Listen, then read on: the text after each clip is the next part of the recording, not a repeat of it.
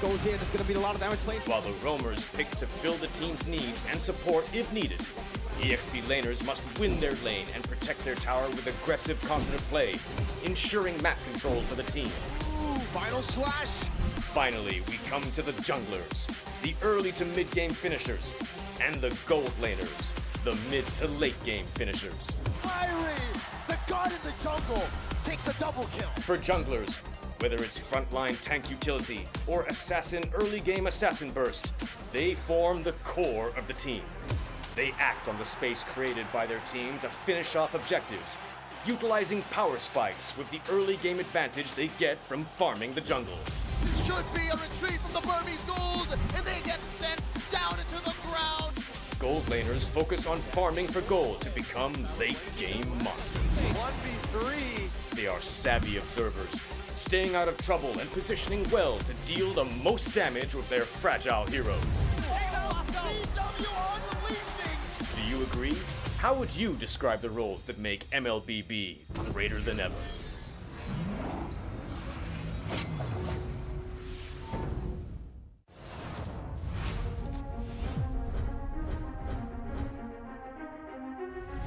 A new era begins at M6. But who are the rising superstars leading the way? In Latam, Maycam Evolve emerges as the new gem of the region. With Aurora's fierce adaptability and rookie sensation Super Nahuel, the Dynasty Enders made history, toppling the undefeated RRQ Akira after a 2.5-year reign. At MTC Turkey Championship, S2G Esports rises as a new challenger. Led by Sigibum's superstar performance at the gold lane, Pagu's playmaking, and Begin's rotation, they are ready to shine on the world stage. In their M-Series debut from MPL Cambodia, CFU Gaming is ready to strike, with M2 veteran Poppy and core members Detective, Z, and Wadu. Can the Sharks are primed to make waves on the world stage? Returning to the M-Series is RRQ Hoshi, the Sang Raja. Looking for a trade as he finds the triple. Looking for the maniac. Reinforced by Sutsujin's lethal skill, and led by Skylar, this squad of young stars is on a mission for global dominance. The Indonesian cavalry made a bold gamble by swapping their lineup with MDL rookies, uncovering gems like Fabian, the deadly jungler, a calculated roamer in Witty the Wise, and King Eronshiki, the next-level gold laner. Team Liquid ID rises as a new M-Series challenger. To double, Roy goes down 1 by 1. It's a maniac. MPL PH Season 14 saw the debut of Aurora Gaming, with rising gold laner Domeng and MSC 2022 champion Demon Kite. The Kite-Kite combo complements Aurora's methodical playstyle, leaving fans to wonder how will they fare in M6. Spearheaded by superstars in Kelra and King Kong, Fnatic Onyx PH made MPL PH history with a 13-match winning streak. Known for his insane mechanical skill, Season 14 has seen King Kong perform at peak confidence with aggressive and assertive plays throughout the season. It's a battle in the mid lane. Domain, Kelra! While Kelra has proven to the world why he's the gold standard. Making his M-Series debut and ready to shake the international stage once more is Selangor Red Giant Skies. Known for his signature fanny, Skies is able to switch it up with fighter junglers, enabling SRG to deploy many different playstyles to surprise their opponents. These rising stars have claimed the spotlight, but which player has what it takes to emerge greater than ever?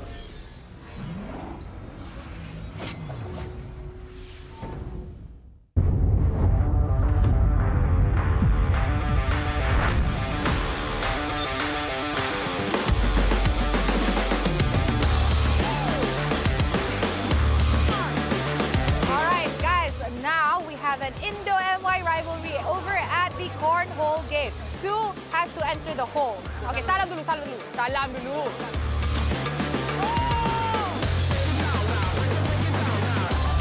An MYID rivalry at the cornhole game. Okay guys, right now I am over at the basketball arcade machine because we are going to see a 1v1 situation happening, which is going to be Miles from Fnatic Onyx going up against Tarzan from Twisted Mind. 1v1 going on. Who is going to win? Once again, we have a 1v1 going on. Hades and the one and only Dominic. As you can see here, it's a very tight game. Very, very tight. If you guys can do better than them. Here we have And that is Skylar. Nice one. Manta. All right. Listen, again, Singapore, which I'm assuming they should be very good at because Malaysia and Singapore will pretty have very similar childhood. Oh, nice one.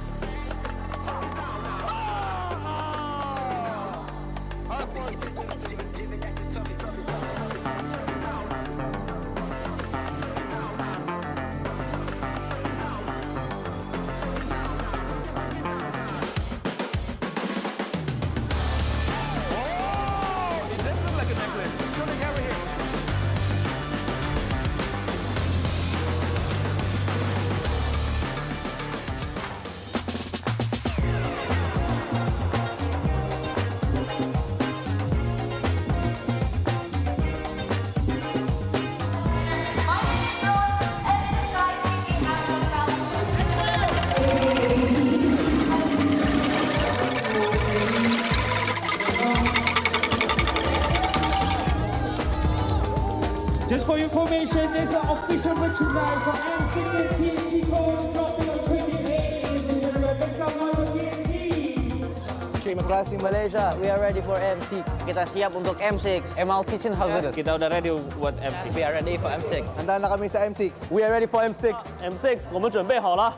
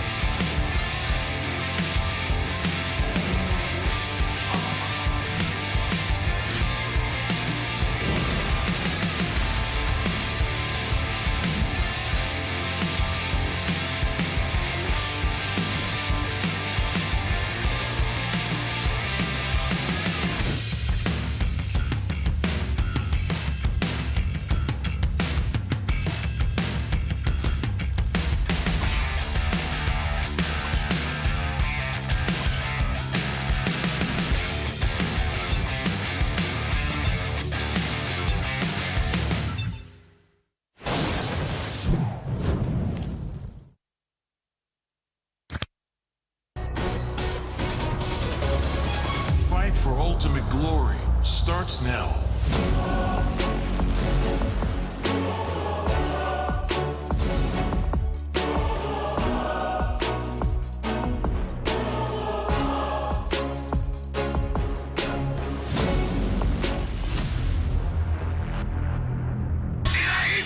Mobile Legend M6 スイスウォッチ明治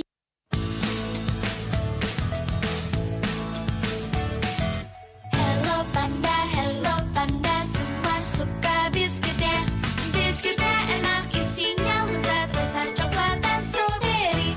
Hello Panda, Hello Panda, semua suka biskuitnya. Biskuitnya enak isinya lezat rasa coklat dan strawberry. Hello Panda, biskuit isi yang enak.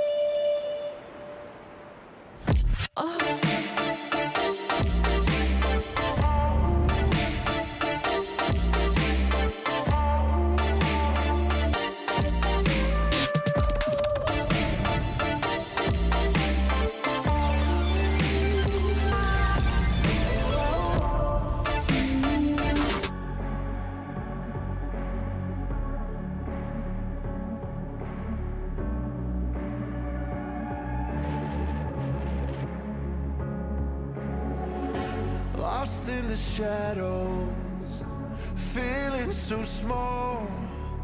But I've got a fire, won't let myself fall.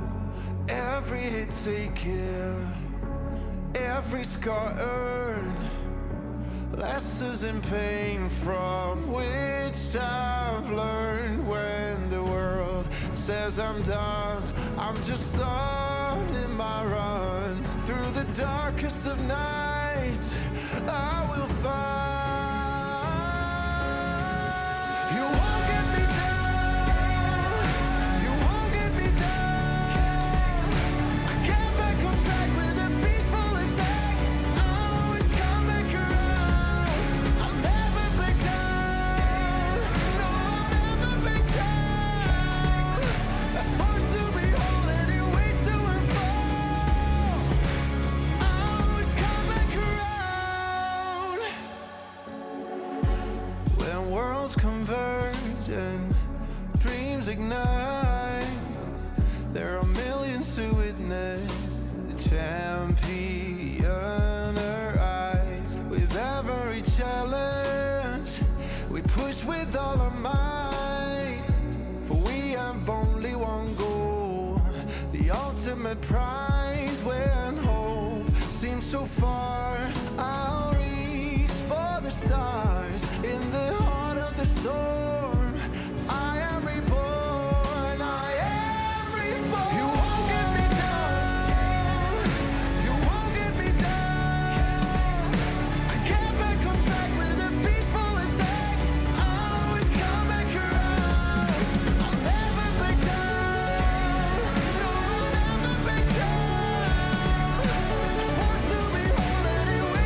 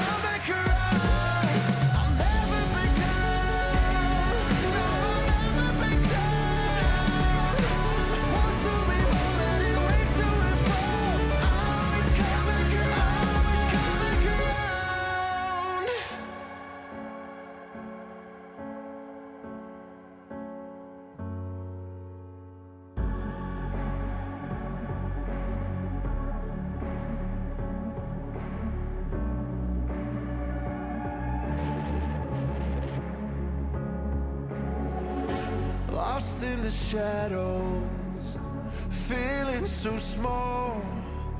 But I've got a fire, won't let myself fall. Every hit taken, every scar earned, lessons in pain from which I've learned. When the world says I'm done, I'm just starting my run. Through the darkest of nights, I will find. You won't get me down, you won't get me down. I get back on track with a peaceful attack. I'll always come back around. I'll never back down, no, I'll never back down. A force to behold and it waits to unfold. I'll always come back around. When worlds converge and dreams ignite, there are millions to witness the champion arise. With every challenge, we push with all our might.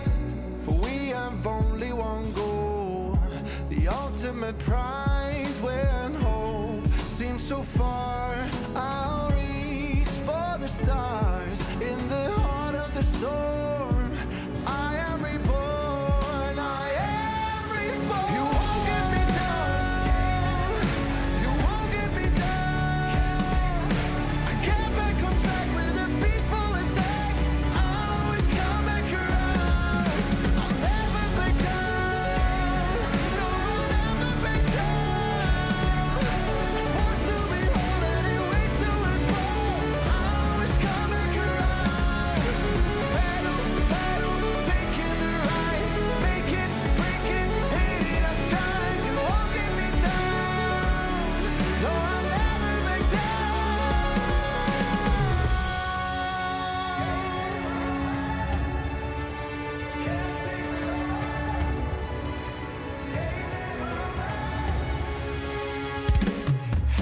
You won't get me down, you won't get me down. I get back on track with a peaceful attack. I'll always come back around. I'll never back down, no, I'll never back down. A force to behold and it waits to unfold. I'll always come back around. You won't get me down, you won't get me down. I get back on track with a peaceful attack. I'll always come back around. I'll never back down, no, I'll never back down. A force to behold and it waits to unfold. I'll always come back around, always come back around.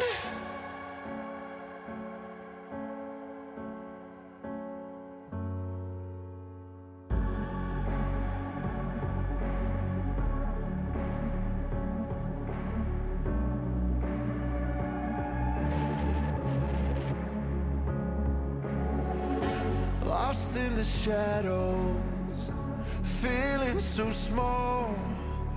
But I've got a fire, won't let myself fall. Every hit taken, every scar earned, lessons in pain from which I've learned. When the world says I'm done, I'm just starting my run. Through the darkest of nights, I will find. You won't get me down, you won't get me down.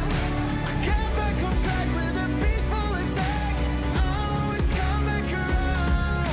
I'll never back down, no, I'll never back down. A force to behold and it waits to unfold. I'll always come back around. When worlds converge and dreams ignite, there are millions to witness the champion arise. With every challenge. We push with all our might, for we have only one goal, the ultimate prize. When hope seems so far, I'll reach for the stars. In the heart of the storm, I am reborn, I am reborn. You won't get me down, you won't get me down. I get back on track with a peaceful attack. I'll always come back around. I'll never back down, no, I'll never back down. Forced to be whole anyway to and fall. I'll always come back around. Battle, battle, taking the ride, make it, break it, hate it, I shine. You won't get me down, no, I'll never back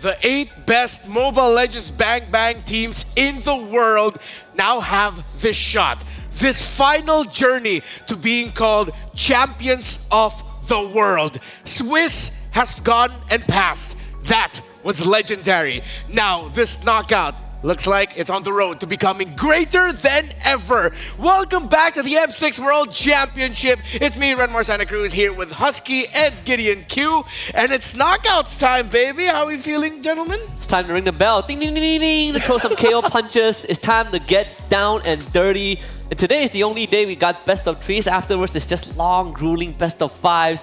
But I'm excited. I'm ready to see who will be the team that has the best shot at becoming champion. I love it that the fact that, you know, Swiss stage was a good appetizer until we got to the very end of it. And now, even before we completely set the brackets of upper and as well as lower for the following rounds in knockouts, oh, we're getting another appetizer just to see.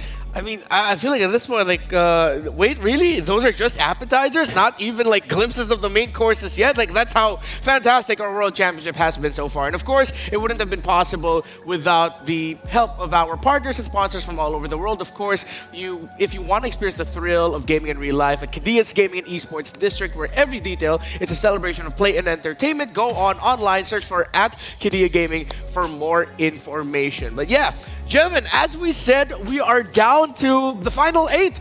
SRG, TLID, Vamos, Team Spirit, Falcon Esports, NIP Flash, Fnatic Onyx Philippines, and RRQ. That is a stacked top 8. It is a stacked top 8. Some of them are even unexpected, right? And I think for example, Falcon Esports, I think some people don't even have them in the top 8. They probably had teams like Aurora, who unfortunately didn't make it, fell in the hands of the cavalries of TLID.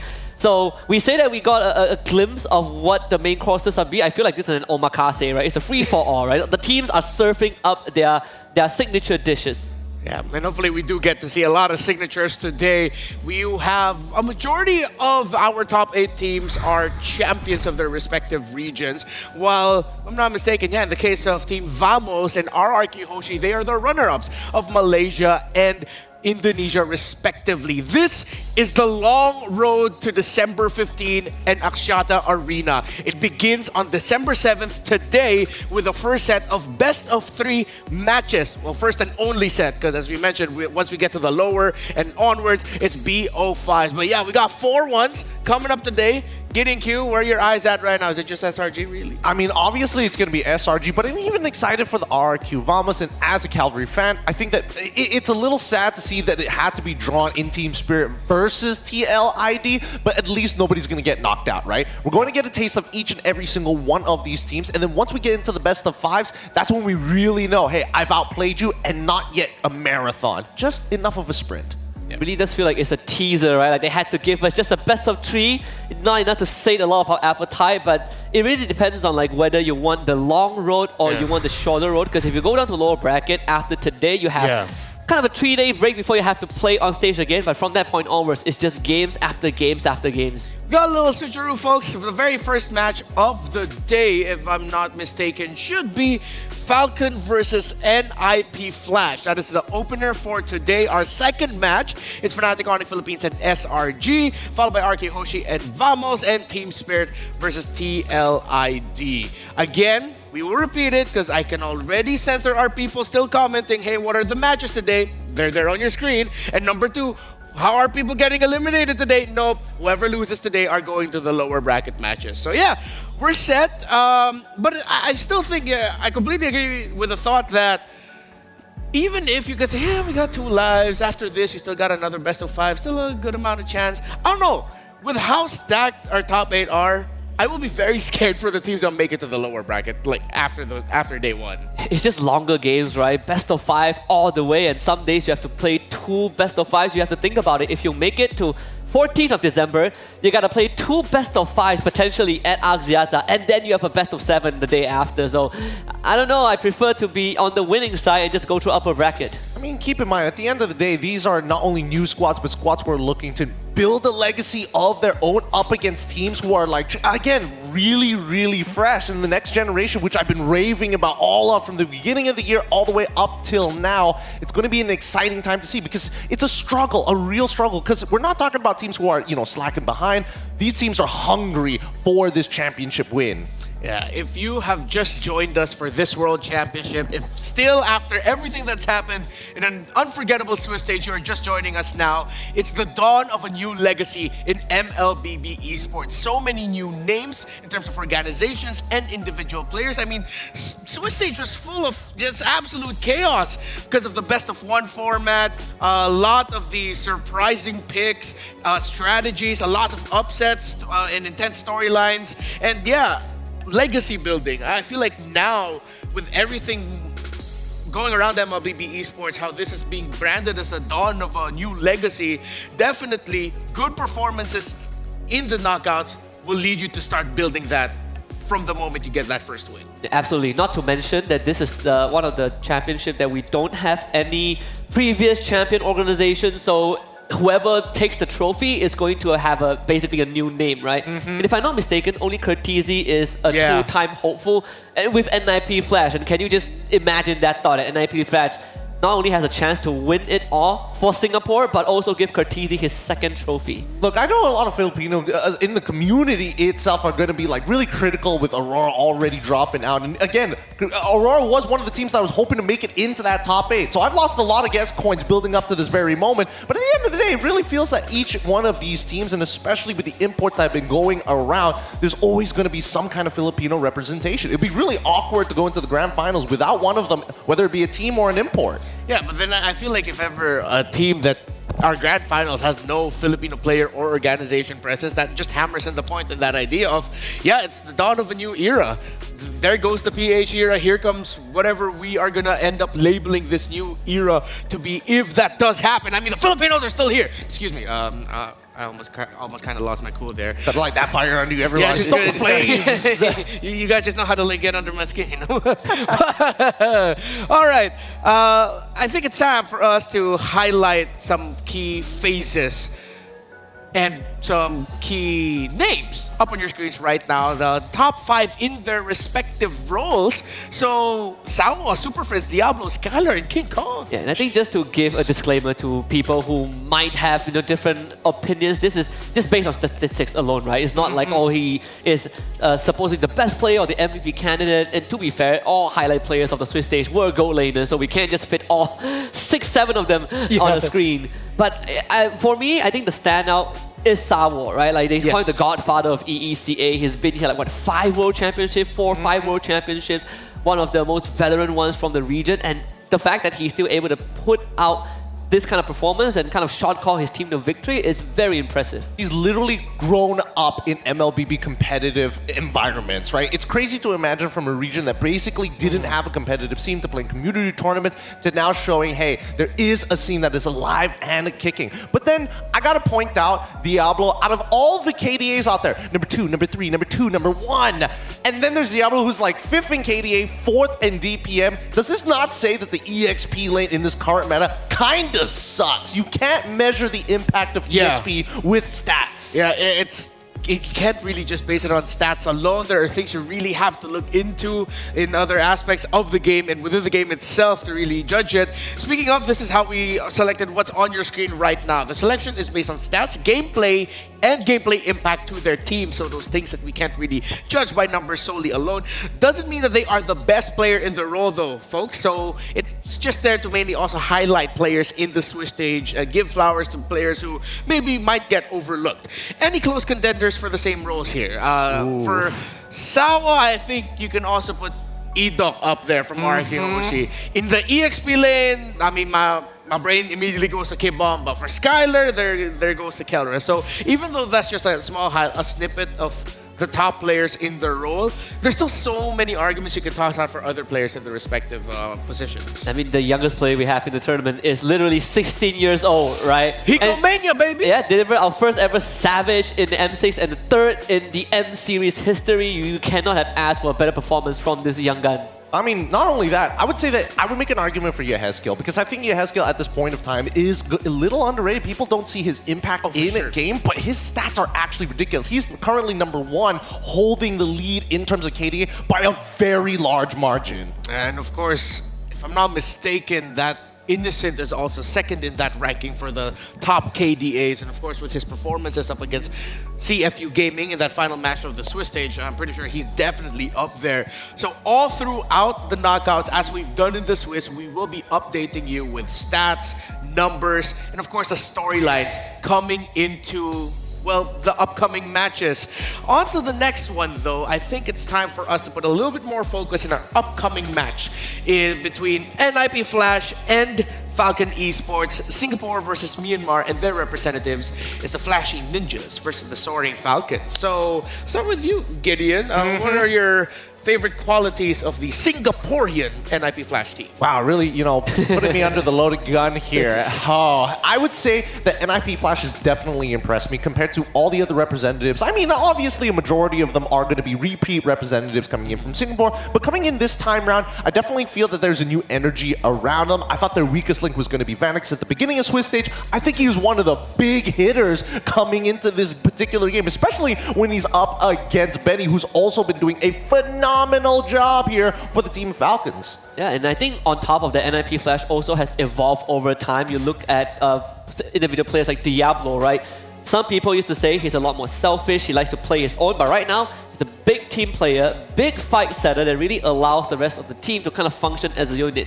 And I personally like the growth of teams that go from one highlight player to just the whole team is now a highlight reel. And I think NIP Flash has achieved that over time. Yeah, again, if you're not familiar with the story of NIP Flash, there was a time they were pretty much called Hades Esports. That too, yeah. Hades' impact on the team, but then eventually they've outgrown that, and each player you can say from NIP Flash, I gotta agree with y'all there, you can really make a case to say that, no, they're the ones carrying the team, because they all know how to do that at the right times, right? Oh yeah. I think a certain level of Hades Esports has influenced the rest of the players, right? Because again, the big issue was, do you have enough mechanical skill to keep up with this, young import coming into Singapore and really just gapping a majority of junglers in that local scene of MPL-SG. Now, I would say that every single one of these players play a really, really good push and pull, heavily dependent on that draft. And let's not forget, out of everybody there, JPL has always been, hey, get on my shoulders, I'll get you over the finish line. Yeah, like he doesn't talk much, right? Sometimes you forget that JPL is actually one of the big backbones of the team. Like he hates being interviewed. If you get him to talk, it's an achievement unlocked.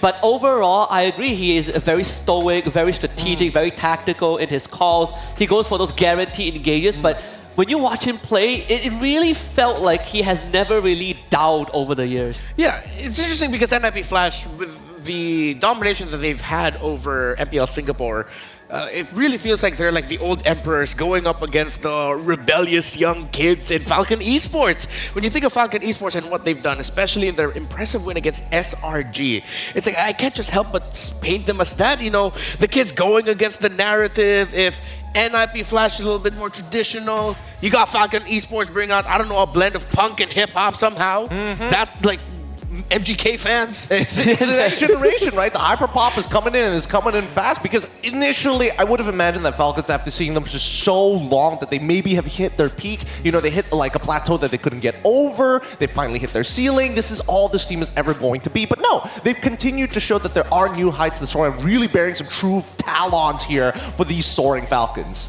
Yeah, and the Falcon team, one of the standout members for me, if we talked about JPL from NIP Flash, for me it's KidX. So I got a chance to actually chat with him a little bit after their victory over SRG, where it was actually him like telling the rest of his team, guys, just keep believing. So you know, isn't that very, you know, Naruto of it? Say, just believe, just believe. That's just what he just kept, that's what he kept telling them, to really just stick in it, and eventually they got their win.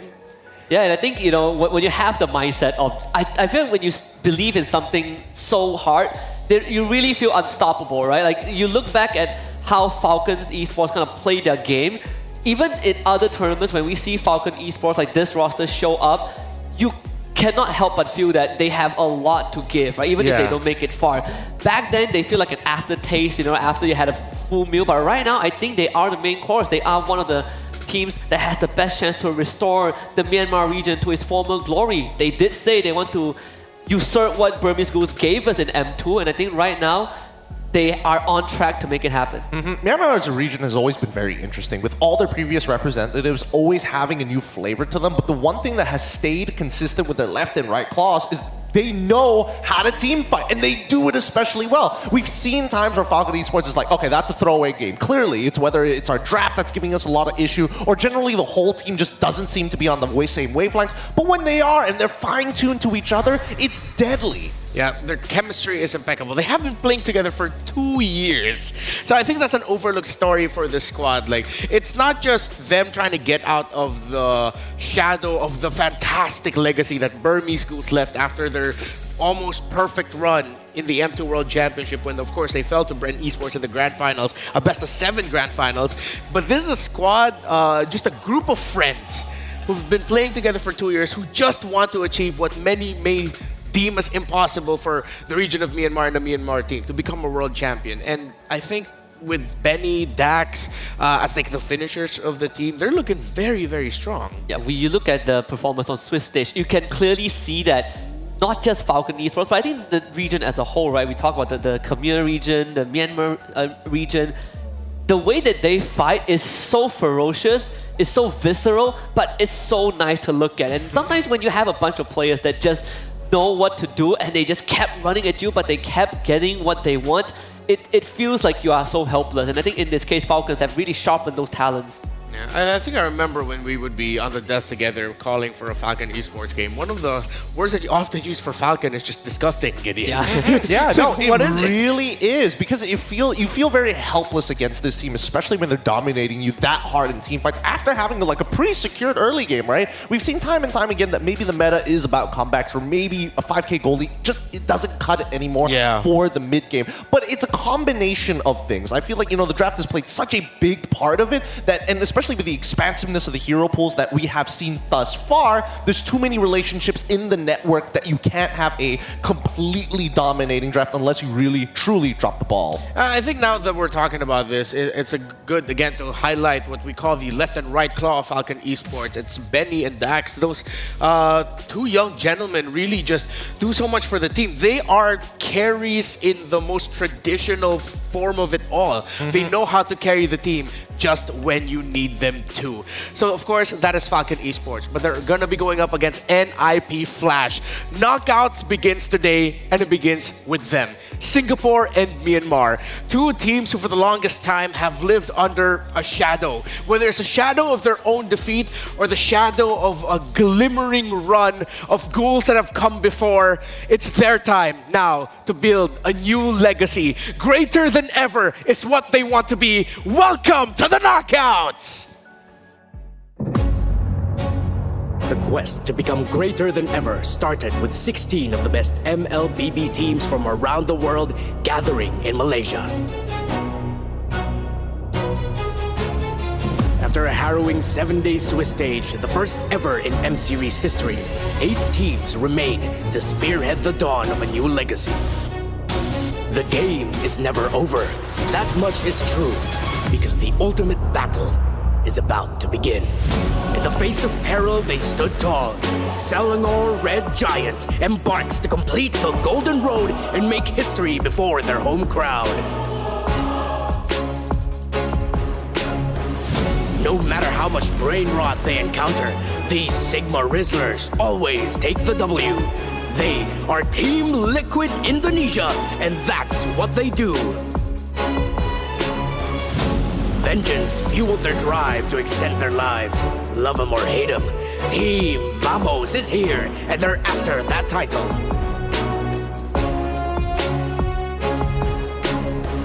The bastion of the Western frontier remains mighty amid adversaries.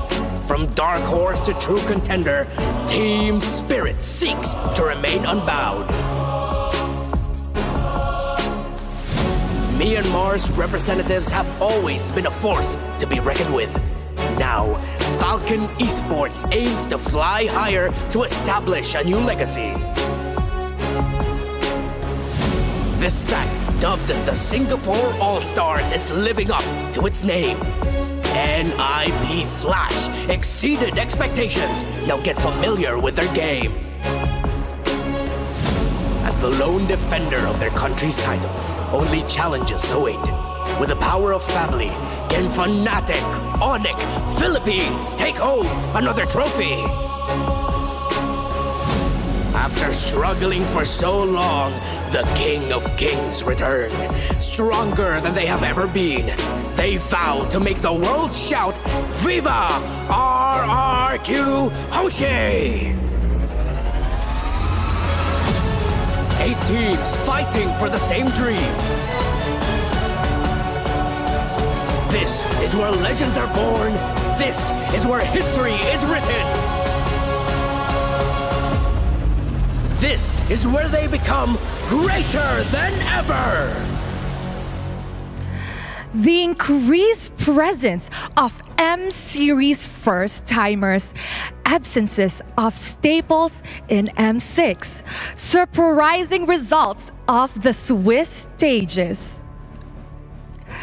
This all ushered the dawn of a new legacy in the World Championship stage. While lots of questions remained unanswered, only one is certain, and that is we will be crowning a new champion this year. To all the MLBB fans across the globe, salamat datang ke M6 World Championship Knockout Stage. My name is Rose, and I am your host for today. An amazing 4 best-of-3 matches are waiting for us to witness today. And like what I always say in MPL Malaysia, kawan di luar gelanggang, lawan di Land of Dawn. As 8 of these teams are all good friends outside of the battlefield. However, they are the fiercest of foes in the Land of Dawn. And without further ado, the first match that we will be witnessing are the high-flying Falcons of Myanmar going up against the Singaporean All-Star team. So, teams around the world, this is your moment to be greater than ever. Making their way to the arena, pushing boundaries and setting new standards for Myanmar, the high-soaring team rises to the occasion. Let's cheer for Falcon Esports!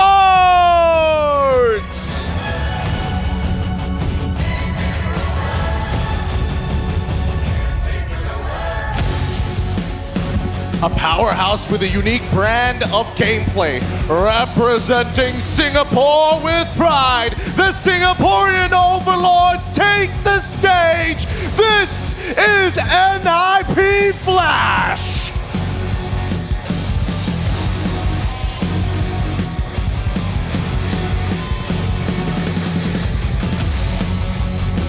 From the bronze to the brains, arming their soldiers with the best tools possible. Give it up for both coaches and analysts of both teams. Heading on in, fist bumps to show their final last bit of respect before we hit the land of dawn.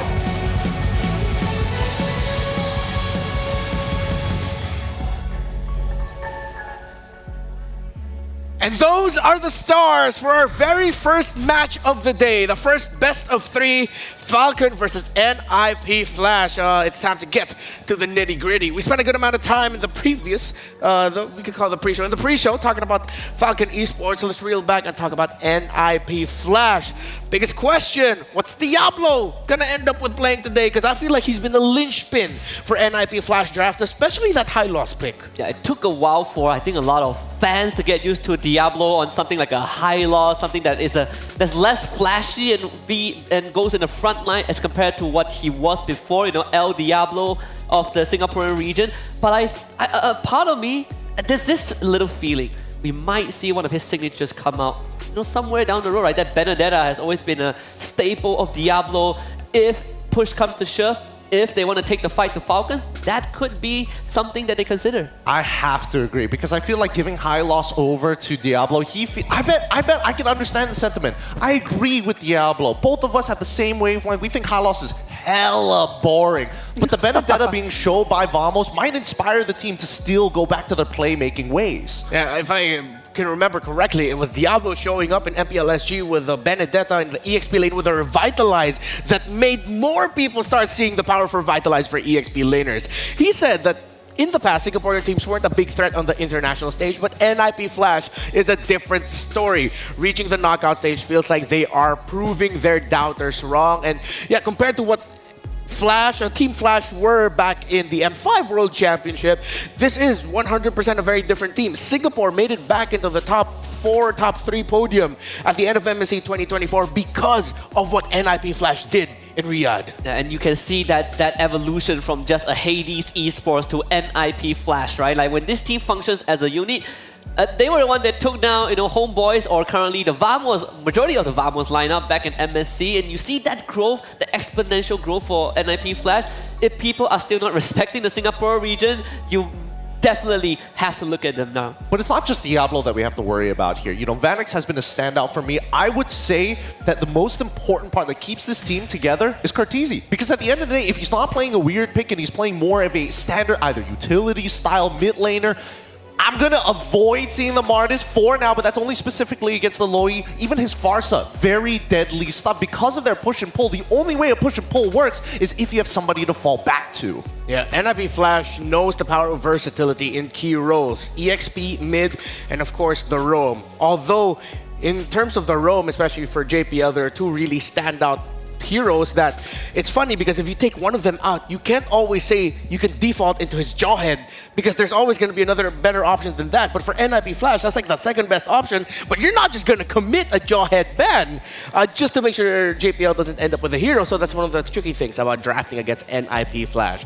Before we continue our discussion, folks, we just want to say thank you because in Mobile Legends Bang Bang today in the game client, we're celebrating 1,500,000 registered MLBB players. Wait, I think that's more than a million. Is that a billion? That's a billion. Billion, 500 million. Yeah, because there's a 1.5 billion, right? Yeah. Can we double check? That is 1.5 billion. Okay, it's billion. Oh, dang. All right, I was way off the mark. But yeah, way more people than I expected there to be. But thank you for being part of our legacy. So from December 6th to December 2023, join the event and complete tasks to get a random epic skin for free. Thank you for your unwavering support and for being part of our incredible journey in Mobile Legends Bang Bang. Very, very little parties can say that they have, what, more than 1/7 of the world's population registered in their game. Doing the math in my head. Yeah, right. It's like over 1/7 of the world's population. That's crazy. That is an uncomfortable thought. Yeah, we can. I don't know. I'm comforted by it. Woo, job security. But no, when you really think about, I mean, okay, to be fair, I have like 2 accounts in the game, so okay. I mean, it's not like one person, one account, you know. But realistically, having over 1 billion players, ready to go for this game has built this community brick by brick from when it used to be such a small thing, maybe even a Southeast Asian thing. Some may say now it's a global phenomenon, and that's why people are excited to see teams like Falcons Esports to kind of bounce back. Kind of perfect that in our mission to have our greater than ever world championship, we reached 1.5 billion in the game. So thank you. Here's a fun fact about Benny. His dad introduced him to MLBB, but Benny learned fast and had to carry him every match. That is adorable. Yeah, like what Merkel would say, W dad. W dad. Dad. Hey man, it's a scary thing for parents these days to be introducing these types of games over, because MOBA is a very infectious style, a very infectious genre, some may call it. Yeah, and it's great because in the casting desk we have a story like that too. Naisu and his kids, Ingan and Brigida, he taught them how to cast, and then now here they are on the world stage. To be able to cast a game it's definitely a privilege, but I think it's time we get into the nitty-gritty. As always, get into the technical side, because it is time to draft. All right, who's gonna go blue? Who's gonna go red? There is an uncomfortable win rate on the blue side right now for the M6 World Championship. It's not as dire as before, but little by little it's becoming a little bit more blue-sided for our current metagame. I mean, we say that, but like prior to that, that was a day worth of change. On last day of Swiss stage, it was 51 to 49, and I think it's changed now significantly after those matches have been completed. I think by the end of the decider matches, we're probably gonna see a flip again. Yeah, hopefully it kind of tapers out at the end. I think it also, a big part of it was also Bruno being introduced into the meta, and that's true. Just started thinking, oh, now we have to ban the Bruno, right? We don't really get to catch a break, which in this case is something that NIP Flash needs to think about, because we got Benny on Falcon, right? You give him that Bruno, you're going to be taking a very big risk. This Matilda ban from Falcon really wants to take away that fast tempo for NIP Flash, which is something that I want to bring up as well, because over time, NIP Flash's team fight, the way that they move around the map has really accelerated, and they do it so cleanly, especially Hades and JPL, with the way they take these initiatives, and Vanix being able to follow up individually has really stunned, I think, a lot of our viewers out there. I have to agree with that too, but I haven't seen the main staples being taken away. The cornerstones, as we mentioned before, we've seen teams actually ban out high loss or even get more interesting when it comes down to the Suyo Alpha relationship in terms of those styles of bans. I mean, obviously, we got the mid-mage bans, that's totally fine, but if it does come down to it, I feel like Falcon might just go first pick Blue Yo, or they might just get the high loss later down the line. Maybe R2, R3, B2, B3. But again, Falcon Esports, it already suffered 1 loss, but the best Bruno is in their hands, but they swerve, and the high loss pick that's been the staple for Diablo is what they take away. They're willing to give the Bruno to Vanix. Yeah, it seems like a bit of a premonition to what Diablo might pick, right? He's been playing that high loss for so long. Even this Bruno is very interesting right now, because NIP Flash, they don't really care too much about the Bruno. We've seen Vanix on the Moskov plenty of times, and they are one of the first teams that found a direct way to deal with the Bruno, right? Angela Ling was their answer that time. Angela Ling plus a Bruno. So we'll see if that's going to be the case. I wouldn't be surprised if they just take Hades hero right now. I think, well, I feel like Suyo seems to be the go-to option, right? Especially if you're going blind to a lot of these matchups. They're going to lock in that Bruno. Now, here's the scary thing. I feel like Falcons were expecting the Bruno at a bare minimum. The Hilda is going to be interesting, because the question is, does that mean that Falcons can build a composition that denies Hilda that early game pressure? Yeah, I mean, no, Alpha is still going to be open for them, but sort of like that's NIP Flash telling them to, like, go ahead, pick up the Alpha. We're totally okay with it. So with Hylos already there, that sounds like one of them was Alpha. Oh, no, excuse me. It was Phoveus, interestingly enough. The Granger I get, the Phoveus to me is where my... Not really scratching my head, but it's curious. Yeah, it's incredibly honest though, right? They are just straight up telling NIP Flash that, hey, our high loss is going into the roam. We will give you this Phoveus XP matchup. But now the question also kind of pivots to, is this Hilda going to be in Diablo's hand, right? Like, is NIP Flash willing to give JPL that Hilda, which we haven't seen throughout M6 so far. But I suppose the Phoveus is a decent answer to any heroes that have mobility, right? If you go for the Suyo, I mean, the Bruno also has a sliding tackle that enables that passive cooldown a lot more. But here's the problem: when you throw your deterrent so early on in that draft, it tells NIP Flash, okay, just play around it. Just have less dashes in your composition so he can't get proc that Infernal Pursuit as often. And even during team fights, we've seen most of the times that Phoveus gets so deep into the team fight, he can't get back out. And because Matilda is banned out, now the real question stands: does that mean that Falcons have to play a very heavy dive composition, just charge at your face, chase you down, and try to outlast you? Yeah, it looks like that's what might be they're leaning into. In a way, it looks like Falcon wants to pick fights. They took away heroes that make dive a little bit more difficult than even the low Yi. With those two gone, yeah, they can definitely opt to just go pure dive. But the picks of NIP Flash, they can honestly go that way too. In a way, it's sort of Falcon signaling to NIP Flash, saying that, hey, we're confident that we can fight a better fight than you. I mean, confidence may be key, but the mid laner is still missing, right? From Falcon's side, I would have imagined that their mid laner would have been picked up a little bit earlier on, considering there's already 3 bans in there. With the follow-up ban being Tigreal, I'm not sure what would make Falcon's comp really jive, especially in the mid lane at this point. I mean, you could say Vexana, but at the same time, there's a lot of heroes that can just eat that damage. There's 2 in my mind. Yeah, there's one in my mind right off the bat, right? First of all, I see the Tigreal ban. I'm thinking Faramis, right? I know PX7 has played Faramis a couple of times before. If you are talking about full dive, that's exactly the hero you want, right? Yeah. To go straight into the enemy front lines, and taking out the Tigreal eliminates whatever AoE crowd control that NIP Flash has, unless they do a Sabo and get that Peleric for themselves, which feels unlikely for NIP Flash. Yeah, I agree with the Faramis too. Took away the Angela. If this is a Valentina ban on the side of Falcon, that's already a signal that high likely they're gonna go Faramis. But no, they take away the Cho. Respect to JPL. There's 2 on NIP Flash I'm thinking of, either the Aurora or maybe even surprisingly a Zask for them. Because a Zask presence might actually just throw off the pure dive of Falcon. Because when you have that one big Nightmaric spawn, and his ultimate already committed as well with the Dominator's Descent, you're gonna have to recalibrate your team fight just a little bit. Because if you don't handle that big shrimp, you guys are gonna get toasted. We see what CFU did with it. Yeah. With that nasty Sky Piercer build. Yeah. Not fun to deal with. I think both are very valid, especially when you have to deal with the Glorious Pathway.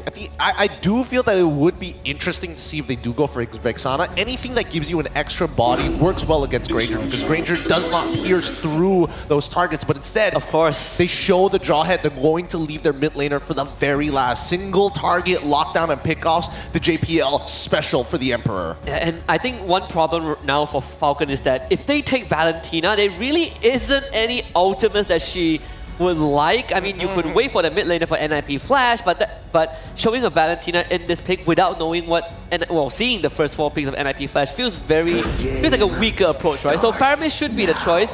They take the Roger. Whoa!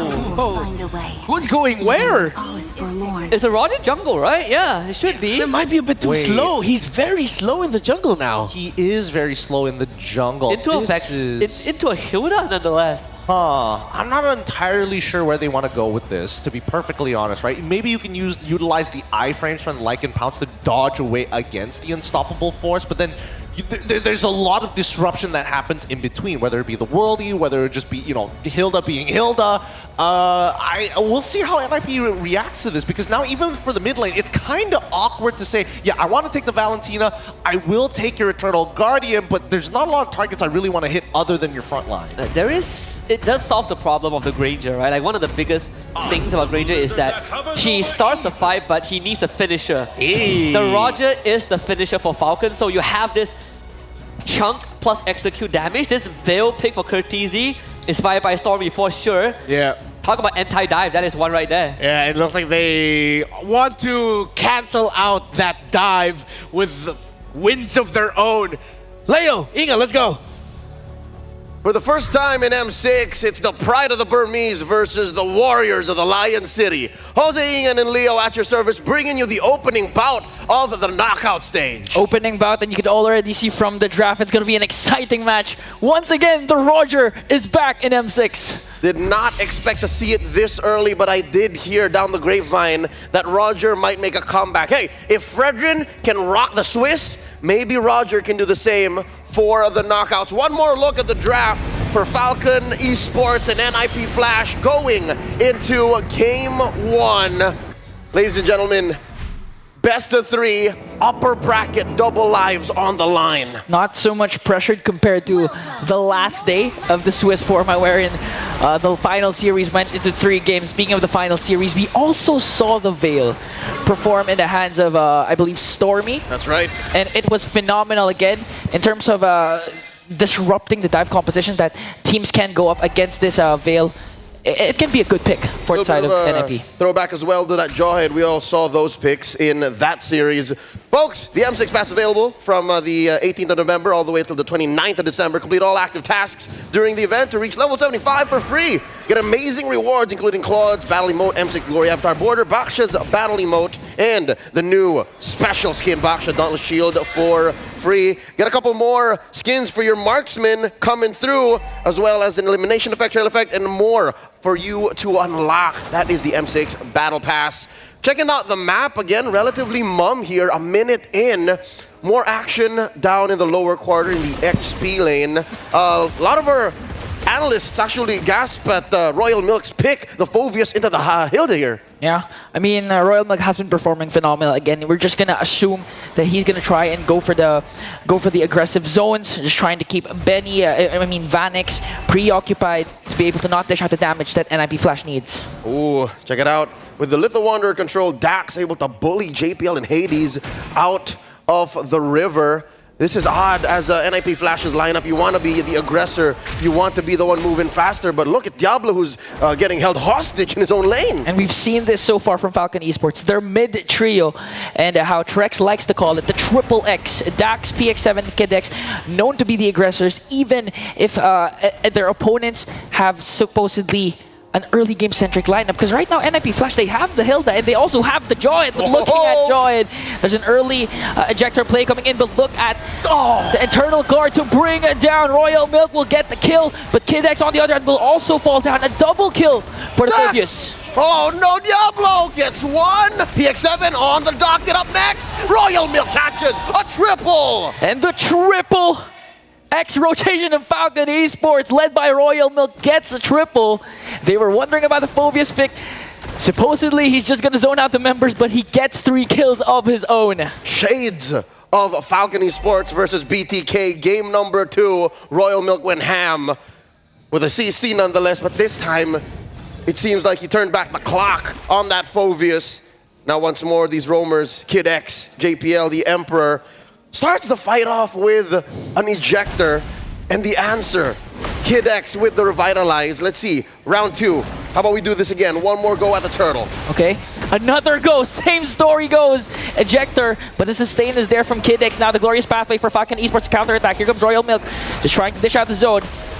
Forces to use NIP Flash to walk away, but look at the internal guard connecting onto the back line as Dax gets the turtle. Wants to go for more. Is the Lycan's bound going to be there? He gets the open fire, now focusing his target onto Cartesi. In a strong start for Falcon Esports. I could have sworn the PX7 was going to go that much faster, but oh no, Diablo's in trouble! And they're not even done, just ganking up on Diablo. Kid X and Royal Milk will pick up the kill. Amazing use of the Eternal Guard, as if Phoveus and Hylos wasn't enough. The extra body for Falcon Esports in that clutch objective take. Almost 3,000 ahead are the Burmese. Royal Milk just holding it down. Diablo cannot rotate out. One of the main strengths of the Hilda neutralized. they're just having a hard time really with the mid and XP lane of Falcon Esports, and we've expected NIP Flash to actually have a better early game considering the fact that they have a Johaid who has early game damage and of course the ejector that he always use to initiate for those clashes. But the problem is it's always Kid X that he manages to throw, and that's why Falcon Esports, they always have a response. In fact, the ejector is actually helping Falcon Esports because Kid X is just able to cast the glorious pathway right on time. I got a couple of things brewing in my mind. Number one, Curtis is not dealing enough damage just yet. Mind you, it is just about 4 minutes elapsed into game number one. It should just be a matter of time. Second, Vanix and Benny. The fact that it's been quiet for our gold laners, meaning they've been getting the gold lane experience, in farm, in dueling. Is that dangerous? Do you think that Vanix is playing towards an inevitable late game once more? Because so far in a lot of NIP Flash's wins in the Swiss, that's been the story. It's always the late. You have to rely on your late game carries to actually dish out the damage and eventually get you the win that you well deserve. But again, NIP Flash, with the current aggression of Falcon Esports, we also know that Falcon, when they are in control of the early game, it's not necessarily gonna reach the late game with how flawless they've been executing the macro plays that they're well known for executing. I hear you. The Burmese, I'd say, are better in the mid, and then I guess the earlier parts of the late game, we have seen them slip up and drop the ball here and there. So with that said, this is a great start. Falcon Esports 6-3. NIP Flash holding on for dear life, trying to get those skill enhancements on Curtisi, trying to make, I guess, ends meet for Diablo. Great decision on the handsome devil, El Guapo Diablo here, picking up the Fury Hammer casually. Because if you played this the usual, just run Hilda into your face way and just build full tank, the whole hostage situation would have been so much worse. So the fact that he's building some teeth on this XP lane sledgehammer makes more sense. Back into the action we go. Once more, about 3,000 gold ahead. Falcon Esports is. Check out Vanix picking up the Hasclaw. Okay. So right now, NIP Flash, it's still safe to say that in terms of mid-game, they can actually, again, counterattack. We all know the power spike of Hades. When it comes to the Alpha, the third turtle, and at the same time, when Curtisi is activated, they can disrupt, again, the dive composition of Falcon Esports with the Windblown paired up with the Windstorm. And that is what NIP Flash are holding out for. One more turtle. I'm guessing with the delay in the first, this might be the count for the second/third turtle coming up about 30 seconds from now. Kid X holding this river brush. Vanix and Benny rotated out already. This fight's just waiting to happen. Okay, now Kid X zones out Hades.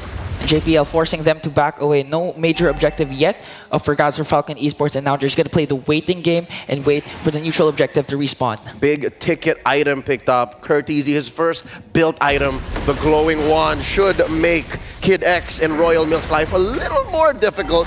Diablo bullied out from his lane down bottom. Down a third of his health. Yeah, up against the Hilda with the Phobias. You're bullying El Diablo, and even up against two, it's like you're unbothered. It does nothing to Royal Milk right now. Just enough for Falcon Esports to get the turtle, but a shutdown coming in from Curtisi to bring down Dax, and Diablo goes in for the kill. Unstoppable kill coming in from Royal Milk. But Diablo picks up the kill as well as Curtisi gets the turtle. Here comes the response coming in from NIP Flash.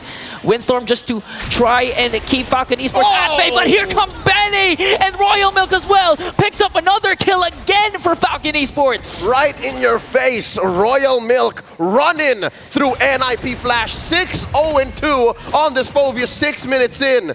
Jose, that's a kill per minute. That's a kill per minute. Falcon Esports just really upping the tempo, upping the pace, catching NIP Flash off guard. They're not giving enough position for JPL or even Diablo to make crazy plays for the all-star teams of Singapore. A turtle apiece. Despite the delay, we will still see one more spawn in the upper quarter. A minute and a half about before this comes through. The final turtle. Are we still on schedule? For all the NIP Flash fans watching, can Hades still hit that power spike? I mean, it's going to be hard. It's going to take a longer time because, again, 0-3-1. And up against a Roger, in terms of farming speed, in terms of scaling up, you'd expect that Hades would have a much better time compared to Dax. That's why Roger is out of the meta. But right now, JPL goes in with the ejector. Countered down with the Eternal Guard. Glorious Pathway is there, but Kid X is the first man down. NIP Flash caught off guard there, but Falcon Esports has a response right away. NIP Flash manages to get Kid X. A master stroke from the Emperor. The counter engage, throwing bodies underneath that turret. Despite there being an Eternal Guard, hey, nothing stings as much as an early game turret.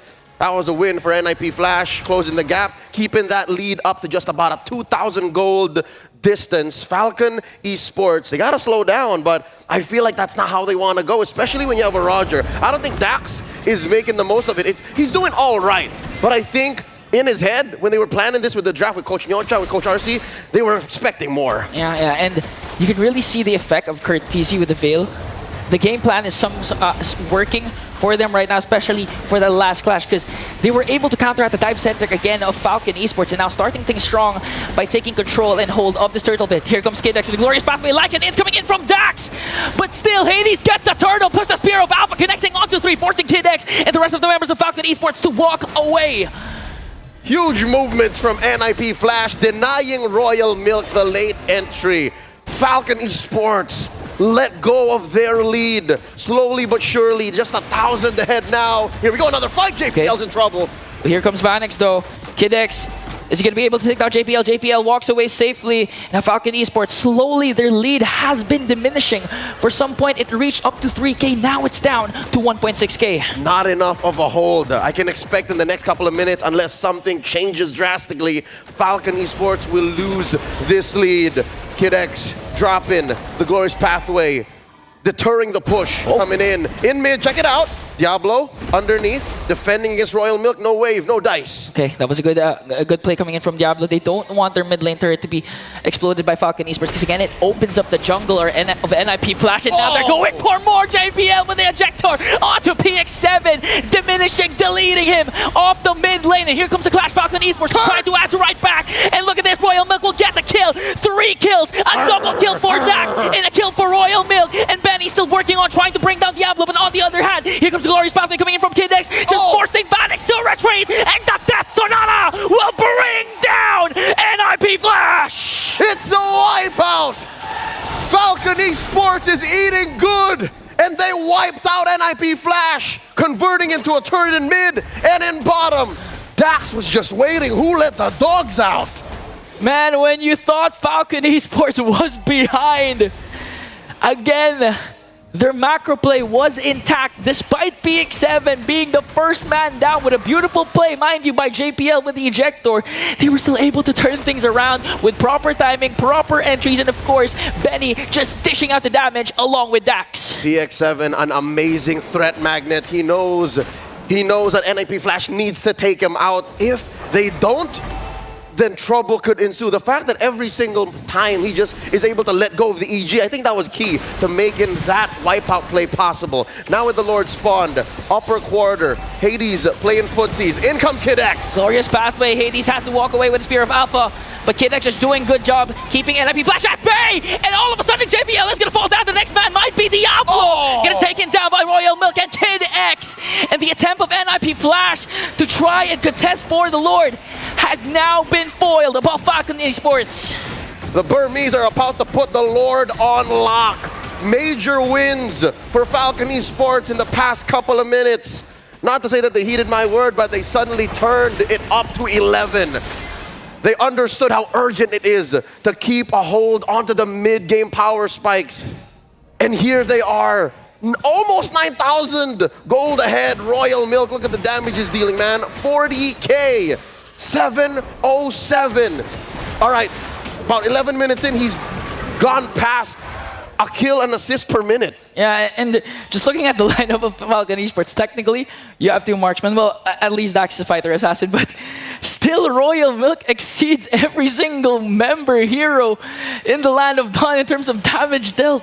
Just literally performing out of his mind in the trance right now. 707 for a Phobius. Homie is in a state of flow. You could call him Flovius. Mid lane in trouble. barrages, salvos, assaults thrown out by Benny. They break through. Top lane up next. KidX is doing a good job keeping NIP Flash at bay as the rest of the members works on bringing down 2 inhibitor turrets. They still have the Lord, but NIP Flash going to make quick work of that. Now they're set their eyes on the bottom lane turret. No minions yet, but looking at the lead, that's a 10.2k gold lead for Falcon. Surgical. Falcon Esports understand very clearly the stakes at hand. Around this time, we've seen over and over again in the Swiss, some teams would just let go.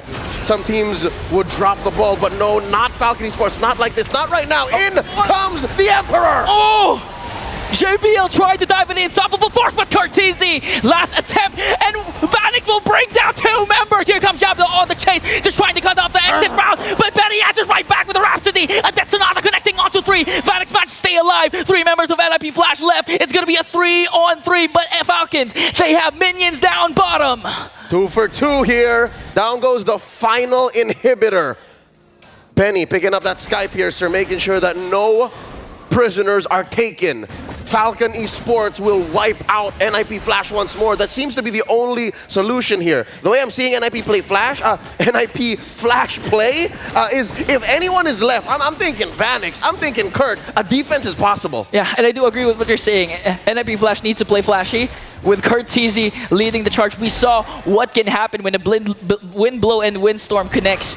They just need to scale up to have more damage and try eventually to burst down the members of Falcon Esports. But it's still not impossible for NIP Flash to come back from this game. They gotta make the most of the fact that Falcon Esports right now aren't building much magic defense. Ladies and gentlemen, check it out. It's mostly just tough boots that's keeping them safe from Cortese's CC and damage. So if Kurt somehow just finds the perfect moment, if he's able to channel his World Championship genes once more, ladies and gentlemen, the only player left in M6 to go for that double World Championship run, then maybe NIP Flash can take this from underneath Falcon Esports' nose. 9,000 gold ahead, lower quarter of the map, that's where the Lord spawned. Hades going for the dance. Okay, Eternal God already casted JPL. Just giving vision here for NIP Flash. No commitments yet for both of these teams. Looking at Diablo, he has control over the mid brush. Gonna get vision again for NIP Flash. Hades holding on to that pixel brush. Diablo pushing back. JPL holding that river brush. In comes Kid X, there's a throw! Oh, the unstoppable force got stopped! But NIP Flash manages to bring down Dax as well. Kill spree coming in from Benny, forcing Falcon Esports to retreat. Here comes Vanix, and a shutdown from Kurt Atizi. Picks up a double kill. This might be a green light for the Singapore All-Stars. Massive win for NIP Flash, 3 for 1. Hades off the map, but that's not gonna stop NIP Flash. Benny going for the back here, looking for that segue play. It's just him and Kurt. Okay. Kurt and him. Can he do this? Can't forget Cortese. He's one of the most mechanical gifted players. Manages to flicker out. That Sonata will not connect as Benny works on clearing out the minions, forcing NIP Flash to react. PX7, one more hit, and Diablo says no and goodbye. NIP Flash, it looks like they're back on track. I'm still here, amigo, says Diablo, despite having a tough 15-minute game. Keeps PX7 honest. The Lord's still standing. And despite all that, the push and pull, the back and forth through the map, coast to coast, Falcon Esports just checks in and says, hey, Lord's still here, let's take it slow. They've lost the lead, Ingan.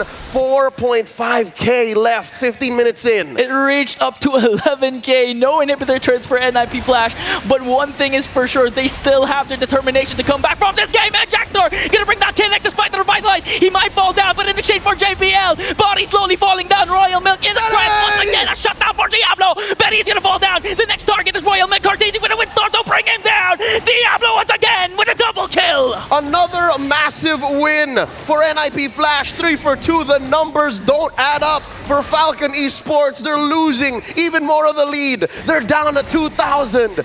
And Dax and PX7 are on damage control. They're just making sure the waves don't crash back. They're making sure that there's not much of a backlash on the map for Macro to come get them in the behind. NIP Flash gonna score a Lord. Oh. No, not possible. Falcon Esports blitzed it. They blitzed it. Because again, Hades wasn't in the picture, so there was no reason for NIP Flash to go in for the Lord. Fortunately for Falcon Esports, they got another major objective. But it seems like NIP Flash is ready to defend this. They're ready to trade for this. As long as they're 5-man strong, they can do this. And again, looking at the time, it's 16 minutes. Husky has been telling us that when it reaches this point, the Bruno is going to be activated. Loki, that's why I was expecting NIP Flash to just have Vanix throw a worldie in there and have one crit steal it away. But Dax, all the more locked in, takes it for Falcon Esports. The first Lord of the game. Second, this time marching through mid. It took a while for them to score that second one. Yeah. It took a while, took a lot of skills, took a lot of bodies. Kill scoreboard, 26-16. Lord sieging in the mid lane. Check Diablo in the back. Dax on that man-to-man defense. Glorious Pathway dropped by Kid X. Unstoppable Force got stopped. They're gonna make quick work of the Lord. Royal Mick just trying to go for the crystal damage. PX7 will fall down. Job now working on the backline onto Benny. That's not gonna connect. Hades is gonna fall down once again, but NIP Flash still has 4 members strong. Here comes Royal Milk with the Infernal Pursuit. Vanix with the last effort, Wind of Nature, but Falcon Esports will lock down on the turret! The Roger puts in the final clause to score game 1 for Falcon Esports. Dax bringing back an old favorite. First game of the knockout. Didn't go into Flash, but for sure was hella fun, hella exciting. These two teams are in it for a treat. We might see Leo a best of 3, a game 3. I just can't get over the fact that the meta is still evolving. Mere minutes into game 1 of the knockouts. I'm excited to hear what our analysts think about that, Roger, because even I was 50-50 on it. Ranmar Santa Cruz, Husky and Gideon, talk to us. Woo, what a start. We thought it'd be Falcon Esports heavy, but at the end of the day, that Phoveus pick that we doubted, it made the Merlions drown in milk, in royal milk. It spiked up so fast and was just the problem for NIP Flash the entire game. Yeah, it really boiled down to Falcon just snowballing out of control way too early that it put NIP Flash on the back foot the entire game, because we saw when Falcon had a 10k goal lead, NIP Flash had no inhibitors at a lore fight. NIP Flash could actually put up a fight, and only if they were not that far behind, I think this would have been a closer one. But still, props to Falcon for getting that lead in the first place. Yeah, I mean, I would say that NIP Flash, the early mid-game played terribly at this point, right? Because again, a lot of the macro decision-making was kind of strange. Like at a certain point, when do you stray away from the game plan? It looked like their early game plan was to make sure that this Hylos wasn't strong enough to scale into that mid-game to be that frontline tank that Falcons really need and will have to only depend on the utility from the Glorious Pathway. Second problem that I did see, NIP Flash, unfortunately, when it came down to quote-unquote scaling, once that early game is gone, sacrifice those turtles. Royal Milk is always going to be a problem, and therefore you should be playing to your win conditions, and that big win condition had to be Vanix. And I felt like they put a lot of resources into Kurt, but at the same time, unless you have the right items, then it's not going to drag on. That could have ended had Kurt not missed. That Veil, I feel like it's a revelation. We saw it in the SRG game. We saw it here again.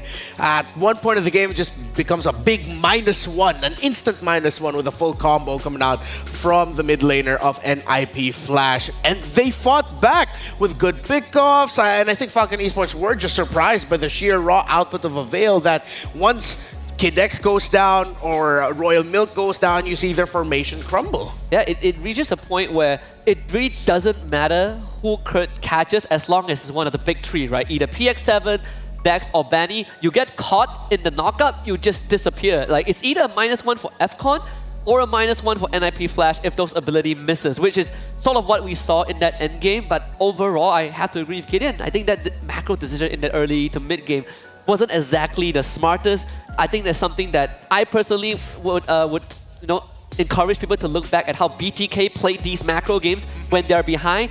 They are willing to let it go, but NIP Flash just kept banging their heads into the wall. Yeah, it's about understanding what the trade-off is. Whether it be gold, EXP, or neutral objectives, you need to be able to get something back, especially with a composition that's so heavy on the economy. People like Curtin as well as Vanix don't come online until they have about 3 items, unless you get like that very early start. But the only person who can technically do that would be Vanix, and they were hoping that Diablo could kind of supplement them. Oh, if Cortese gets a full combo, especially when he hits level 4, they'll be put very, very low, so we need Diablo to kind of shred them down, maybe even Hades, but his job is too difficult. At this point, I think that Falcons understood if we can stop Hades early, we can eliminate Diablo from these fights, we should be able to dominate the early game, but from that point onwards, we need to be careful not to overextend, because again, Falcons need to respect NIP Flash, even in those late game fights. If somebody gets caught out by Cortese, that -1 on PX7 dragged out this game for the next 8 minutes. Yeah, and the mid laners were big components of each lineup with how much they respected each other. At some point, it felt like Cortese just had one mission. Whenever I see PX7 or the Eternal Guard, they're going boom. It's like, take them out right out of the gate. But of course, that also went into Kid X. Looking now at this Roger pick, of course, the problems of Roger in this current metagame, I feel like to me, were evident. Kind of a little bit slower, but it looked like Falcon built for this. You have a strong side EXP laner who was confident he would win that lane, and he did. That takes away one of the biggest problems of the Roger, because now he has big help in the major objectives, a high burst, high control mage, and of course, it's not the carry of this composition. It's actually the Granger and the side lanes. Yep. And the side laner, the EXP laner, Royal Milk, definitely did his job. I'm telling you, man, if you end the if you go 5-0 in the first 5 minutes and you come out with a Thunder Bell and your second item is an Oracle, you deserve to be MVP. Like, that's how you know you're popping. That's how you know you're popping. He also went Rupture. Yeah, the Oracle is just, you don't see it a lot, but it's so smart. At one point, I told you guys, like, oh wow, he built the Oracle. That's why his shields from his enhanced basic attack was so good. Yeah, Royal Milk is one of those players that some things don't leave him. He used to be the, the one trick, the go-to Yuzong guy.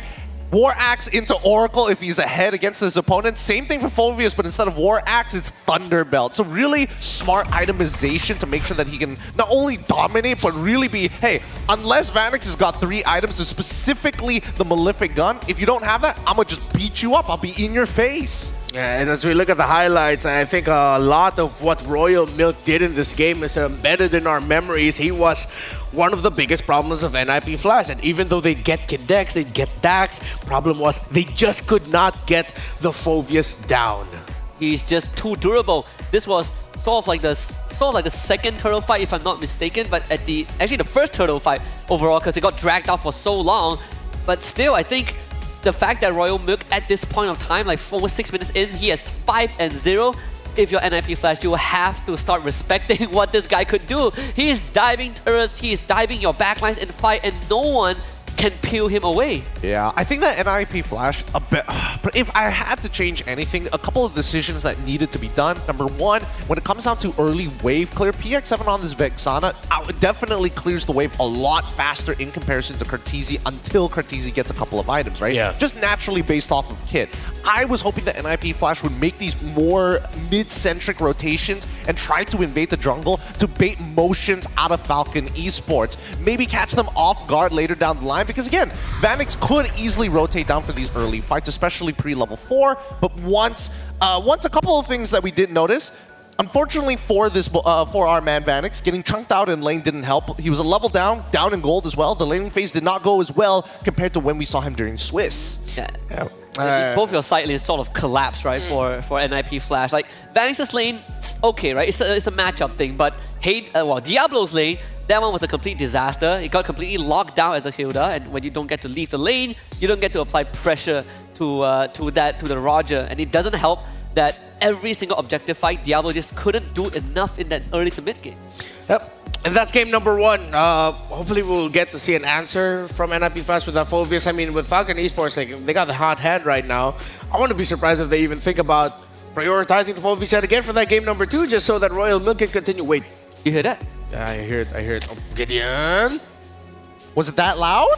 Yeah, I can hear the crinkle. Oh, I'm sorry. I felt it in my soul. Hey, man. Hey, I mean, I would imagine that all Singaporeans are going to need a little bit more fuel in their day with Hello Panda. Yeah, it's a crunchy biscuit filled with creamy chocolate. Well, in this case, is it filled with strawberry for this one? This one? Yeah, it's with strawberry. Strawberry. Want one? Yeah, sure, of course. So yeah, this is our ultimate snack to keep us energized, level up your day, and visit Hello Panda's website for more. So Yeah, the Phobias should be a problem, and I think if I'm Falcon right now, I just look at Royal Milk and go, "Want to run it again, man?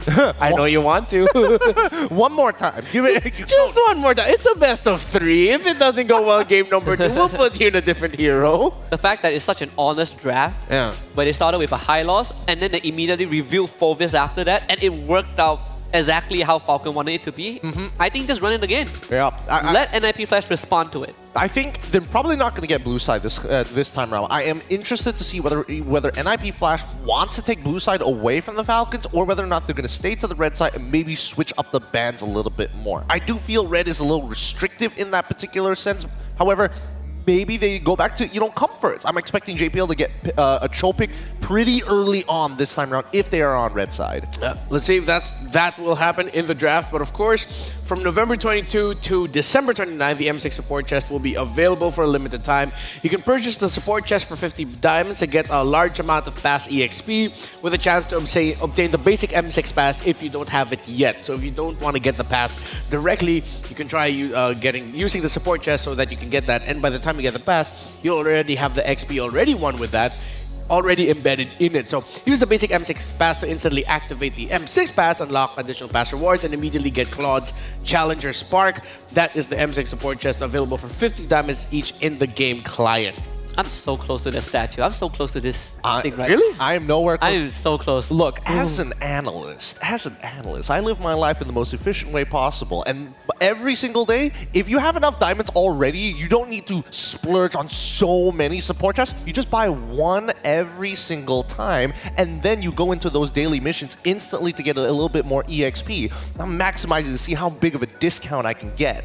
Yeah, don't forget your challenger missions too, because I'm getting close to like 100 games and you get like 3,400 pass EXP. Oh yeah, it's like 3 levels.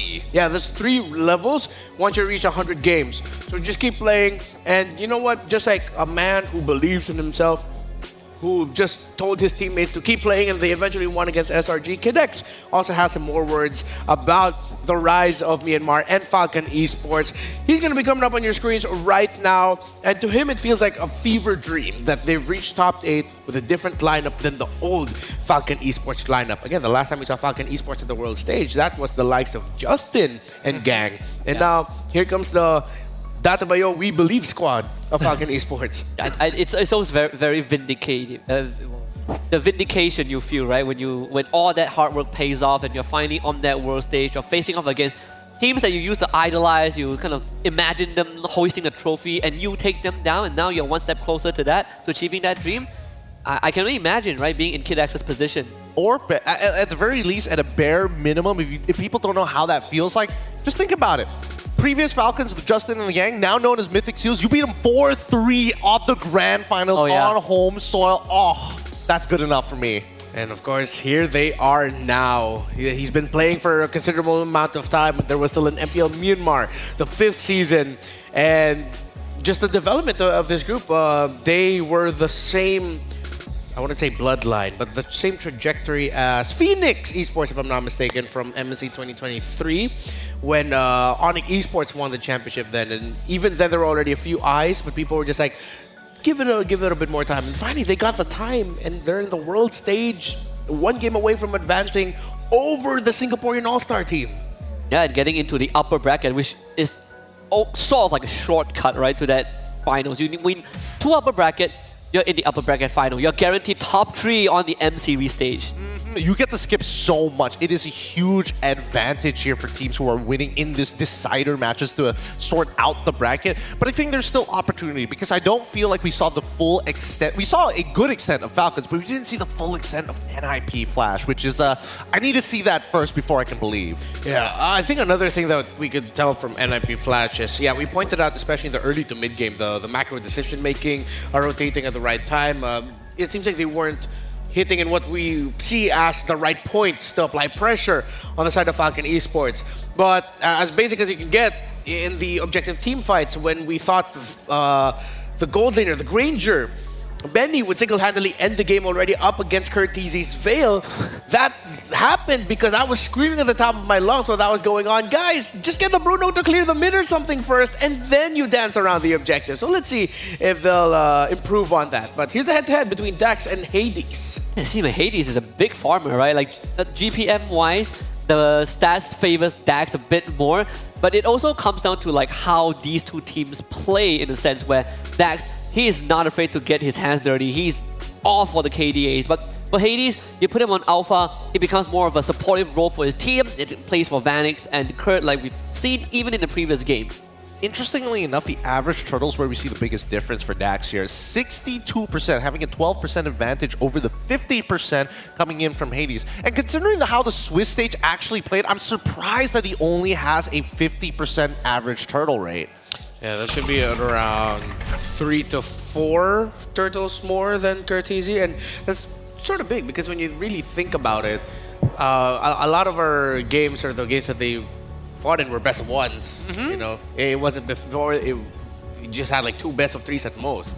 So big numbers, and NIP Flash respecting the Phobias. First ban right away. It's like, we don't want this anymore. I'm pretty sure after that game they went backstage and they're like, please don't. We don't want to do with Phobias. Yeah. Oh, but they also get rid of the Hilda alongside it. That's yeah, interesting. Do they really want to try and shut down Royal Milk at this point, or does this also signal that NIP Flash want to play a traditional assassin? You think that Angeling is going to be a thing again? Oh, probably not Angeling. Maybe like Hayabusa, Hayabusa plus X, maybe Hayabusa Farsa with the Granger in the gold. Yeah. The main signal for this, from me, is that NIP Flash will definitely first pick that high loss, right? Right. Yeah, I mean, it has to be, right? That isn't just going to be a Diablo high loss pick already locked in. And at the same time, teams that go and ban the Phobias and the Hilda first phase are the ones that say that it's sort of respect. I don't want to say it's fear, but it's respect that they know that they're up against a lane bully. And it's not saying that Diablo's not confident in the lane, but they'd rather just not take that option of trying to outduel a lane bully. It's like, I just don't want a bad matchup, right? Like, I'd rather have a more comfortable time in that lane. Play it safe, comfy. I would say that respect demands fear. And I think, unfortunately, in this case, NIP Flash have successfully tried and downloaded what Falcons are trying to throw up. But with the high loss gone, at least the first picks are out of the way. I'm expecting the Cho or maybe even Blue Yo to show up. Yeah, Cho or Blue Yo would be good for me. You know what? I wonder if we could see a Phobias pop up. Excuse me, the other purple glue. I thought of Phobias. Probably not first pick. Keep in mind that a lot of power picks are coming through. Yves hasn't been touched this time round, allowing it to go through, but as a first pick, allowing Falcons to respond to it, there's still the relationship between Yves as well as the Valentina. We've seen some teams succeed, other teams not so much, but it looks like Joy. That's disgusting. Oh, brother, that is aggro. It is disgusting, but holy cow, you are literally just revealing one of your trump cards in the first pick. I had a lot of people ask me like the kind of the pros and cons of Joy. The thing is, as good as a late game, glass cannon Joy is, there are a lot of conditions that needs to be met, right? You have to be able to find a backline. You need to be able to deal with crowd control, which Joy struggles against, and you just break at the slightest of touch in that late game. So the fact that NIP Flash is willing to go for Joy signals me that there is an ulterior plan to it. Maybe the Angela might come true. I mean, sure, maybe the Angela might just come through, but this is so weird. Granger, Lo Yi together straight away. I mean, yes, Granger was doing all right, but when you already see the assassin, especially one that has so much mobility, it's difficult to land these Death Sonatas or even line up the Rhapsody. Not to mention, I get the Lo Yi pick, but I would have preferred single target lockdown, or at the very least guarantee your peel first. That's a chasing show. Of course, the power picks, and it's the show. And they need a little bit more macro presence, so they do pick up the Moskov. With the Joy diving in deep, they're going to need to supplement that. So a marksman that could protect himself was the best option for NIP Flash. Well, Falcon will get Kid X's Tigreal in their hands paired up with the Lo Yi. This could be a strong wombo combo centered lineup for Falcon Esports, while for NIP Flash, it's a little bit more individualistic when you look at it. Yeah. You don't need to like sync so much as a team. They can go off, take their micro fights, and then eventually collapse onto whoever's remained. While Falcon clearly is going to play as one. We've seen NIP Flash kind of pull off archetype of this comp, right? It's all about isolation, where JPL kind of opens up the front for Vanix and Hades to dive that back line. It exactly feels like it. But again, we haven't seen Diablo's pick just yet, right? That could be the X factor for NIP Flash. What if we already see it? What if they show? And what if it's a joy in the EXP like what Fried Chicken did? What would be? I mean, I'm thinking of all the potential counter matchups. I mean, yes, the Phoveus is technically gone, so unless it's like a Gatot or something who just doesn't mind taking the damage, at least you can like fight back in the lane. But it's mainly about priority more than winning the matchup in the first place. So I'm interested to see whether or not it does get flex. If anything, I would say the Cho is more likely to be flex overall, but then you're taking it away from your boy JPL. The next couple of bans, we finally see the mages start to come through. The relationship is gone now. No Yve, no Valentina as well. Suyo has been banned out by the side of NIP Flash, and I think they're going to double down on getting rid of these junglers. Force them back into Granger Roger? Yeah, probably ban a Hayabusa. I mean, Hayabusa is also a decent ban, because as much as you want to play isolation, Hayabusa is not the easiest one to catch. But you do have a Cho Moskov, I agree. I mean, it's a give and take, right? Yeah. As long as somebody is eating those spells, somebody else on the other side of their team can look to apply damage more effectively. Alright, what's the last man going to be? Oh, they ban Alpha here. Could also. Oh no, there. So they ban the Hayabusa, yeah. Go with the Hayabusa instead. So yeah, I think us assuming that this is going to be more in an isolated team fight style from NIP Flash that they've shown before, it seems like that's true already with the Hayabusa ban. So for Falcon, I wonder if they're just going to go, if they're going to pick up another chunkier EXP laner so they can hold a solid front. Make some noise for yours. She's not chunky, but she's definitely going to hold front very well with offense. And now NIP Flash are going to have to really decide if do we still want to double down on the isolation style team fight, because CC is amazing at winning that. You don't want to get caught by the curtain call as well, right? Like, I'm thinking whether Diablo wants to play something wild and crazy. What, Benedetta again? Maybe not Benedetta. I think this could be an angle for Badang. Yeah, dude, I was thinking that too. The good old days. The good old Diablo Badang. Just bring it back. I mean, it's a possibility, right? You have ways to kind of, knock the implosion out of the way. You can basically one-shot everybody in the back line. Yeah. You've got the disruption. The only thing is that you're not providing the utility that you were hoping your team needs. Ooh, Vexana going to get locked in from the side of NIP Flash. It looks like they've really diverted a lot of their attention to the jungle as well as the mid lane. Yeah, it's a Khalid. Oh, yeah, okay. So nothing too crazy. It looks like at the end, NIP Flash, they kind of swerved their priorities. They went now for prioritizing matchup in the EXP lane by saving their EXP laner for last and then waiting to see what Royal Milk was going to pick. Or jungle or gold, because this Granger could still put... No, I don't think... No, I think it has to be a That's gold. Gold, yeah, it has to be a gold. Against the Khalid and the Joy already. And even the Cho. You need something else in the jungle for Falcon. Oh, man. Something that can kind of stem the bleeding. You kind of put a break to the pace of NIP Flash. Ooh, what if we go Fred? I think, honestly, Fred might not be a bad choice, yeah. Because at this point, if you play Alpha, the Vexana is not going to allow you to play the game. Same goes for Cho. If you decide to go for Ling, it scales up way too slowly. You don't have any targets. You're so smart. Good call there, Renmar. Yeah, well, I saw the Tig, Low Yi, Granger together. It's like, oh, that reminds me of BTK. Oh, they can go Fred. They can. Great pickup. And yeah, let's see. You mentioned stem the bleeding, disrupt. That's the tempo breaker right there. It breaks the tempo. I wonder if they can dance to it. Let's see. Will we see game 3, Leo and Ingan? It's just a matter of time before we see Falcon Esports soar high and fly high if they do take down NIP Flash in a sweep. But the way NIP Flash choked out Dax, you see that, Ingan? Yeah, I mean, a while ago, even if Royal Milk was actually performing very well from the start, 7-0-7 start, they were able to turn things around and extend the game to their favor. But unfortunately, it's just that Falcons Esports, they had a lot of neutral objectives to their side, used it to their advantage. One more look at that draft before we head on into the battlefield. Cloud and Dexter watching from up above. NIP Flash looking to extend this series against Falcon Esports, who is white hot. Bringing back that Fredrin, picking up a thing or two from their fallen enemies in BTK.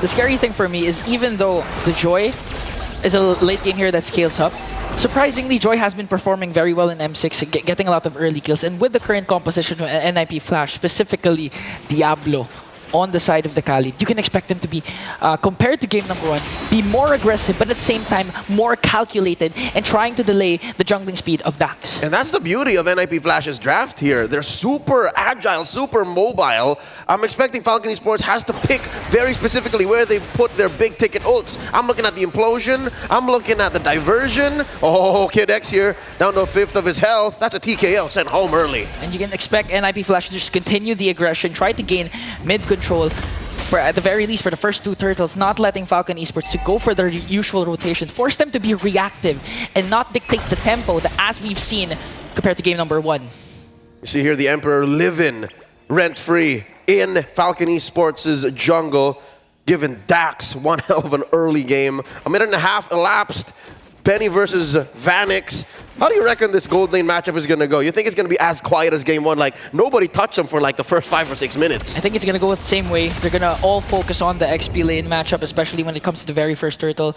But we'll see, because again, as much as possible, Falcon Esports, they want to activate Benny as early as possible, considering that Dax isn't is a utility jungler. So in terms of damage, they're going to bank on PX7 and Benny to dish out the damage early on. Let's see. First turtle already spawned, lower quarter of the map. Check this bush. I think PX7 and Royal Milk no. And the Emperor will remain calm. They catch Diablo. Okay, Diablo flickers out to safety. And this forced Falcon Esports to have a better control over this Turtle Pit. Diablo, though, on the other hand, just used the quick sand guard. Here comes Royal Milk.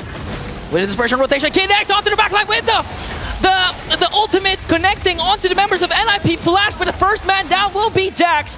Kid X, on the other hand, getting caught up by 3. Here comes Hades onto the backline, onto PX7, forcing him to walk away. Another kill by NIP Flash. Royal Milk caught in the midst of everything. Will be able to escape, though, but NIP Flash executed that to perfection. Tis but a flaccid collapse. Falcon Esports, not quite there yet. Curteasy taking up Royal Milk in the wake of that turtle take. NIP Flash have awoken. And that's basically Curteasy. We all know NIP Flash in terms of their playstyle, even down to their draft. They're a really unorthodox team. We've seen a Martis mid, a lot of mid lanes that Curteasy can play, but here comes the save from Kid X, though.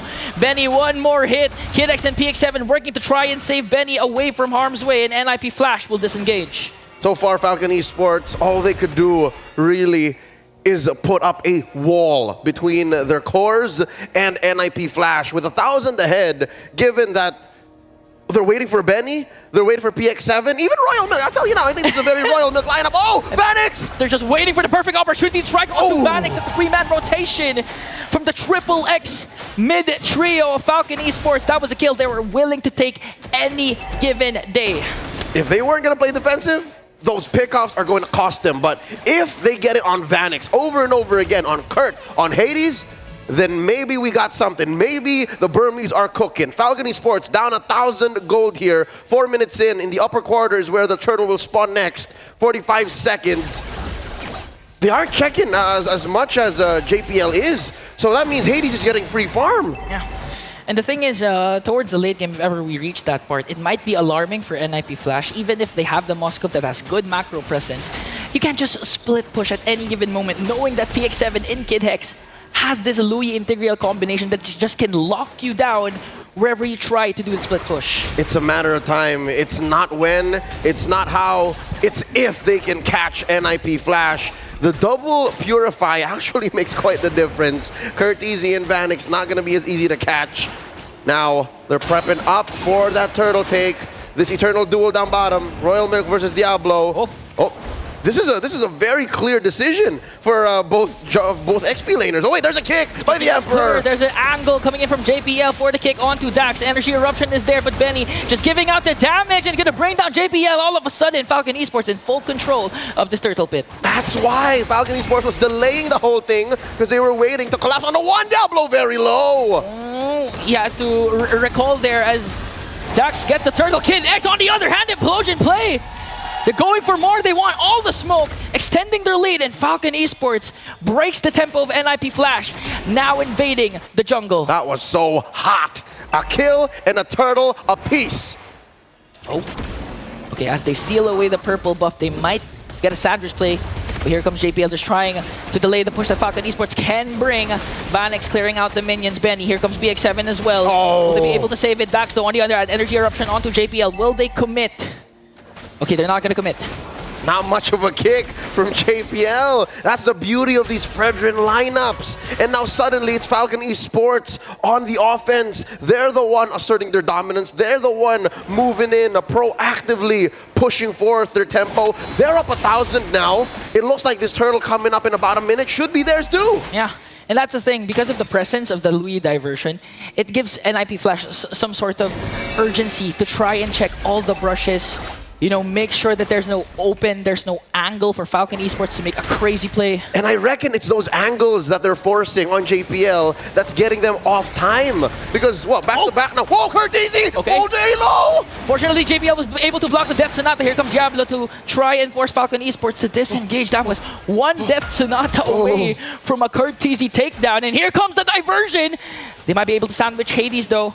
On the other hand, Falcon Esports is taking their time and trying to look for the perfect angle. NIP Flash's bruisers, the enforcers, putting up a perimeter. You shall not touch Hades. Curtisi back to the front lines after that recall. A TKO by Falcon. Not enough time they bought though. And this is tough, because look, Vanix is pushing and NIP Flash have initiative. They can say, we'll fight or we'll turtle, and it looks like they can get away with both. Oh, but Diablo, will he manage to get away up against two Raging Sandstorm? But against two, that's not going to be enough. And this is the problem that NIP Flash is facing. Because of the presence of the diversion, they're forced to be reactive. They're forced to try and have the numbers game, have the number advantage, to force Falcon Esports to think about trying to go for the pickoffs. And they forced their decision. They said, hey, Vanix, all you got to do now is push. And now Vanix, trying to run away. He's sandwiched. Oh, sandwich! And get caught up by the Rhapsody of Benny. And that's the thing we were pertaining to early game. Eventually, they're gonna cast a diversion to try and look for Vanix, because we all know that this Moscow will just go for the turret pushes, go for the turret takedowns until he scales up. And Falcon Esports, they have some sort of urgency to try and stop that as much as possible. And they made the decision for the Singaporean champions. They knew that they could only split push. They knew that Vanix wasn't going anywhere without an SOD cross map. No one was down bottom. They've already passed mid. You're seeing here, folks, a soft counter to the Moscow, because the diversion can hide you. The diversion can put you in places where the SOD cannot hit you, giving the Moscow one of its main strengths, coast-to-coast map control. Looking at the items right now, Benny is what, 2,000 ahead of Vanix. 2.1k gold lead. This is also considering the fact that Vanix just picked up his DHS, also has a Purify, but despite the presence of the Purify, Falcon Esports was able to take him down 2 times in the last 7 minutes. So that's how Falcon Esports is when it comes to trying to go for those pickups. They're decisive, and at the same time, it's always the proper timing. It's a concealed play by JPL, looking for something. Checking that bush. Spots 3 from Falcon Esports. And look at Royal Milk. This is Royal Milk's signature CC. So far, calling the shots. It's as if the diversion wasn't enough to push back and cordon off NIP Flash from their formation. Even the jungle isn't safe. Yeah, that's why the yo-yo blitz of Royal Milk has been crucial, because we've seen a lot of times that Diablo, you would want him, of course, to get control of the brushes for the unexpected Raging Sandstorm, but most of the time you've seen him just use the quick sand guard because of the damage that Royal Milk has been expending onto Diablo. And it's a very similar story to game number 1. 9.5 minutes in, Falcon Esports have figured out a way to make Diablo play to their tune, to dance to their song. And it looks like the Burmese are ready to tango. Lord spawned upper quarter. 9.5 minutes in. Check the bush here. Hades holding that tri-brush. Kid X spotted by Kurt. And we get a reset. Okay, we're gonna have a diversion. Royal Milk descending. Royal Milk onto the back line towards one Curtisi. Forcing the Raging Sandstorm. Curtisi will fall down. That's one member down for Falcon Esports. Vanix on the other hand working on the bottom lane. They're trying to go for a trade. And now Falcon Esports full control of the Lord pit. They might be able to get the Lord away from NIP Flash. Gets the SOD. No one home. JPL hunted down by Royal Milk, standing there asserting dominance. And NIP Flash just fold. Falcon Esports here, able to play the map. NIP Flash, a lot of their major wins here, Ingan, are just cross-map trades, mainly off of Vanix. And I think the fact that he's keeping himself safe, he understands, he acknowledges the fact that it's urgent, that he gets some level of farm and that the map doesn't completely go sideways. Okay. Hades will have to recall because he's going to be needed for the base defense for the first lord that Falcon Esports has. But with a 4.7k gold lead, they might be able to take down an inhibitor turret. They're doing their best to try and kite away the lord. Just looking at the damage coming from the death zone. Now that they have to walk away, KDX goes in with the implosion! And they find another Hades Force back. Diablo goes down, sacrificing himself for the defense, and they're not done. Holy Shield popped in mid, but Falcon Esports surgical. Unrelenting, they're still here for the push. They might go for a diversion play right after this, but JPL wants to go for the kick, forcing KidX here to walk away. They're gonna get a kill onto Hades. Now working on the turret takedown, they might be able to burst down the inhibitor up top. Amazing positioning by KidX and the retreat, the defensive diversion, the DD from Falcon Esports. Shout out to Ruby DD watching from home. Ladies and gentlemen, NIP Flash once more up against a corner. That top lane inhibitor, permanent damage. It's more difficult now for Benny to actually just trade against Vanix, because Vanix is going to keep himself safe. Vanix is never going to show himself. You know, I was thinking that Falcon Esports might be able, I think they were overcommitting a bit a while ago during the top lane push. If giving an opportunity for NIP Flash to counterattack, considering that they don't have the implosion anymore. But the problem is Falcon Esports, with the lead that they established, even with the aggressive play from JPL, the kid actually connected to KidX down to the turret. They weren't able to burst down any member of Falcon Esports. Again, it's the worst possible target for JPL, but you can't blame the Emperor. He was going to kick somebody, and it's just Falcon are so good at these tight formations. They're so good at fighting underneath less than ideal conditions. And that's why Royal Milk, this hero, that's what it does. That's what the CC does. He wants you to fight back against him. That's why he rocks it with a vengeance. And looking at the items, oh no, what is that? About 2,500, 3,000 between Benny and Vanix. Yeah, no Winter Crown, no Wind of Natures. There's a clear opportunity, window of opportunity for NIP Flash to go for the backline, eventually get the pick off onto Benny. But the problem is he has a Purify that can be crucial if ever JPL decides to go and penetrate the defense, go from the back. And Falcon Esports, again, we have to consider the fact that they have a Luyi. Top lane is open. At any given moment, they can make a huge macro play. So far, NIP Flash have a grocery list of things to do to come back. They have to control the map, make sure it doesn't turn as red as possible, defend from that backdoor play up top, and they have to check bushes, even on their side of the map, to make sure that Falcon just doesn't come up from out of nowhere. So I guess one way to do that is to make sure where PX7 is, but that makes JPL such a easy target. It's so hard for the front line of NIP Flash. Okay, they might make a repeat of what happened a while ago. JPL with a conceal. They don't know where TZ is. Here comes JPL though. Double man knockoff. KidX goes in with the implosion. And they go in. That river brush is going to be a death box. Down goes Hades. Down goes JPL. Royal Milk traded out for 3 for 1 so far. 2 for 3. And Vanix got demolished in the mid lane. Kurt TZ is left to fend for himself. A full team wipeout for Falcon Esports. No need for the Lord anymore as they siege in onto the top. So many bodies roll unrevenged as Falcon Esports can smell victory. The legacy of the Falcons sourced in new heights, sending NIP Flash down to the lower bracket. It's a sweep. 2-0 for Falcon Esports. And a decisive one for this team. Man, just looking at what they went through, they won against Aurora, they won against SRG, they won against BTK, and now they won against the Singapore All-Star team, NIP Flash. Falcon seems to be the kind of team that just once they find their wins, once they get their bearing, they just soar and soar and soar. I'm getting flashbacks to M2 here. Man, it's scary, it's exciting, and at the same time, Falcon Esports, a well-deserved win. Let's throw it over to our analysts to figure out what they feel about Game 2. Falcon Esports are not haunted by their ghouls. They are inspired by them, and they now move forward to the upper bracket semi-finals. Congratulations to Falcon Esports. What a game. What a game. Right after the draft, we talked about the tempo breaker. You called that Fredrin. I looked over at our Barca colleagues. Milo looked at me and he went, he knew it. Yeah, he knew. It was the 2-0. Yeah. I mean, it was clear. It was clear. There was so many. It was so difficult for NIP Flash to really get back into this game, right? The only ways that they can do it is to actually punish their opponent's mistakes, or maybe try to make some off-tempo plays, maybe play with some macro feints. But we saw a very honest game from NIP Flash, and they always seem to want to clash head-on against Falcon from minute one until the snowball started to develop.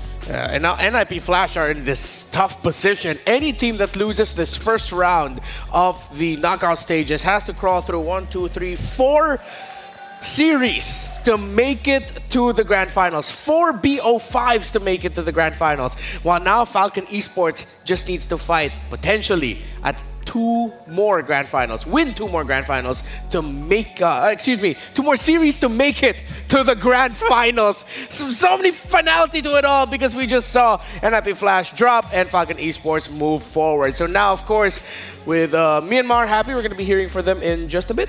Yeah, we definitely, I mean, for me, I had a lot of things I want to talk about NIP Flash, right? From the draft and how they played that game 2. I know we've gone through a few of them in game 1, but I felt like game 2 was a big miss, right? So many missed opportunities. I don't mind a team playing honest, but sometimes you're too honest for your own good. I think the sequence has to really change.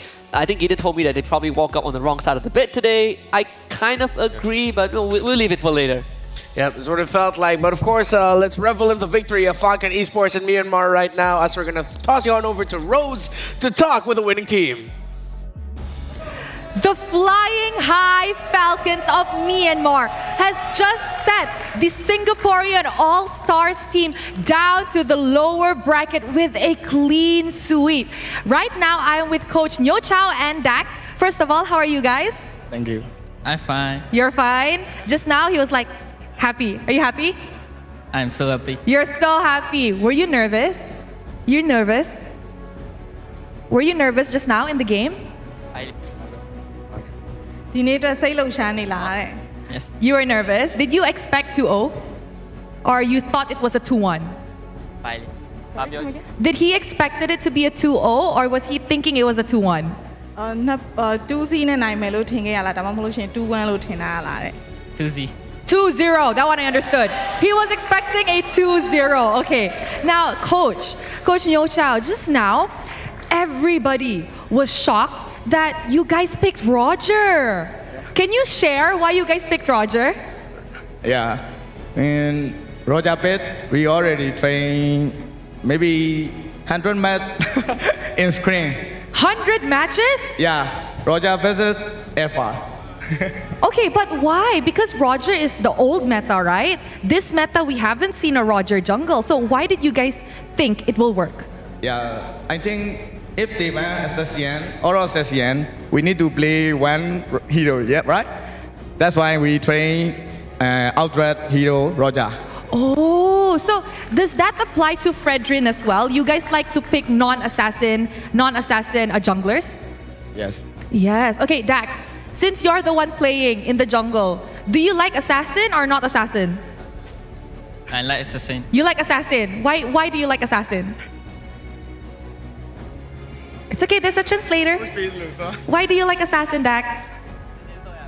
Mechanic, fast speed, fast hand. Because it's joyful when I play assassin. Oh, he feels happy when he plays assassin. You know what? I agree. Unfortunately, I can't play assassin. Now, Dax, let me ask you, is there an assassin you want to play in M6? M6 I play in assassin hero. Funny. Fanny! Are we going to see Fanny soon? Sorry, come again? Are we going to see Fanny soon? Fanny If they don't ban Fanny, we will pick Fanny. I love it. The chemistry of the coach and the player, both of them said it at the same time. Okay, now Dax, Just now, I mentioned to you that before you said you wanted to surpass whatever Burmese Goals has done, which was an M2, right? You guys are slowly getting closer to the grand finals, actually. How are you feeling with that?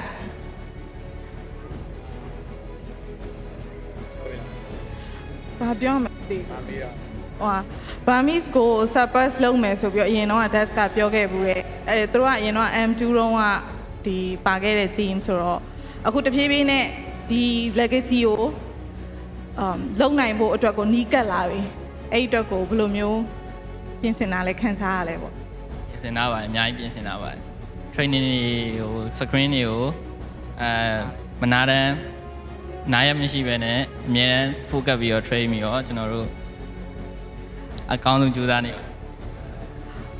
I have prepared a lot and during the screening stage I have trained non-stop not even one day close and so we are going to be trying the best. Dax has mentioned previously that he does want to surpass however far Burmese Goals has achieved in the M2, and as we can see, this kid right here has been training non-stop, not even a day off. Thank you very much to Dax and to Coach Nyo Chow. Congratulations on proceeding to the knockout stages. And with that, let us throw it back to the panel to break down what happened in this clean sweep up against NIP Flash. All of the hard work and training, the non-stop action that this Falcon Esports squad has been on, looks like it's paid dividends.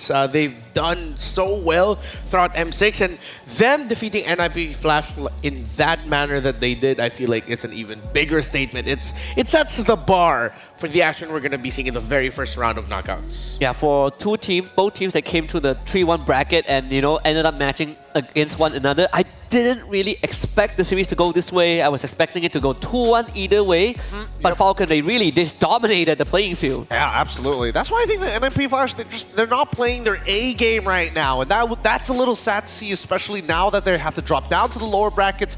They maybe need a little bit of pressure to kind of keep them going. But I gotta give props where props is due. Great drafting coming in from the side of Falcons. It looks like they continue to improve from the Swiss stage. We don't see as many inconsistencies like we saw before, and honestly, it really just boils down to, did I accidentally whiff an ability most of the time? Yeah, it was honestly great strategizing by the coaching staff of Falcon Esports. They know how their opponents like to play, and the two drafts that they've popped up here with today just ended up breaking through the NIP Flash formation incredibly well, or it sort of took advantage of some of their lapses when it comes to macro control, and they do just that.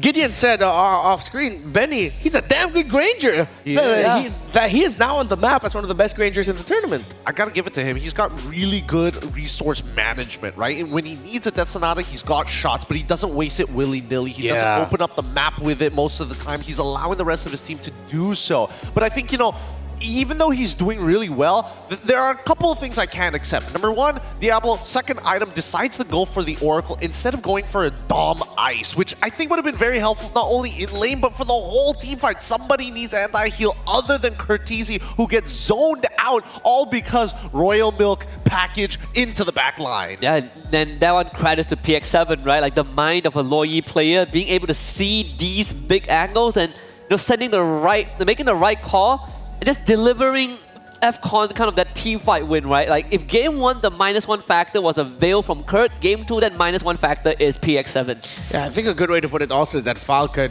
are playing up against a team that they know very well or have researched really well. It looked like the positioning that they were taking in the objective team fights always blocked key entry points, and especially Hades' favorite area, which is just a little bit beside that wall, not the shrub behind it near the lane, but the shrub right behind the wall. We can easily just dash in, retreat, and dash out. It was always blocked by Kidex. Yeah, I think on top of that was also this Fredrin last pick, right? Like when that Fredrin pick came out, you see NIP Flash, how are you ever going to start a fight? Like who is JPL gonna kick? He tried kicking Dax, that didn't work out. He kicked Kidex, that didn't work out either. Diablo couldn't get into the backline at all. And then those calls, they started getting weirder and weirder. Diablo trying to man-fight Benny without his Radiant Sandstorm or Flicker as a means to escape. Ends up getting solo killed. Vanix trying to shove lane to draw F Continent, but forgot that there was a low E, so it was just a straight up airplane ride to the top side to take him out. And I think Flash, I don't know, I just think that from the draft to the gameplay onwards, there were a lot of holes that need to be plugged. This Joy first reveal, I didn't like it at all. It was costly. It was very costly, but at the same time, I like the way the Falcons took advantage of it, right? You see Joy first pick, what do you go instead? Granger straight away into the Loi Yi, knowing that you want to see the rest of NIP Flash's line up within that first phase before you lock in that Tigreal. Because, you know, straightforward answers could have been, I could have locked the Tigreal into the Loi Yi and then wait to see what kind of gold lane matchup, because we're expecting Vanix to either play Granger or Moskov at the end of the day. We haven't seen him play the Beatrix that often, even though they have single target lockdown in JPL. As now we look at the MVP of the game in what was such a unified front by the side of Falcon Esports, we just got to look at an amazing individual performance from Benny on that Granger. Gideon, what exactly did you like about this Granger that made you go, wow, he's really damn good? I mean, I like the way that he plays the lane, but also in these team fights, he's not throwing out Death Sonatas without reason. And I think a lot of players who play Granger usually do that. A majority of his damage is going to come down to his Rhapsody, and then you want to hold on to as many charges, if not at least 2 of the charges, to reposition yourself in case your verticality or your lines aren't great with the Rhapsody, because you can cancel it midway and then launch the Rhapsody again once you have enough stacks. Best part about him is that when he's working with the rest of the team, especially when we start thinking about like, oh, we wait for the duality, we want the duality to come out from our Loi Yi, I can set it up for you with the Death Sonata first, so you can guarantee land it, and then I can follow up. And you can see even in these team fights, he understood the amount of space that he has, right? This one was sort of like a freebie given over to Benny by Diablo. Very weird moves, but aside from that, Benny is just being gifted all these easy kills because he has the right resources and the right team with him. Kid X with big implosions, and then you have the duality from PX7. That's kind of the left claw of Falcon for you, right? In this gold lane. 4-0 on the Granger, completely uncontested the whole game. No one on NIP Flash's side could get to it. I want to give a shout out to Kid X as well. I think on this Tigreal, he has been extremely comfortable. He looks very confident with a lot of his plays, even though he's sometimes just looking for one person to flicker Implosion on top of. I think that Falcon Esports, if other teams are looking to try and punish them, they have to start thinking about not only comfort heroes, but at the same time, it feels like it's very difficult to punish Dax in particular. That's Falcon Esports for you, and definitely the team from Myanmar have put themselves on the map as one of the teams to watch out for. The Dark Horses are starting to, well, at this point, you can definitely say they're true contenders with what they've shown so far in the M6 World Championship. And remember, getting here was them defeating Aurora, SRG, and BTK 2-1. That's how they made it to the knockouts. Again, congratulations to them. And of course, thank you for supporting M6. Your feedback is invaluable in helping us improve future tournaments. So please, scan the QR code to share your thoughts with us. I think that looking back at that last game, dare I say, we might be seeing the legacy that, and I'm sorry to bring in a team that isn't no longer here, but it's very glaring, the legacy of BTK. Falcon definitely picked something up from their series up against BTK and watching them play Loi Yi, Fred, Granger all together, having an EXP laner whose one sole purpose is to split up and mess up team fights for the opposing team. It's very BTK of Falcon Esports, but of course, their own style, you can't take it away from them because as they mentioned, the CC is a signature pick for Royal Milk. The Fred, Dax started making a name for himself as a Fred as well, and the Tigreal of Kid X, which you pointed out. It was just Falcon Esports, it's like they saw what other teams were doing and said, hey, we can do that too, but because we've been doing that too as well. Yeah, I mean, I think for Dax, being able to show that Roger, I want to quickly just add on to what Gideon said about Kid X. I think him on the Tigreal, in the early stages, there were some jitters, right? Like his Tigreal, sometimes he was using Implosion, he was doing the Natalia Implosion, but over time, he is getting a lot more solid with his timings. He's willing to use it to catch key targets, and identifying that NIP Flash's draft really centers around having JPL around the map. If we take JPL with one Implosion, we do it. It's very valuable. So props to them. They've guaranteed top 6 at M Series. That itself is incredible for Myanmar. It is an incredible feat, but there's still a lot of competition to go on here. So I think, the way that they're evolving with the draft, as you mentioned, very BTK-esque, it allows certain team members to become a new win condition, right? Yeah. We don't see too many EXP laners kind of fulfill that role. Yeah. But drafts like this where at least Dax can say, hey, all I got to do is peel. I'm going to let the rest of my team do majority of the work, and this will be an easy game. If the Royal Milk does well, if Benny does well, this game's done for. It's going to be a long day and important night for MLBB Esports history as we have 3 more best of 3s coming up. But don't forget, you make sure that you're there for the M6 Battle Night happening from December 28 to 29. Enjoy exclusive bonuses, including a limited time 25 Epic Skins trial and all heroes free trial. Whoa, that's pretty cool. So it's a perfect time to tell your friends, hey, help me out here. Join us. Play MLBB with me December 28 and 29. It's Battle Night. If you're asking why it's just one night, guys, it's called Battle Night, not Battle Nights, not Battle Weeks. Magic Chess Go-Go on the multiple player strategy game now actually soft launched in Malaysia and Singapore, where pre-registration is now underway for other APAC regions as well. So it's a new multiplayer strategy game. I mean, if you know what Magic Chess is, you know what Magic Chess Go-Go definitely is. I mean, I'm on a 25-game win streak, man. I'm still going, baby. Climbing that ladder pretty fast. You know, I'm that new tactician in the ring. Come join me. I'm lonely. I need friends. He needs friends. Please. And plus, it also speeds up some of the daily quests that you need to do. Not to mention the fact that it runs at 60 FPS, which is great. I mean, that's a great technical feat. Like, anything below that feels a little underwhelming, if not extremely underwhelming, because technically you can also play it on your tablets as well. Yeah. I mean, if I have the ROG Phone 9 and it runs at 30 FPS, I'm not gonna play it. So, yes, 60 FPS. You're going to be a Magic Chess. At that point, you're overkilling it for a Magic Chess. I mean, come on. If you want like the best possible experience, you go for the best possible experience. And here's one. Coming up next is a very important matchup. We're going to show the bracket just in case you don't know what the next one is. But now we're going to be seeing the opponents, or if possible opponent of Falcon Esports. It's either going to be FNOP, Fnatic Onyx Philippines, as champions of the Philippines, against SRG, the champions of Malaysia, the team on the way potentially to a golden road. Arky Vamos, Team Spirit, and Team Liquid ID are still waiting. And the loser of the upcoming match is who NIP Flash is gonna need to face. It's not gonna be Easy. It's either we get the neighbor rivalry or somehow we get the upset of the knockout brackets and take down FNOP, which, as much of a prater as I am, is a tough task. It really is. I think regardless of who makes it forward, I feel like overall, FNOP is looking to be the favorites to win the entire thing, right? It looks like they're a cut above the rest. If SRG can kind of equalize the score, it's not like the matches get easier. They will then have to look for revenge in Falcons afterwards. So again, it's just proving ground upon proving ground upon proving out, while FNOP is just like, all right, let's just stay in the upper brackets. This should be technically a pretty easy day.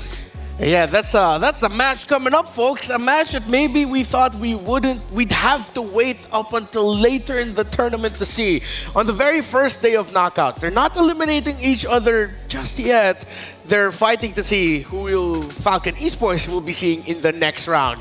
Again, the champions of the Philippines, Fnatic Onyx PH against Selangor Red Giants. We are spoiled. We've been spoiled this whole M6. We already saw FNOP versus TLID in a BO1. Now we're seeing it in a full series against our SRG. I'm getting babied, right? This whole experience, this whole Swiss wildcard to Swiss stage to knockout, I feel like I'm having the best spar experience of my life, but for MLBB Esports. We're eating good tonight, boys. Yeah. We're eating good tonight with the level of games that are going to be coming out. And hopefully we're going to see a fully fleshed out BO3. And hopefully they all slept on the right side of the bed. IOI City Mall is starting to get packed up as a marquee match is coming our way. Again, congratulations to Falcon Esports for advancing. But now they'll see who they'll be facing in the next round. Will it be Fnatic Onyx PH or Selangor Red Giants? Join us for the next series.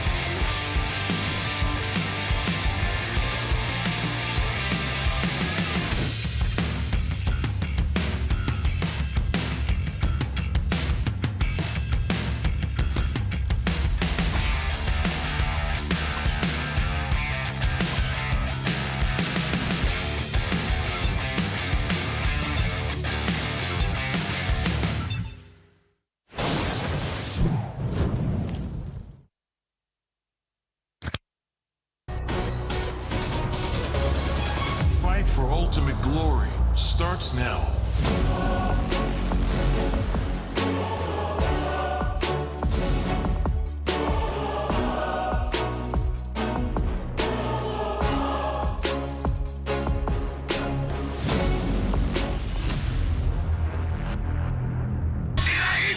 Mobile Legend M6 スイスウォッチ明治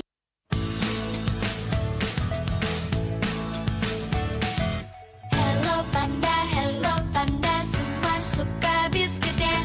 Biskuitnya enak, isinya lezat, rasa coklat dan strawberry. Hello Panda, semua suka biskuitnya. Biskuitnya enak, isinya lezat, rasa coklat dan strawberry. Hello Panda, biskuit isi yang enak.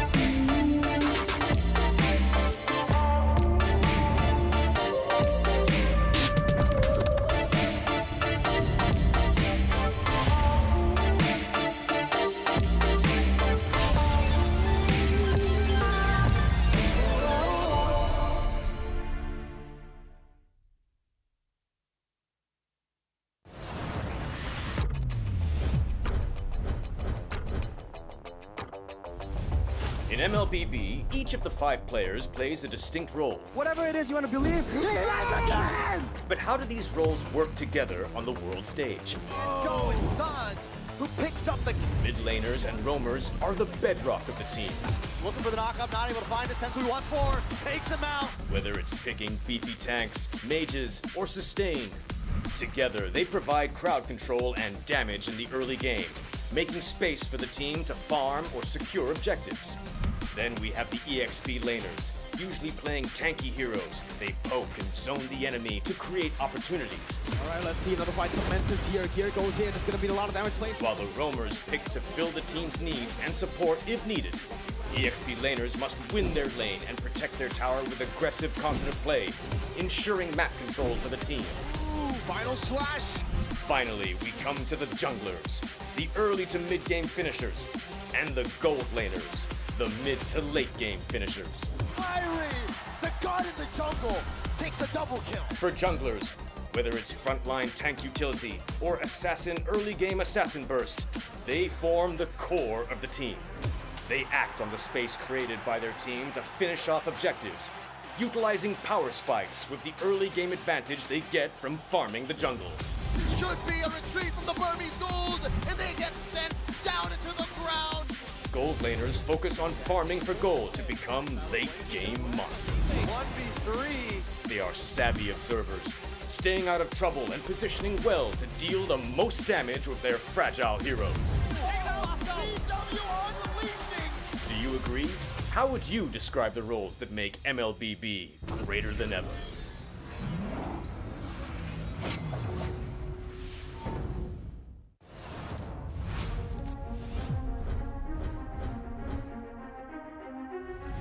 A new era begins at M6. But who are the rising superstars leading the way? In Latam, Maycam Evolve emerges as the new gem of the region. With Aurora's fierce adaptability and rookie sensation Super Nahuel, the Dynasty Enders made history, toppling the undefeated RRQ Akira after a 2.5-year reign. At MTC Turkey Championship, S2G Esports rises as a new challenger. Led by Sijibum's superstar performance at the gold lane, Pagu's playmaking, and Begin's rotation, they are ready to shine on the world stage. In their M Series debut from MPL Cambodia, CFU Gaming is ready to strike. With M2 veteran Poppy and core members Detective, Z, and Wadu. Can the Sharks are primed to make waves on the world stage? Returning to the M Series is RRQ Hoshi, the Sang Raja. Looking for a train as he finds the triple. Looking for the maniac. Reinforced by Sutsujin's lethal skill, and led by Skylar, this squad of young stars is on a mission for global dominance. The Indonesian cavalry made a bold gamble by swapping their lineup with MDL rookies, uncovering gems like Fabian, the deadly jungler, a calculated roamer in Witty the Wise, and King Aaron Shiki, the next level gold laner. Team Liquid ID rises as a new M Series challenger. To double, Roy goes down one by one. It's a maniac. MPL PH Season 14 saw the debut of Aurora Gaming with rising gold laner Domeng and MSC 2022 champion Demon Kite.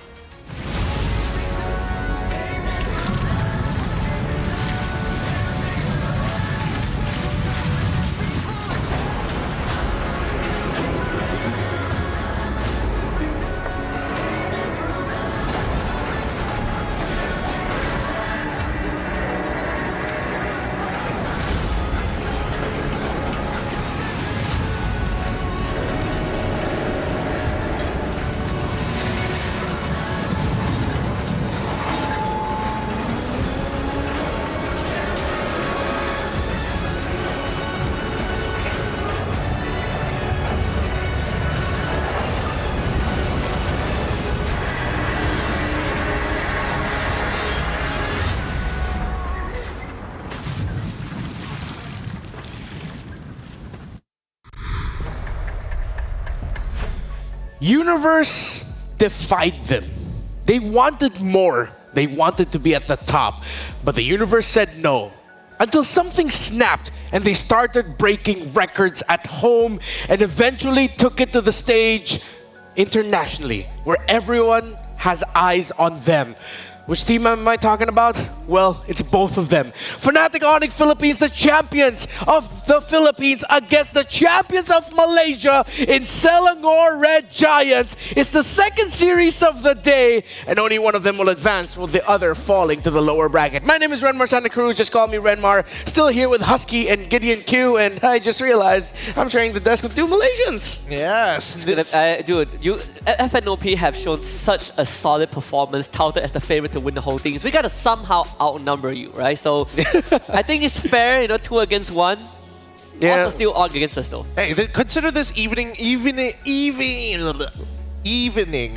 the playing field, at least outside of the game. In the game, it's anybody's game. Yeah, I lean more towards that idea of where this is anybody's game. A little bit more of that later, but of course, if you want to experience it or discover the beating heart of Qiddiya City, the gaming and esports district, the world's first real-life gaming hub, and the beacon of gaming culture, go on over online, search at Qiddiya Gaming for more information. We've been partnered up with them ever since the M5 World Championship. There's always a lot of questions on what Qiddiya actually is, so go ahead and online and check it out. Of course, we just talked about it earlier, but time for you to share it again. Of course, Magic Chess Go-Go, a multiplayer strategy game, is now soft launched in Malaysia and Singapore.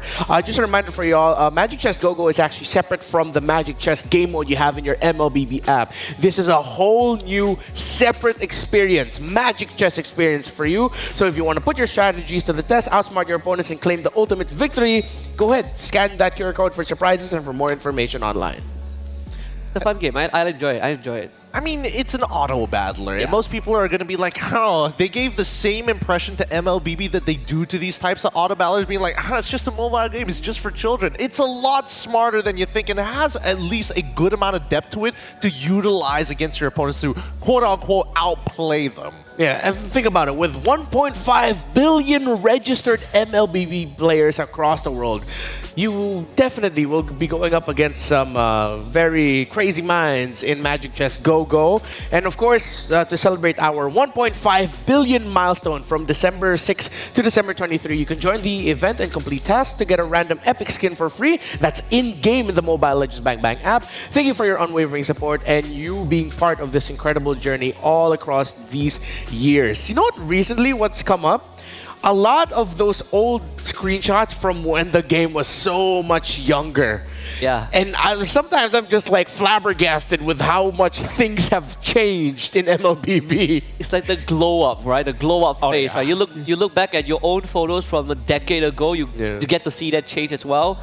Some people have longer hair, some people look aged more, some people look younger, some people change style. Yeah. MLBB constantly just glowing up to be greater than ever. No, I'm just glad that they've updated the graphics and as well as, start changing the land of Dawn bit by bit from heroes, revamps, and especially the land of Dawn, because good lord, was it really uncomfortable to turn around certain corners. Yeah, but then now, of course, here we are, with it being one of the most popular esports titles in the world, one of the most popular mobile games, or just in general games in the world, sports in the world. So thank you once again from the bottom of our hearts. And thank you to the universe that we're getting this early. Get all of the stress out right away. This is the limit test. No one's getting eliminated. PH era isn't gonna end here. But it's still intense, It's still FNOP and it's still SRG. It definitely is. I remember back then, back in M1, it was also in Malaysia. That time, Fnatic Onyx Philippines, before they were Fnatic Onyx Philippines, I remember they were playing in Group D and they were playing up against teams like Deus Vote at that time, and they were eliminated, right? But Loisky was still on that team as Greed, and I had to do the exit interview, and now, like 4 years later, I get to see them opening knockout match against SRG. I don't know, maybe this is what the universe wanted. It was waiting for you to come back for Fnatic Onyx to make it back to the world stage. Are you the lucky charm?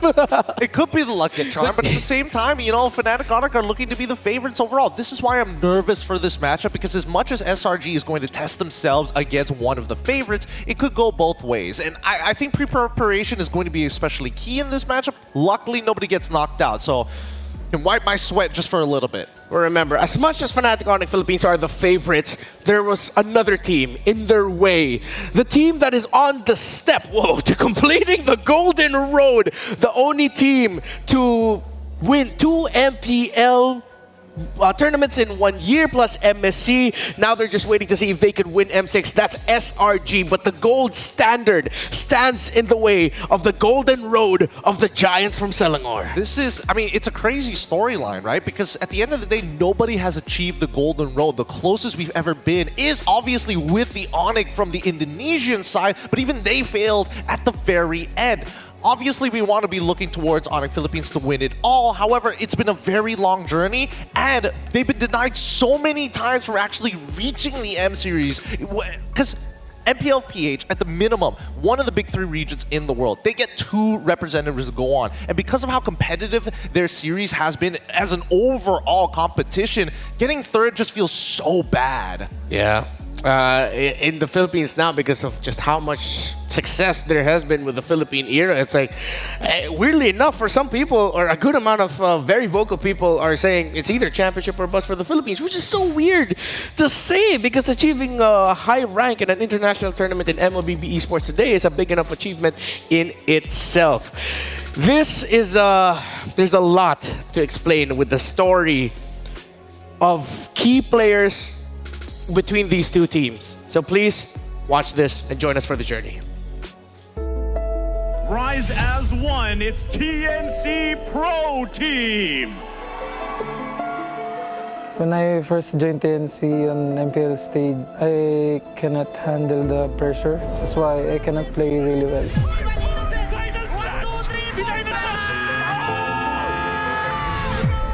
And that time, every losses, I always think that they might change players. So I just keep on playing. Then I don't think a lot about if we lose, they will change me.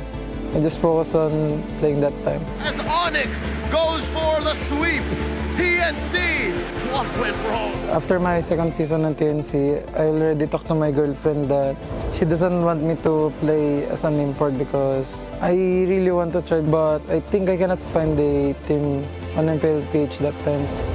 That time I just go because I just trust my instincts. If I don't do that, maybe I'll regret it for my whole life. So I just tried to play on SRG. The one that catch my eye is definitely his mentor and his EQ for me because he's really confident as a person. I think his main motivation is definitely coming to prove himself because everybody was trash talking like 8 plays, clown from PH, stuff like that. He feels okay. He really has a very strong mentor. Basically make the team has a very good vibe. You want us Roger this time? We want Roger, coach, promise. Roger or Ling? Roger. So that's SRG taking the Roger route. Innocent is really one of the top gold laners in the world. So when it comes to the aura, that it's just naturally there. Slangor and Giants are your new champions of the mid-season cup. I really don't want to regret something on our game, so I just give it my all. Just all in. Okay, Innocent goes in! Innocent walks in, Stormy! Goes in for the kill! With a nature from Innocent, Detective walking in Innocent! With a maniac! Ganun pa din, tulad pa rin ng dati. Pero mas confident lang ako ngayon sa... SRG are still on that road! Sarili ko, di tulad dati nung unang MPL ko na... Nagda-doubt ako sa sarili ko.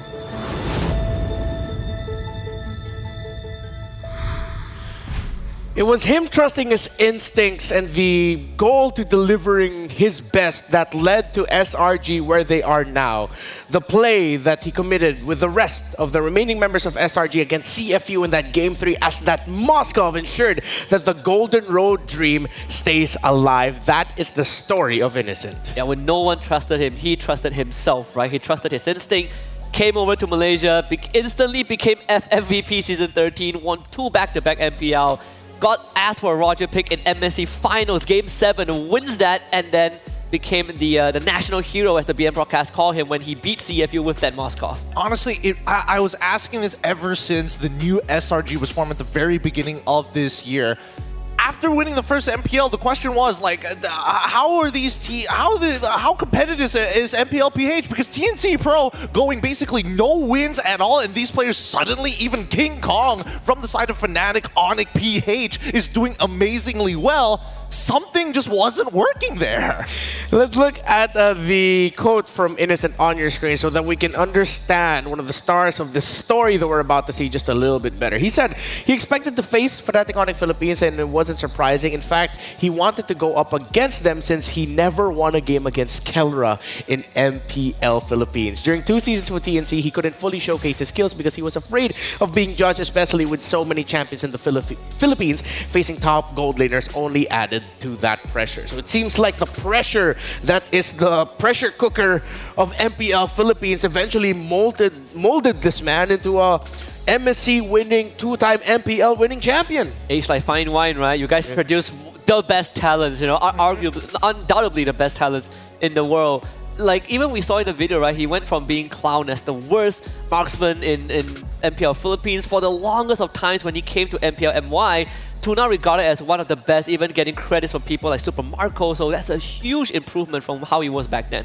So you're telling me the only way to escape judgment is to get imported to a different country, so even if you do get trash talk, you don't understand the language enough to actually take it into account. I mean, that could potentially be the play there. But now I think it's time to welcome our 2 titans of Mobile Legends Bang Bang onto the stage. It's Fnatic Onyx Philippines and SRG.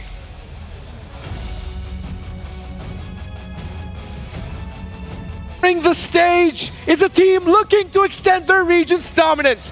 Good thing they're not just a powerhouse nor a mere family. They are the super family of Fnatic Onyx Philippines.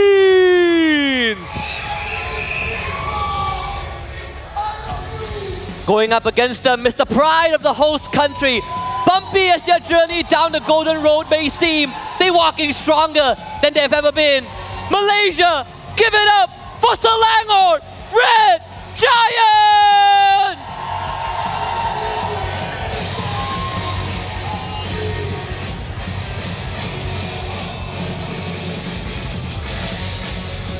The brains and the bronze, the tactician and the strategist behind the games of both teams stepping onto the stage for Fnatic Onyx Philippines and Selangor Red Giants. As both of them take a bow and go for the fist bumps, it's about to be a battle of epic proportions, a premonition or prelude of what's supposed to be a championship match. As Seas go down, is about to get heated. It may be an intense battle, but smiles on the stage. I don't know if I saw that right. Did Innocent try to give Kelra something there at the start? Was that a sticker? But I think we're going to have to check up on that a little bit later on. They are ready. It's the battle of red and yellow. Actually, no, red and yellow versus black and yellow for these two. I just cannot wait for the draft. And let's check out the M chat brought to us by SRG. Are you guys excited to meet Fnatic Onyx Philippines? Innocent said, yeah, of course. King Kong and I used to be teammates in TNC Pro Team. Sakai wants to face King Kong for that reason too. And Sakai sounds jealous. What? Hey, talk about good vibes and a good time, right? We were talking about mentality, the EQ on this guy through the roof. Yeah, I mean, even from the MPL Philippine League to even our Gala night, you know, Fnatic Onyx Philippines has been messing with Innocent a bit. You know, King Kong and rough his hair up during his model run. So that was pretty funny as well. By the way, the MLBB Rising Open, a new game mode, is available to check out. So if you want to redeem it, scan the QR code, or you could use the redeem code MRO. That's the letter O. Bang bang. You can go to your in-game profile icon setting and then redemption code so that you can go ahead and claim it. All right, we got a minute before we get into this game. A couple of things that I want to point out here is especially from SRG's side, because again, keep in mind that FNOP are the favorites in this matchup despite everything that's happened. If an upset were to occur here, nobody's going to get knocked out, but I am genuinely worried about two picks. One being the Loyi, the secondary one being in that Bruno. So I don't know if SRG has figured out an answer to one or the other, but this is on the assumption that they are going to be on red side. Yeah, alongside the Loyi and Bruno, you have to watch out for that big trade-off or big trade of the Cho, Yooms, and even Yooms himself. As a lot of people are already saying Yooms is one of the best Cho users in the world. Yooms himself said Brusco is one of his favorite Cho players that he ever got to play against in scrims. Some of them say never meet your idols, right? But in this case, you have to. Not just that, I think even when you look at picks that something like as common as a Suyo in this meta, like when you put King Kong on Suyo, it's a completely different from all the Suyo that we've seen in the league thus far. So I think that's something that SRG needs to consider. But again, when we head into the drafting phase, it comes down to which side both teams are on. If SRG is on red side, they got a lot of thinking to do in this first phase, especially. Let's see who won the coin flip. And it looks like FNOP have decided to, at very least... Oh, actually, we're not sure who wins the coin flip, but whether or not, SRG decided to go red, even if they did. But at the end of the day, Suyo has been a very strong opener for the blue side. And especially in the hands of King Kong, it doesn't feel like he ever hesitates on his decision, which is why he seems to be so mobile on this one pick. It's not just that, it's also kind of the macro knowledge, right? I think a lot of people have talk about FNOP as a team that are so good in their mechanics that it translates into those macro decisions. We saw them with picks like Suyo, like Loyi, and I think the general consensus would be this iteration of FNOP is the best out there, right? Like it feels that they're irreplaceable right now. So FNOP have respect banned two of the topics of Cram in the Swiss stage, which is the high loss and the Hilda, and the space that it provides, while taking away a stable alpha pickup of 4 SRG in the hands of Sakai. So they are signaling to SRG to go ahead, let's play the assassin game. Let's go for the high mobile, high damage heroes that we're known to use, Sakai and King Kong. While for SRG, they take away the Fanny of King Kong, and one of the most stable bans you have to commit when you're up against Fnatic Onyx Philippines is actually the Ju Sin. So for SRG, are they thinking of taking away the Bruno, or they actually take away the joy of King Kong? This is actually pretty smart here, because now I want to see what the opener for FNOP is going to be. Is it going to be instantly pick up the Phoveus to try and deny another pick away from Cram? If they do decide to give Phoveus away and go for Blue Yo once again, which they usually do, especially on that blue side, that means they might have another potential answer to the Phoveus, maybe in terms of just lane pressure or wave clear with Gatot, or maybe some other picks. If you want to go for first pick Bruno, like a lot of teams do, there is also that choice. The Loyi is also up on the table for FNOP. If you want to first pick it, now is your chance, right? Because SRG, they are essentially willing to go for the trade, but this King Kong Suyo is now going to be out of his cage. Yeah.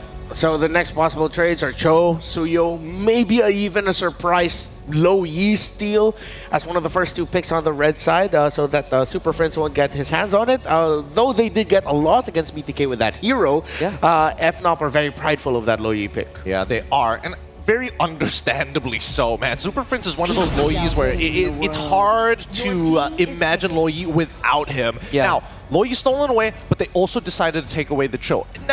I would have imagined that they would lean into maybe picking up the Bruno alongside the Cho and attack the gold roam support side of the map. But doing it in this particular order now tells, hey, if you pick up the Bruno, that's totally fine, but you must take the Purify alongside it.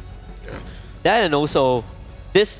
I know that we've seen SRG flex that Cho a few times in the local league for Cram. I mean, if they want to go down that route, it's always there, depending on what the roamers are left in the pool after this. But for FNOP, this is one of the few teams that does not mind leaving Kelra's hero for last, right? So for them in this case, they're not really worried about that goal lane matchup. They've won in a disadvantage matchup, but that Bruno is online, so you guys just pick it. Okay, and there's the Khalid for Fnatic Onyx Philippines going most likely into the hands of Brusco. Now, Fnatic Onyx Philippines, though, still need to be careful of potentially SRG swerving and picking up a lineup that does well with Fredrin in the jungle. They were able to play that well up against during the Swiss stages, so I wouldn't be surprised if they might have their eyes set on building that and just playing for a lineup that wants to supplement a long-range hero such as a Granger for Innocent. I'm thinking about Burst, right? As much as Granger sounds like a great idea, I feel like taking a Beatrix might just be the better bet only because you have the Cho. But if they don't want to go through that route, they can look to pick up Phoveus now despite Khalid being that flex pick just to kind of force, hey, EXP side of the map might just be within our control. You're forced to play towards gold. Yeah, I like a Phoveus pickup for SRG here. And it's going to be the boss. Wow. I mean, you can't blame him, right? Like, when they asked about his what pick do you want to help us win a knockout game, and he said Moskov, give it to him.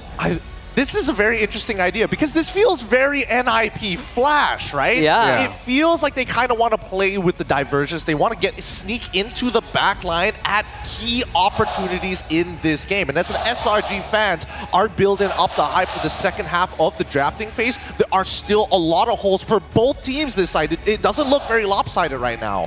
Yeah. So with SRG playing the map, that sort of shuts down one of the tendencies of Fnatic Onyx Philippines. Their signature 4-1 split that sends King Kong into the far lane while 4 members with a strong team fight by FNOP can hold the major objective. FNOP blocks the Fredrin while SRG blocks the Sicilian. Fantastic drafting and banning from these 2 teams so far. Wonderful, wonderful draft. This is why some people say that you are looking at a potential grand finals match already, right? Like the drafting is just masterclass from both teams. Just good understanding. Like we see Super Prince with the Sicilian also.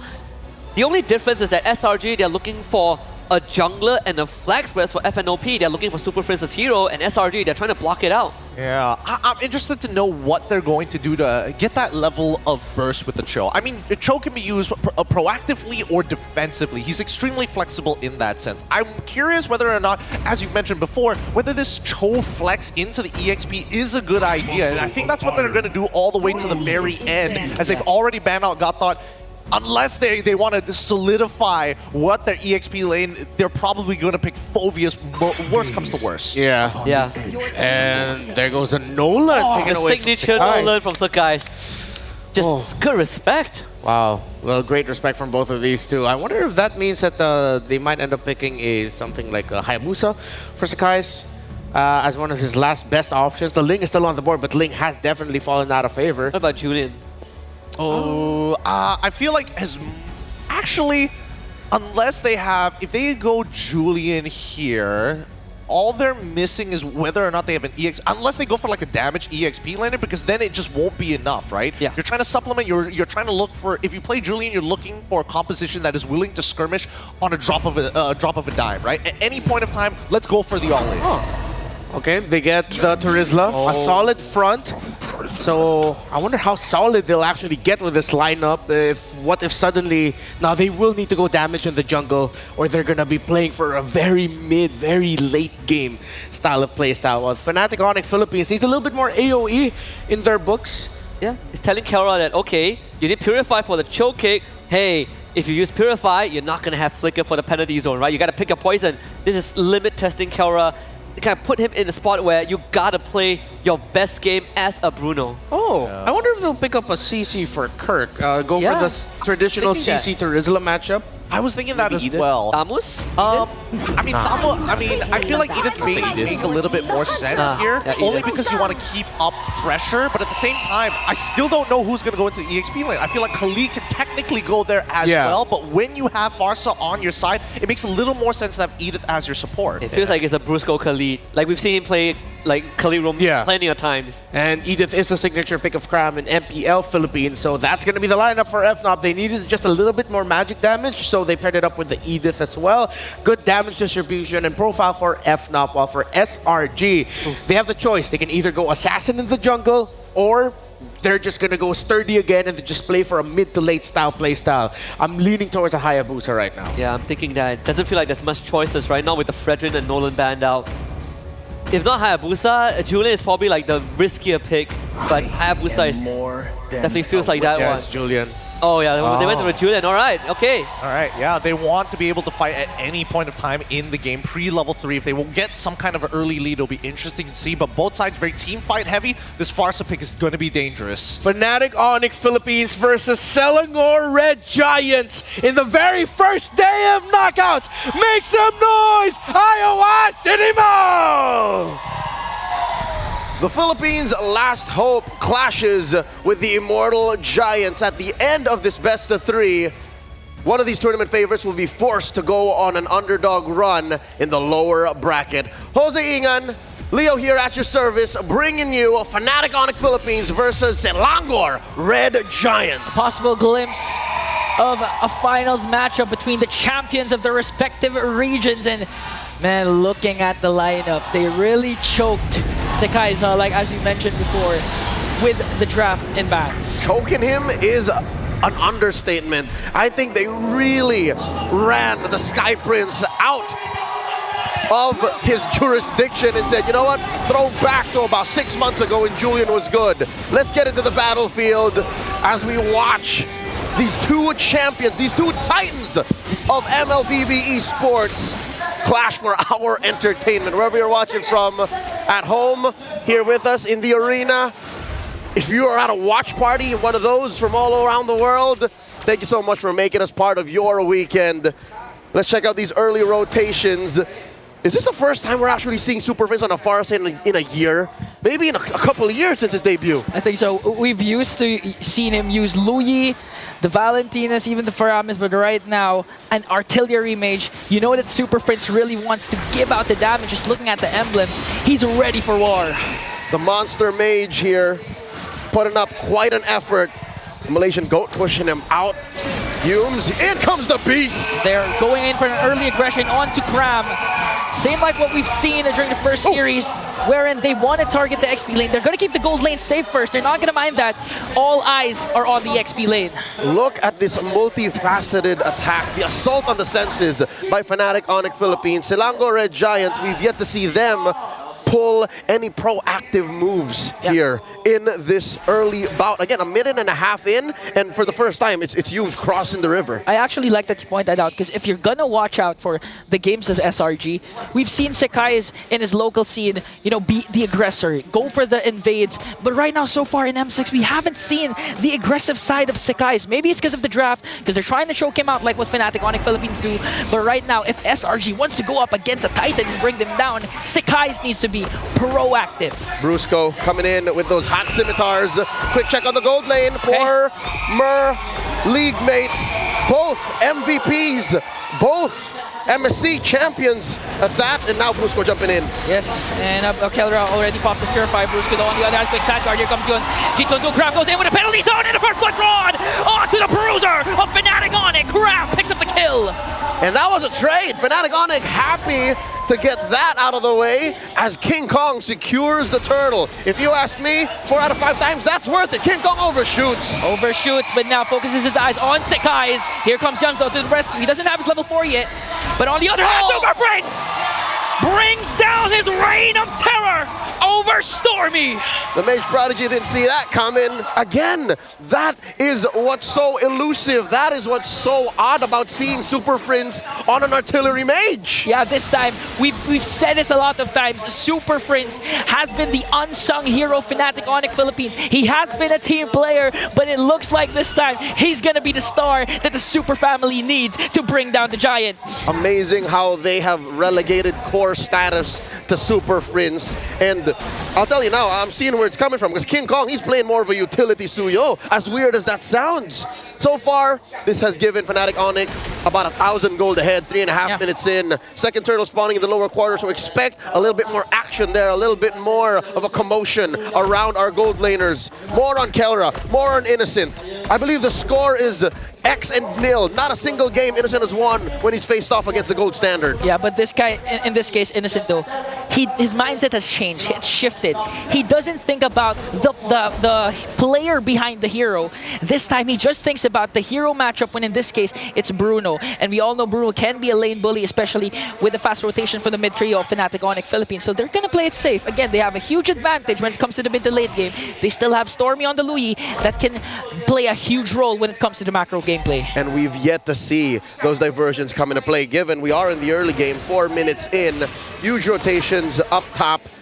King Kong and Kirk making sure the coast is clear as they rotate back, using the waves, using the current to rotate in. The flicker away. But on the other hand, they're going to go for a counter-attack though. Defender airstrike is there. Selangor Red Giants still has the numbers game advantage. Scram still has the penalty zone plus the flicker. Let's see who's going to set up first in the turtle pit. Yume's here down to a fourth of his health. Oh, penalty zone! Connecting onto Brusco. Raging Phantom is there, but it's not going to be enough to sustain the damage. Coming in from Selangor Red Giants. Fnatic Onyx Philippines on the other hand, answering right back. Brings down Yume, brings down Sakai's, and it looks like King Kong has a clear path to this turtle. But Kirk says, we don't just want the turtle, we want 3 bodies. 3 giants will be taken down. That was hot. It was. 2.2K now, 5 minutes in, suddenly the snap. Ladies and gentlemen, the clutch has been stepped on, and we're going into 6th gear as Fnatic Onyx go into Selangor Red Giants jungle. Even Yumes can't stand the heat. Honestly, at this point, it's not the 6th gear, it's the 7th, 8th, 9th tempo on Fnatic's side at 2.9K gold lead. You rarely see SRG on the backseat, having a step back on the aggressor side.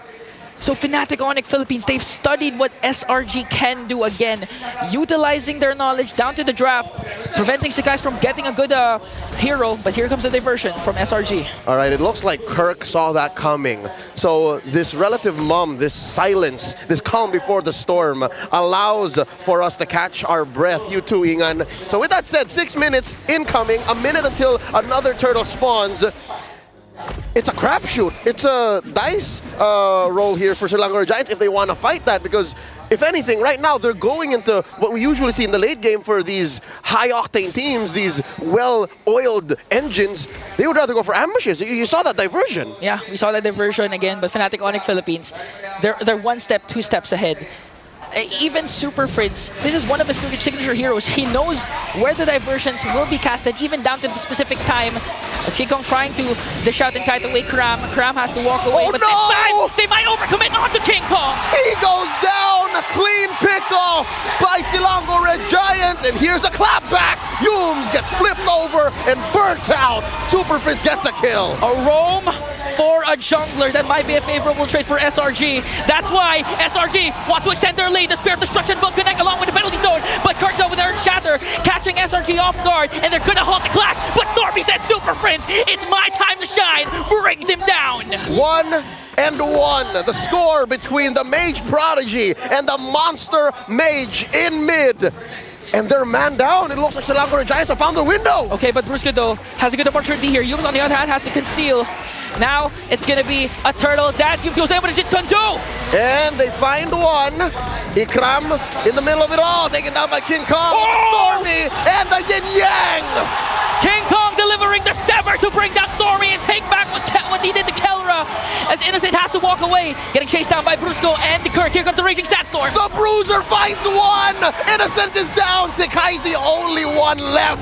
Onyx Philippines are fanatic about this as they take the last turtle. None for SRG. The Super Family displaying excellence, displaying their chemistry. You said that Brusco found one. Well, Super Friend says, I'm gonna take him down, brother. 4.6k gold lead. And even if Selangor Giants, we do have to commend Yums. He has been performing relatively well. The Jeet Kunduz has been connecting. He's my goat. Wave the Dragon as well. But the problem is, Fnatic Onyx Philippines, again, always 2-3 steps ahead. From minute 0, I think Fnatic Onyx have found their way in to SRG's camp. They, some way, somehow, made Sekai struggle even harder. Critics, analysts, fans would say this is not the Sekais we saw in MSC. This is not the same Sky Prince from Riyadh when they won MSC. And now they put him on a hero that isn't even meta. And now Yums is in trouble. In comes Brusco. Kirk with the Earth Shatter. Here comes the Feathered Airstrike. The artillery coming in from Super Fringe just to bring down Innocent. And that's the proper target the Fnatic Onyx Philippines wanted. He went for Yums, but now Brusco, trying to go for Sekais. As Sekais tries to work on his purple buff. Here comes King Kong, dashes in. Cram still has his penalty zone just to counter attack, but SRG will have the discipline to walk away and just let Fnatic Onyx Philippines get the purple buff. The Sigma Junglers Riz, Ohio Phantom Tax pushing in. They're not done. Oh, Yums though, in a very good position. Cram goes in for the penalty zone. Kelra in trouble, taken out. Yums gets his man, and that's a pickoff. Selangor Red Giants finds one. Wow. Like a needle in a haystack. Leo, Fnatic Onyx Philippines initiation, they got Innocent. What's a better way to answer right back? SRG, Yums with the conceal onto the back line to take down Kelra. They know their target, and they're hitting their marks. He got that without a flicker, ladies and gentlemen, so he got it the hard way. Now suddenly, since Fnatic are a man down, Selangor Giants are standing their ground. They're pushing back against Fnatic. Sekais dashes on out, gives us a few more moments to breathe and figure out what's happening. 10 minutes into game number 1.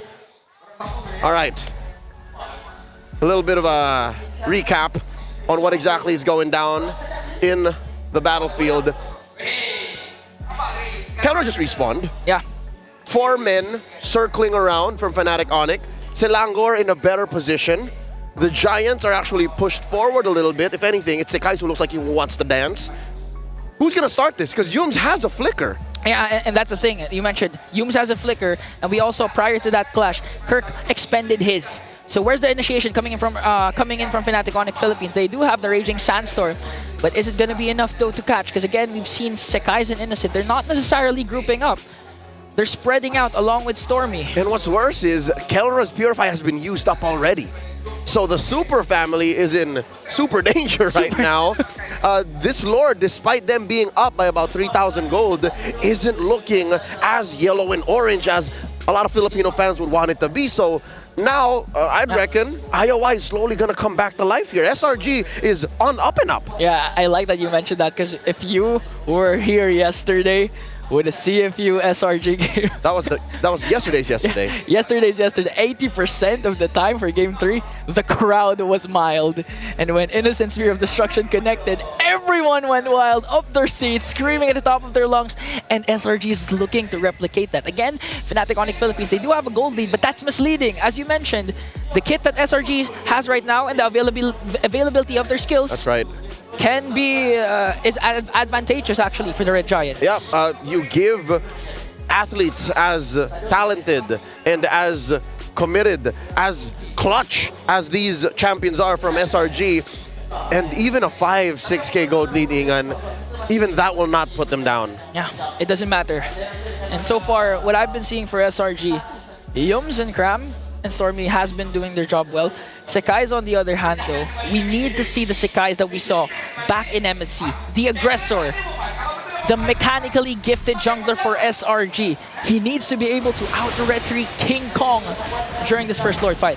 Despite the comebacks, you know, these small jabs at Fnatic Onyx lead, I think you're right. I think the retry diff, the jungle diff here is going to be key. Lord here down to a 5th of himself, down to a 10th. Okay, here comes the Raging Sandstorm coming in from Brusco, and Stormy gets the Lord! Innocent on the other hand, just to sing on the down to the knees. Cram, in the midst of everything, will be taken down in exchange from Brusco. Sekais also falls down. down. Here comes the counterattack coming in from Fnatic Onyx Philippines, but SRG, Stormy gets the Lord. Oh, in comes King Kong, the beast finds his target. 3 for 1. The Lord now looking like a bad deal for SRG. Now Fnatic Onyx Philippines turns the tides to their favor once again. SRG not going to be able to use up this Lord. Keller's going to make quick work of it. That's why SRG, I think they want to go to look for a pick-off here. They know that Fnatic Onyx Philippines is scattered. And just like that, Kelra and Kirk make quick work of the Lord. That's a negative gain, if ever we've seen one from a Lord take. Very expensive, very costly. And folks, that was off of a turn from Fnatic Onyx. You could have sworn that SRG got away with it. You could have sworn it was worthy of the trade. But the mechanics of communication, the synergy of Fnatic Onyx, who'd have thought that was possible? King Kong show himself here. River control by the defending champions from the Philippines. SRG back to square one. They're trapped again on their side of the map. You know, the way that Fnatic Onyx Philippines has been grouping up, it's like that they're the ones with the diversion.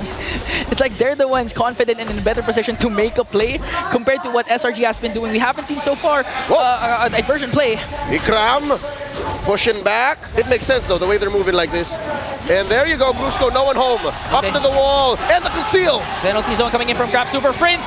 Even in the midst of everything, gonna cast a feathered airstrike. Gonna try and bring down Graham. Kelra picks one kill. Here comes King Kong, dashes in, forcing SRG once again to retreat. And Fnatic Onyx Philippines. I mean, that wasn't a perfect executed initiation. But for some reason, the guts of Super Prince, even though SRG is literally staring at him, he still casted the feathered airstrike. Must have been bittersweet, popping those spells on his former teammate. Nothing personal. 4,000 gold here. Fnatic Onyx is ahead, 14-7. The Lord spawning up top. They catch Humes. Forced him back. Another feathered airstrike. That's a warning shot. Warning shot to make sure Yums doesn't have the comfort of going for those brushes. Again, they were... this is actually Fnatic Onyx Philippines' adaptability. A while ago, when they were able to take down Kelra, that's what Yums did. He went to that brush specifically, then eventually concealed to try and able to Jit Kundu, then Way of the Dragon Kelra, despite the Purify. So you can see already the adaptability of Fnatic Onyx Philippines. This is Fnatic Onyx freestyling and changing the tempo, changing the measures. They understood what SRG was trying to get at, so they changed the beat and they pushed Humes out of that bush, and now they control even that lower quarter. Once more, they catch Humes, forcing him to dash back into that purple side brush. And now the conceal. Where's Fnatic Onyx going? Who do they spot? Ikram pushed out. Brusco. Sand walks in, and they realign. Again, a scrum here. Looking for the engage. Good use of the conceal to try and get SRG out of position. Just looking at damage coming in from Keller. Here comes Cram with the conceal. Stormy though, diversion play. Spirit of Destruction also connects. A lot of isolated clashes happening right now. But still Sakai's gets the Lord. Keller answers back with a volley shot to bring down Sakai's and Stormy. Again, same thing happened. SRG with the Lord, Fnatic with the kills. The jungler in the mid for a Lord and nothing to trade for it? I think Fnatic Onyx had this planned out all along. I mean, sure, you could have retrieved, but King Kong made the call. He said, I'm going to go on Stormy, and we're going to make him pay. Lord spawns down bottom, but mid and top are for Fnatic. At this point, SRG, that's more than what they wanted. Preventing Fnatic Onyx Philippines from getting the Lord and getting an inhibitor turret down. 4 seconds before Stormy respawns, Sakai's response. They have the diversion, so they can make a play actually, since Fnatic Onyx is preoccupied with this Lord. Humes, Cram, and Innocent on the aggression here. They're on the offense, they're looking for targets, and seems to be a feint. They're pushing him back, unless in comes Brusco.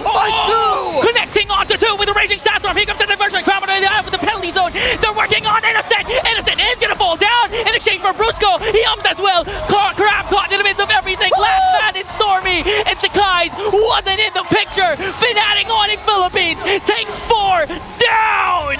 The Sky Prince running solo, and he can only push mid. King Kong to the rescue, clean in-house. Selangor Red Giants reeling right now, 1 for 4. I thought it was the worst start when they lost Esan, when Innocent fell. But when Ikram followed, when you followed, when Stormy followed, oh no. Ingan, I think they're going for the end game. One guard minion is here. Sakai is desperately trying to burst it down. He will do so successfully. But Fnatic Onyx Philippines, they have minions onto the middle lane. They're going to be disciplined enough to disengage. And that was enough time both for Sakai to save Selangor Giants. Not quite the end game just yet. Fnatic Onyx Philippines reading the room. With a minute until the next Lord spawns, finally they might score one, and they'll take it slow, deliberate, surgical in their approach. Approaching the 16-minute mark, Innocent is actually in a better shape than Kelra. Yeah, because again, Innocent, although he's at 2-3-1, still with the space created for Innocent, specifically from Cram and Yums, he's still able to do a lot of things for SRG. But the problem is Fnatic Onyx Philippines, they have a lot of engage. That's what you call a funnel. And it's all in on Innocent. Fnatic Onyx, they have their eggs spread across many different baskets. There's one in a Swiss bank account somewhere else waiting, because that's what Super Prince's Feathered Airstrike is. It's such a long-range artillery spell that even if you start the fight with it, fight goes long enough, he's got another coming. He's got another coming. I mean, looking at the battle spell, it's just a flicker, not even a purify, but still, one death. Despite there being a Yums show, so far Super Prince's super positioning has been doing wonders for Fnatic Onyx Philippines. So SRG, let's see what's their play. Brusco coming in, conceal, spots Innocent. Does he force it? There's the Feathered Airstrike. There's a jump! Winter Crown's not going to be enough to try and delay the push Fnatic Onyx Philippines is doing. King Kong on the other hand is going down. Innocent on a rampage right now. Wind of Nature is going to be there for the two gold laners. They're working on Brusco. Might be able to take him down though. But Brusco has his immortality. It will be popped. Crown on the other hand goes down in the hands of the gold standard. A 2-for-1 trade. King Kong for Sakai's and Cram. With Innocent, Yums, and Stormy here, what's the call? Do the Super Family blitz this Lord? Can they afford to do that? Man, plan A should be the Hail Mary Innocent Spear of Destruction. They don't have, both teams don't have a Retribution holder, so it's still possible for SRG. Watch out. Innocent does have an immortality. That gives him more of an advantage, a larger margin for error compared to what Kelra's working with. Just raw stats, sheer mechanics, instincts. That would take decades to perfect, that the gold standard has done through his years in professional play. Fnatic Onyx finally just respawned all in. Selangor making them work for this final Lord. Okay, looking at the items, Innocent just pick up a Wind of Nature. On the other hand, Kelra has just the Rose Gold Meteor. So Innocent can still swap the Wind of Nature later on for the immortality. Let's see how Kelra's micro mechanics will save him up against a Titan like Innocent. Lord here, down to half health. Fnatic Onyx urging, taunting, provoking SRG to dance. Cram up to the task. SRG taking control of this river brush, and a sneaky push by Innocent up top. And that's the thing. That's what you're going to do if you're Innocent. Play the macro game.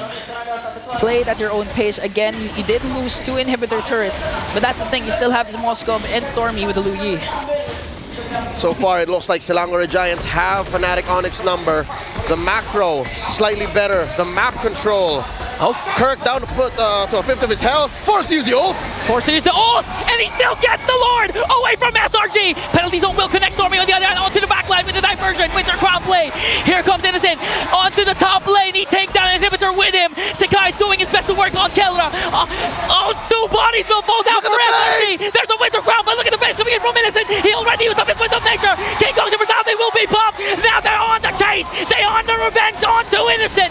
Kirk with Earth Shatter. Immortality will be popped, and they will shut him down. Flashing back to his days in MPL Philippines. A failed segue. A backdoor denied. Esan falls.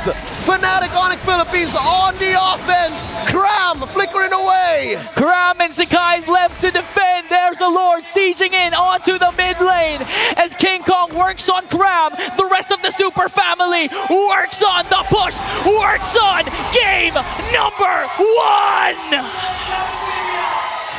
Fnatic Onyx Philippines taking the first game here, threatening a sweep. SRG up against the ropes. 20 minutes. Definitely a grand finals preview. If you ask any fan, 5 minutes into the finish, you could have sworn anyone was going to win. Let's throw it over to our analysts to break it down. That is exactly what we wanted for a first game in this series. Surprisingly close, tense, and just filled with damn good, sometimes messy MLBB. God damn, I didn't expect this first game to be that explosive, right? SRG, so many times from the depths of certain defeat, they keep pulling it back, and it really came down to the most minute of details. SOD going wide, right? Not being able to get the Lord at the end that allowed FNOP to win. Gotta give props to SRG, man. They put up a fight that I didn't expect that they would. Yeah, me neither. Especially with the lead that Fnatic Onyx had. Like, I feel like Fnatic Onyx could have ended this game a lot sooner, but there was a lot of overthinking happening because of the divergence, because of where the SOD could be coming from, which is why we can clearly tell that both teams respect each other to an uncomfortable degree. Yeah, I think that's the best way to put it. The sheer amount of respect they have for each other's capability to turn things around just extended this game to a length that we didn't expect because of the lead that Fnatic Onyx Philippines had. I mean, think about it this way. King Kong had a 4-level lead on the guys on a Julian of all things. Now, Julian struggles to get in on the Lord pit, right? Everybody knows that unless you are committing all your abilities to jump into that pit, you're basically sacrificing yourself to try and give your team an option, a chance at it. But I don't know. There's a lot of moments where Fnatic Onyx probably should have just taken a fight instead of going for the Lord. Just push SRG. Even if you get into our flanks, who cares? We've got a whopping lead against you, and as long as Super Prince's positioning isn't compromised with his Feathered Airstrike, majority of these fights should fall into their hands. Yeah, the craziest thing is that throughout this entire game, we saw 3 Lords. King Kong got none of them. It was 2 for SRG. The last one was secured by Kirk. And King Kong had a level lead the entire game. That's hilarious. You are right. Like, a lot of his farm really just came from sheer farm and even the kills alone. But that's one of the signatures of Fnatic Onyx Philippines from MPLPH Season 14. They are willing to lose the Lords, but they're not willing to let go of their leads. You can get the objective, but they're going to get the kill trades after. And then every Lord that SRG got through that way led to them getting taken down and actually losing turrets. I mean, you get a second Lord and you still end up losing 2 inhibs, right? Like, who would have thought of that as a possible scenario? Yeah, it's definitely a scary place to be, especially when you know that these clapbacks are so hard from both sides, honestly. But I will give it a FNOP. The early game was played especially well. They had a lot of tempo against SRG and forced SRG to actually respond to them accordingly. Initially, we were expecting the re-gank on that top side after, I mean, unfortunately, Cram getting put down to 1 HP. He didn't die, but that initial recall, he lost 1 minion off of that wave, and after that, Kirk played it really, really well. I mean, give the man props. Yeah. If he doesn't get MVP, I mean, sure, but that Edith is disgusting. 9-0, 9-0, 10 Edith. What's the last time you seen Edith have that stat in this meta? And the MVP of the game is the gold standard. A lot of highlight on Innocent, a fantastic gold laner in his own right as he is on the road to potentially achieving the golden road, but you gotta get through the gold standard first. 6, 2, and 14 on this Bruno. Yeah. Dude, my man Innocent almost repeated the CFU 1v4 in that top guy. That's true.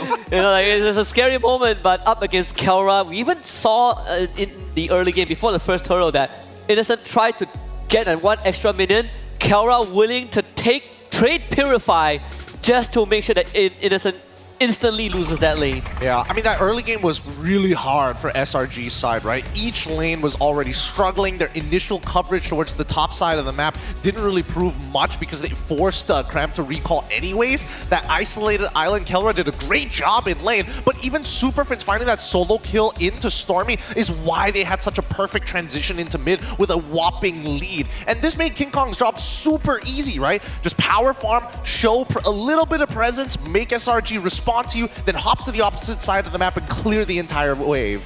I think we also see here one of the tendencies of Fnatic Onyx Philippines, or excuse me, this draft. Everyone can do their job right. From Brusco to Friends to King Kong, Kirk, you could say they did their jobs and what they needed to do with each sequence and with each fight. But if Kelra didn't step up and help finish that job, if he got taken down too early, if Fnatic Onyx PH lost their main source of basic attack damage at the worst possible time, then they wouldn't have been able to get this win. This was one of those moments I was looking at that thinking, Kelra, no way, bro, you're actually gonna go down here. But he survived. Innocent tried, but FNOP were able to clear the minion waves first. King Kong hard focused each minion in that wave that Innocent had. And it only happened because Innocent missed his SOD, right? Like that could be a completely different event. If there's one thing if there's one thing I really need to kind of, add a bit of salt on, it's just kind of the micro mistakes, right? The mechanical mistakes from Innocent. Few times he decided to step into a crowd control, like that bot lane fight, Cram gets ganked, and then he steps into a Brusco Raging Sandstorm, which forces Purify, and then Kirk kills him afterwards. But aside from that, I think SRG put up a very good fight, despite being so far on the back foot. It does make you wonder what that game 2 is going to look like. Honestly, it's probably going to look roughly the same, right? Punishes in this particular case, and for those who don't know the fighting game trial of a whiff punish, if you end up missing your ability, and let's take for an example, Cram, in 5 people, hits Flicker, penalty zones in the middle of it, it hits absolutely no one off of the initial whiff coming in from Brusco, who hit nobody as well with a point like 1 foot Raging Sandstorm. Oh, man. These whiff punishes are really important. The execution needs to be at a near perfect standard because both of these teams are great at pushing back against each other from these types of mistakes. I can already see MLBB esports page memeing that moment, right? Yeah. It has to be a meme moment. Like, they meme everything, so that has to be the highlight. All right, so we're going to take a quick little breather, of course, from this amazing action that we've seen. We're going to eat up some Hello Panda while we go on over to Rose and one of our favorite pandas in Michelle. Thank you very much to our panel. Hello, everybody. My name is Rose, and I am with Michelle right now. Welcome to the Courtside Report. And right now, we are with somebody whose name is Fuego, all the way from the Philippines. First of all, hello, Fuego. Welcome to Malaysia. Maybe you could introduce yourself to our global fans. Hi, guys. I am Fuego Gaming. It's nice to be here, and good luck, Philippines. Welcome, Virgo. So, tell us which team you are coming for here. Of course, I am supporting Onyx! Now, just now was a very intense matchup. How are you feeling? How do you feel like the crowd is here in Malaysia? Sobrang active po ng crowd sa Malaysia. Like, pati yung mga taga-Malaysia, grabe sila mag-cheer. Pero kahit na wala yung Pilipinas sa kanilang sariling bansa, grabe pa rin mag-cheer yung mga Pilipino. He said that actually the Malaysian fans are really, really active in cheering. And as much as there is no Filipinos here, a lot of Filipinos here actually, there's a lot of Filipinos here in the crowd, still cheering for Fnatic Onyx. And guys, I was at the talent room just now, and oh my goodness, the cheers from both sides just now, I personally felt like it was grand finals, Fuego. Ako din. Ganun talaga yung nararamdaman ko. Pati yung labang kanina, grabe yung kaba ko, feeling ko finals na. Ang tindi. He said he also feels like it's the grand finals because the crowd is wild, the games were just as wild, and you know what? It was really heart-stopping just now. Okay, sure. So, compared to other teams in the knockout stage, how far you believe Fnatic Onyx is supposed to go? So 100% sigurado ko yung Onyx mag-champion. He said, wow, okay, Michelle, I don't think I really need to translate this, but you know what? To really set in stone what he said he's 100% confident that Fnatic Onyx is going to be champion this time around. Okay, now we know that this is a best of 3, right, Fuego? And we saw that Fnatic Onyx just took game 1. In your opinion, what do they have to do in the second game to guarantee that this upper bracket slot is still theirs? First of all, sa drop pa lang, nakita ko na agad na grabe yung kalamangan ng Onyx sa kalaban, sa SRG. Though ang ganda ng naging laban, pero pagdating sa peaking, sa drop, ang laki agad ng advantage with the Parsa. Yung hero ng kalaban, wala masyadong dash. Hirap makapwesto yung kalaban. Tapos yung aggressive play pa ng Onyx, laging nandun. So feeling ko, para magtuloy-tuloy ang pagkapanalo ng Onyx, ituloy lang nila yung pagiging aggressive at pagiging consistent. But kahit aggressive sila, ganun pa rin katindi yung kanilang discipline sa paglalaro. Yes, indeed. Now, Fuego just said that honestly, he felt like in game 1, the draft itself was already a winner. And even though the side of SRG played well, Fnatic's on his side was actually very aggressive, and aside from being aggressive, they still maintained discipline. He thinks that, in his opinion, if they want to win second game, they just have to play the same way and draft the same, right? Exactly the same. Not exactly the same, but the play style will be always aggressive, not passive. Yeah. Aggressive and disciplined is the key. All right, I do agree with that. Yeah, have fun the key. So, before we throw back to the panel, any message to our players on the stage here? Sa mga players na dinayo namin dito sa Pilipinas, alam ko hindi nyo kami bibiguin at papatunayan nyo sa mundo na hindi pa nagtatapos ang PH era sa ML. He said that to the players on stage, we came all the way from the Philippines to support you guys. We know that you guys will not disappoint us. And we are going to show the world that the PH era is not, in fact, over yet. Thank you very much to Fuego. And with that, let us head back to the panel to start the Game 2 in this Best of 3 series up against Selangor Red Giants. Thank you so much to Michelle, Rose, and Renmar, Fuego Gaming. It's always great to see him in the internationals. My cousin, not actually my cousin, but yeah, I'm in on the joke. I know we both look alike, but yeah. We enjoyed our little refuel with Hello Panda here. Crunchy biscuits filled with creamy chocolate. Did we finish it? Where is it? It's gone. It's gone? It's gone. Oh, are there remnants left? One more? All right. Right here. You got the last Hello Panda. Go ahead. There's one more. One more? Yeah, rock, paper, scissors. You know, I think I want us to try something we failed at before. Your turn. Say go. Ow! I'm sorry. I think I tossed it way too hard. Oh, that was good. All right, don't worry. We'll get into the next one. It even smells like strawberry. But of course, no Hello Panda will go to waste. That Hello Panda was actually caught by a member of our crew and is currently getting consumed. From November 18 to December 29, participate in the M6 Lucky Gift. Join the draw for a chance to win Claude's new Epic Skin Challengers Flare and Beatrix's new M4 Epic Painted Skin Light Seeker. Don't miss this rare opportunity to get Beatrix's M4 exclusive and M4 Prime skins returning for a limited time. Honestly, you know what my favorite part? To get these prime skins, people are gonna have to do a couple of rolls for those who were late the last time during M4 for not getting it. So for all those who are DMing me, when am I gonna get it? At least they have to pay just a little bit more, just the RNG into it. Yeah, I did a 10 roll and I got both Beatrix's skins. Really? Yeah. I'm so mad. Why is this guy so lucky? If you missed it in game number 1, Kelra was the MVP against SRG. Now let's hear from him and what he said. As one of the teams expected to win it all, the pressure is always a privilege, whether big or small. What truly matters is how you deal with it.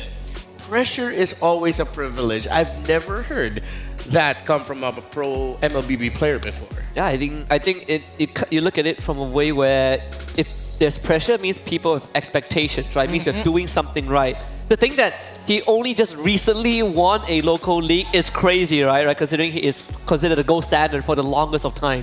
Of course, but at the same time, we should also understand where he's coming from, right? Especially, his story as a gold, not only as a gold laner, and especially with the meta.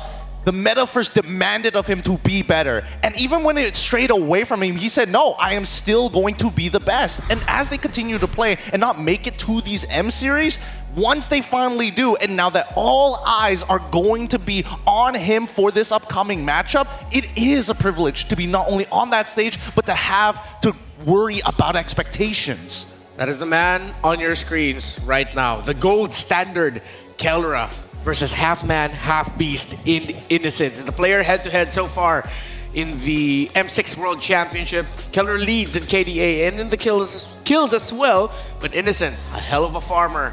Plus 45.6 in terms of GPM. I mean, right now, Kara is 7-0 up Innocent. That's not looking too good for our half-man, half-beast there, Oh boy, poor guy.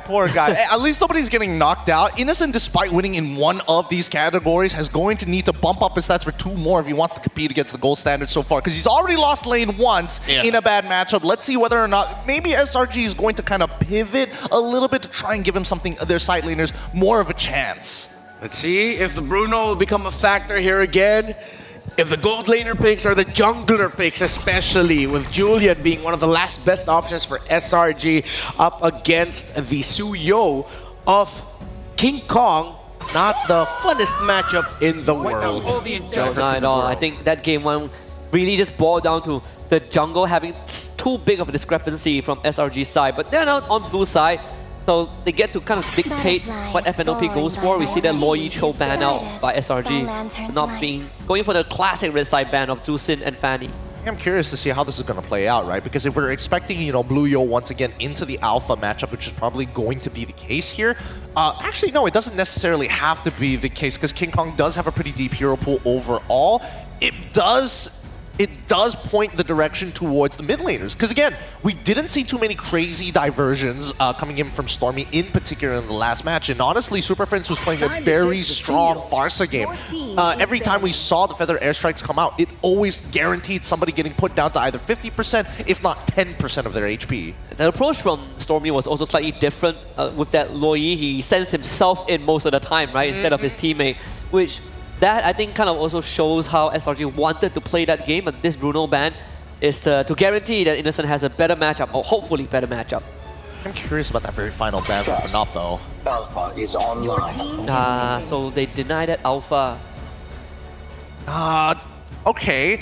More incentive for SRG to actually go for Blue Yo as their opener for this matchup. I don't know if they want to follow the exact same steps as Fnop, though, because as much as I want to believe that Farsa is deadly, it scales very, very well. It works in a meta that's all about burst. Now that Bruno is gone, that might just be the go-to, but at the same time, Fnop could easily turn that around. There are easy ways to actually cancel it out. There's Hilda and Hylos still up. Yeah, that too. Hilda, Hylos, are SRG going to surprise and take away the joy from King Kong? I think a stable Hylos pick would be great. Yeah. Just anything for Cram right now, because it's a very different banning process from FNOP. So EXP laners are much more open, and Cram can get on something a little bit more comfortable to zone. But they get the Hilda to take the charge. Yeah, I can deal with this. Definitely not a first pick Joy. I think that one is out of the question for sure. But it does. Yeah, not the first pick, of course. No, yeah, definitely not first pick. It does open up the Suyo for FNOP. If they want to take it again, they have always been going for that first pick Suyo, regardless of which side they're on. Yeah. Suyo Hylos? Yeah, makes sense. Suyo Hylos makes sense. I like those as the first two for them, especially with the Cho gone. Yeah, different priorities. You're not gonna suddenly rush a Granger or something, but whoa, they really want that joy. Okay. And they got the Gata Kacha of that's a signature Gata Kacha for Brusco. Wow. Okay. So this is in anticipation of maybe the Tigreal coming into play, right? Tigreal goes for the implosion. You just GOA in to try and deny anybody from actually trying to follow up. Yeah. Yeah, I think so too. So it doesn't make. I mean, you get a skill matchup with the Suyo if you're SRG, but the answer is how do you deal with this Gatot, right? Not only it can be a solution to a Tigreal implosion, but also if you have any backline mages, which is all mages right now, Farsa, whatever, you have the Gatot to cut that battle line. I'm thinking whether or not. Hylos Matilda is actually a pretty good shout. Because I was thinking maybe going into the Belleric, but with Matilda still available, that might just be the option. So, Harith, interesting. In a while, we've seen this young little hero get prioritized like this. Not the usual gold laner trades anymore, but I think SRG, they're playing for Snowball. Those first 3 picks scream, we win the first 6 minutes of the game. To the jungle. Final pick in the very first phase. Granger going to get locked in early. Or Fnop. Oh, how does that matchup actually go? I mean, to be fair, Harith does need to close the distance first to the Granger. Granger is able to kind of move out from the center of the blast if he does start throwing it out willy-nilly. But this second phase begs the question a couple of things. Both mid laners have not been selected just yet. Yeah. It's going to be a very small pool by the end of this. So you still have like your classic Valen, Eve. We saw that Super Prince Farah. Sicilian was also banned in game 1 by SRG. I think the Valentina is going to be the hot contested pick. That it's going to be up to the teams whether to ban it or open it, really, because it can be a good option for either or. I'm surprised FNOP actually banned out the Hylos. I thought they go for that themselves, because usually Brusco, when he plays the Gatot Kacha, he's not the main guy up front come the mid to the later portions of the game. It's Kirk, while he usually goes for more follow-up set with his AOG from the back line. I was thinking instead of the Granger, they were going to go for the Eve, right? They already have the GOA. They kind of have an easy setup to put them inside that RWM in the first place. And maybe the high loss might have been like a supplement as a way to be like, hey, look away from the mid lane, ban out some random stuff. There's also one thing that SRG hasn't addressed yet. How do you control this Joy? How do you keep this Joy in place? Hilda is definitely not the solution to it. You need a secondary answer. That's why this high loss ban now kind of makes a lot more sense, right? We stop that high loss that has that law and order that can instantly break the pace, the tempo of this Joy. Fovius is still left in the pool. I mean, if SRG, but then SRG has a Hilda. I'm not sure if you want to run that roam Hilda. I mean, it's not like we haven't seen Yums play Hilda before, but true. in the current metagame, it feels kind of bad if you're not ahead with Hilda. Unless you do the Ohio Brothers Hilda Petrify. Oh, don't remind me, don't remind me. Ooh, okay. They read into a potential Akai pickup coming in from SRG. They decided to ban it out. Very deep. It could have been a roam pickup. Honest. Oh, the Tig is open for them. Actually, I think at this point, now that we haven't seen any mid lane bans, there's no point really banning out any mid laners at this point, especially with the relationship of Valentina as well as Yves. They're probably better off looking in a different direction here, but in terms of like EXP, it's starting to get really, really rough unless we talk about Swiss army knives like Benedetta. Yeah, FNAF probably gonna go take 4. Take out the Kali. That's take roam, and then the God that Kacha goes EXP, then they save their mid laner pick for last. That's a working theory. I think if you're Fnav, you're not worried about a Phobius for SRG. I think that the safest opening for Fnav, especially if they want to respond at the very end, is to take Valentina now. That way, if SRG do decide to play Tigreal into the Yves, you got 2 great ultimates to work with. Yeah, I agree. So they're opening up the trade. Valentina, Tigreal. And before suddenly we get another surprise pick in M6. I mean, that's been the trend so far. I think later for SRG. Oh yeah, see? Yeah, of course it's gonna be the Tigreal. I mean, you take it away, right? Like, even if SRG gets the Valentina and you somehow still implosion, you are still relying on Valentina to stop Joy. That is doesn't feel good, you know, if you're SRG. And that's also close range. Your long range wave clear is not good. You're gonna have to go long range here for SRG. Yeah, very, very difficult. I mean, did they get the box? I would imagine. You know? Oh, box or vet, both are very good options. At the very least, disengage mechanics will be very helpful, especially if you're going to get chased by Fnav anyway. I mean, they've got some like great combinations, and I think obviously the Granger is going to be a large proponent of not only opening the map, but kind of soft setups for the team. All right, what's SRG going to end up with? What if? Ooh, that's a Yums classic. Only picked once in the M6 World Championship, and they get the Valentina away. I think FNAP are going to be thinking into either the Aurora or the Eve. That's a classic Yums pick. Yeah, just take the Eve at this point, right? The Eve, right? Because they've covered both sides from the side of SRG. You go Farsa, it doesn't matter. You still have the Nature's Barrier to cancel it out, or even like the Wild Charge. Either or is totally fine. And Grok is extremely weak to magic damage, right? If you power on that Eve, it's going to be super tough for Yums to just run up and set up a play. Yeah, they might even consider that they will need a late game hero, because if they end up picking something like a Sicilian, that might be them going a little bit more conservative route. But yeah, Eve, of course. I mean, if they go, luckily it's an Eve. I mean, if they go Ceci, it's just FNOF saying that we are gonna win anyways. It's only a matter of time. But I mean, Eve is the safer pick. All right, that's the Game 2 draft for you. Looking forward to seeing what happens in Game number 2. Will a Game 3 be forced, or will FNOP advance?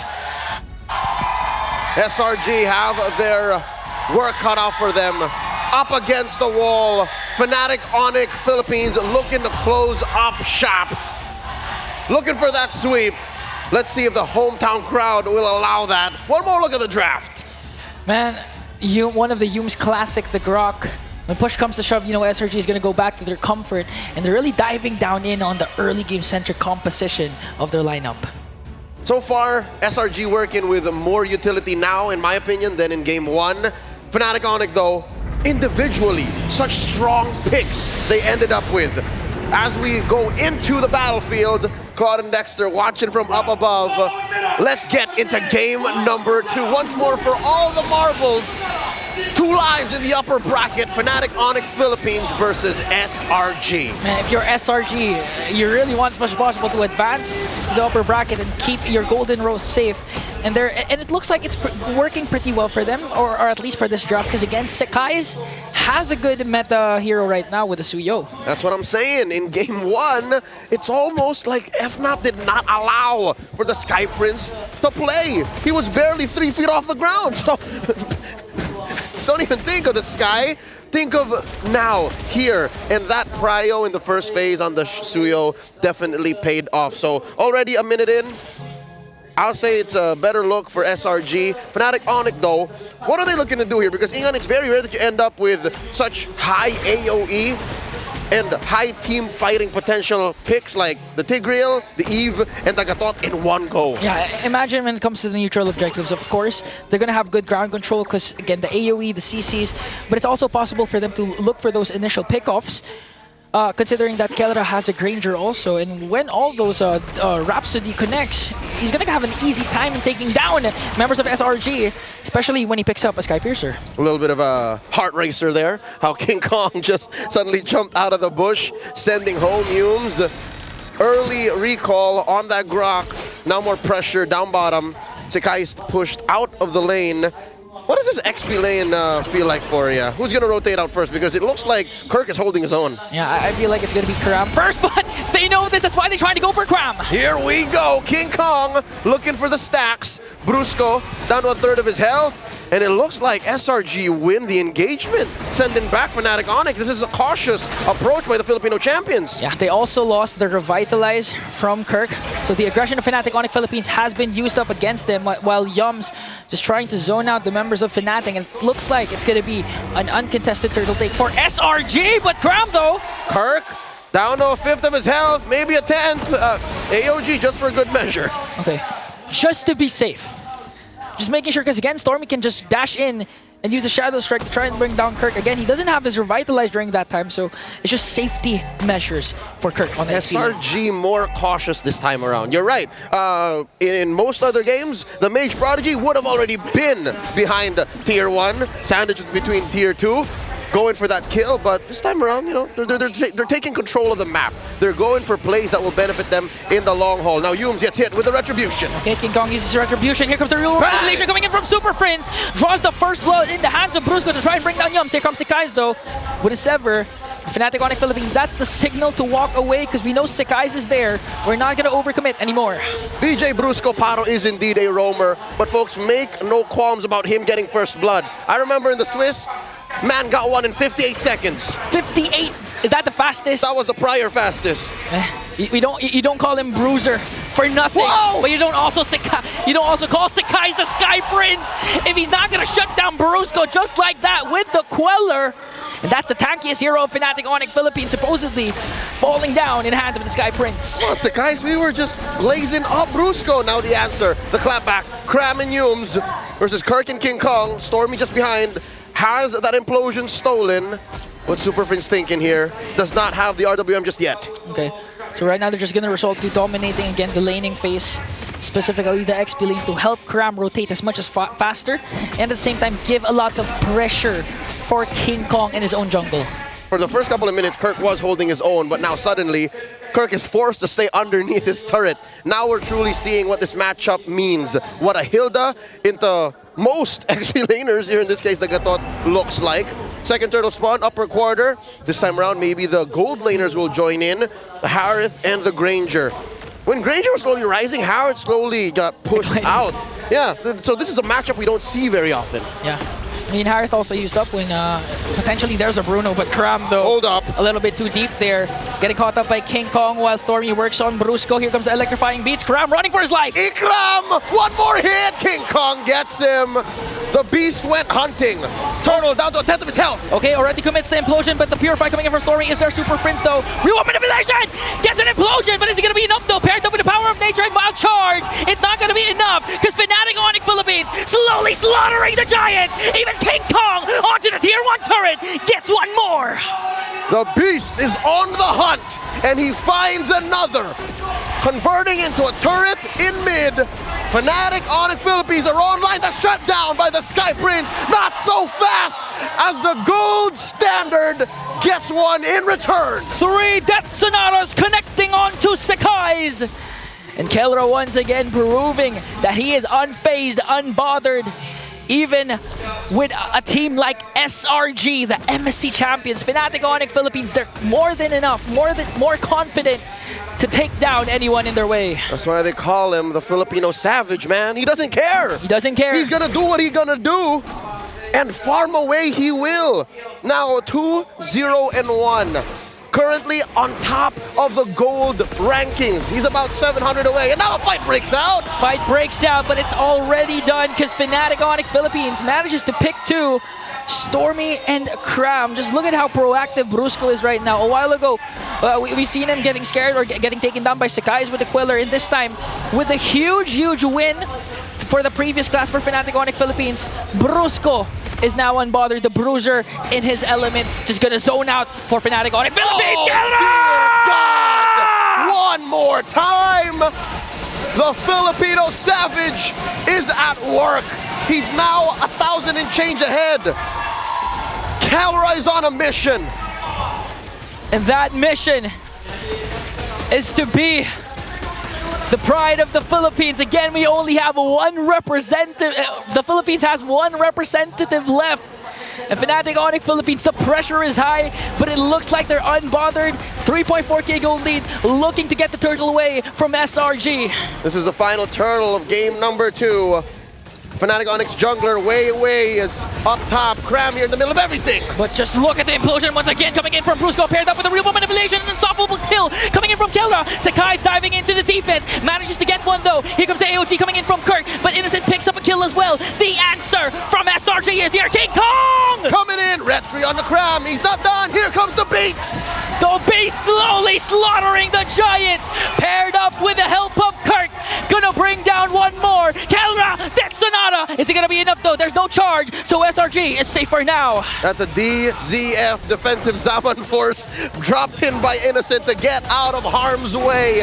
And just like that, the late entry from King Kong scores him the final Lord. 2-1 the score, 2-1. 8 minutes in, Fnatic Onyx 5,000 gold ahead. Scream his name and King Kong will appear. Even if it's late, it's better than late, picking up 2 kills of their own, plus the turtle takedown, preventing SRG's tempo to regain their red tempo, but Brusco! He elevates and he detonates! With the AOG and implosion play, Kelra also working on the back. Even Cram, even Sakai will bow down to the gold standard! And the Beast shall clean up house! Oh. And here comes Innocent from the back line. Super Prince pops him point blank. Fnatic Onyx, they sense it, they can feel it. Folks at home, can you smell what Fnatic Onyx is cooking? I'm pretty sure selling Red Giant. They don't want to let the momentum of Fnatic Onyx Philippines carry over because so far there are a lot of isolated clashes and all those clashes are won by Fnatic Onyx Philippines. They do, however, get some sort of kills for the trades, but it's not, unfortunately, it's not enough. And looking at the lineup of SRG, you'd expect them to actually dominate or at least have a good time in the early game, considering that they have a Harriet, they have a Suyo, and Fnatic Onyx Philippines, King Kong is a joy that scales up perfectly, especially in the late game. They have expedited the farming phase for the Joy, and now Fnatic Onyx are sandbagging into SRG's side of the map, into their faces, and I think that's what's making it so hard for SRG to come back, making it hard for SRG to find a favorable engagement, an entry into the fight, because look, they're gonna throw Cram in here, but he's not so sure. Off camera, Innocent's down! An off-cam kill, solo kill! King Kong brings down Innocent! So low! So low! Fnatic Onyx Philippines, here comes the real manipulation coming from Death! Sonata brings down Death to Stormy! Yum goes in just trying to delay the push of Fnatic Onyx Philippines, but here they are. They have minions working on the top lane turret. They don't care about Sakai's in the back line. They want to penetrate. They want to come in. Okay, Sakai's gonna dash out, but the problem is the base has now been exposed. Kelra just really working on the double. And now the recalls are here for Fnatic. They have many choices. They could push mid, they can push top, they can take the Lord. What's Fnatic Onyx to do here? They're about 10,000 gold ahead. No waves. They should breathe, take it slow, Fnatic Onyx. While all the while, the beast incarnate, King Kong himself, gonna work on the Lord. Just making sure Fnatic Onyx Philippines can end this flawlessly. SRG, they're slowly folding to the high-octane engagements of Fnatic Onyx. I get it. SRG want to find the slow roll. They want to set it up for Innocent. They want Yums to get that Guardian's barrier into a great power of nature, the wild charge, but they just couldn't. Sakai can only do so much. Man, how can you set up provide vision, and get the proper angle. If even down to the Death Sonata, you're having a hard time trying to soak up the damage. Not to mention catch the perfect ult, not to mention catching the implosion or the real world manipulation. Even Stormy is compromised. Okay, forcing out the Salmon Force already. King Kong electrifying beats. Innocent though, here comes the AOG! That's 3, pushed back. Fnatic Onyx, 12,000 gold ahead. Pop in mid, bottom up next. Lord sieging into top. Well, Fnatic Onyx Philippines working on the last inhibitor turret down bottom. Kelra and the rest of the Super Family in charge, in full control. Will they go for a play? We're all just waiting for Brusco to go in. Flicker in with the implosion play. Let's see how SRG will respond. Minions onto the middle lane. Fnatic Onyx Philippines waiting for the perfect opportunity to strike though. Will they go for it? Look at Kelra with the Rhapsody. That's not connecting. One more, the RWM, the stolen one away. Down goes Sikais, that's one man down. Kelra just working on bringing down bodies of the SRG. Implosion from Brusco! They find 3, forcing them out. Down goes Yums, the RWM from Prince. King Kong taken out, traded out for Yums is down. Another one in the way. Innocent pop. And they go for more. The punish, the AOG by Kirk. Point blank, Stormy's gonna fall here. Down to 1. Ikram cannot take it up a notch. That's it, ladies and gentlemen. The base standing. Fnatic Onyx Philippines, lakad matatag. The Filipino champions, the Philippines' last hope, march forward in the upper bracket. The gold standard and the rest of the Super Family becomes the greatest obstacle to date that the Giants cannot overcome. Fnatic Onyx Philippines sends SRG to the lower bracket.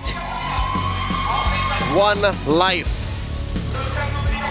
One series loss for SRG. Fnatic Onyx breezing through the upper. Let's throw it over to our panel.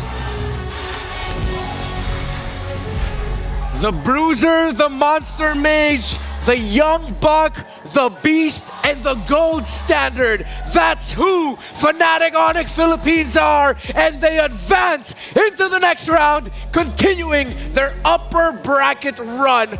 What an absolutely gob-stomping, dominating game number 2 performance. It didn't feel the same as game 1 at all, right? Game 1, SRG was able to claw back slowly, but game 2 was just execution. Put SRG right at the guillotine and just chop their heads off. Some people might call me a patriot turncoat, but from the start I had a prediction, and oh my god! I'll do one better, right? It was this, and then wait, I pitched my prediction. So it started with a 0. Yeah. 2-0 Fnatic Onyx. Got it right, baby. I got it right. Got it right. I'm a statistic man. Yeah, it is to be expected, right? They are looking to be champions of the world, and they are continuing their route in the most convenient way possible through the upper brackets. A lot less games to play, and it's still best of 5s. However, the raw domination here is just a good showing of what, I would imagine that the coach told the rest of the team, guys, let's not messing around here. We need to make sure we hit our abilities. No more whiffs this time, Brusco. And Brusco said, yes, I'll hit everything. No one whiffed, no misses. That was a hell of a performance by Fnatic Onyx PH. Again, sweeping, selling our Red Giants is going over to the stage with Rose and FNOP to hear the winner's interview. Dropping the hometown heroes to the lower bracket. Fnatic Onyx Philippines with a clean sweep up against Selangor Red Giants. And right now, beside me here on stage, we have Kelra and King Kong. Hi guys, how are you guys doing? We're okay. We're okay. I love that. Okay, now, Kelra, we know that the first game, actually, it was pretty close, no? It was closer than the second game. And in the first game, if you remembered, Innocent tried to do a split push at top. How was the communications like that time for you guys? Wala talaga kaming comms nun eh. Parang biglaan lang din. Kinabahan nga ako kay King Kong, kala ko matatapos eh. Oh, you got scared. So you told King Kong like you thought he was gonna end? You thought Innocent could end? Akala ko, King, sabi na, yung call lang namin, King, yung base. Oh, all they said was King, the base. Okay, how do you guys like deal with intense situations like this? When a split push is happening or a potential sweep, a potential comeback? Paano nyo hinahandle yung mga gantong intense na situation? Lalo na kung like example, kanina, nagli-lead na kayo, tas biglang potential makamba kayo, potential ma-split push kayo. Paano nyo hinahandle yung mental nyo? Di tayo kalmado kanina eh. Oh, they were not relaxed. Parang medyo, kasi kami, overhype din kanina. Siyempre, SRG yung kalaban namin. Talagang, malakas din kasi isa din sa tinitingala ng sa MLBB. Kaya, siguro hype lang din kami kanina. Kaya, pag hype kami minsan, mas nakakapag-isip kami na maayos eh. I see. They said they were actually very hyped going up against SRG because SRG, they said, is one of the team or organization that people look up to in the MLBB scene. So that is why. And also, he said that when they're overhyped, they can play better. So you guys can play better when you're more intense situation. Nakakapaglaro kayo pag intense yung laro? Mas nakakapaglaro kayo pag intense? Go naman. Mas nakapaglaro talaga kami. Mas nakapag-isip kami na maayos pagka sa mga ganong sitwasyon. Kumbaga nasanay namin yun sa practice namin eh. I see. He said actually they play best under intense situations. I like that. That is the mentality you need for the World Championship stage. Okay, King Kong, it's your turn. You can't avoid me forever. King Kong, we know that you have a storyline. Same goes to Innocent and Cram. Started from the bottom, now you guys are here. How is it like going up against your former teammate, Innocent and Cram, in the international stage?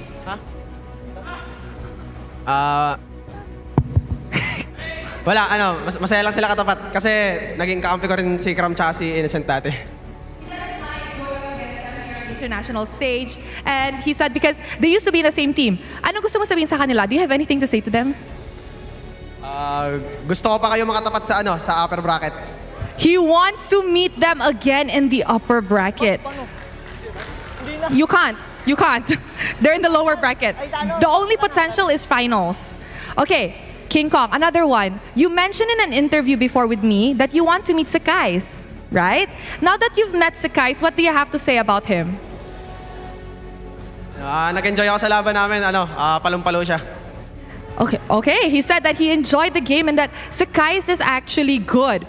Now, Kelra, as the only Filipino representative left, Aurora has already gone home. Do you feel extra pressured being the only defending champion for Philippines?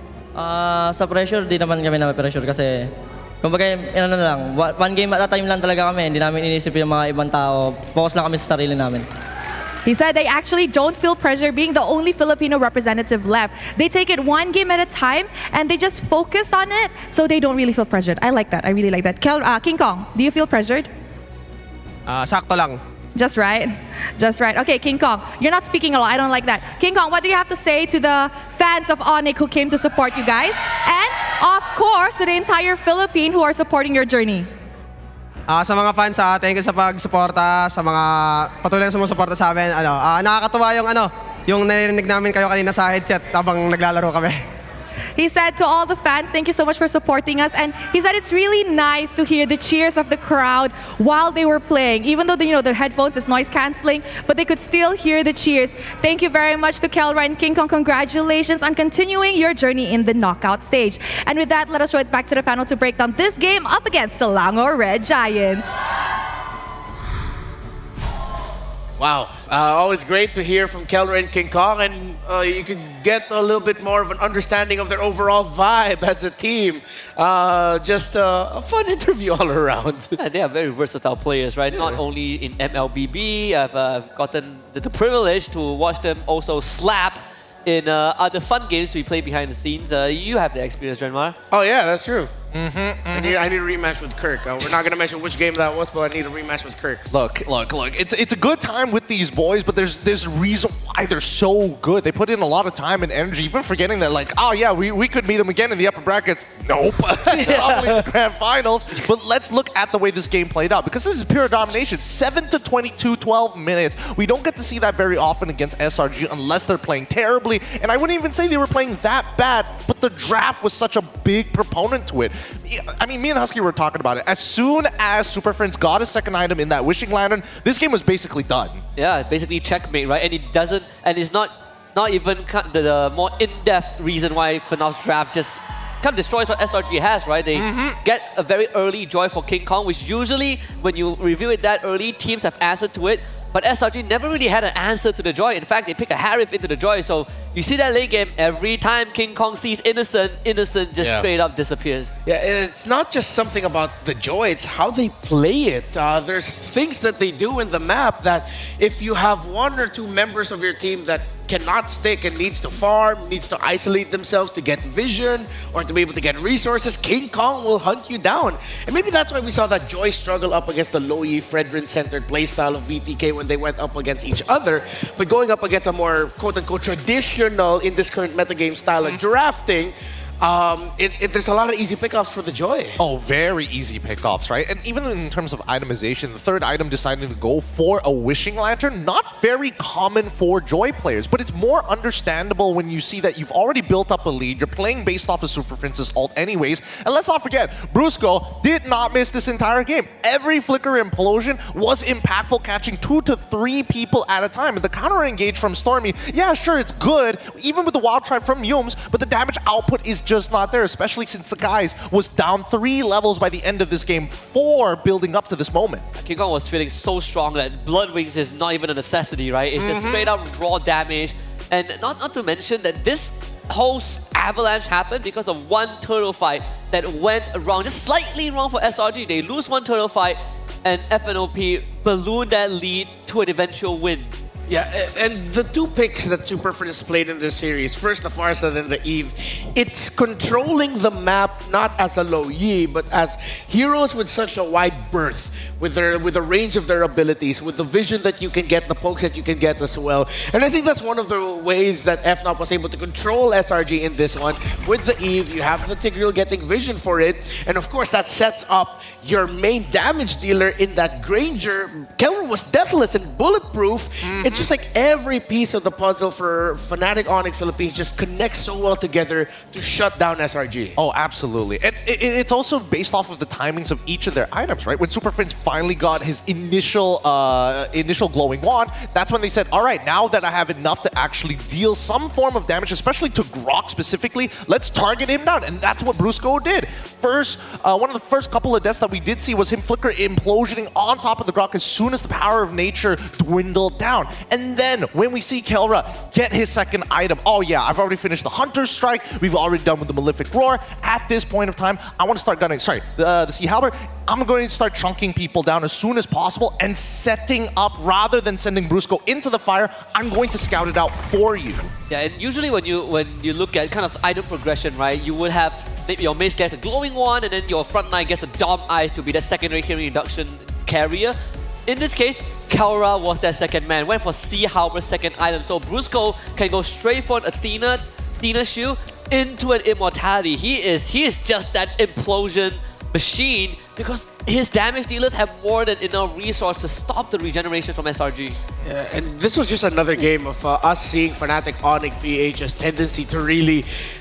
They're willing to sacrifice 1 or 2 just so that they can keep on the lead. When this play happened, I was worried. But then once I saw King Kong, I was like, oh, they did it again. Just when you think they've won a team fight, SRG, suddenly there's 1 or 2 off members of FNOP who were somewhere else winning the macro that finally they joined the micro and got the turnaround kills. And this is why King Kong has developed such a huge lead against the guys, taking away resources from him and still clearing his own jungle. It's not like he is, oh, I steal a bit of your jungle, I tell my gold laner to go pick up my farm while I'm, constantly applying pressure. It's the constant push and pull macro-wise across the map, whether the top side or the bottom side. Yeah, that, and also, you see, King Kong always joins the fight last, right? Like second to last. He lets Kelra do the initial chipping, he lets Super Prince do the initial poke, and then he comes in and just mops it up. SRG, even in fights where it feels like they finally got an edge, Innocent was popping off, and then suddenly King Kong shows up. And SRG are like, well, we don't have anything else, King Kong is going to eat us up, and we just have to face it. What a terrific game and performance by Fnatic Onyx PH. And now for SRG, okay, I think I want to give the floor to you guys for this one because you're the you got to witness in 2 MPLMY seasons this year just how much SRG has grown and changed into a world-class team. Starting with you, Gideon, what do you think happened here? Well, I think a lot of it just boils down to the way that the draft was being played out. Also, the recovery has not been looking as good as it usually does. They're much better at playing with a lead rather than playing from behind, because when you're playing from behind, especially from SRG side, you need to capitalize on your opponent's mistakes rather than forcing it upon them in a meta so aggressive. Yeah, for me, I think when we come into this series, we've already established that it's two very macro-centric team, right? But Fnatic on the Philippines just outclass SRG in what seems to be their forte locally, but this series kind of proves that FNOP are just a cut above. We're going to see SRG return on December 10th, as we will see a reunion between MPL MYSG with SRG and NIP Flash fighting it out for tournament life, while FNOP's next match will be up against Falcon, who won earlier against NIP Flash. That's going to be happening tomorrow, December 8th. Boy. I mean, that's gonna be a brutal series. Somehow MY and SG always get paired up against each other. MSC 2024 it happened. Oh yeah, now coming back into M6, so it's like we're always destined to fight each other at some point, especially when elimination is on the line. Yeah, I mean, in recent records, SRG has been able to topple NIP Flash. I think in the past, in the 2-3 tournaments, so they have a good record over against NIP Flash up to this point. But you know, both teams, they get a few days to breathe a little bit, kind of re-strategize, and then they have to come back for that long marathon from 10th to 15th of December. I think that one's going to be the hardest journey. Yeah, it's going to be a long climb for SRG if ever they want to continue their dream of completing the golden road in Mobile Legends Bang Bang. Be the first team to ever do it. Now let's take a quick little breather, because that one, there was a lot of eyes on that one, so we just want to say thank you for supporting the M6 World Championship. The feedback that you send us is so important for us in improving our broadcasting experience and our viewer experience for you on site and online. So please scan the QR code, answer the survey, let us know your thoughts, your honest opinions about what needs to be changed, what needs to be improved, so that we can continue to being greater than ever. Of course, we also have the M6 Battle Night. Don't forget about that, happening from December 28 to 29. Enjoy exclusive bonuses, including a limited time 25 Epic Skins trial and All Heroes free trial. See you there. I have a suddenly random funny question for you guys. Do you remember the first skin you ever got that made you go, oh, I can't believe I got this? Oh, Gojo Satoru Xavier. Oh, really? Yeah, it's still currently my favorite skin. It's your favorite skin of all time? Of all time. All right. I think it was the oh, I remember it now. It was the Alpha Collector skin. I just did one roll and I hit it. That's when I went, ah! Oh, that was a one roll? That was a one roll. That's the, not mecha, it's sort of like... the Spartan looking one. Yeah, it goes back to like ancient Greek folklore and stuff like that. That one, yeah.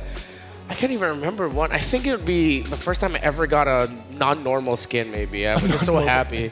Yeah, I think it was maybe like a Kufra Epic skin that just made me go, oh yeah, I have something. Finally. The only one I want, but I still don't have, is the KOF one, Iori Cho. That is the one that I want, but I don't have it yet. Yeah, that's the skin every Joe player chases. Oh, yeah. So, yeah. Again, if you want to experience what we experience, getting new skins and stuff like that, join us for Battle Night. Coming up next, though, it's another meetup between Malaysia and Indonesia.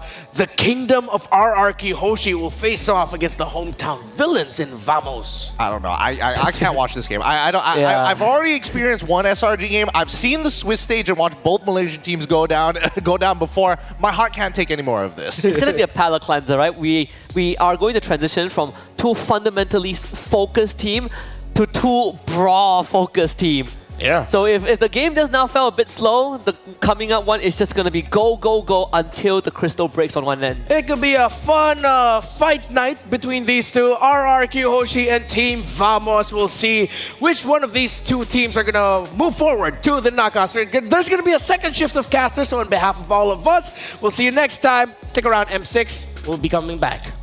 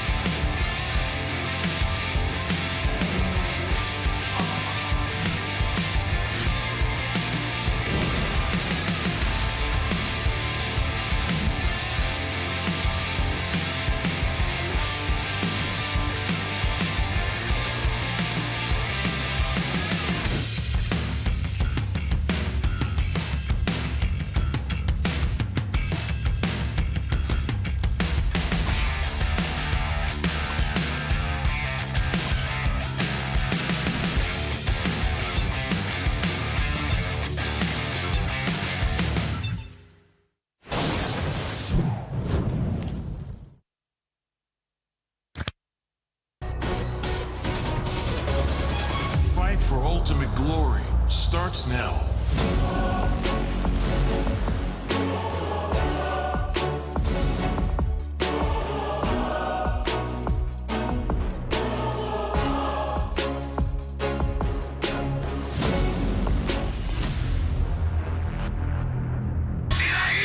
Mobile Legend M6 スイスウォッチ明治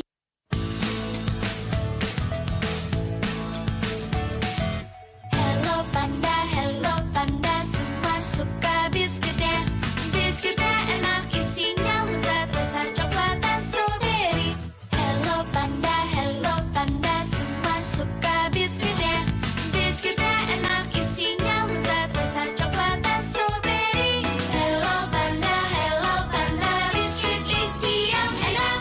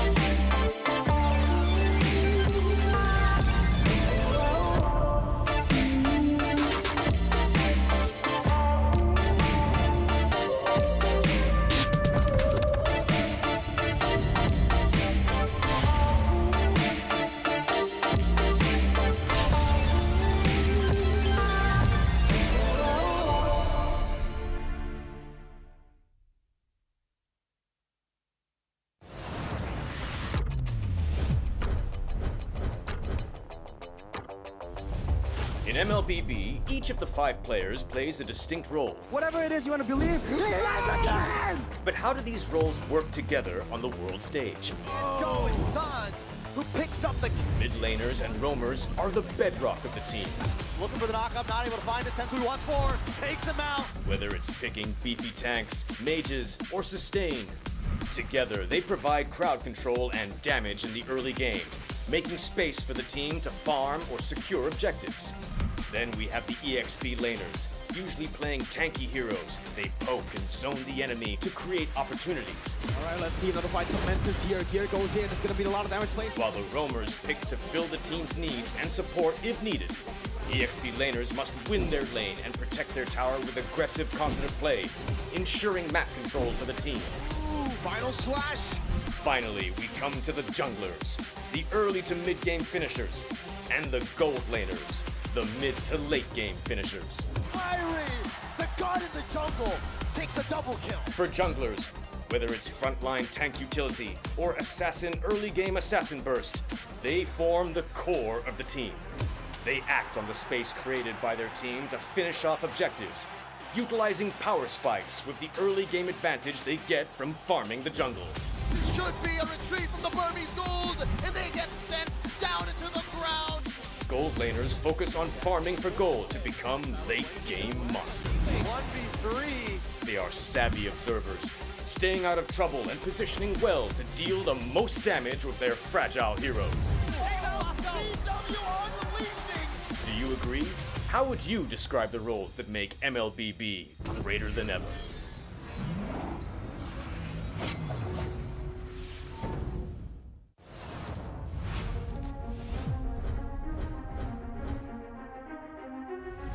A new era begins at M6. But who are the rising superstars leading the way? In Latam, Maycam Evolve emerges as the new gem of the region. With Aurora's fierce adaptability and rookie sensation Super Nahuel, the Dynasty Enders made history, toppling the undefeated RRQ Akira after a 2.5-year reign. At MTC Turkey Championship, S2G Esports rises as a new challenger. Led by Sigibum's superstar performance at the gold lane, Pagu's playmaking, and Begin's rotation, they are ready to shine on the world stage. In their M-Series debut from MPL Cambodia, CFU Gaming is ready to strike. With M2 veteran Poppy and core members Detective, Z, and Wadu. Can the Sharks are primed to make waves on the world stage. Returning to the M-Series is RRQ Hoshi, the Sang Raja. Looking for a drain as he finds the triple. Looking for the maniac. Reinforced by Sutsujin's lethal skill and led by Skylar, this squad of young stars is on a mission for global dominance. The Indonesian cavalry made a bold gamble by swapping their lineup with MDL rookies, uncovering gems like Fabian, the deadly jungler, a calculated roamer in Witty the Wise, and King Aaron Shiki, the next level gold laner. Team Liquid ID rises as a new M-Series challenger. The double, the Roy goes down one by one. It's a maniac. MPL PH Season 14 saw the debut of Aurora Gaming with rising gold laner Domeng and MSC 2022 champion Demon Kite.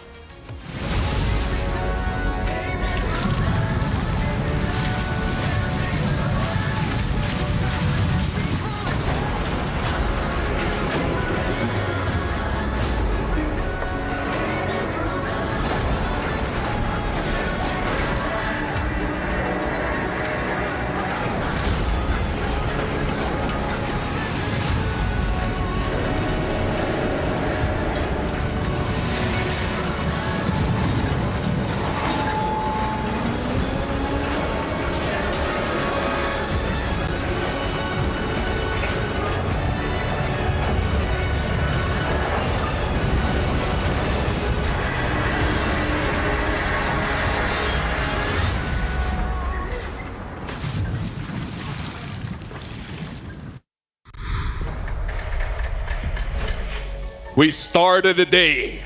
Falcons was able to take down NIP Flash. And then Fnatic Iconic Philippines was able to defeat Selangor Red Giants. Brigida, stop laughing, seriously. But now, we have the villains going up against the kingdom. My name is Lafel Pancake. And then beside me, the girl that can't stop laughing. Introduce yourself. My name is Brigida Corn Dog, and the guy beside me again. T. Bless. That's it? I said pancake, she said corn dog, see something. He said T. Bless. All right, you know what? Whatever, guys. Let me just say the previous casters, panelists, they were amazing. We ran out of budget, so this is what we got. Welcome back to the M6 Knockouts. And let me just set the stage here, because behind the scenes, we were watching the games. Falcon, NIP Flash, Fnatic, Onyx, and SRG. Usually, we'll just be like, you know, having our own conversation. But this time, everyone was hooked. Those games were amazing. I think during the first series, we had some little banters here and there, but during the second, we were just like, woo, on our individual seats and positions. So amazed with all that's happening, especially in game number 2. Dude, I gotta say, man, watching it on our ROG phone, that was unmatched. Unmatched gaming performance with the ROG Phone 9 Pro mobile masterpiece that seamlessly blends high-power gaming with a sleek, modern aesthetic. Here's the thing, you guys can play games, you guys can even watch the games. Say something, T-Bless. Hey man, I'm just waiting for my chance. I'm just you know, I'm being patient with it. Yeah, game 1 was insane. Game 2 was I think FNOP, it feels like every time they get into gear, they are just... It's okay. They're just built different. They're just built different right now. They're built like an ROG phone, you know? Ooh, clever. But for you guys at home, from the 22nd of November all the way to the 29th of December, the M6 support chats will be available for a limited time. Well, you know, until 29th December. Purchase the support chest for 50 diamonds, which also, by the way, is part of the task to get a large amount of pass EXP with a chance to obtain a basic M6 pass. Use the basic M6 pass to instantly activate the M6 pass, unlock additional pass rewards, and immediately get Claude's Challenger's Spark. Now, I gotta say, I haven't been working with you guys for a lot of times. This is only like what? Fourth time? Third. Third. Who's counting, right? Who's counting? Love working Regular. with you guys, but today's matches is going to be tense. This is going to be the final sets of best of threes. After this, it's all best of 5, babies. Yep. And I just want to say I'm expecting it to be intense and both chaotic because we're watching both Indonesian teams for the last 2 series as well. So I'm expecting a lot of people to really be waiting for these 2 series, you know? I mean, whoever loses, similar to the first 2 teams, they get knocked down to the lower bracket and no one definitely wants that. Hey, if I had a team, I would want that. Just saying. The King of Kings versus the hometown of villains. You know what, Vamos, they're just like, they just accept it. Like, yeah, we're the villains. What are you guys gonna do about it? They're embracing it. Your thoughts, Brigida, King of Kings against the hometown villains. I just want to say, if you asked me like prior to Vamos' last series, I would be expecting them to clearly be the underdogs heading into like this matchup. But then after they've shown us how ready to adapt they were, I'm expecting a close fight. I mean, I think for the past 2 series, we've seen sweeps, but I'm not so sure about these last 2 series that we're about to head into. Hey, don't do that. Don't be the curse. I just Don't be the curse that makes us go back. Okay. I think Vamos, every game they seem to be getting a little bit better, a little bit better, a little bit better. They seem to be getting cleaner and cleaner, and they're bringing a ordered chaos to the land of Dawn, right? And honestly, I think this game could definitely go the whole way. I think it could be 2-1. And I am not, it feels like a coin flip for me. It definitely feels like just about anyone could come on top in this match. So we'll see exactly how it goes. Now, we were able to meet with some of the players behind the scenes, and the player that we were able to catch is actually Chibi. So we have a code coming in from Chibi where we asked, what's a new goal? He said, although this is our first time making it to the knockout stage, we're far from satisfied. Our goal is to break into the top 4 and compete at the Axiata Arena in front of our fans. We're also rooting for SRG to secure a top 4 spot alongside us. I'm excited to face RRQ because of Syzygy. He used to be part of MPLMY, and now that he is with a new team, I'm eager to lane against him once more. So yeah, honestly, like Syzygy has been with, has fought against Chibi and has been with Smooth. So we got a love triangle here. but that history, if we were to go down or look back a bit at their history, it wasn't entirely that great, especially for Syzygy. But now Syzygin's in a completely different team, and he's had a really great record for the past few months. So I'm assuming he's a lot more confident facing Chibi once more, now that they're about to face each other once again. Yeah, but now we got to look at some of the highlights here coming in from Chibi, and I got to say, even though, yes, they won, I understand why he say he's not fully satisfied, because knowing Chibi, he feels like he didn't do all that great, especially game number 1 against BTK, where he got kicked by the Cho quite a few times. Game number 2, without a lot of crowd control, he was able to do a little bit more. But knowing Chibi, he understands going up against RRQ. Every single match after this is just going to be more and more difficult. And if he gets caught a lot, then he's not going to be able to help out the team when the team really needs him. But you know, there's a trust between him and the team, right? Because even when we see Chibi not play as well, the rest of the team can pick up the pieces. It is, you know, if FNOP is the super family, Vamos is the chaos family, right? Yeah. Even though they're, you know, they like to push the boundaries, they seem to, yes, they're able to pick each other up when the next player is going down.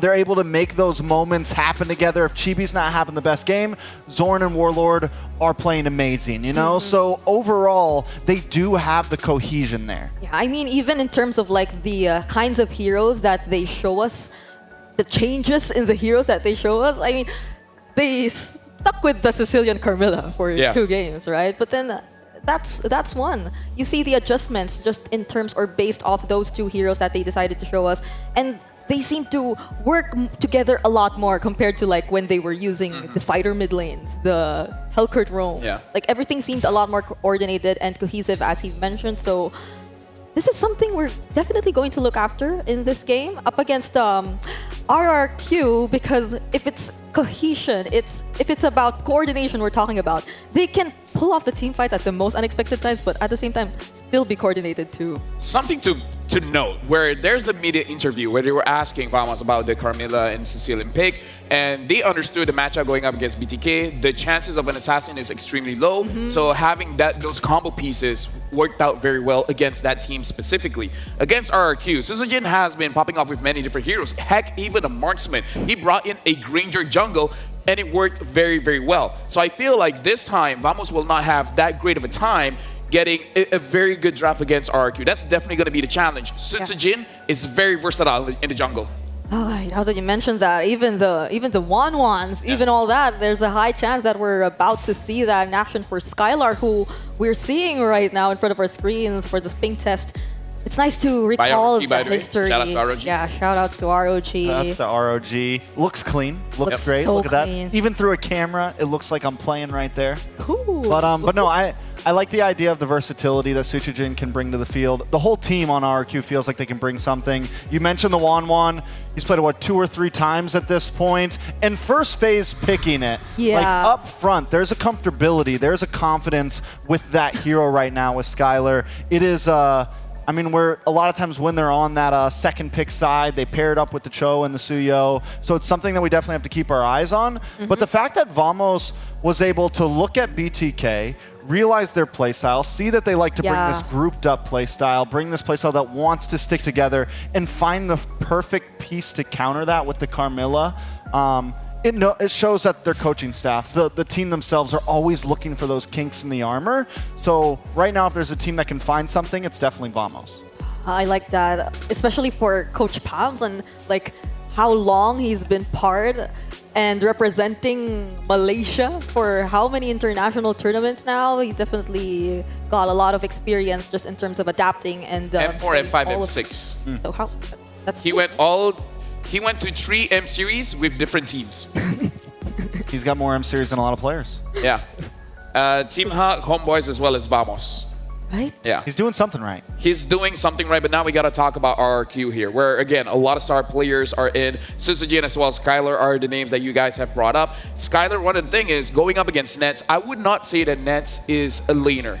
Nets basically is the weak side of the map. He just holds his own lane, make sure he doesn't die all that much. But Skylar is very aggressive, especially when he gets a pick like the Iritel, where he can move forward and apply a lot of pressure. So that might be very uncomfortable for Vamos, getting more pressure to goal than they really want. And the thing is, it seems like Vamos RRQ as a team, it's like they're just so confident in Skylar and his capabilities to perform in the gold lane that even when we mentioned the 1-1 earlier, they tend to not even ban the Iritel in the second phase of the banning phase, right? So they just like, oh, it's okay. Even if the Iritel comes out, we'll have other ways to answer that. I think one we would also have to watch out for would be the glue between these two XP laners. For sure.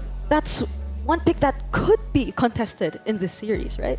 I mean, we'll see. Like, if the EXP from Vamos is not picked up immediately, then start thinking of cheese. Start thinking of something like the Benedetta. Actually. Or the Arlot. We saw a little bit of Arlot early wild card from Chicken. I could definitely see some other teams picking it up. We even saw FNOP countering that Arlot by picking it up and putting it in the roam position. So definitely a lot of possibilities, and we're in a place where the meta could just about go anywhere. Oh yeah, for sure. The meta can go anywhere, but I'm really just looking at that damage, because especially when Vamos plays, they have a tendency, they want to fight. Is it a good time to fight? Hell no. But will we do it? Hell yeah. Right? So that's something that maybe is dangerous, because you're fighting fire with fire. You're going up against the Brawl server. You're playing their style. Is that really a good idea, you know? I mean, I think it'll boil down really to the decisions that the roamers make in the series. I think they'll have a huge role when it comes to choosing those fights, especially for like Sorn.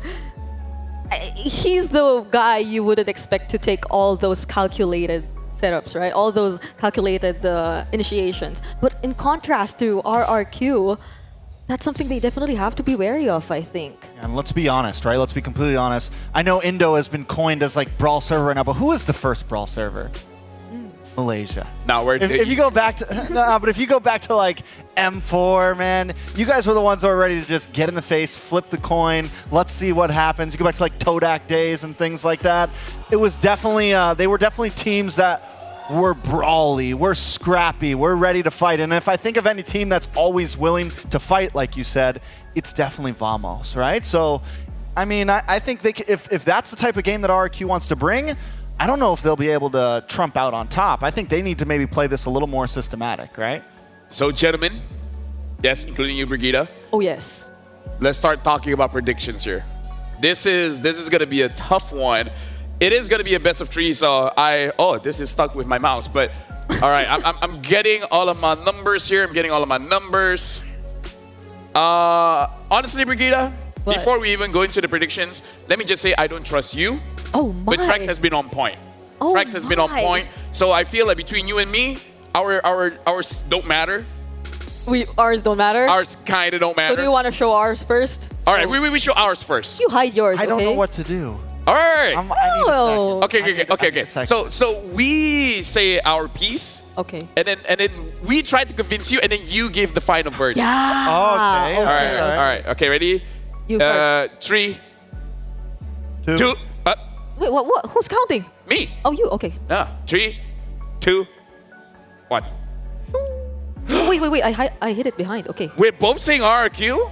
Okay. Should I defend my answer first? Sure, because for me, I'm just cursing. Okay. I'm just cursing at this point. What do you want? I don't know what to react with the audience in the. Why? Give me your argument. Your opening he's just statement. cursing. Okay. What's No. your Okay. opening So statement? let me tell you. Vamos, they play with emotion.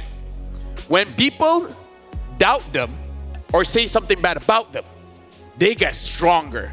So the more doubt you give to Vamos, the more energy they collect. Okay. The stronger they become. The negative spirit bomb. It's like that's why they're the villains. If you're nice to them, they're like I think for me they're the anti-heroes. Anti-heroes, They're the- whatever. But they're the villains you love. They're like Deadpool. Okay. Yeah.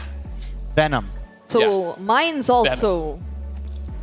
I'll connect your. Sure. I'll connect your supposed. Opening statement. Anyway, mine's RQ because I think. Why are you laughing at me? No, I'm okay. Hey, I'll say RQ too. I'm sorry. Nah, you're cursing. Okay, so I think honestly, so I we've just like seen. the way the logo looks. Wait, I can't. You're stalling. You're stalling. Give your Okay. answer. You're stalling. So here we go.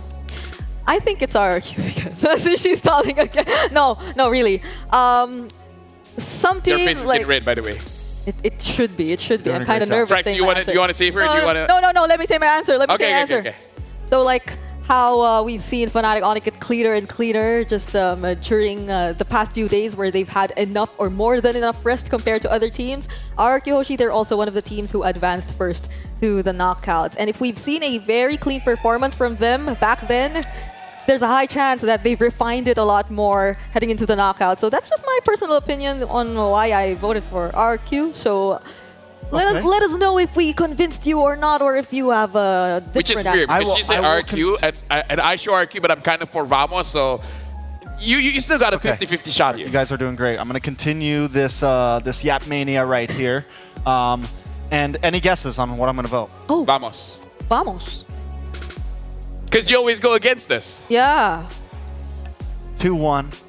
Oh no. T-Bless goes to Vamos. There you go. Yay! The audience are happy. Listen, in my heart, we go way back. I've always kind of been a Malaysian fan. I just want to say, I've always been a bit of a Malaysian fan. Thank you. There's just something about it. There's just something about you guys are fun to watch. The MPL's a lot of fun to watch. The teams are a lot of fun. I enjoy the chaos of it all. Do you like our know? toilets? It's a little different than NA, but hey. We have water hose. Yeah, I do like that. Yeah, right? That's great. No bidets. The bidets are America. unique. No, the bidets are unique. Yeah, exactly. I like it. So yeah, Vamos. I think like I said, I think they just keep getting better. I think they're continuing to get stronger. We're on home ground. We're on holy ground right here in Malaysia, and I think they can pull through. I really think they can pull off the dub. I will say the last night in an interview, I gave my vote to RQ though. Hey, it is what it is. It is what it is. So far for today, we've definitely seen sweeps. But while we're here, okay, because right now the players are still getting ready, you guys want to know why I feel like it's actually a good thing if you lose today. Why? Because you said if you had a team, you'd want them to lose today. I was Exactly. wondering why. It's not, because they have to meet SRG in the bottom bracket. Practice makes perfect. So here's the thing. I've been in this industry for years now, about 6 years now. And the team that has more play time, they are able to discover where it went wrong so many times. For example, watching the games for today, NIP Flash as well as SRG did lost. The bad thing is you risk elimination. That is bad. That is very bad. But the good thing is, if you keep on winning, very good, then the chances of when you already arrive at the finals, like whoever from the bottom bracket seed goes gets over, to play 2 games. They in Axiata. In Axiata, exactly. The one in the upper bracket doesn't get to play in Axiata until the grand final itself. So there's no comfortability. There's no comfortability. It's like trying to get in a brand new car and you've never driven it before, you know? Yeah. So that's personally for me. I really feel like playtime is important. Even though you give information to your opponents, but I think playtime is important. But right now, we got to look at the head-to-head here between both teams, both RRQ going up against Vamos. And if we're looking at the numbers here, this is why, again, I say like games, playtime matter. Because if you look at the numbers, it looks like it's pretty even. It's back and forth. It's back and forth. It's back and forth. Yeah, win rate RRQ is a little bit more if you look at the goal as well.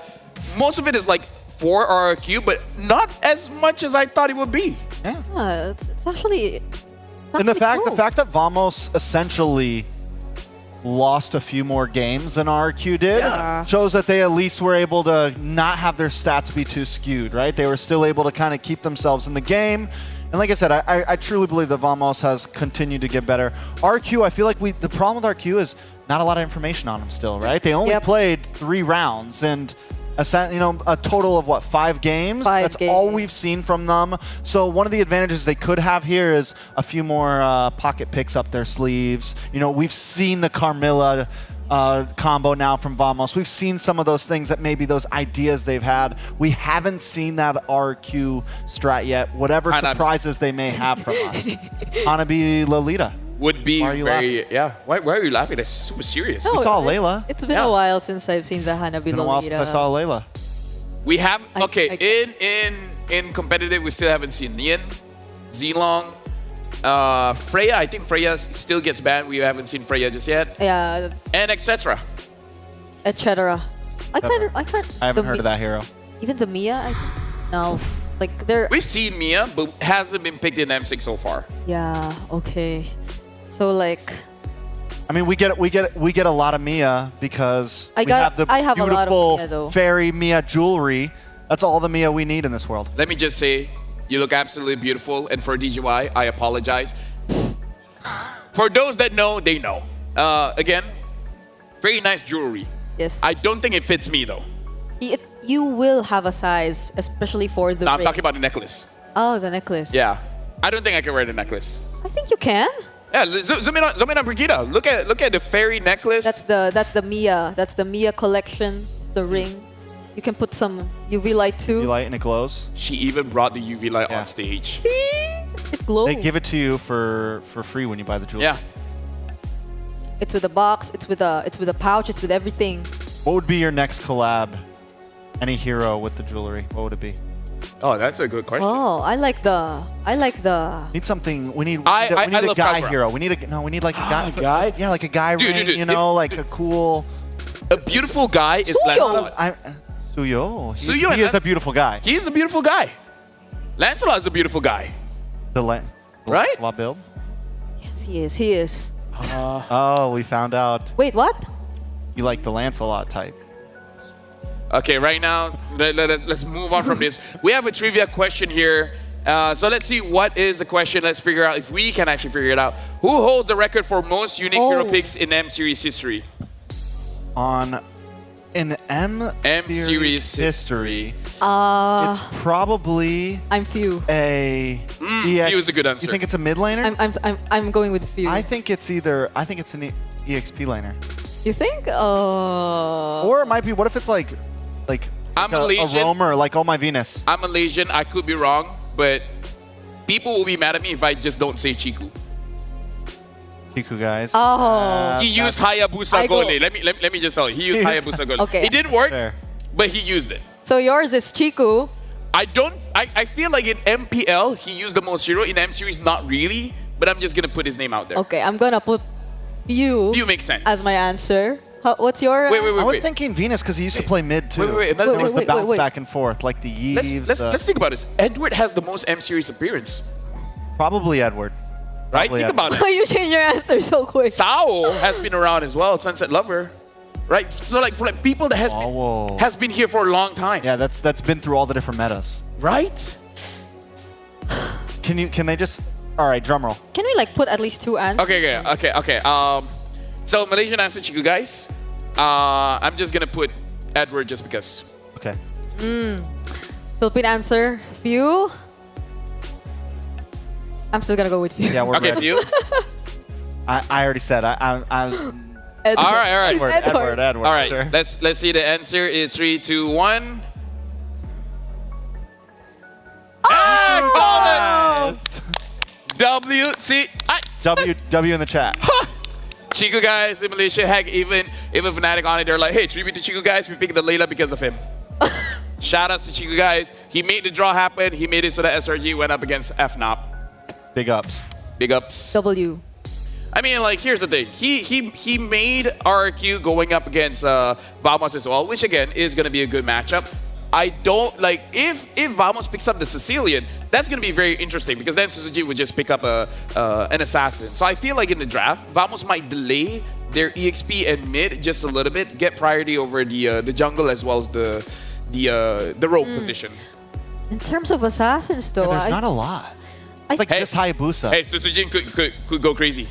I feel that, but I'm saying they could, like, if we see like a Hayabusa ban, you know, it could preemptively know that we're getting something like, you know, the Sicilian. Yeah, there's not a lot of assassins that, I mean, I think all we've seen is Ling Hayabusa and the Ling Joy. flop. So, Suyo. Joy, yeah, Joy's technically an assassin, yeah. And Suyo, I don't know if we put him in assassin category.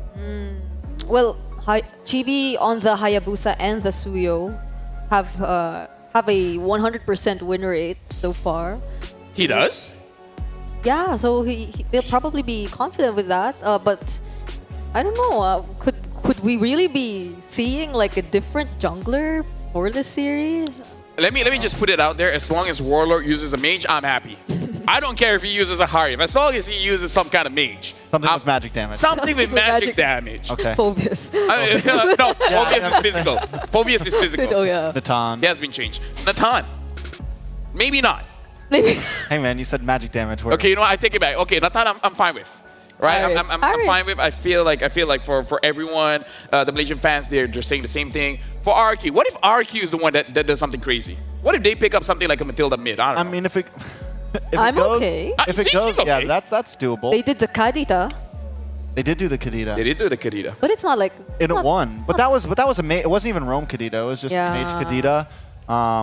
They've been known to pick a few things like as their last pick. Like I said, they're really comfortable with the Wan, and for them it doesn't feel exactly like their cheese picks. It feels like comfortable picks, things that they're ready for. I think if we get to game 3 here, we could definitely see things get a little crazy. If we get to game 3, Why are you checking? Why are you the last game might be on 8. Oh. On what? On 8? Yeah. 8 o'clock. Yeah, 8 o'clock. I'm just trying to see the future because if we go all 3 games, because I am a watch kind of guy. You like to keep time. I'm Green Fairy. I'm Green Fairy. Hey, Blue Fairy. Yo, Blue Fairy. Virgo, show your fairy. Come here. Right? I'm Green Fairy. I gotta be really good with time. That's Blue White Fairy. This is Blue Fairy. No, but he's White Fairy. Why you gotta be like that? You're Blue Fairy, right? Yeah, you're Blue Fairy. We got Green Fairy, we got Blue Fairy, we got Black Fairy. Come on, man. Yeah. I'm Fairyless. It's okay. We'll try to sort it out, Trax. You want the ring? No, I'm alright. Okay. Cool. Whatever. But I just why? Can I fit your ring? You wanna? Yeah, maybe don't think it'll I fit could- your pinky. Nope. It did. Hey! I can fit Brigida's ring. Hey, there you go. Oh. But I just want to say, I might have to consider. like Renmar and Gideon, they usually always max out the series, but earlier they didn't. They always what? Max out the series? Yeah, they always go all the way, 3 games. They but go all the earlier way. they didn't. What if it's Renmar and Gideon. What if every time. it's What if it's different now? I'm trying to follow your logic. I'm not following. He's saying that whenever they're on desk, it goes all 3 games. For some reason. But just now it wasn't. It wasn't. Yeah. So what if it's different now? You know what? For us, we're even better. You want to know why? What? The game hasn't even started. That's how long we are stretching it out. You know? And of course, we control that. Like for people say like, oh, when they're on the 3 series, we haven't even started. That's the level we are now. Haven't even kicked it into gear yet. We're still getting the engine going. In the jeepney. What's that? What? What did you say? A motorcycle? Do you not know what A what? a motorcycle? They have motorcycles in I don't think Philippines. she's ever drove. I don't think she drives. Nah, I haven't. Do you drive? No. She's not old enough to have a you license. don't drive. Not yet. Have you ever driven? Not yet. All right, so you've never been in an accident before. Good. Not yet. All right, good. No, I feel like everyone will experience it, and then it's a life-changing experience. I had my accidents before, and then I'm like, oh, so this is how it goes, how the procedure is. You know, with insurance, going to the hospital and everything. Like it's a learning thing. It helps you grow, Brigida. You need to grow. You're small. You're small. Look at her. She's small. Yeah. Look at her. What do you think? Nice. Nice. What do I think? Nice. Sure. I don't know. Did you not get the memo about the blue? No. Oh. No one told me. It's a telepathy kind of thing. I thought we worked together so many times. You should have known. You're wrong. I have wrong? blue. Oh, the necklace? What a reach. Yes. I'm Yeah. kind It's of more blind. like turquoise. How about this? It's blue. This is not blue? This is blue, right? It's yeah. It's blue, yes. It's blue. It's blue. Argue about it. At this point, we might as well do it. At this point, Let's bring it back. Let's reel it back in. Let's reel it back in. Let's just make this into a pocket. reel it back in. Let's reel it back Why in. not? Why not? Is there any favorite here that you've seen so far? I've been loving the Granger. Win or lose, Granger is awesome. Do you like Granger? Well, you want to give me a watch? Oh yeah. Let Trex wear the watch. Here you go. You can have a blue fairy. You can have a blue fairy. This is white fairy. It's blue. I also think it's white. Look at this. I've checked the website and it says it's blue. Oh, like because the watch. It has blue accents. Will you help me? But it's mostly white. But anyway, I liked the Savior. You like the Xavier? Yeah, Xavier's cool. You guys like the Xavier? No? All right. So I'm just saying, it does look good on you. Yeah, with the glasses. Blue does look good on you. Like if they consider giving it to you, that'd be great. You know what else is great? You guys want to know what's great? What's great? A break would be great. So now we're actually going for a quick break while we're solving things, and then after this, we'll get into the match. See you guys later.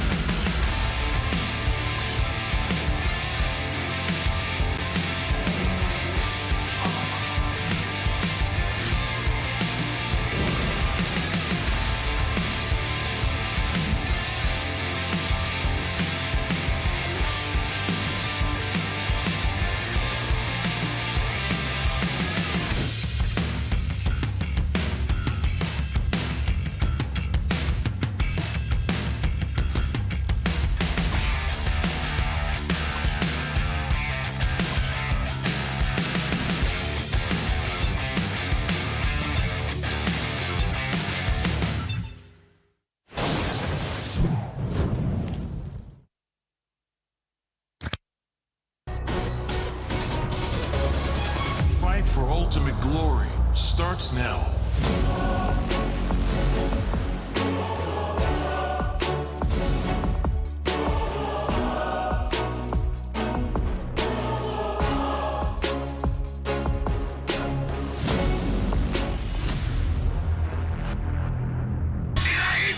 Mobile Legend M6 スイスウォッチ明治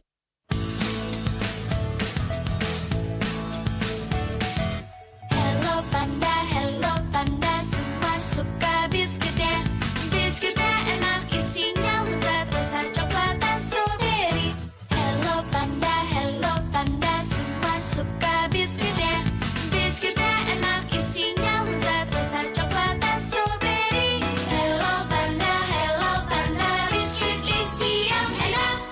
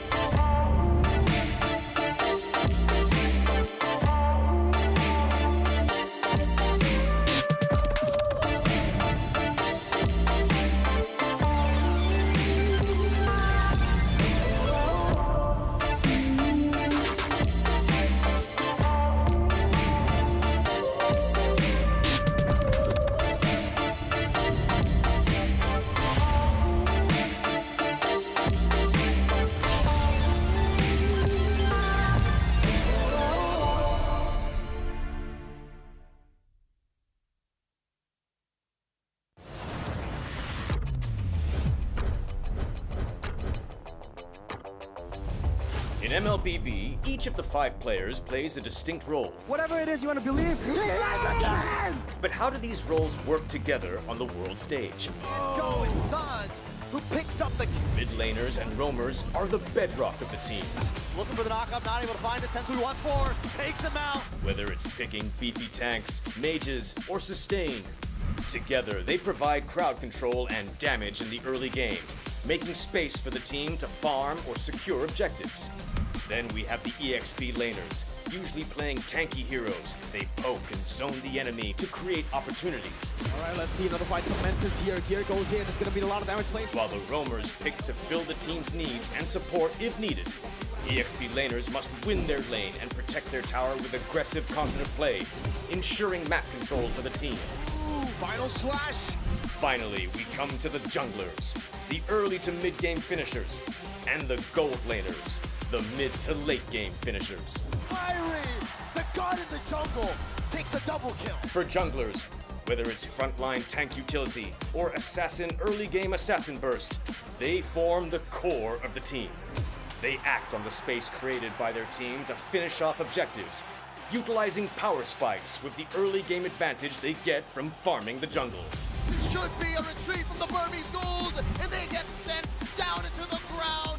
Gold laners focus on farming for gold to become late game monsters. 1v3. They are savvy observers, staying out of trouble and positioning well to deal the most damage with their fragile heroes. Do you agree? How would you describe the roles that make MLBB greater than ever?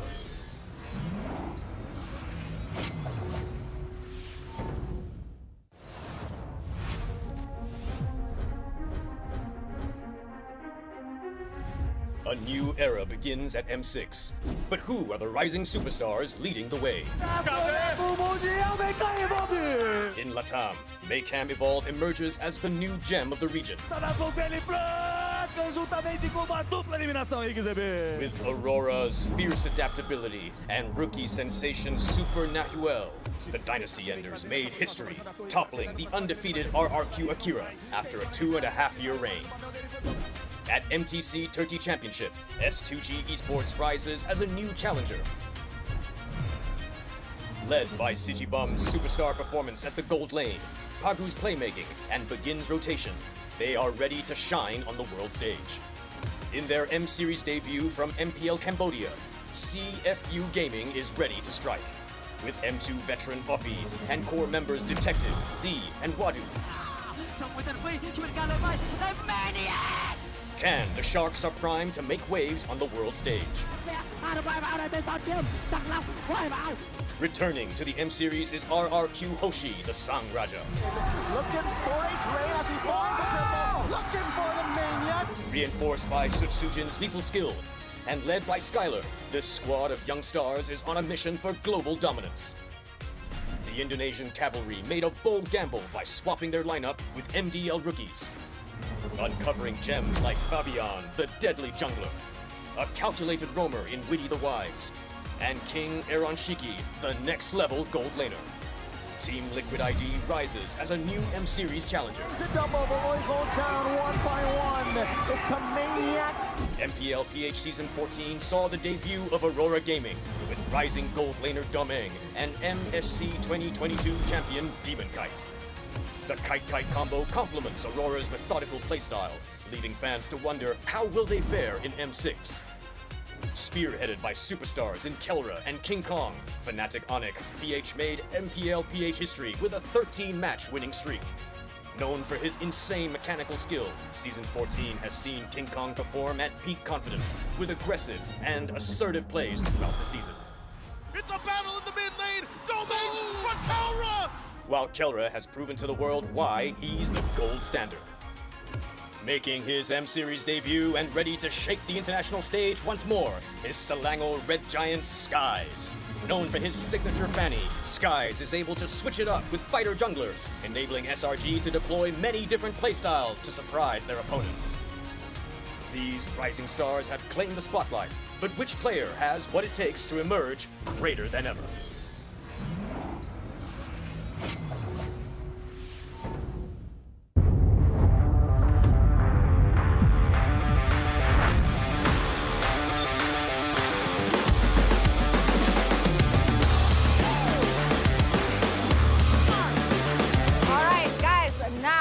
An Indo-MY rivalry over at the cornhole game. Su has to enter the hole. Okay, salam dulu, salam dulu. Salam dulu.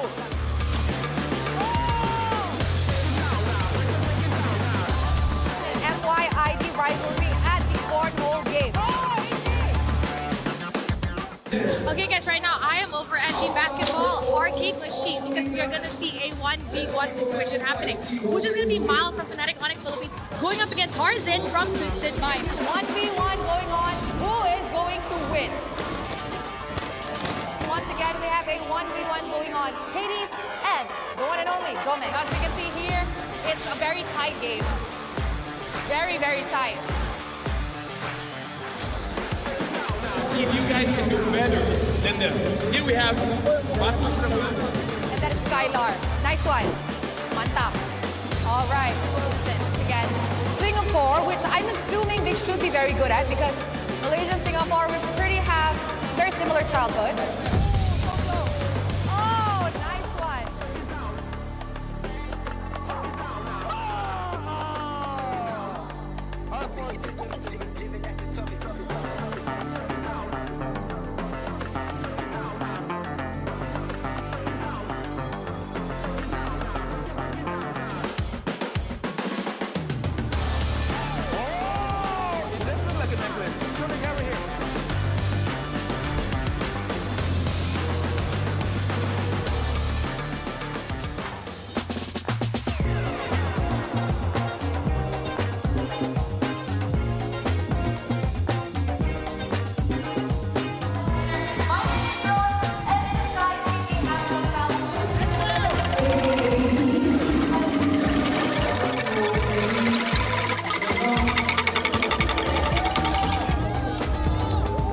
Just for your information, there's an official merchandise for M6 and TNT Gold dropping on 28. Terima kasih Malaysia. We are ready for M6. Kita siap untuk M6. ML Kitchen Hazardous. Kita udah ready buat M6. We are ready for M6. Handa na kami sa M6. We are ready for M6. M6，我们准备好了。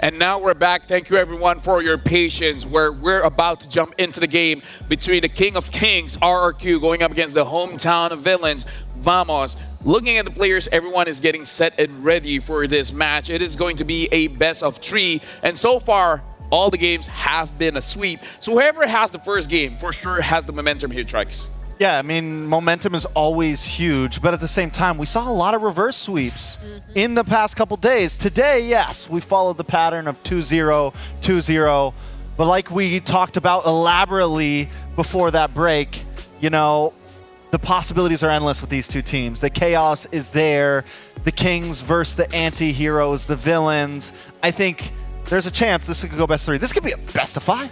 Oh, might as well be. It's like, hey, we already got a 2-1, but want to go for one more? We could go for one more. It's like the other team can wait. I absolutely agree. I mean, it already feels as if we're heading into a very, very long series anyway. Oh, yes. At the same time, I'm also watching out for this draft. I mean, So for you, it's about the coaches, KSQ as well as Pops here. No, actually, I think I'd think of it more for the last series that it's about the coaches. Every series is about the coaches, But then this two, yeah, I agree. Either ways, let it be the coaches or the players. Right now, both teams looking to be ready.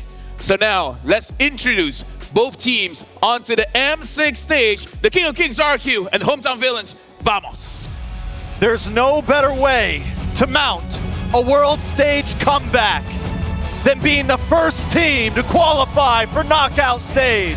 Led by King Skylar, they grace us with their presence anew to remain unbeaten. Viva RRQ Hoshi!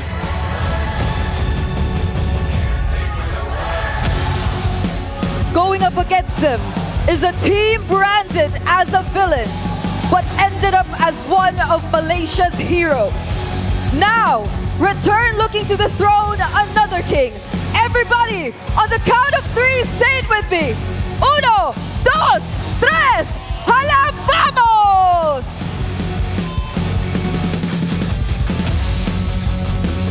And now with both teams being on stage, we introduce the coaches for both teams, KSQ as well as Pops, as well as their analysts, where this game is set to be looking at that draft. Can they execute it? That is going to be the question. And now, fist bumps coming in from both teams before we officially start the match. This is between the King of Kings, RRQ, against the hometown villains, Team Vamos. And now, looking into the crowd as well, everyone is properly hyped for this match. By the way, good walkings, guys. Congratulations, you know, pat on the back, pat on the back. But now we got to talk about the teams here where the dynamic is going to be much more different. I feel like for Vamos, their draft is always the reason why they win and lose treks. Yeah, I mean, down to the draft is going to be key. With the way the meta is right now, there's so much opportunity to do so many different things. And now we got an M chat here with RRQ Hoshi, specifically Syzygy. Syzygy, do you miss Smooth? He said yes, only him. Out of everyone else, only him from my ex-teammate in MPLMY, but not my other teammates. The Smooth, we will not ban your Benedetta because we will beat you still. Oh. And then Dyron said, Smooth's Benedetta. Better of mine. And Syzygy says, Smooth's Benedetta. Wow. Toxic Syzygy. I mean, that's what I like. Although, I would say Syzygy's not really toxic. He just says it as it is. He's just he's just telling him how he feels. He's a chill guy. Chill guy. He's a chill guy. Just honest. This is not going to be a chill game. Oh, actually, I mean, if we were you're T-blessed. I want it to be a chaotic game. Yeah. I don't want slow, methodical. Yeah, I want bonkers. We gotta bombastic. Let's give it to the masters, you know? Like, and I mean, if they will really go for the damage XP lanes, that might happen. That might happen. It's possible. The sanest EXP lane that does damage is probably CC. Yeah. Which I guess counts, you know. Yeah. We did see, unless the Arla comes out, I think the Benedetta is still very viable. Like, it is a possible pick, but I think it needs a much bulkier jungle. Like, if you see something like the Fredrin jungle come up, then you could see a more damaging EXP lane because you're at least making up for that lack of frontline tankiness. Or if we kill them first, we don't need to be tanky. Yeah. Oh. Right? So the Haya Benedetta again. But now we're jumping straight into the draft here. Vamos is going to be first pick. RQ Hoshi going to be on the second pick. Vamos instantly ban out that fatty. Now giving it over to Sisajin. And you guys were talking about the glue. No contest here. Immediately banned out. Yeah, another thing to point out here is RQ has loved the red side so far. They've drafted great on the red side. They like to try to get the pick. They're willing to give up a power mage. They're willing to give up the Bruno. They're willing to give up certain things if they can get the Suyo and something else. If they can get two strong heroes. So we're looking at the bans right now. Vamos has already taken out the Bruno. Hayabusa ban from the side of RQ. Even the Hayabusa. So now it's like mostly for Vamos, if we're talking about the comfort junglers so far, it's just the Suyo for Chibi. I mean, the Joy, he uses the Joy, but it hasn't been as successful as his other jungler. I think a lot of teams have fallen for the bait of RQ, you know, giving them the Jushin or giving them something like that, the Bruno, so we can get the Suyo. But I don't think Vamos is going to fall for that trick. I think if Suyo gets left open, most likely Vamos is going to snatch it up, because that's been a key thing for RQ in a lot of their winning games. I feel like here in M6, the skills have definitely tipped. Before this, you feel like first pick is definitely superior because one hero feels like three. Yeah. Right? You get a Suyo and you feel like you got someone tanky, someone with damage, someone with mobility. But now it's more like one hero equals to one or two. So so you don't really get a lot here. And they're banning out the Joy as well. So this is very interesting. Chopping down jungler picks as well as we got to think about this. Warlord and Nets might have an easier time without the Joy in the game. Yep, and I'm thinking if they really want to prioritize one of Warlord's best mages so far, the Valentina, considering that they were also, or they previously did that as well. But there are other available options too. If we're talking about Flex, the Hylos even, but it seems like they're still gonna go for the Suyo. Yeah, they steal the Suyo. RQ now, they don't have to pick the Alpha or anything like that up front. They can save it for number 3. They love the Cho. I think it's definitely a possibility. Jushin. And then paired up maybe Jushin. Yeah. Eve. They get to pick one of them either way. The Eve does kind of outrange. Yeah. We've seen the Eve do really well today. So they could honestly wait on the mage for third pick, but then you have to pick up your jungle. So they're in kind of a weird situation. I think the Cho's definitely a possibility, at least for one of these, though. Cho Hylos then, Cho Gatot. Hylos. Right, just get your beefy frontliners first, and then pose the problem to Vamos. But they pick up the Jushin as well as Gatot. And my theory here is Vamos is not a team you want to pick up a Hylos, because they love that carry. Yeah, I think Smooth would be happier going in for an aggressive type of XP laner here, though the Gatot is no longer part of the options. So I feel like they don't necessarily need to rush Warlord's pick either in this kind of situation. So I mean, if you don't pick up an Eve now, it's probably going to get banned out. Yeah, actually. It's best to actually go for the Eve up against the Jushin at least. The Cho is open as well. Just pointing it out there. Yeah, definitely a possibility. They do lock it in. Cho Valentina. Still go for now, I do like the Valentina. You have some movement, you have some ability, you have the stealing ults, of course. The Eve has kind of been hit or miss for some teams, right? So, I mean, it's good, but also your comp needs to be ready to play around it. I think this might be a little bit more comfortable for Vamos. If they don't pick up the jungler here, it's going to get banned out. If they want an Alpha, this is the time. If they want something else, say a Nolan, then they can save it. They can save it. At this point, Ranger. I think that's a... Now we don't know where... No. I don't... There's a history that... Yes, Susujin could use it. That's definitely a possibility. We did, but they lost that game. They lost that game. That was the one game that they lost. It did look good. It did. He looked good losing. But there's something important here is there's going to be this ban off now, right? Vamos gets to ban out junglers now, unless, of course, this ends up being a jungler. Either way, RQ, it's a power pick because they have the flexibility. They can ban out gold laners now. They have, I feel like at this point in the draft, they kind of have the advantage, at least in terms of bans. I still really like Vamos' Suyo Cho Valentina, but second phase, RQ's coming in strong. They ban out the Irrital. If they ban out the carry as well, after this, RQ can just pick up a Hylos. And at that point, there's not a lot of answers. And even the 1-1 possibility, if this is going to be a jungle ranger, because we don't know just yet, but the Irithel being taken out, right? It kind of makes you think. So I mean, to be fair, Irithel does quite okay. Yeah. Honestly, in most matchups, in my personal experience. Other than the Nolan and the Alpha though, there's a Fredrin still available. They could. They could definitely still go for a Fred, and then they could pick a more damaging EXP laner if they want it, if they want to go something a bit more hybrid. Vamos, you can see they're taking their time on these bans. It's like, man, what? Because they're wondering just like us, what are they doing right now? Is this going to be a jungle Granger? They go for the EXP lane, target down onto the Phobius, someone that can definitely punish on these dashes. Does that I mean think they right now want it's a just Moscow? covering your bases. It kind of does seem like they want either a Harif or a Moscow, something with a lot of dashes that makes it so that you really don't want to go against these Phobies. I mean, to be fair, their whole lineup has a lot of dashes right now. So will they ban out the Hylos here, or will they just allow it and focus on the carry? So they could go with the Hylos later on, because that's also one of Net's like best picks so far in this tournament, considering like they're a really team fight oriented team so far. So will they double down on the heroes of Nets, or will they just take out another potential XP lane? To protect lives. They take out the Hylos. Oh, interesting. They take out the Hylos. Now, you mentioned them with the possibility of them picking the Wan. I think if they go for something, it's definitely last pick. Yep. Vamos still needed a gold laner though. The Beatrix still open. Carry too. Carry's still open. Harif is if they also, want to create that box. The thing is, the carry kind of needs a little bit more tankiness. They need something like the Hylos. It needs something like the Gatot, something that can really create that box around it.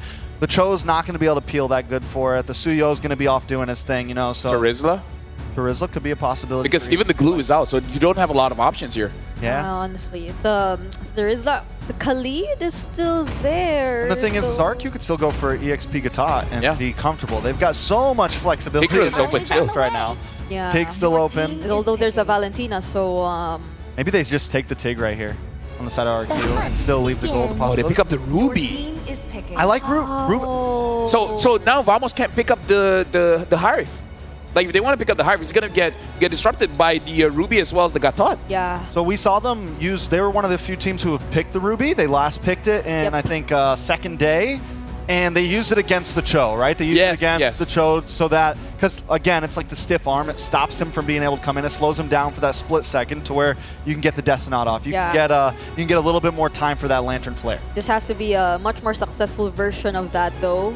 When they last used the Ruby, it kind of it wasn't that easy as well. Sand but rises when I give the word.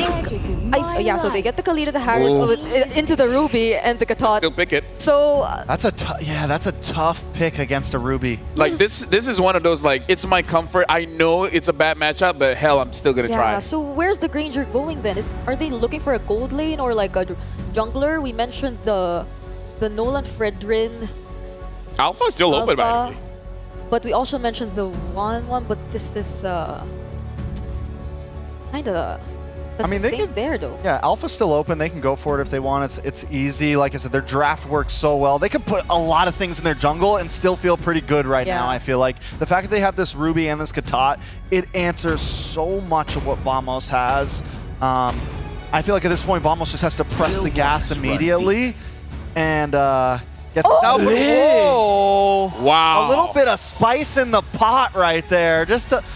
They didn't even have to do that. They didn't even have to. They didn't even have to. Well, we can definitely say that the draft is interesting. Like it or not, that's what it is. Thank you very much, Rex, as well as Brigida. Now we're giving it over to Naisu as well as Mirko. Thank you so much, panel, for breaking it down for us. Welcome to the English Desk. I'm Naisu, and this is Mirko. To bring you the action between RRQ and Vamos ahead of us in this best of three. It's a jam-packed here in the convention center right now. Mirko, what are we feeling about the draft so far? You called something here. Yeah, we called the link here on the desk. It's something that RQ really like to go for, and MPO Indonesia as well in the playoffs. That Ling, it always comes in the end, especially when you've already banned out the Hilda and there's no pick on the jungle in the first phase. That's something that RQ really like to rely on, and it seems like they're going to rely on Setsujin again. We'll see if he can pull it off. Again, the Kingdom up against the hometown villains. We jump into the Land of Dawn. It's game number one, fighting to stay in that upper bracket. As we get through this, once again, we're going to take a look at how this is going to work. Whoa, Force the flicker. Early. Yeah, that's so early. I mean, not expecting him to take that many shots from the turret early on. He's going to have to go and reset from that, of course. Whoa, hold on. Zorn, you want to get back to base, man? Okay. He's going to learn his lesson here, unless Idok. Wow. Really delaying this, man. You know what's not delayed though? That's the M6 pass that you guys can still get to this day. Maybe if you get it today, it's a bit delayed, but you guys can still get it. There's so many more skins you can get. Purifier in Rins, able to lock them up. Smooth the flicker forward, gets first blood. Warlord though should be traded down, and it's Edok who trades it for RRQ. Again, good trade here early on, and yes, make sure you guys get the pass while you can. Level 75 for free. Now, looking at this, I really want to talk about the interesting draft that came through. I know you called a couple things here, Mirko, specifically for RQ Hoshi.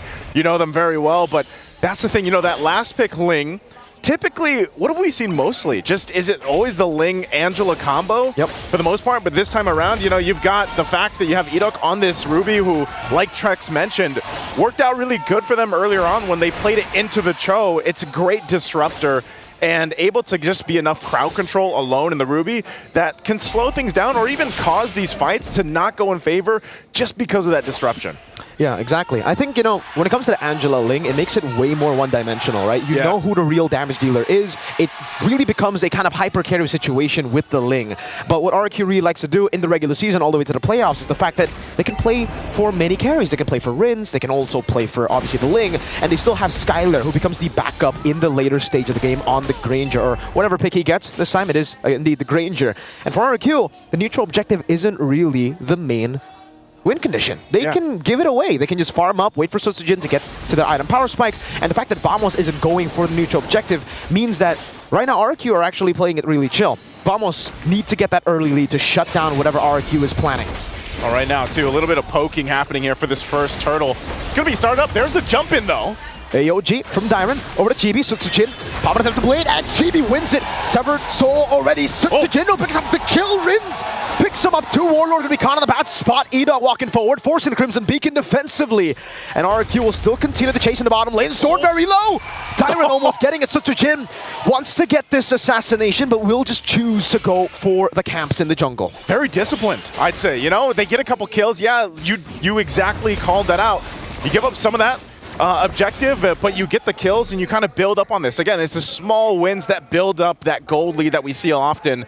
And, you know, we also just took a look at Kelra's Granger previously. If you caught that matchup against Fnatic Onyx versus SRG, you know, Skylar, same thing. The Granger in the gold lane, it could have been flex. You know, we have seen it flex in the jungle a couple times, but in the gold lane is where I feel like it can really shine, depending on the matchup, depending on how the rest of the game goes, and the set potential, too, with your roamers. Okay, Zorn taking a couple shots again. He's going to get dragged around here, but he should be fine to get away unless they actually decide to go. So Unbreakable is going to be charged up by Dyron, but still, it's RQ Hoshi taking their time, slowing things down.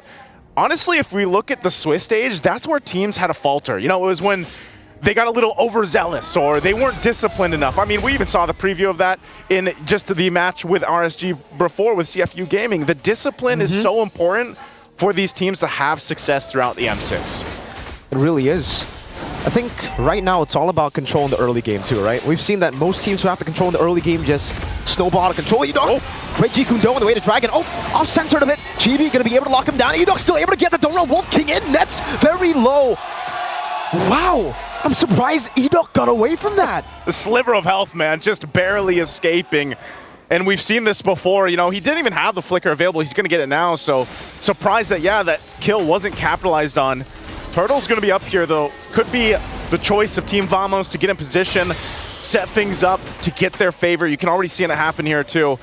Even with that, you know, that Way of the Dragon isn't available just yet, so maybe when Zorn does have that, they might try to make a play for this and try to get the 2 out of 2 for the Turtles. But right now, it's just kind of zoned out by RRQ. Warlord given the information, and Zorn is just around the corner. Smooth, too, might look for his own window to go in. Way the Dragon over to Edok. That's going to be the knock-up from Warlord. Chibi walks up, gets stunned up. Chibi still wins out the retreat battle. They're trying to run away, but Skylar guns him down. Tempest Ablaze from Sutsujin. That's Sonata over to Zorn, but he's still able to escape. Smooth in that bush, looking for more. Oh, Smooth. He's going 1 versus 3-4 here. He does get away, though. Just barely, again, utilizing the ultimate to get out of that dodge system, because I'm telling you, man, it's not looking good for the team fight potential when Team Vamos doesn't have the tools in the right place. They've got all the tools they need, but the timing of it is not in their favor. Tyrant goes in with the Unbreakable. They're going to pull him in. They know he can't escape this time as Smooth goes down. Good pickoff from RQ Hoshi. The only thing that... Oh, Sky Piercer early! Is that his first item? That's Skyler's second item, ladies and gentlemen. Very confident on the Granger. Second item, Sky Piercer knows that he'll probably get most of the kills, and so far he's gotten 2 out of the 5 kills for RRQ. Edok opening up things again for the team. The only thing that hasn't gone RRQ's way are the red trees. Yeah, they haven't, I mean, they can just duke things out. They can just battle. They can just go and fight if they want to. Again, you know, the fact that they have a Ling on their side, later on, they can put pressure around the map, but I think it's just one of those cases where we've seen this from teams before, where you give up, maybe you don't secure yourselves those first couple turtles, but that first Lord is where this lead, even as small as it is 1.3k ahead, you have that minor upper hand, and then you just go in with the team fighting power that the lineup brings you. So it's up to Team Vamos to kind of catch up here. They've got their first items locked in. I mean, even here for Chibi, you know, he's had pretty a rough start on the Suyo, but he's at least kind of building up, getting to where he needs to be, because he's going to have to be the one to kind of bob and weave in and out of these fights and rely on Smooth and maybe even Zorn, and to an extent, Warlord, depending on what ultimate Warlord is going to take from RQ Hoshi. And there's a couple good options over here to actually go ahead and copy with that Valentina. So this last turtle comes up. See if Team Vamos can actually secure the 3 for 3. As RQ once again gets in position. Both junglers kind of just staying on that bottom side, clearing that out. And they'll rely on the roamers to start things up here. Smooth up on the front side. Purified baited out. Zorn goes over to Kundo. Will be caught on the back spot. Wait, the dragon, but it's only on towards Tyron, who has revitalized. Smooth in the back line. Adok gets in.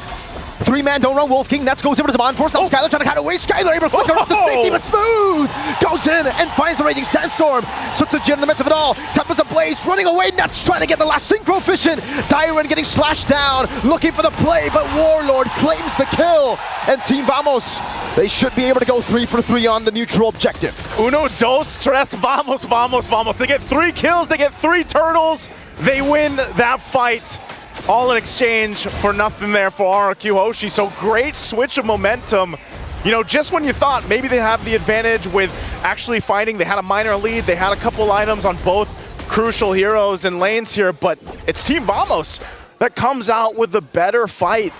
Again, it all comes down to what angle does Smooth and Zorn set things up for the team, and that's exactly what they have to do. It was nice too because Warlord, he was very patient on when he actually initiated into the fight with the beacon that he took from Rins. So great usage of just the timings and the ultimates here for Team Vamos. Now it's up to RRQ to go ahead and kind of adjust from that. They did lose all 3 turtles. They're not too far behind though. They actually can still contest for that Lord when it does come up in about a minute from this point. So now the question is, does RQ focus somewhere else? Do they actually go ahead and try to get some of the pressure down? If that's the tier 1s, start knocking in the mid lane or the bottom lane, or maybe go for a pick-off. The problem is, who do you pick off from here? Who are you actually going to be able to zone in and take out from Team Vamos before the Lord take? I think at this point, you really can't look for the pickoffs here for RRQ, right? They have the Ruby, but I don't know about the instant damage, the instant one-shot here. I don't think they have the instant kill button just yet, right? I don't think Skyler's built enough to actually one-shot some people. So for RRQ, it's really just team fight based right now. They have to wait for the team fights. They have to wait for a big combo to land, whether it's from Dyron, Edok, and for sure, they need the purple buff on Sutsujin. There's a kick. Wait, the dragon. Raging Sandstorm. Over only to Tyrant, though. Sutsujin trying to go in. That's a stun as well. Tempest Blades from Sutsujin. Going to the Vine Blades as well. Now Edok terrified in. Good disengage for Team Vamos. They really want to contest this purple buff, but RRQ Hoshi will be able to secure the purple buff. That's just a whole lot, man. I mean, if you think about it, Team Vamos utilizing a lot in that fight where a lot looked like it was happening, but then nothing actually capitalized off it. So ultimately, you go now stall things out. You wait for some of those ultimates to come back up. They've got nearly all the battle smells, except for Smooth. He doesn't have his. 2 items also being picked up here on both sides. Even defensively now for Edok, you know, he's got the Antique Harass now available. Skyler just got the BOD, and Smooth just picked up his next item too. So leading into this is going to be an all-out team fight, man. This is what you expect for the first Lord to break out, with Team Vamos having a little bit of lead, but so far showing that their team fighting is going to be a little bit more troublesome for RQ Hoshi to deal with. Lord started up. It's less than half health. They're going to have to force the fight. Sutsujin joining the fight here. Zorn taken out before the fight even starts. AOG stolen. Warlord goes in over to Edok. It's a flicker around. AOG Raging Sandstorm connecting over to the other Tyrant. GB going to win out the Red Tree battle. Tempest Blaze over to Smooth. That's a knock-up and the kill. Sutsujin picking it up. Skylar gunning them down slowly but surely. Chibi escaping and they got the Lord. So, who won that trade? 2-for-1 special, Chibi. Chibi in trouble?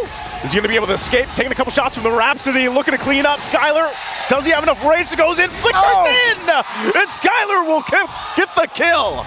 The Rhapsody from Skylar gets the kill on RQ surely. Now get the dub in that trade. 3 kills for the Lord. And his Lord advantage is impossible for Vamos to capitalize on. It'll be RQ who should be able to clear it for free.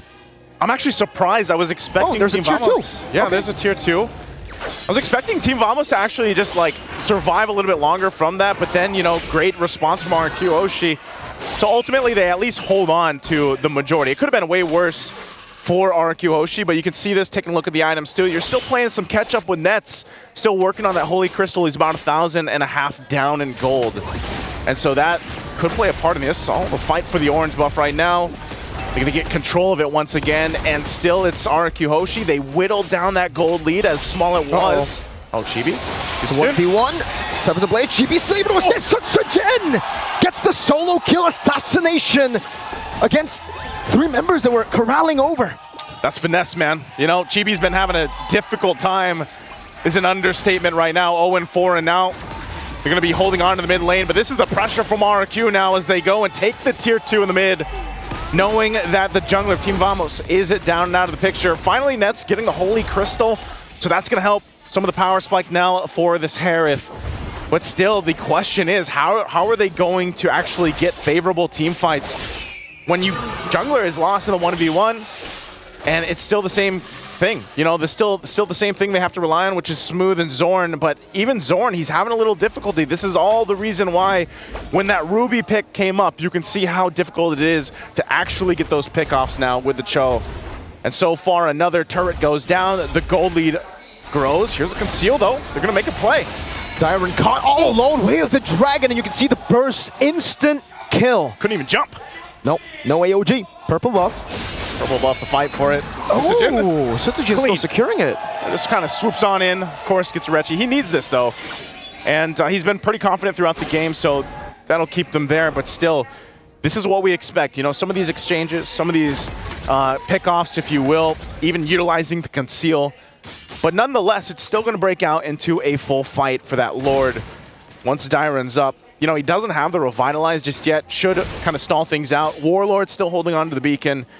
And we'll see this time around, Team Vamos, if they can secure the Lord again. They've been doing good on the objectives, but they need to be able to actually withstand some of that overloaded damage being thrown at them and get the setup in their favor. Because right now, Lord is up. You can already see RQ getting in position. Might force a fight. They know Sutsujin was up top. Wave the dragon. Oh, that's an I'm offended. Skylar's able to flicker out to safety. Now it's going to be time to blaze over the Nets. He should be slain. Sutsujin claiming the 2 blades. Meanwhile, on the back, Skylar dealing with them. Chibi still there. Warlord gets the shutdown on Sutsujin. It'll be a 3-4-1. RQ Hoshi will set their sights on their first neutral objective. They're going to go ahead and just start it up. You know, who cares if our jungler is down? We'll secure this if we can, but look what's happening. Team Vamos, they know what's up. Chibi might try to get, but he's going to get zoned out. Tyrant and Idok. The going to grab him. Versus Chibi. Revitalize versus Chibi. Skylar gets the Lord. No way they read this out. Warlord. He's got to go back. Okay. He gets out. He's patient. Warlord. He has the Crimson Beacon. That's a Purify over from Rins. Warlord goes and escapes with the Crimson Beacon. That's war. I mean, he gets the Purify out, you know, at least. So good patience there, and really able to go ahead and stay disciplined through it. But yeah, nonetheless, Lord taken. So now RQ. We saw just how decisive the team fights are. Even when you think Team Vamos would be okay to fight, they just get collapsed on. And then next thing you know, 2-3 members are already down. So playing into this, Sutsujin also picking up the Malefic Roar now before this push in. You can still see both junglers. They might go in a 1v1 again, trying to maintain that wave in the bottom lane while the Lord meets up in the mid, charges on into the base turret. Idok. Just with I'm offended. Oh, forcing the defensive raging Sandstorm. Sutsujin. Top of the blaze over the Nets. Good Purify out. Sutsujin zoning them in the back as Skylar just guns them down. Chibi jumps in. Zorn, way the dragon over to Dyron. Only the tank now caught as well. Dyron pops into the AOG, but it's not going to be in time. Deleted off of the Land of Dawn. 2 base turrets though for RRQ, and they'll be happy with it. That's all they're going to get. Again, a lot of this back and forth, even utilizing the ultimates to set things up, but ultimately Team Vamos is not able to get a team fight in their favor just yet. Maybe if they buy a little more time, another few minutes, you can see the Divine Glaive just being picked up here too by Warlord. But even with that, RQ Hoshi staying disciplined as ever. They'll get the 2 base turrets. They still have that 1 to get down on the bottom lane. Now for Team Vamos, as they reset, they get kind of recalibrated here. They might look to make a conceal play again. It seems like that's been the trend for them. You know, if they have a conceal available, then they might try to set things up, at least forcing out maybe a Revitalize or a Purify to have favor for the next objective. See Halbert also locked in here now too to deal with some of that healing that's going on when that Revitalize is popped and everything else. So interestingly enough, as it has been for RQ Hoshi to get these wins in the team fights, they're not massively ahead, and Team Vamos has done a decent job at keeping things from getting out of control. We've seen so many matches where the snowball builds up into, you know, a point where there's no return almost. But now Team Vamos in a position where they bought themselves some time. They have a lot of space that they still need to work against, you know, especially in terms of the fact that 2 base turrets are down. But this is where we see those defensive items start to come into play too. Rose Gold Meteor now picked up by Skylar here to help with some of that magic damage thrown at him. You can see Sutsujin just trying to delay as long as possible here for the purple buff take. He wants to have it when they fight for the Lord, so he's just waiting for a few more seconds before he gets it. Lord is coming down to, what is that, 10 seconds? Yeah, 10 seconds now, and that's when Sutsujin decides to actually go for it. So he'll have the purple buff for quite a while now. They actually pop in. Whoa, Tyron caught all alone. That's not a good move. He gets picked off. Edok goes in for the conceal. They try to go for something back there without Tyron. 38 seconds. Those are some long timers. Zorn pull back as well, but I'm offended. Another pullback. Zorn very low. Sky Piercer to take him down. Sutsujin stunned up. Tempest Ablaze still able to run away, dodging away from it. Raging Sandstorm with the flicker. Oh, Sutsujin bites the immortality. Now Nets walking up. Synchro Vision. Last base gonna take him down. Warlord goes in. That's a stun and a shutdown for Chibi. Only Rins left standing. Edok will be slain. That's a 4-for-2 trade. And there's a win that Team Vamos needed in the team fight. They made it happen. First, they crashed down on Dyron. They felt good, but then Zorn gets taken down too, but they fight the fight. And Team Vamos now in a position to secure this Lord. Maybe they can use this to utilize to march into the base of RQ. Again, they still have multiple turrets to work against, and managing the waves pushing in. That's a Lord secured for Team Vamos. That's exactly what they needed in that team fight. Now, can this be enough to start getting in those base turrets from RQ Hoshi? Knocking on the Kingdom walls here is what they have to do with this. Let's take a look at the instant replay to see exactly what happened. Dyron was down. RQ Hoshi, did they force the fight from Team Vamos? They went on to Zorn, they got the Sky Piercer, but I think they stayed way too long. That was a phenomenal catch from Chibi, getting the stun, and then obviously the pull from Smooth, the Raging Sandstorm. It was a great immortality buy for Sutsujin, but then Warlord just jumps in and everybody collapsed together. Yeah, that was about as smooth as a setup that you can get with a Khalid like that from Smooth. And so with this Lord still in the mid lane, pushing in, you can see some of the cutting going on from Sutsujin down to the bottom. They're going to rely on that 4-man defense for now while they try to manage that push in the bottom side. Team Vamos, as they get prepped up and ready, Lord's going to go in. Zorn taunted up. Not a kite back. Oh, Edok gets it. I'm offended. Over to a lot of members. GB with his soul severed. Sutsujin recalling back to base. Jumps into the midst of it all. Now Terrence the Blades finding the kill. AOG to the back as well. Sutsujin getting the pick in the back line. That's a winner crown for Warlord. GB jumps in as well. That's even a mortality.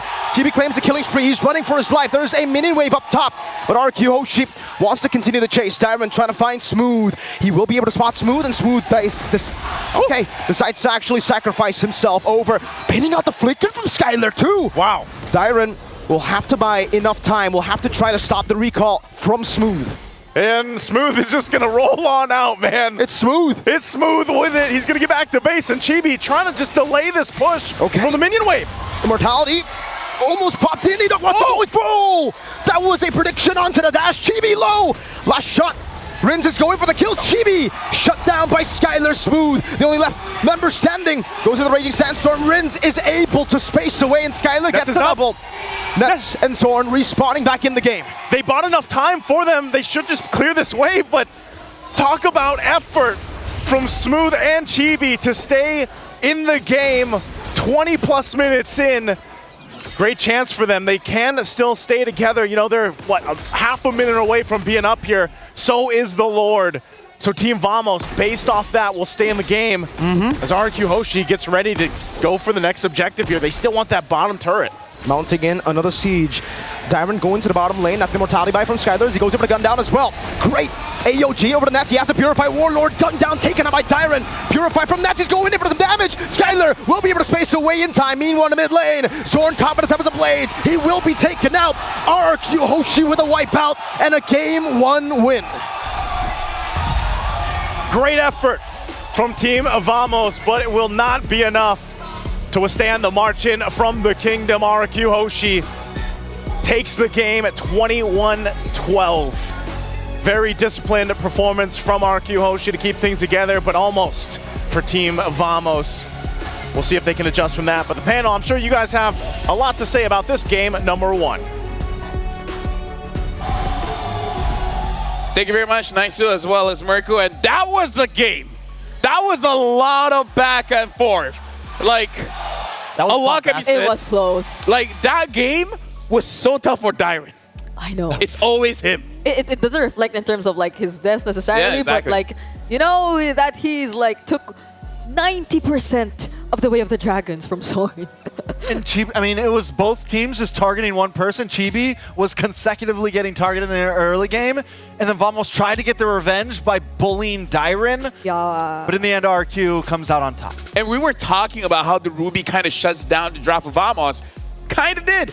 I kind of feel like the reason why you kick Dyron because you don't have any other choice. If you want to kick the Jushin has Purify. You want to kick Skylar. Skylar's so out of way out of the way. You can't get him. Yeah, and I mean it came to a point that they were already well equipped enough to burst down Dyron even on the Gatot Kacha, especially when Nets was already there, especially when Chibi also went online because we can't deny that Chibi had quite of a rough start. Not in terms of objectives, I'd say, because they were able to secure almost all of the first few turtles.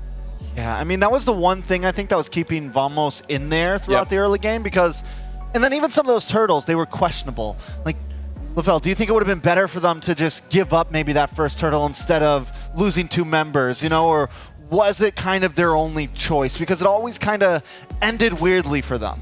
For me, if you can trade 1 turtle for 1 death, it's worth it. Yeah. More than that, definitely not worth it.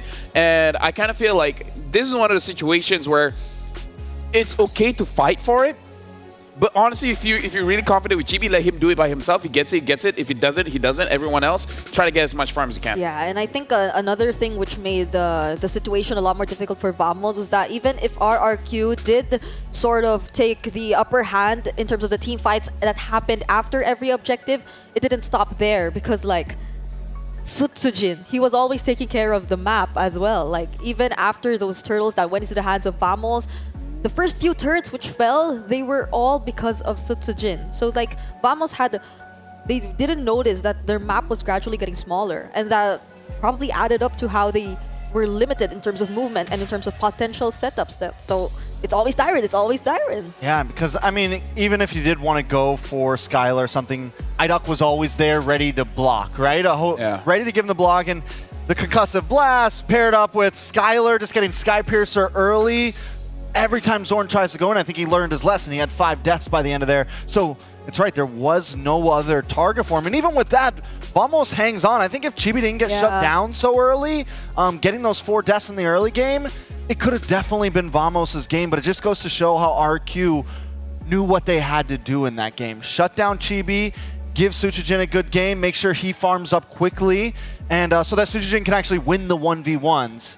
And then once Chibi finally turned it around, we started to see him winning out, but it was a little too late. I mean, here's the thing. One of the reasons why we don't see a lot of links is because it takes time. But if you have 21 minutes, you have the time. You have plenty of time. But now we got to look at the MVP for this game.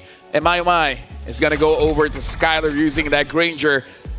Untouchable, man. Untouchable. Okay, he died once. But other than that, the range on Granger is starting to be a problem. Now that we see the Bruno has been taken care of with the bans, Now it seems like it's time for Granger to shine. Be like, hey, you're talking about range? Hey, I got one of those. Yeah, honestly, it felt like Smooth was just so desperate to go after Skylar a lot of times. Yeah. Just using the Raging Sandstorm with the Flicker to get to wherever Skylar is. But even then, it didn't really mean that they would be successful in taking the kill. He would have to receive all the damage. And luckily for him, he has quite the mobility, so like it doesn't... And a lot of spell vamp. Yeah, a lot of spell vamp, so like he's able to survive a lot of times. And even up against Smooth, once your bullets connect, that's a lot more rondo skills for you to reposition and just dance around those enemies trying to hunt you down. Well, the thing is, well, as we're going to see in some of these highlights, RQ Hoshi plays so well into Skylar of having a member of the team that can disrupt, that can hold, whether it's the Cho, and here it's the Ruby, and the Gatot, and the Zushin, and it gives Skylar just that direct hit all the time. That's why I think he likes to play the Wanwan, because the team does so good at locking down one member at a time, moving through these team fights. It's we get this one, we get this one. It's very methodical, and Skylar's just able to continuously deal damage directly. Let me just say, that's a tough game for a Cho, but he tried his best. Yeah. Right? Zorn tried the best of his abilities. Tough game for Harris, Cho. Exactly. Like, it's a tough draft for Vamos here, and RQ Hoshi, they executed it quite well. Team Vamos, they won quite a few fights. But the thing is, again, Skylar just keeps on alive. She just keeps on surviving. Yeah, by the end of that game, he had a really good KDA, like apart from that one death.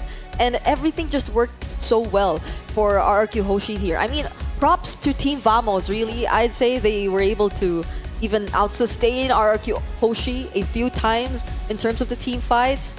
But then they knew that they had to rush things, even at this moment when Team Vamos bought so much time already. We were talking about it.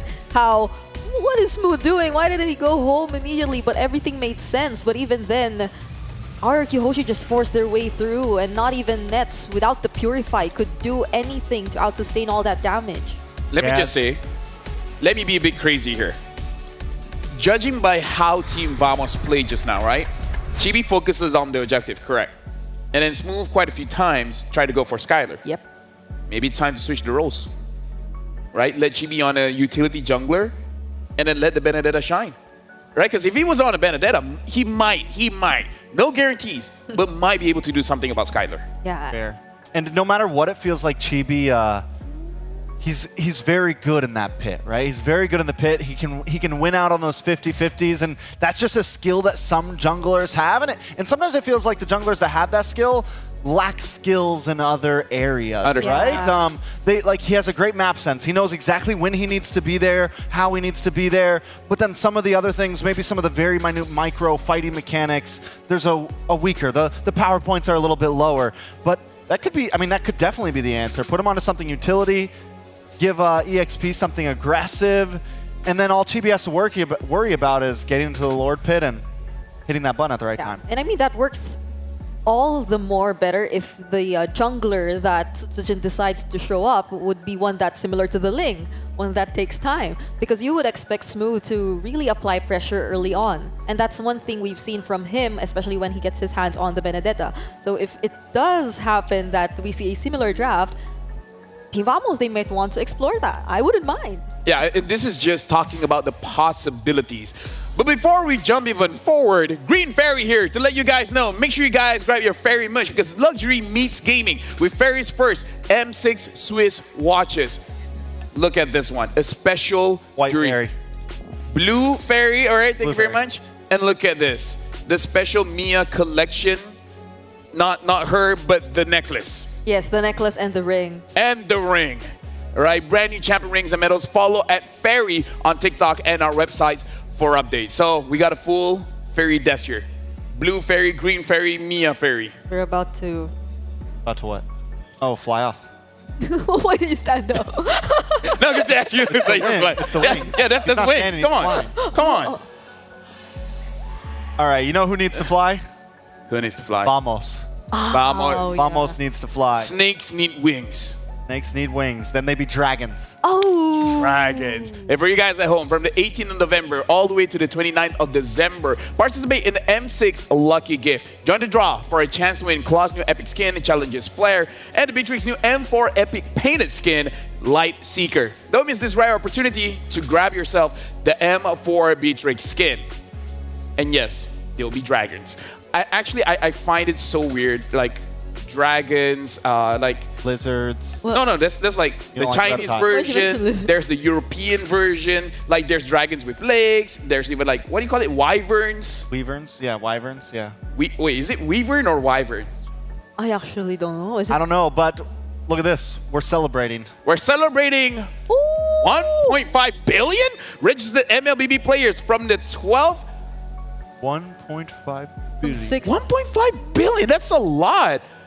From the 6th of December all the way to the 23rd of December. Join the event and complete tasks to get a random epic skin for free. Thank you for your unwavering support and being part of this incredible journey. And there you go. That's going to be one of our intros. No, that'll be our outro. Fairies out. Okay, that'll be our... All right. I hope I get included in the outro. Hey, you got this. Okay. You're one of us. You're one of us. But keep it. We're going to have to fly out of here because we got an interview. Yep, we're going to the side interview here and looking like it's at RQ side. So let's see what they got for us.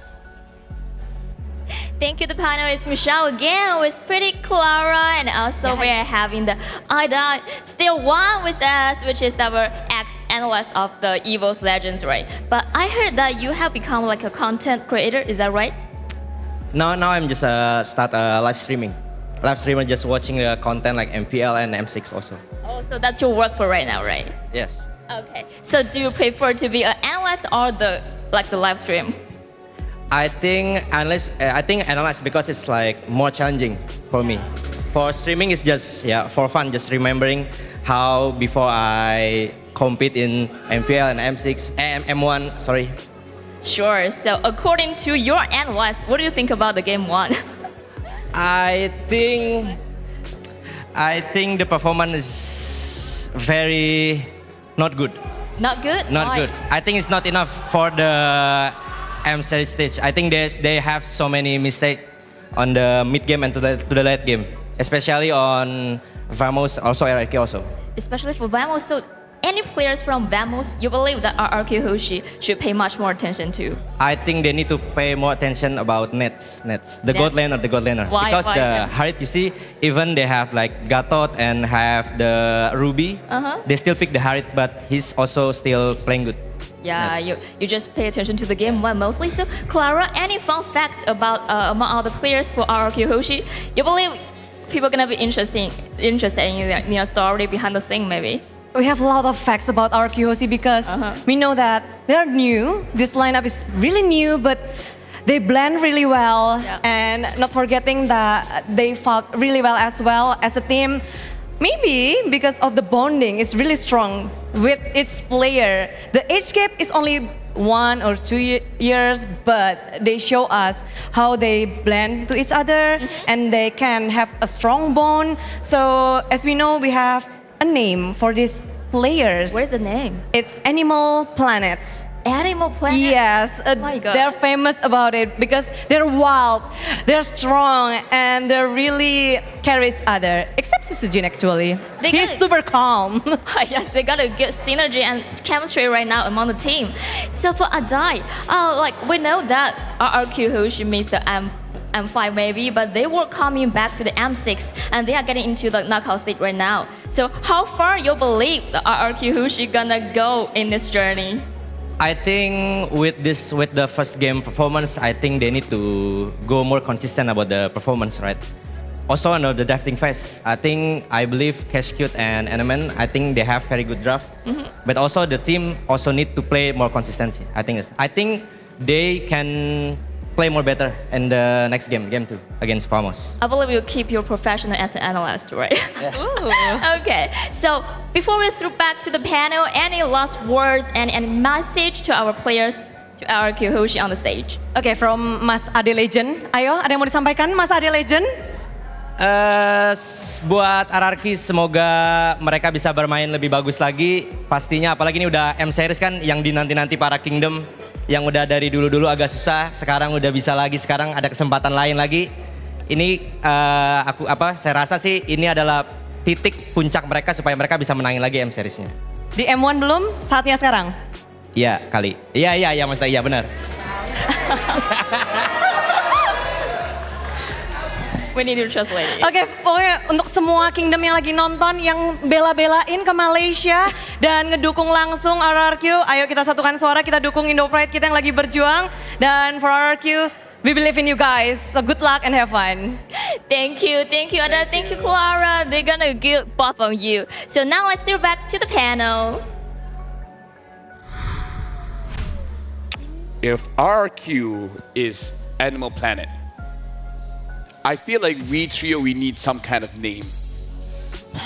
What? Didn't you hear the interview? It's like RRQ has a different name. They're Animal Planet because they're wild, they're crazy, you know, they're close. Except for Suzujin. He's the calm one. Okay. Calm one. Everyone is like having fun and he's just like, So everyone's cheering like they want everything and he's just like, What is Vamos? What should? No, we gotta think about us first. Okay. Like us trio. Like you're already extinct. Trex. Yeah, Trex. While we're thinking on that, we're able to talk to Sisajin. The guy that isn't part of the Animal Planet, we have to see what he has to say and improvement in progress. It's too early to claim that Indonesian teams have improved on the international stage compared to MSC 2024. Perhaps if we make it to the grand finals or win the championship, then I can confidently say we've gotten better. And see, this is why Sisajin is not part of the Animal Planet. He's more chill. Actually, when you're chill, you can be part of the Animal Planet. Yeah, you're just like, the chill one. The chill one. Yeah, the chill guy. Yeah. But this is surprising to me. So we're Jurassic Park. Oh, we are. They're Animal Planet. We're Jurassic Park. That's our trio name. I like that. Because get it? Because you're Trex, you know, and then she's Park Gisun or something. I don't know. Brontosaurus. Brontosaurus. Yeah. What about you? The Jurassic Park. He's our trainer. Oh. He's a beauty.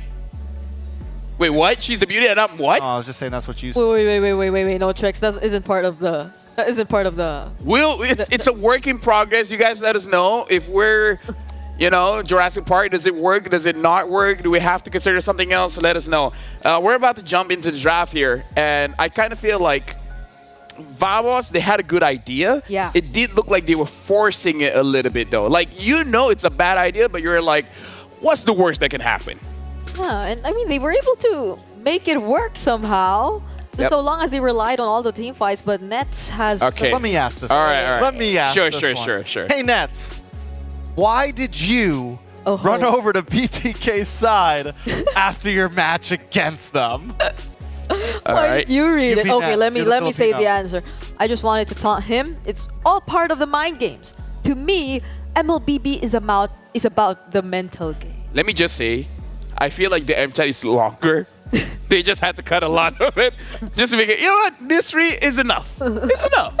That's enough. It's a mental game. Were you there? Did you hear it? Was it actually longer? No, I was not. It's just his gut feeling too. Yeah, me too. Yeah.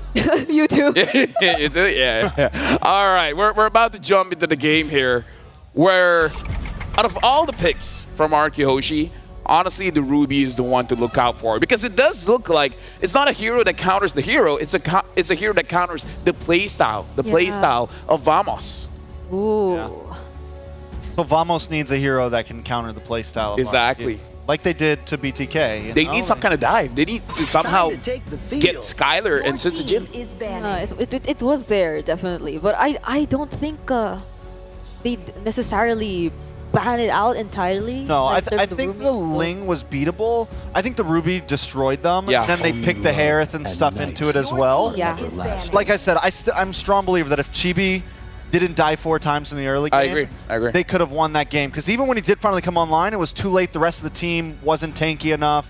If they were all at a point, Sujin would have been able to just clean house at the end there. Like, it was just...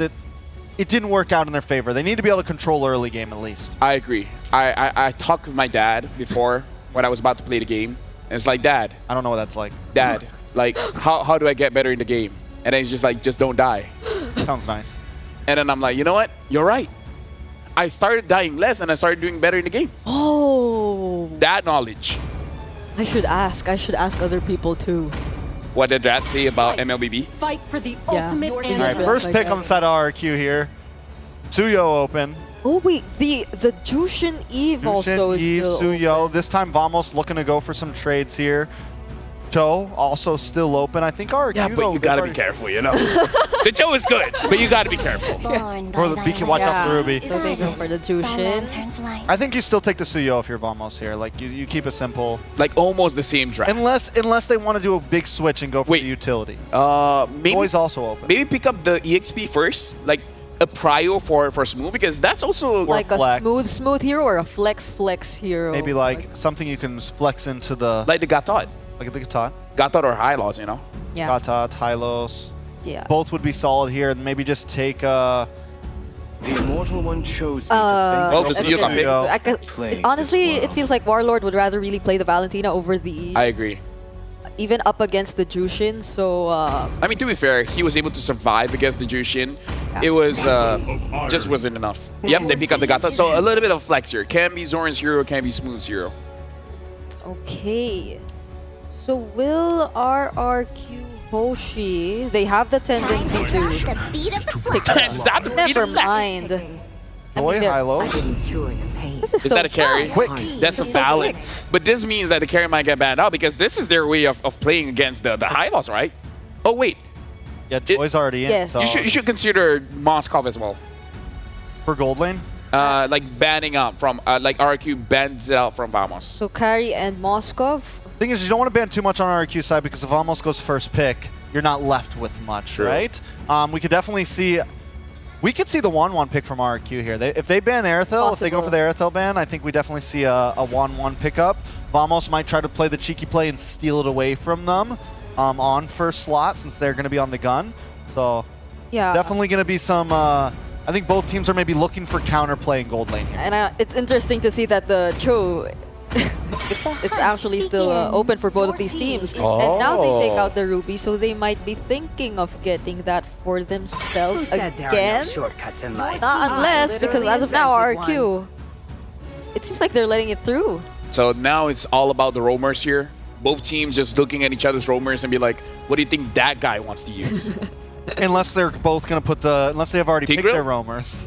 If Vamos picks up a Tigger Hill, it's kind of good to go up against the Joy. Oh, yeah.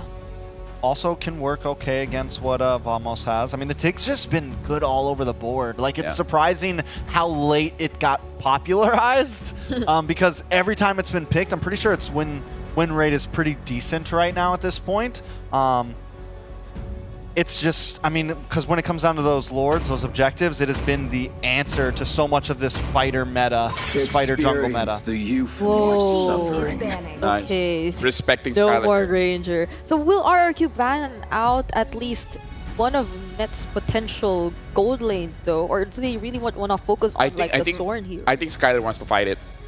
I feel like Skylar would be like, let him have... Okay, that's an interesting ban, by the way. Let him have the carry. I'll just beat him up with my Irithel. Yeah. Almost has to save their gold lane for last here.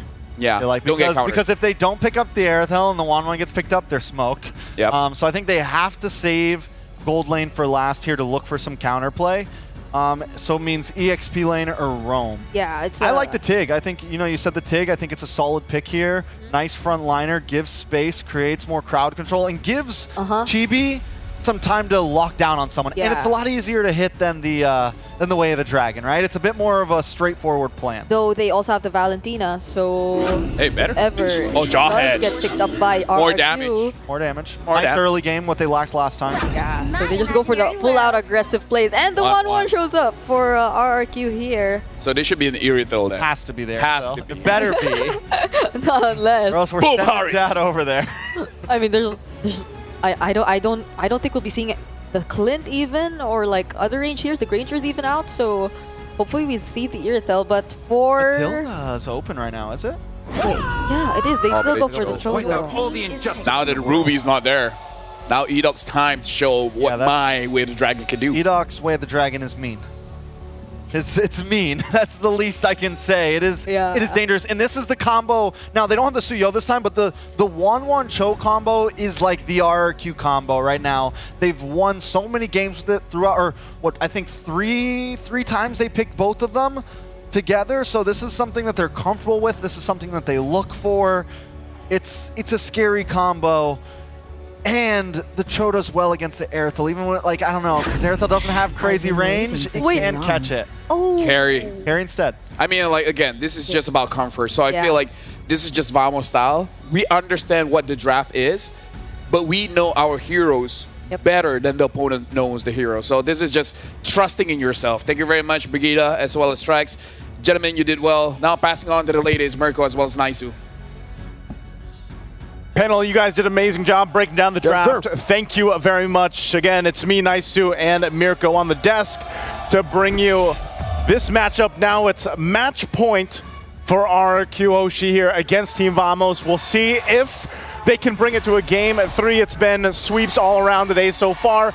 Mirko, I know you went through the draft. How you feeling about it? I like it. You like it? I love the high-lows, the joy. I mean, it's just a mobile lineup, man. Yeah. For Vamos, they really need to start to lock people down from RRQ Hoshi if they want to get the shutdown or even the shreds from the carry, the Suyo, the executes. RRQ have so many ways to just escape. They do. We'll see if there's enough shredding to happen here from Team Vamos. Once again, we jump into Land of Dawn. Best of 3. Match point. We're going to wait a little bit. And we'll break it down a little bit more. Again, kind of talking about the draft here, following up on what the panel said. You know, the fact that you have the Suyo again in the hand of Chibi here, I have to agree with what Trek said earlier. You know, in the draft, it was like, if he didn't get shut down so hard in the early game, then maybe they would have had a better time transitioning through, you know, that early to mid to late game. So I would love to see it if this time around Team Vamos, not that that's just on Chibi, but like the team. You know, they took some pretty risky decisions early on in the previous game, and hopefully this time they have the lineup that allows them to go ahead and allow Chibi to have a better time in the jungle to rotate, because we know what's across from him. I mean, we've seen this Joy wreak havoc, man, just so far through even the Swiss stage alone. Yeah. I think Chibi getting now more setup, I would say, right, with the Gata, honestly, the Jawhead too. It should give him way more prio to play with around the neutral objectives. It's just, RRQ Hoshi have so many ways to actually poke out. Dyron, actually, by the way, guys, you guys can't see this, but we can. It's a Vengeance choice for Dyron. It is not the Revitalize for the Horse. So he knows that he's going to be opening up most of the times. And the biggest issue for the Hylos when you are up against a Jawhead is the fact that when you get pulled back, even with the Revitalize, doesn't matter, because your physical defense gets shredded down so much by the ejector, and then anyone can just one-shot you.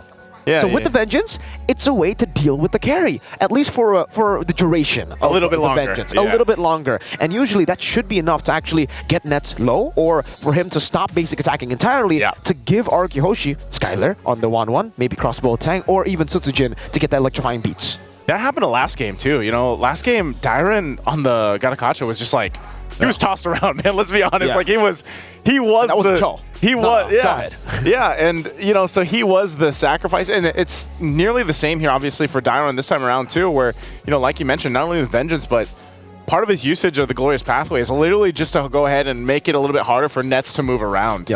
And then hopefully they can crash down on it. But still, they have a lot of tools, and I think that's part of it too, is Edok has this Cho, man, and we've seen what he can do previously throughout the tournament. This is still a solid pick because of the mere fact that, you don't have a Ruby to worry about to kind of disrupt, you know, everything that you're looking to do here on that Cho pick. So I would say for Team Vamos, though, looking at how they can bring it to a Game 3, really they just have to correct the mistakes they made in the early game. And you know, they showed good fighting. There was glimpses of it, I would say, where they had these team fights in their favor. Remember, even despite Chibi being down in the early game and dying early on, he still locked in the turtles. Exactly. You know, objectively, like, they were still locked in. They were able to go ahead and secure those objectives, even down to some of the lords later on. But it's mostly just cleaning that up. If they really want to go against a team like RRQ Hoshi and, you know, rally behind them and get to a Game 3, that's what they have to do. They have to fix those mistakes.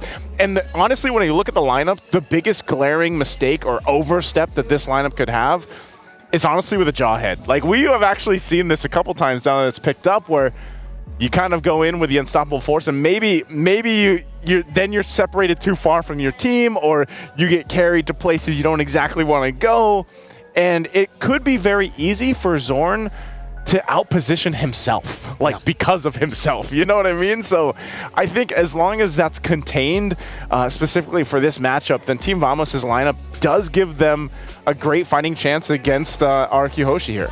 They just have to be very careful, right, in a lot of these skirmishes. And I agree with you. You know, for RQ Hoshi, I think it's this composition. It's, yeah. Oh, okay. So I believe we're going to have a bit of a remake. We might, yeah. We might. Not have sure. A bit of remake. Not sure of the extent of what we'll have, but just have to see. But I guess we can keep on talking about the compositions. I don't know if it'll change. Yeah. I'm not sure. We're still waiting, ladies and gentlemen, so please do be patient with us. Fair play is our #1 priority, so we will troubleshoot this issue ASAP. Wonder what the issue is, but I wonder if maybe it's the vengeance. Maybe. No, you know, we don't know yet, so we are going to wait to hear word on that. But yeah, I mean, the I do lineup think the there, vengeance is a good choice. It is a good choice. It's a better choice, I would say. Yeah. This kind of composition that wants to shred you down. It makes sense. Yeah. But I think, you know, it'll be interesting to see if we do end up with obviously the same compositions for both sides. Yeah. But nonetheless, I think that's still the main thing that Team Vamos has to adjust from. You know, they made some glaring issues in the beginning of the game, and even when they had some momentum in their favor, they still weren't able to have all the right, you know, moments they were looking for. And, you know, even so, like Smooth and Zorn both did still a pretty good job at adjusting when they needed to throughout that game. And I think this time around, it's, again, you don't want to just get specifically a jungle gap. Like, you don't want to fall behind too much there. Yep. And then Nets, like the fact that he has a carry, should be able to shred, you know, that front line pretty well. So I did get word. I think we're going to have a quick video for you guys to go ahead and check out while we settle things out. So let's go ahead and take a look at this video.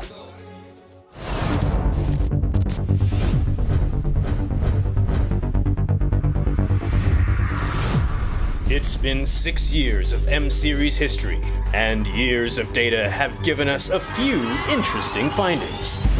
None of the M-Series World Champions have won MSC in the same year.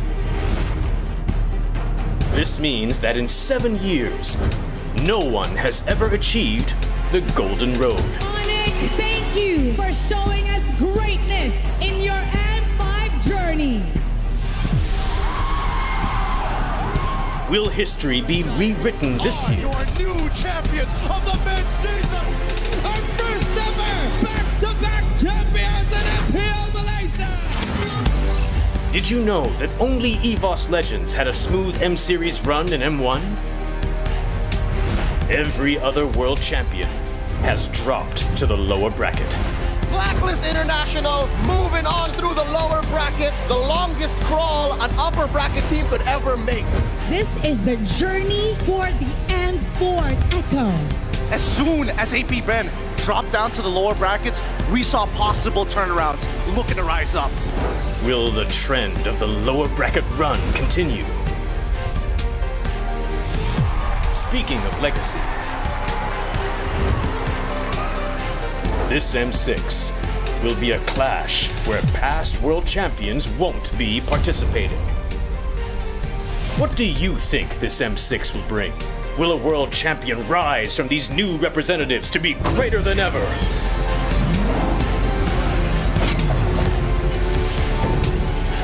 What do you find interesting about the M series?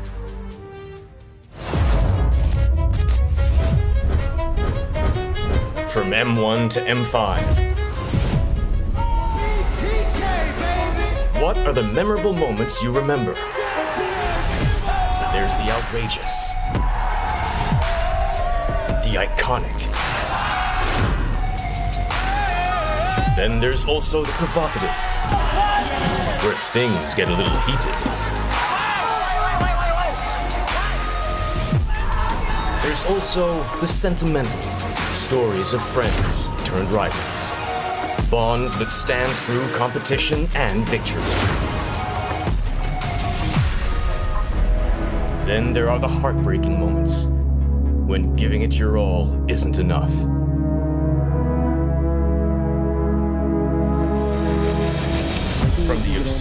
game. So, biya lah, 5-5. Gear. Can you explain to us why Gear? He said that Gear is such a good player and he's a real playmaker for his team. That's what he said. I think we are very, very excited. To the unscripted. You better take that jacket! I swear to God! Hungry to be champion.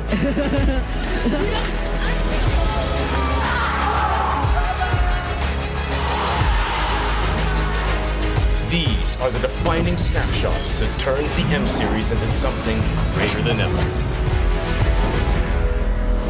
What is your favorite moment from M1 to M5? Love to see that video.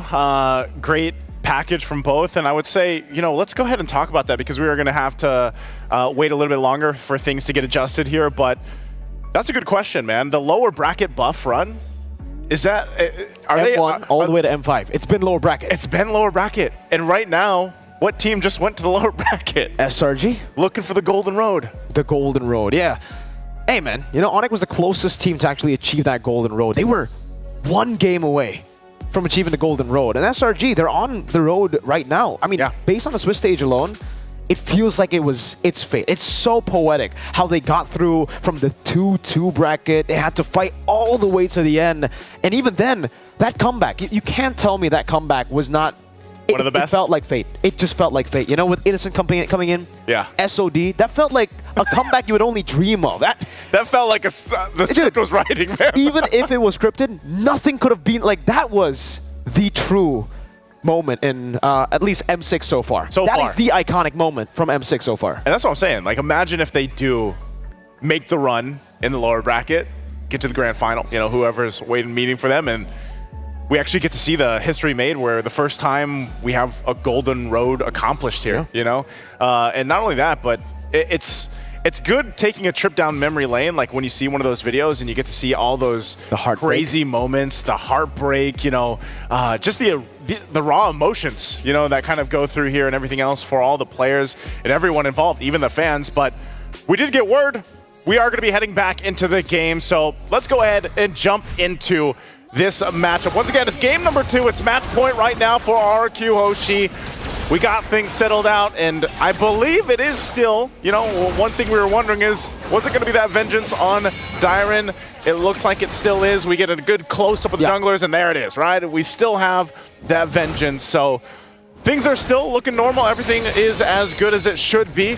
Now for RQ Hoshi, if they're looking to win the series and cap things out, it's a strong start, especially when Edok gets that level 4. And I would say, man, even when we saw that in the game 1 where, that early aggression came out and then Zorn was delayed and the rest of the team was delayed, that was not the start you wanted for Team Vamos. So they kind of take this more slower approach, at least in the early game before this first Lith Wanderer. They just don't want to get tossed up, hopefully, here from Zorn.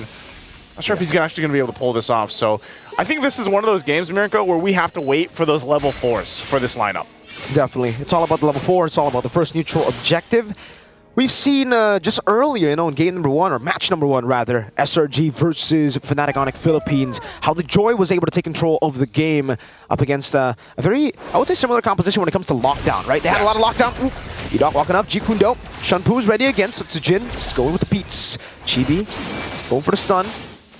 A lot of damage over to Rins just early on here. Rins will be forced to recall, so it's an early win for Vamos up top, though. Nets. Great dodge away from Skylar, who was looking to get the stun, or immobilize, rather, there with the Inspire. Yeah, even utilizing the Inspire. Zorn here going to take a couple shots, though, but still kind of limit testing, of course. That turtle is now up. Both roamers still waiting for the level 4s available. So junglers will take their time. They'll grab their buffs, and they'll meet up here. Still, meanwhile, up top, the gold lane battle. Nets almost level 4 there. Skylar's going to have to get sent back, it looks like. Right now, Turtle, though, for the taking as both get in position. Edok nearly there. Might actually get it before the fight breaks out and could possibly go for a kick, but a Warlord also holding on to a Glorious Pathway. Oh, great stun. Edok going to be slain. Chibi claims first blood. So Tsujin walking up, Darren popping Glorious Pathway. That's the AOG. So Tsujin electrifying beats. Now goes in for the Retribution. Chibi winning it again and slicing him down. That's a double as Rins disengages with the Crimson Beacon. Meanwhile, up top, we don't have a pause. Okay. Man, again, unfortunate there because Fight obviously breaking out, and it looks like, Team Vamos had good control of that too. That was a double for Chibi. So completely different from what the previous game was for them. Not only do they go and get the turtle, the objective, but they also get a good double kill here. So interesting, because just with that pressure alone in a Suyo, that really changes the dynamic of the early game already for Team Vamos. And once we get word here, it looks like it could be on Team Vamos' side with what's going on. Trying to read the sign language here, but they had a good setup. I mean, even with the way they utilize Smooth jumping on in with the Avatar of the Guardian, and then the way they collapsed down at the right moment, because Idok, he was waiting for that level 4. He was waiting for that possible window for him to go in and get a kick, but it was a really decisive thing for Chibi to just be like, you know what? Let me just go for the kill. And they end up getting that, plus the objective, plus a double.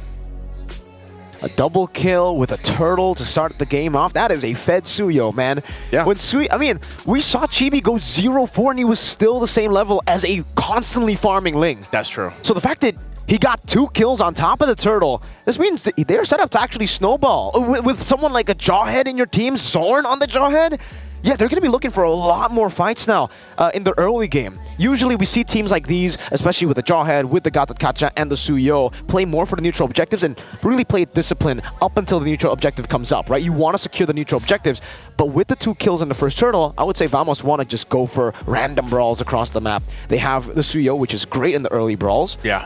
And like I said earlier, Zorn, Warlord, all these picks that they have were picked to fight. They were picked to brawl, man. Isn't that just Team Vamos, though? Like, that's true. Isn't that them? Isn't that in general? Exactly. So they got the brawl Vamos win condition already. The brawl Vamos win condition.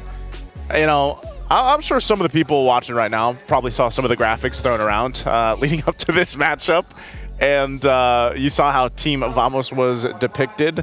And I think that is actually it's funny because when we learn about the reception of, like, let's say audiences and everything else here locally in Malaysia, there's a reason why we led into this matchup with the whole hometown villains. It's not like a negative thing. I don't want people to take that like out of, the connotation wrong or anything. It's just, that's their play style. That's their kind of personality. Even the crowd. I mean, if you guys got a chance to come out here and watch M6 in person, man, I will say that the Malaysian crowds, especially the Team Vamos crowd, it's pretty intense, man. There's a lot of personalities in the Team Vamos crowd. Just like the players. Just like the players. It's actually a perfect fit. So it looks like things are almost fixed here and situated. It did seem, it is on Team Vamos' side. So even with that, I mean, think about it. They got themselves, what, a 1,000 and some change lead off of that. A massive double kill early on. And I say massive because of the fact that it's a Suyo, and we know how scaled up a Suyo early on with multiple kills can get in the jungle. And we know how Chibi likes to play. So there's a whole lot of good things happening for Team Vamos right now that RQ Hoshi's going to have to answer to. And looking at them, when they want to go ahead and actually break out some of these fights, that first turtle, really when a Cho is there, isn't usually their favor. Like, any team that has a Cho early on, you're most likely not going to have the Way of the Dragon available, and then you're going to have to kind of like wait for that. It's always the second turtle, I feel like, with the Chos on those lineups, those compositions, where then you kind of have that advantage. Because we even saw it too when Idok was trying to get in position. Warlord had the Glorious Pathway. So then we had like 2 Glorious Pathways thrown down, and it was just, they were zoned out from that plus the Avatar of the Guardian. So I feel like for RQ Hoshi, it's just kind of a waiting game with this kind of lineup. Yeah, this composition for Vamos is very neutral objective centric, right? They really want to get the fights going around those neutral objectives. They have a lot of big AoE abilities, great pickoffs, great stuns, and heroes that want to battle it out at the start of the game. So for RQ Hoshi, especially with the Joy, I definitely didn't expect them to actually contest for the first turtle, especially after seeing, Idok get picked off. Yeah. Suzujin still wanted to go for the red tree battle. I don't know if it's after game 1 where he was out red treed almost every single time. He's got something to prove. To him. He's got something to prove, maybe. But yeah, they should take it slow, I feel. With the Joy, with the Wanwan, their mid-game power spike is going to be insane, and they already have that front line too with Dairen, and they have ways to actually contest Turtle 2 onwards, I'd say. Up against the Suyo. Yeah. Cho is a great tool to actually go for the way to dragon, lock him down, and then get a free retry, right? So it doesn't have to be a 50-50. It really doesn't have to be for Sutsujin. He can actually just take a chill pill, come in very late into the fight, and it's all good. You just be a chill guy. He can just be a chill guy. Sutsujin is a very chill guy. You know? Have you seen him? The guy rarely smiles. Actually, he smiles, but he rarely shows emotions, man. He's literally a chill guy. That's pretty stoic, man. He's very stoic. You know, and that would be a chill Apparently guy he's right different there. in the gaming house, though. Like, that's just him on stage. Is On he? stage, he looks cold-blooded. He is chill. But apparently, he has a different side to him. I think we all do. Yeah, that's true. Everybody thinks LaFell's really like that. He actually is, though. That's the only guy that doesn't have two sides. That's just him. It's LaFell. That's true. I don't know where I was going with that. That's just LaFell. You know, but I don't know, man. I think, you know, while we wait to jump out of the game, it looks like they're nearly there. Like they're nearly ready. And I would love to see, because this little troubleshooting happened right as that fight ended, man. And like, I don't know if they were actually going to continue to try to follow up, like if Team Vamos was actually still going to try to make a move from that, or they were just happy with the double, the turtle, they're going to go ahead and reset. But I think, like you said, you know, for RQ Hoshi, that's what you want to do. You want to just take your time with it. Second turtle, yeah, I expect them to go ahead and try to contest based off the fact that they will have all the tools they need for that. But I feel like it's a little bit different too, in a sense that this Wanwan, I mean, you know the hero really well. You know that she needs time to go ahead and build up, but this is Skylar also that we're talking about that's had amazing performances. So we'll see if he can do it. Well, we are going to be jumping into the game, back into it. Whoa, okay. So as we take a look, we catch back up. There is that little bit of lead for Team Vamos. Of course, Chibi doing his thing, grabbing the buffs right now, and we'll see. This time around, this is where you start to see that shift for the roamers. Are they going to be able to go ahead and set things up for those pickoff potentials? Because RQ Hoshi wants to keep things from getting too out of control, and it looks like it might be Team Vamos. Uh-oh. Stun. Unstoppable force. Oh, Edok flickers out to safety. Team Vamos, like we said, right? They want to go for the pickoffs here. They want to fight. fight. The double kill. Rins in the mid lane. Hatch Crimson Beacon will get slashed down. Oh, my lord. Oh, we will have another pause, it seems. Yeah, it's definitely, okay. You know what? It's definitely on Team Vamos' side. It's something happening again, because you can see even from the players' reactions. So I wonder what it is. Yeah, that's a good question, man. Because something definitely, obviously, within game, or you know, something's affecting them to the point where they're having the play they want to right now. All we can do is, of course, wait for it to go ahead and get troubleshooted here. Again, integrity and fairness is the priority here, especially now that we're in the knockouts, man. You know, day one of the knockouts, even though no one's technically getting knocked out today. Yeah, people are getting knocked down.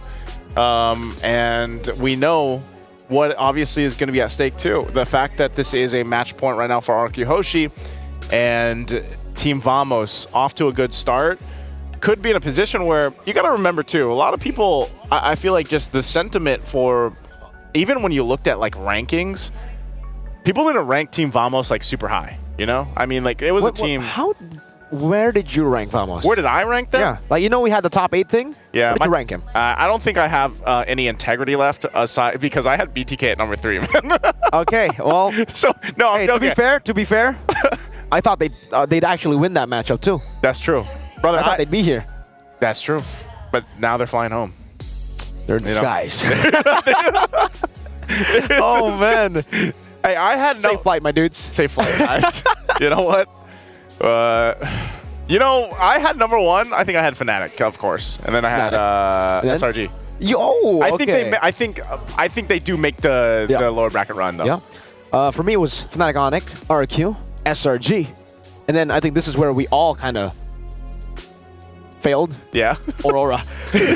All of us. I think all of us had Aurora some way or the other in the top 8. I think that's the only thing that even people who got like 7 out of the 8 teams right, they got one wrong. Everybody had Aurora. 100% Aurora. Yeah. Nobody expected them to drop out of Swiss.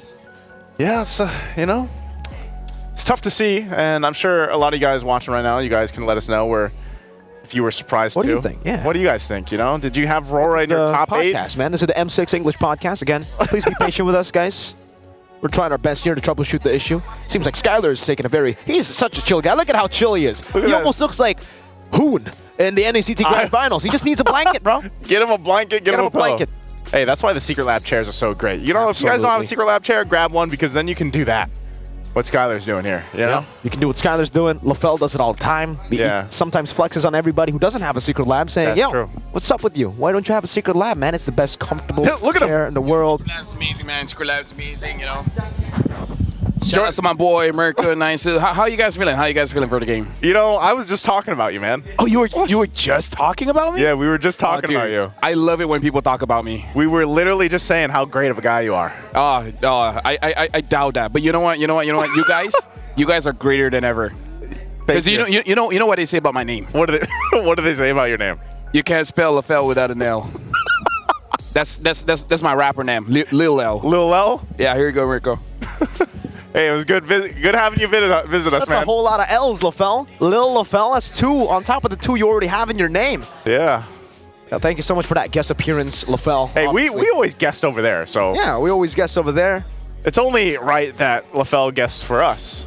It's only fair. Hey, that's a podcast anyway, right? Like you usually have guests. We have guests. We have the L LaFell. L LaFell.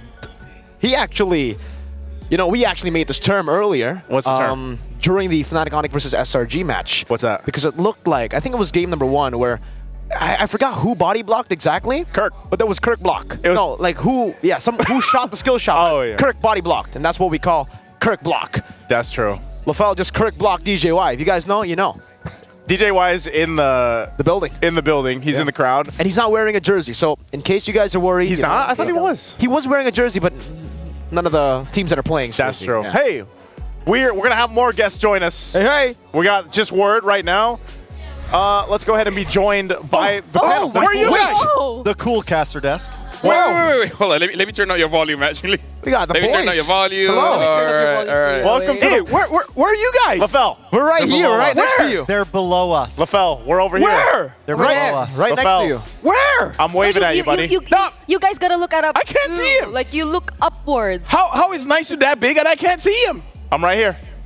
Where? LaFell. You're right. You're looking to the left. There you guys are. Hey, how you doing, man? How you guys doing? Nice. Let me just say, you look better in person. Thank you. Is that okay? shorter than I Is that a expected. compliment or is that I'm a a little bit camera? A little shorter than I expected. We're in 4K right now. We're in 4K. Yeah. Brigitte is taller than I expected. Really? Thank you so much. Yeah. Have you met Naisu? Yeah.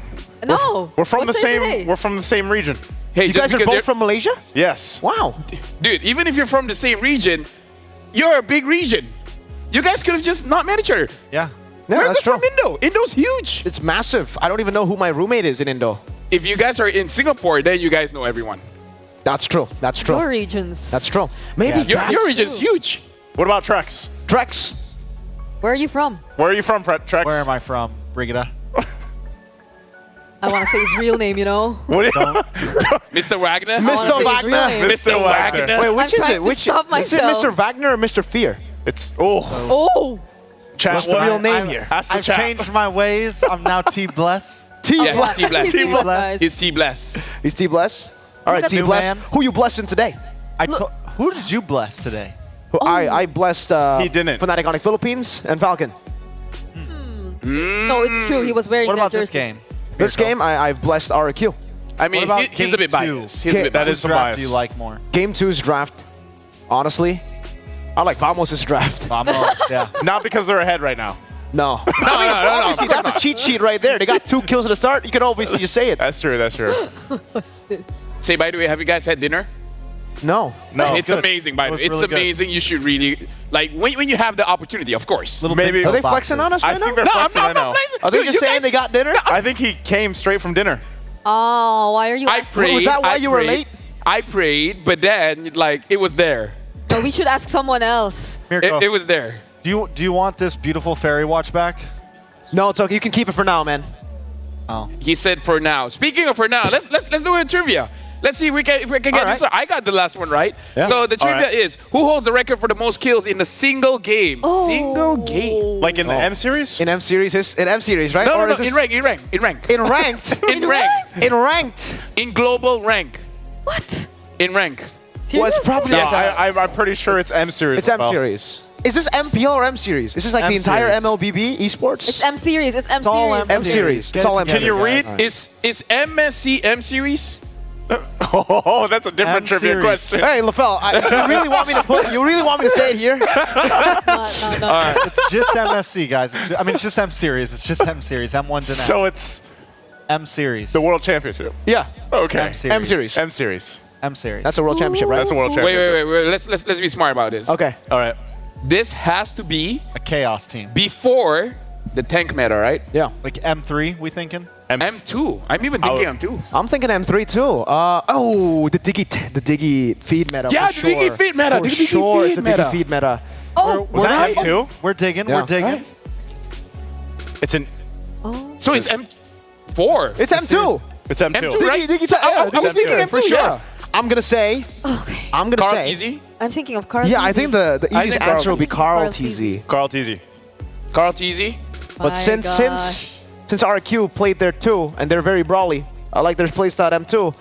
Yeah, but Yeah, that's true. wait, what actually. about what about Carl Burmese probably. School? What about Burmese School? No, Burmese schools played the Diggy tank meta. Like they Yeah. were the ones Oh, to actually right, play right, it. Yeah. So. All right, Carl TZ. Let's go. Carl TZ. Are we all Carl locking TZ. Carl? We're locked. Final We're all answer. locking Carl Carl. TZ. Carl Teasy. Yep. Final answer. Who is Carl TZ? All right, 3, 2, 1. Skylar! Whoa! It's Wait, M4. he got more kills than the Diggy I had feed a meta. feeling. I Wait, do not 17 trust you kills? guys. Wait, No, I was mean it- like was it the Diggy Beatrix feed. game? Yeah, Is but that they all get Beatrix? shared between different players. Wait, You know, this was in a Beatrix was single kinda busted. game, right? Kind of Single game. busted. Single Against game. Onyx, 17 kills. Whoa, I've had game where I had 22 deaths. That's not the That trivia, That though. must have been lower. That that's must why have you're a been caster. That's why. Or upper bracket. When did they? You know, If only you could see them. Then why are you here? because I also get 22 deaths. 21. One less 21. death. One less death. I'm 22. 20. That had to be 20, the Beatrix game. She's just trying to one-up us, man. What is Your that? Beatrix game. Yeah. It was a Beatrix game, all right. It was. It was a Beatrix game. Renner apathy from Skylad kind of moment, you know? You know? Do we have more Okay. trivia?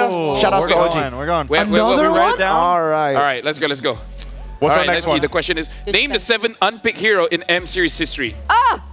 All right. Zilong. No, I don't know why I screamed. Zilong. Wait, don't try to take.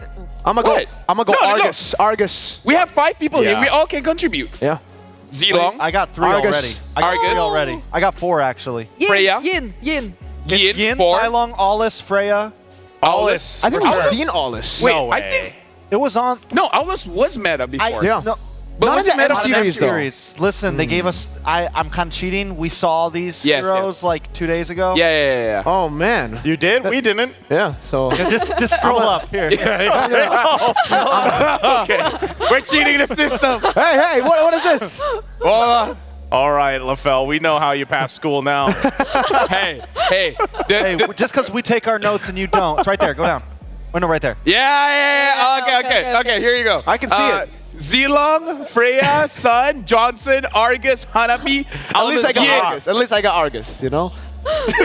Yo, Zipper just said it's cheating, using, man. It's called using our minds. It's using your resources. That's true. That's true. When you're in college, you can start using the calculator. So, what LaFell's saying, cheat in school, kids. No, that's not what he's saying. Anything to get to college. That's Anything- not what he's saying? Anything to get into college, right? Anything to get, see? Nope. LaFell gets me. Yo, that's what we call street smart, LaFell. Yo. Street smart. Dab on it. I don't know if I can reach you, but I got you. I got you. Dab on it. Dab on it. there you go. I got Oh you. my I got you. goodness, That's Rex, are you seeing this? This is something why great they right don't now? put me and What? LaFell on the same desk, by the pandas. way. I just want to. I know. The picture in picture is enough, man. The picture in picture. We passed You're the out of picture in picture. We're out of picture. You have that choice, LaFell. You have that choice, LaFell. I have that choice? You want to take that choice? Okay. Just do this. Ladies and gentlemen, as the table host, I'm gonna call for you. You want dinner? It depends how long the break is. Hey, I make the choice. Okay. I'm gonna give you 10 minutes. I'll take and eat dinner. 10 minutes. You'll So take that's not 10 enough time. All right. If you want to pray Maghrib, you can go pray Maghrib as well. So we're gonna go for a break.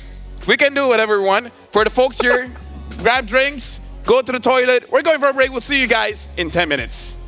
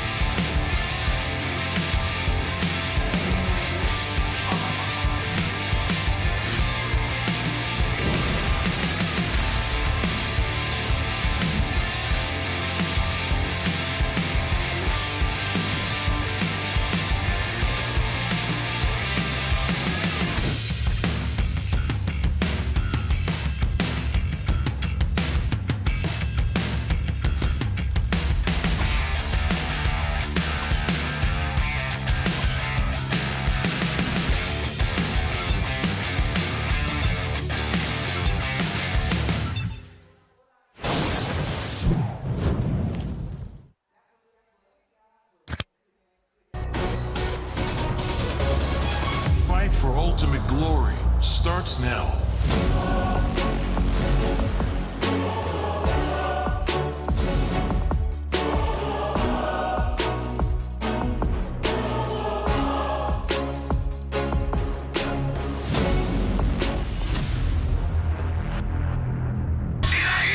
Mobile Legend M6 スイスウォッチ明治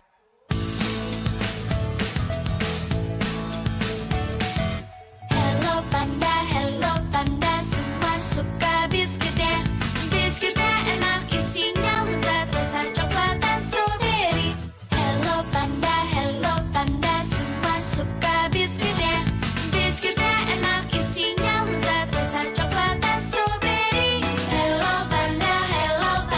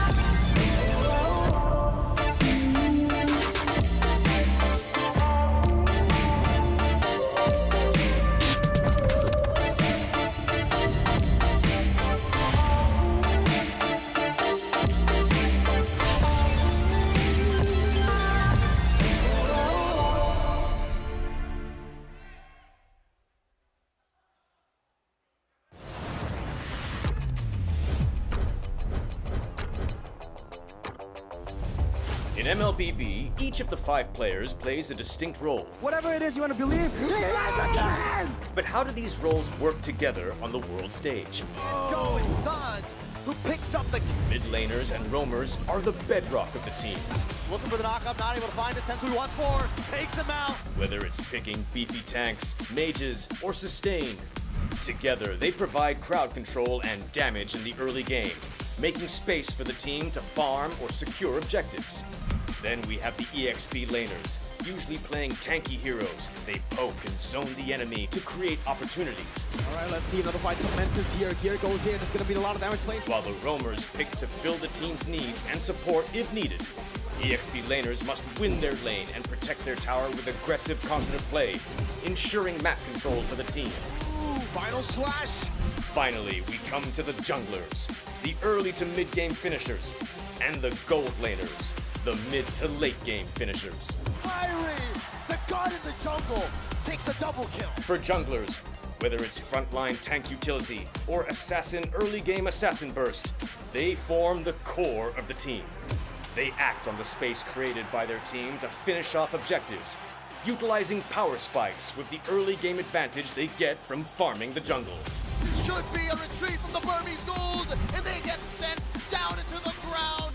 Gold laners focus on farming for gold to become late game monsters. 1v3. They are savvy observers, staying out of trouble and positioning well to deal the most damage with their fragile heroes. Do you agree? How would you describe the roles that make MLBB greater than ever?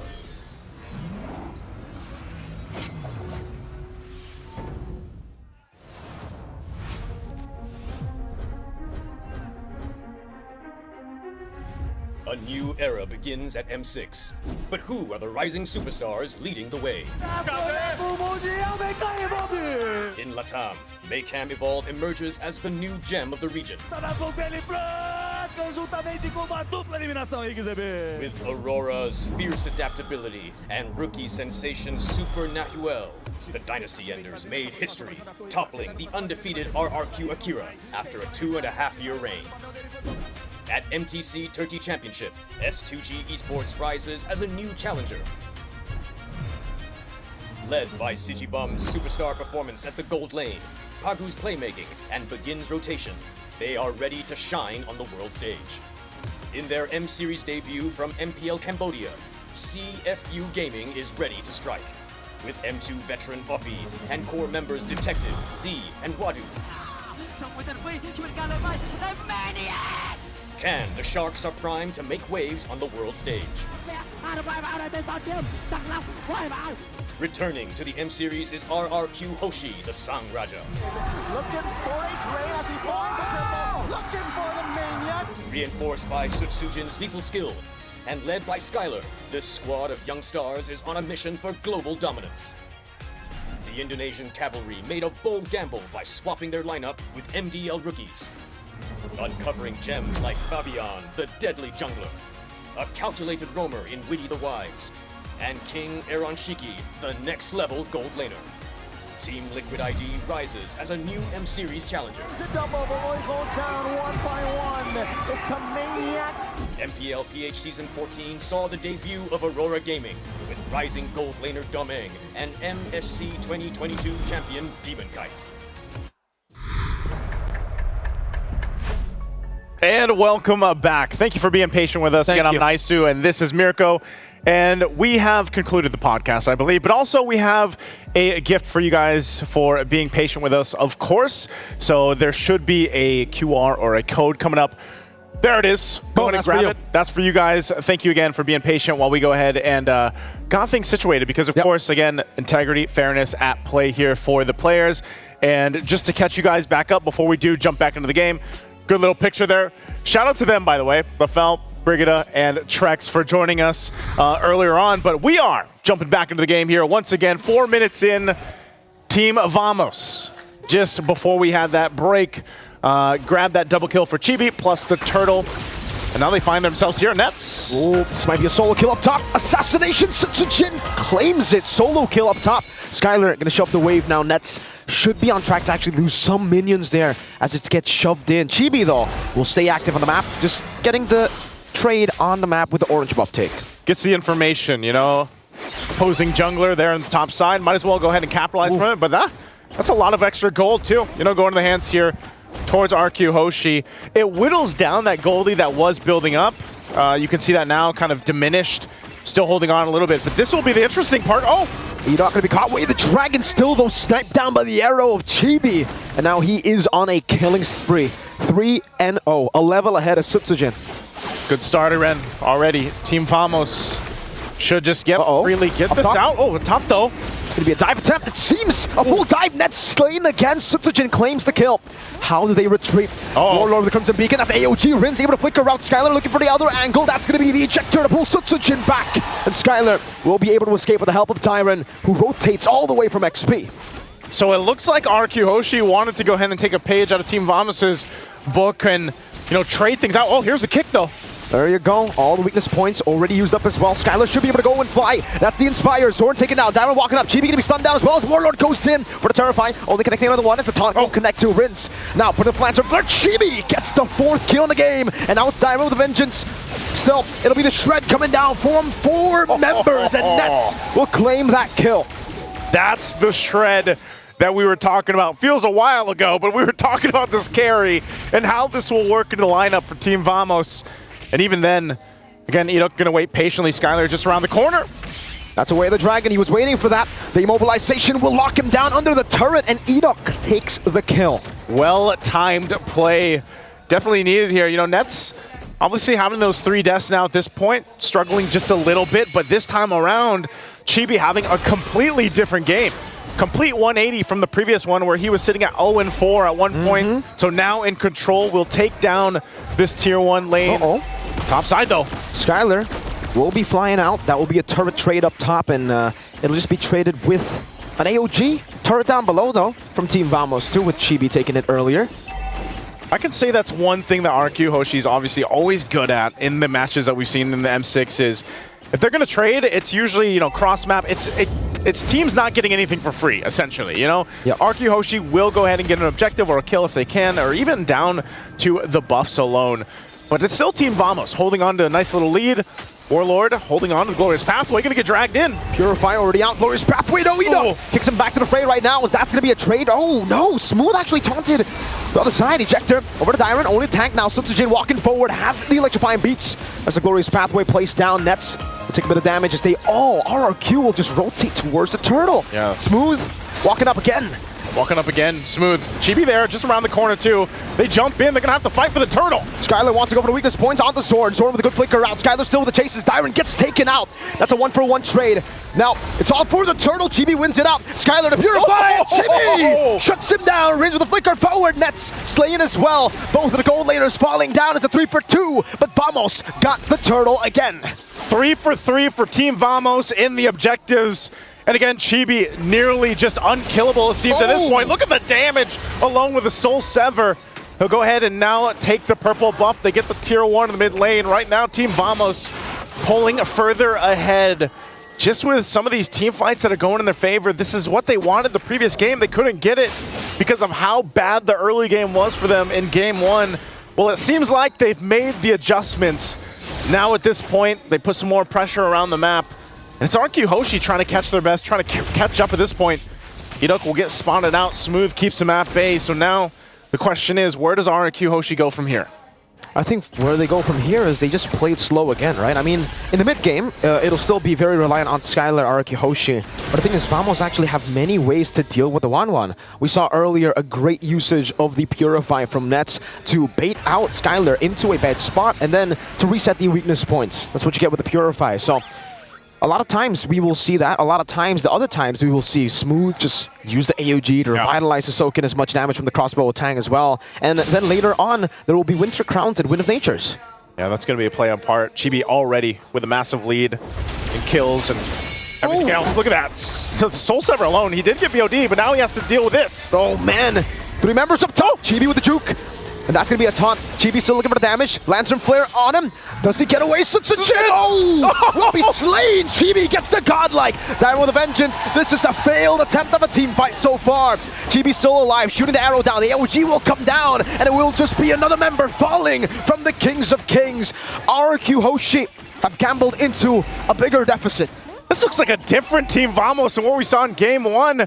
I mean, talk about just synergy and being able to rely on each other. Chibi was in a bad position, really low, and then able to go ahead and wait on the team and then even get a shot off to help capitalize on a kill. And all that leads into another objective secured. Lord now taken by Team Vamos. They want more. They do, and Chibi just comes in, retrieves the purple buff, takes it away, now with a 3-level lead. And he is just a camp away from level 15. Again, this point, RQ Hoshi finds themselves with their backs against the wall, against their walls of their own base, especially with this push in. This is just a massive lead right now in terms of even the scalability for Team Vamos. Nets already shredding through that front line, just like we saw earlier. So now the mid, the focus here. The shields are going to go down here in the mid lane. A couple shots here from a distance. Glorious Pathway going to be set down just to help clear out the Lord a little bit more. We'll see what Team Vamos continues to take. Susujin will go ahead, cut down that wave. Might get caught out in a fight with Chibi here, depending on how this is played. That's a 1v1. Chibi waiting for the ability. Susujin dashing away. Now another reset as well. Oh, the damage from Chibi! That's a solo kill. Meanwhile, Skylar slain. Zorn will be traded back, but it's a worth it trade for Vamos. They're just gonna holla their way into the base. That's 4 members down of the Kingdom. Next up, the Turret and Team Vamos. Are they gonna look to close out the game? Looks like they will. One Cannon in the mid lane. Team Vamos will secure the Game 2 victory to equalize on the board. And Team Vamos makes it happen in Game 2. A stark difference from their performance in Game 1. And now, ladies and gentlemen, we have a series on our hands. Took us a little bit longer to get through it, but hey, we're happy to get to Game 3, and we hope for the smoothest sailing at that point. But man, RQ Hoshi, it looks like the wind was taken out of the sails there. Let's throw it over to the panel to have this one broken down. Oh my goodness, I don't know about you guys, but number one, that's probably the longest game I've ever seen. That was a very long, what, 13, that was 30 minutes. 40 minutes, 15-minute game? No, it was 11, less than 11. Felt like 30 minutes. Something happened to Chibi, man. And is it because the lack of Ruby, Mr. T Bless? Hey man, Mr. T Bless says yes. I mean, no, there was definitely something there. It could also be the fact that instead of Chibi going 0-4, he went 4-0 in the first few minutes. That's huge. I think this time their draft was just cleaner, and RQ's was not as clean. It felt like they had the answers last time, and this time they did not. Yeah, something about like not being able to stop Zorn as well really changed things up, and then having a priority for the EXP. We're gonna talk about the game a little bit more here and looking at the stats. But right now, officially, today is not a 2-0 day because we just had a 1-1. So we're finally going to a 3-game series from best of 3 now feels like a best of 1. And I feel like both teams really bonded throughout this experience. So I feel like game number 3, it's mostly going to be target bans. Like, I feel like you can't allow Ruby onto E-Dog because that just stops the way that Vamos play. Not necessarily the heroes, just the way that they play. And it's not even a matter of like what counters which anymore, honestly, because there were a lot of available picks, but then Team Vamos, they just really chose to go for all their comforts. And I think that also had a huge factor to play in the way they were just able to be so aggressive under the helm of Swarm. 10 minutes, 56 seconds, guys. Oh, that 10 was... minutes, See? 56 That wasn't that long of a game. It's just 10 minutes. Nets just finished his Trinity build. Man, just finished his Trinity build, essentially. I mean, it just shows how dominant Vamos was in this game. How ahead they were, how quickly they were able to snowball. Everything went perfectly into their hands. Yeah, and I cannot believe the amount of Chibi versus Sutsujin moments that we've had throughout the entirety of that game.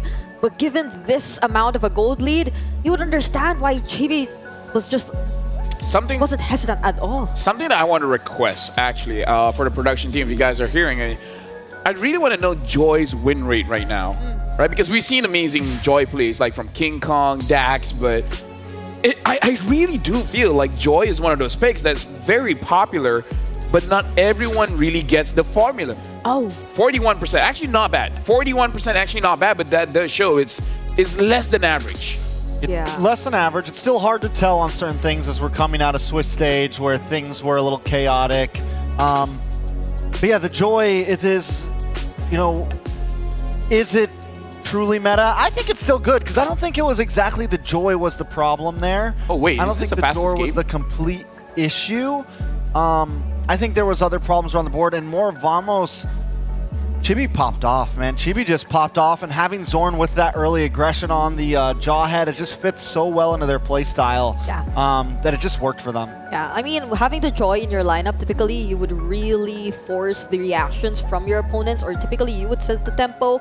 But in this case, Zorn on the Jawhead, together with the Warlord on the Valentine, like the amount of early game damage, it was overwhelmingly high for Vamos in contrast to RRQ, which I feel should have taken a bit more time to go online, especially even though Skylar, right? Skylar, he did a lot during the early stages too, even on the 1-1. I mean, it's seen here in the total damage dealt, it's actually higher than Nets, but even then, when they needed to work together, you really feel the lead that Vamos had in their hands. Yeah, actually now looking at the drop of RQ, they're actually lacking in damage because for Rin, Skylar, they're doing damage, but they're mostly doing it on the Gatot. Yeah. The Gatot is taking a lot of damage, the Jawhead is taking a lot of damage, and effectively Chibi dealt way too much damage in this game. Like, the balance is not really there. But it's okay, we can talk about that a little bit more, but I believe this is actually, unironically, the fastest game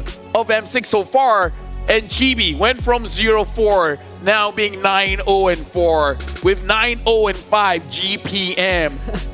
When he has the momentum, he does not stop, man. High highs, low lows. Exactly. Chibi went from one of the most killed players in game 1 to being the MVP in game number 2, bringing us to a game 3. He had some time to think about it all. Yeah. You know, he had some time to correct his gameplay. He had some time to figure out how he's going to approach this. And I'm very glad that they still went for the Suyo pick. Sometimes you'll see teams, something doesn't work, we're going to do a hard change. They did not. They knew what the issue was, and they corrected it. Yeah. I also feel like there has been we have to attribute a lot definitely to the mid duo, because compared to the first game where it felt like Chibi was constantly being invaded and interrupted in terms of the farming, this was different. He could secure the objectives for his team, similar to game number 1, but it isn't as if they immediately lose a lot of members after that. That was clean, by the way. That was so clean. That was so Like, clean. clean execution. Like, even after those objectives, they can proceed with the fights and not lose. Yeah, let me just say as well, like the mindset of Chibi going into this game, like you brought it up, Brigida, where he could go for the objective, but then he's like, you know what, I want some kills. I want to ramp myself up a little bit more. And then the thing about Team Vamos is that they play with emotion. Once they're feeling hype, once they're feeling good, they want more of it. They don't stop. They keep looking for that adrenaline, and then that just makes them a scary and scary team. This was one of the highlights. I mean, look at this. I don't know if you would say, why didn't Sutsujin recall, like proceed with the recall, but He thought he was good. He thought he could get a kill. Yeah.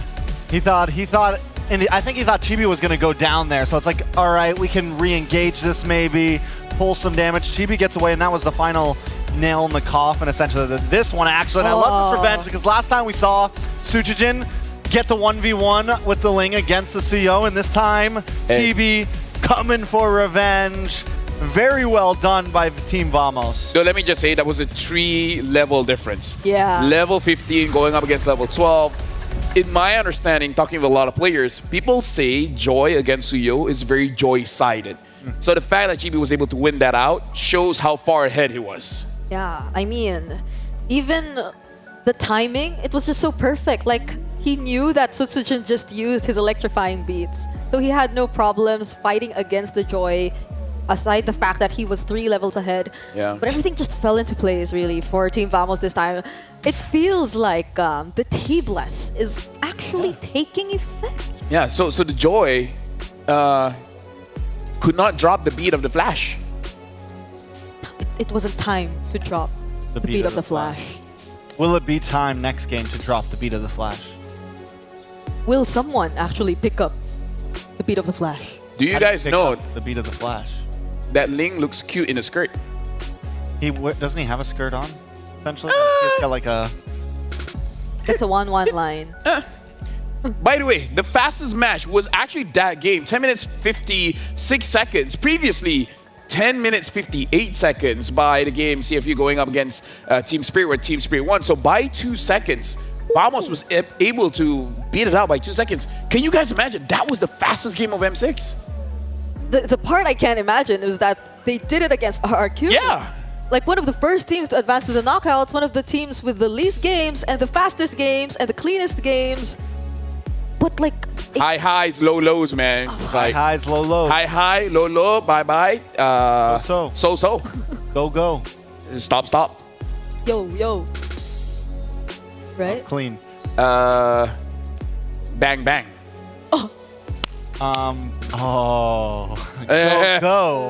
man. Let's go. Hey. All right. Let's bring it back. Let's bring it back. So, no fight. Game 3.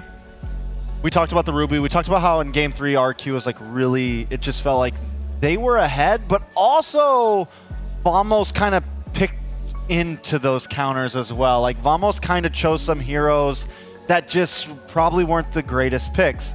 Game 2, it felt like they were in the driving seat completely in the draft. They had blue side? Vamos had blue side last game? Red side. Red side. And it seems like both teams have been kind of wanting red side. Yeah. So with RQ losing, probably go back to red side. Vamos needs to have an answer for that, right? They need to have some way to be able to take advantage. Now they did get Suyo for free in game 1.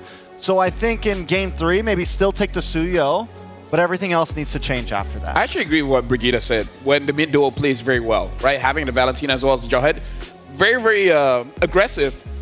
And Idok couldn't answer to it. Like you said, Strikes, no one to really stiff arm. So I feel like as long as they avoid that situation, then they're looking good. Yeah, I mean, that was even against the Cho, right? One of like Idok's best performing roam heroes in the entirety of the tournament. Might be the first Cho he lost. So might be his first is Cho lost, I think. I think we should check that. Like they have or don't. And just trust Trex. And just the trust because I'm the analysis. Yeah. He's the analyst. The Analarex. Why does he keep changing names? T-Bless is good enough. T-Bless is okay. We're sticking with T-Bless. Okay. I don't change my name to like Lenelis. We got along. Yeah, in terms of the T-Bless, we should just stick with T-Bless. Yeah, stick with T-Bless. Right? Good name. Oh my gosh. Let's talk about the coaches because we're talking about the draft. We got to talk about KSQ as well as Pubs just to see the differences because honestly, they are a bit different, especially when it comes to the experience here. Because if we look at both Coach KSQ as well as Pubs, looking at first pick rate, apparently Vamos actually doing quite well in first pick rate. RRQ only 14%. That's I didn't notice that. Well, almost all of RQ's games were second pick. True. Throughout the Swiss stage, and I think the one time they were on blue side was their loss. So it's kind of a right. Yeah, it was the one time they were on blue side was against Twisted Minds, and they lost that game. So I think that could have something to do with it. And it could really be their weak point, and it could. I think for the first time in general, blue side's not winning like for a lot of teams. It's interesting. Even in this game where they fought against Twisted Minds, that was the Ruby in their hands too, which is why it has a 50-50 win rate at least for RQ. But then in certain situations, it really worked well. This was versus a Cho as well, so like. Looking at the heroes as well. They won blue side there. Looking at the bans as well, quite interesting here that Matilda RQ bans out quite a bit. Yeah. Vamos definitely can use the Matilda, but definitely not one of their known heroes. The Hayabusa as well. Really, I feel like Hayabusa is one of those picks we don't see a lot of, but really has a very big impact in the games that the Hayabusa is a part of.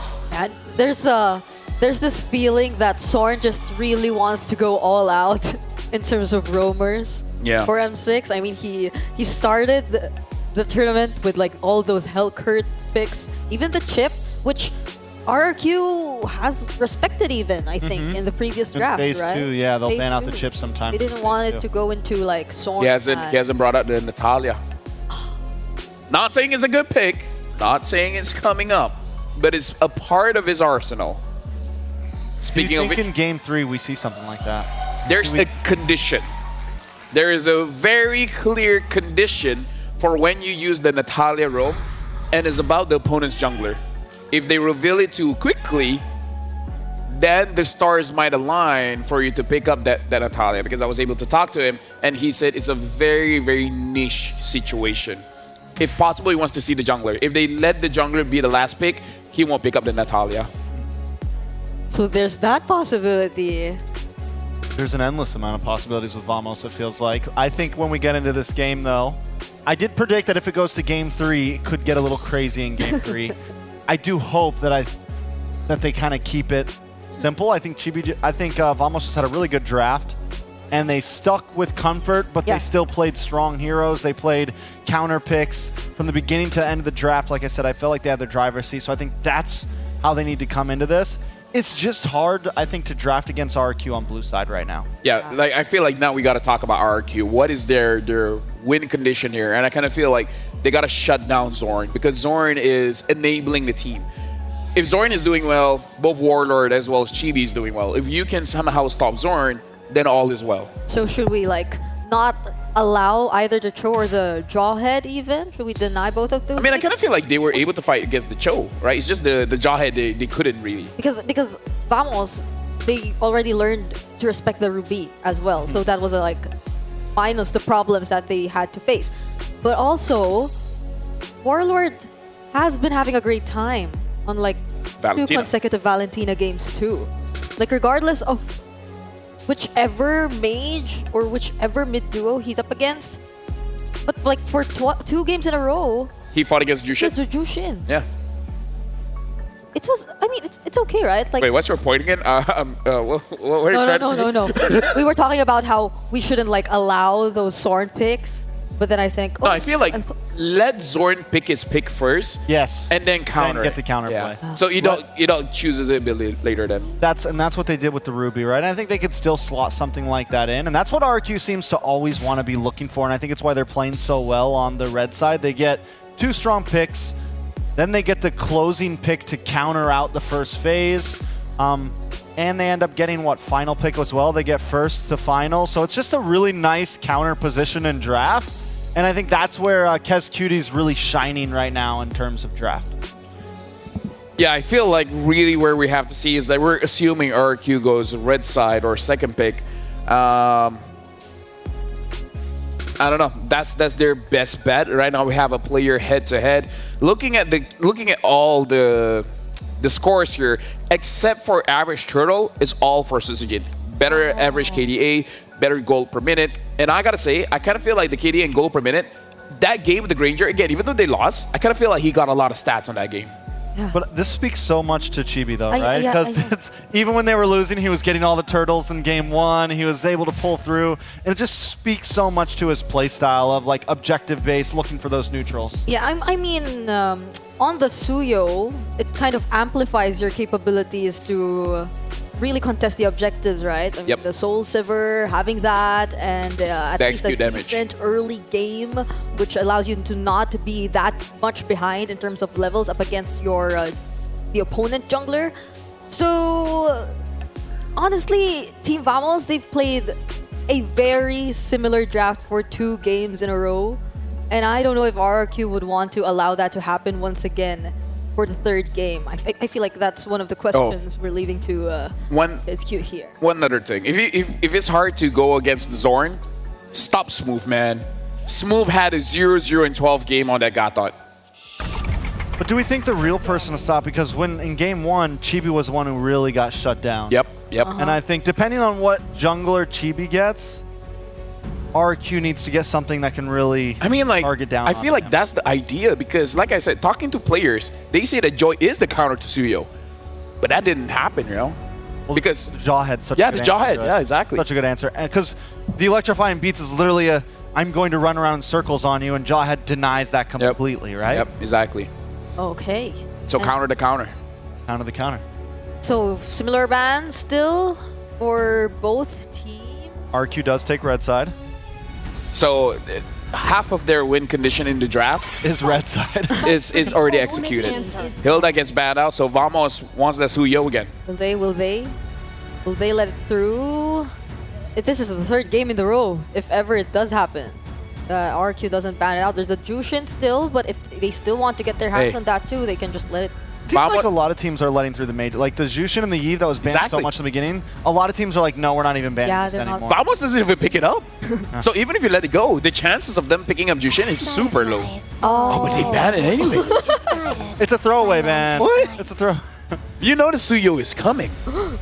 I mean, they could have been Hylos, but they might want Hylos, right? They could have been Cho, but they might want Cho. And RQ's known for this. They'll give over a pick to get some trades back, right? What if RQ picks up the Valentina? But then Warlord will pick up the Sicilian.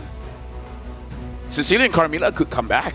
But then you don't know who Sutsujin will be using. I mean, I think they could lock in the Joy here and be okay with it, right? I mean, also, you mean for RQ? Even though Boy Valentina? Yeah.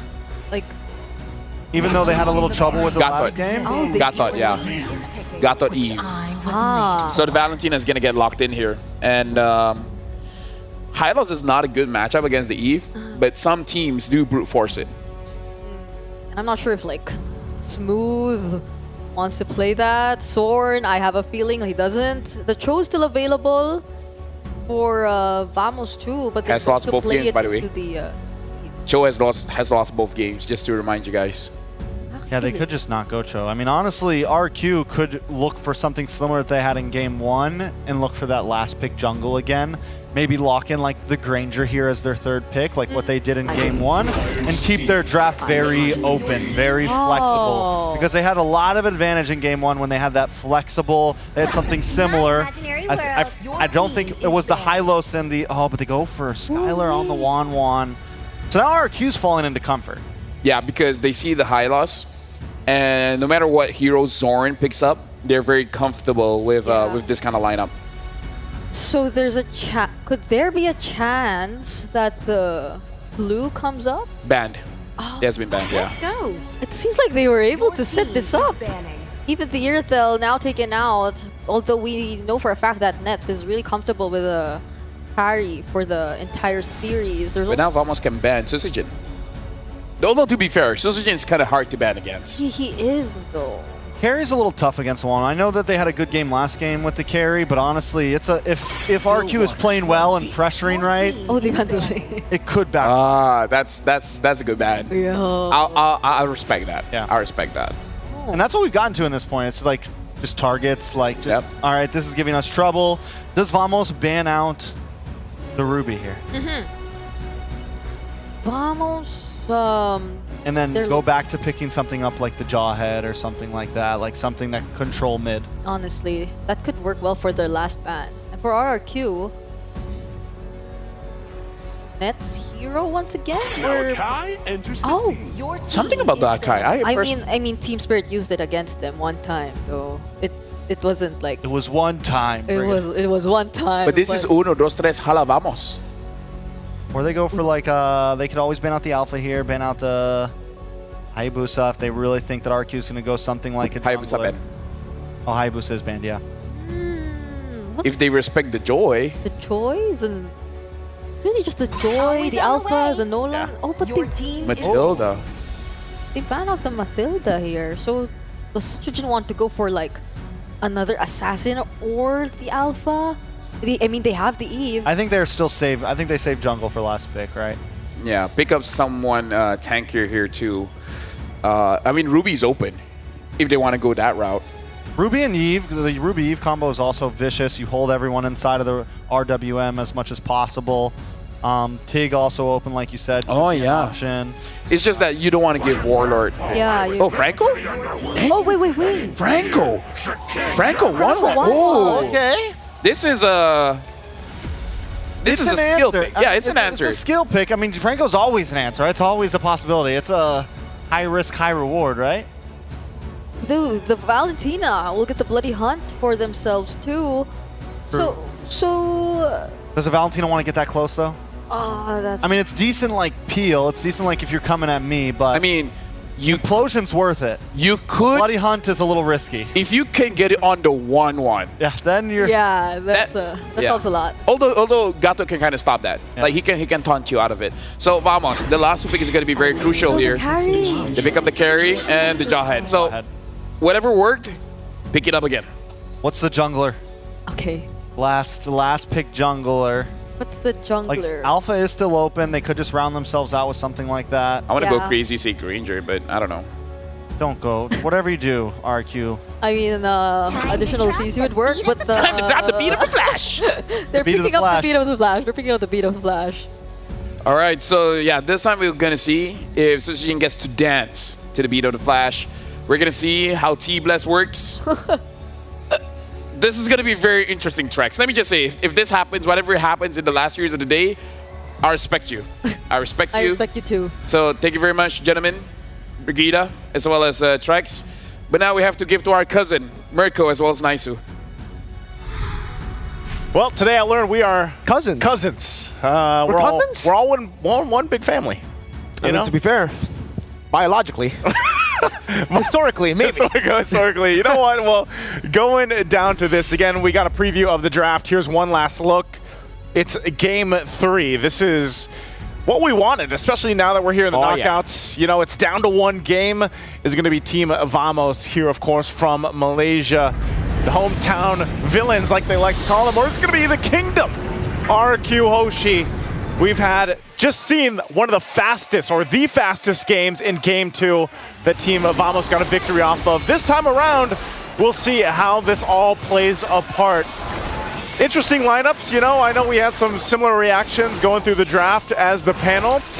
But yeah, I'm wondering if Susujin's going to have a better time in the jungle this time, because we know how fast Chibi got going. Whoa.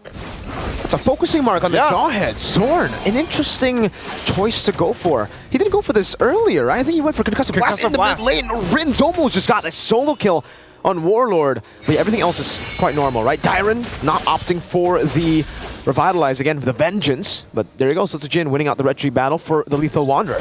This is so interesting. Yeah, it was Concussive Blast previously, and that's usually what you see, but focusing mark, and it's funny because usually there are those iterations of the Franco where like they run the focusing mark too, but obviously most people now take the Concussive Blast. But if Zorn finds any of the targets early on with a focusing mark, it obviously will help with a burst. We already got a preview even of last time how much damage Chibi was doing, so what more if you throw in a little extra damage, you know, to go ahead and play that part.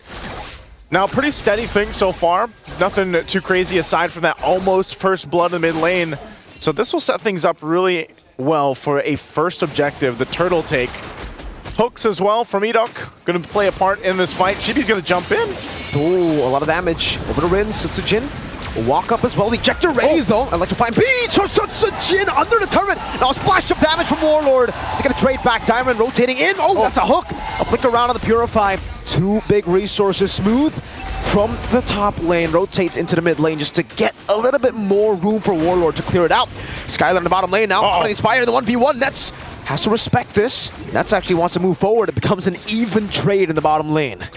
I feel like this matchup between Nets and Skylar has been one of the most like action-packed, you know, laning like the 1v1s, especially early on. Like they hear, man, everybody's fighting in the mid lane. We want to fight, you know? So that's how that plays out. But this brings us now to the first turtle.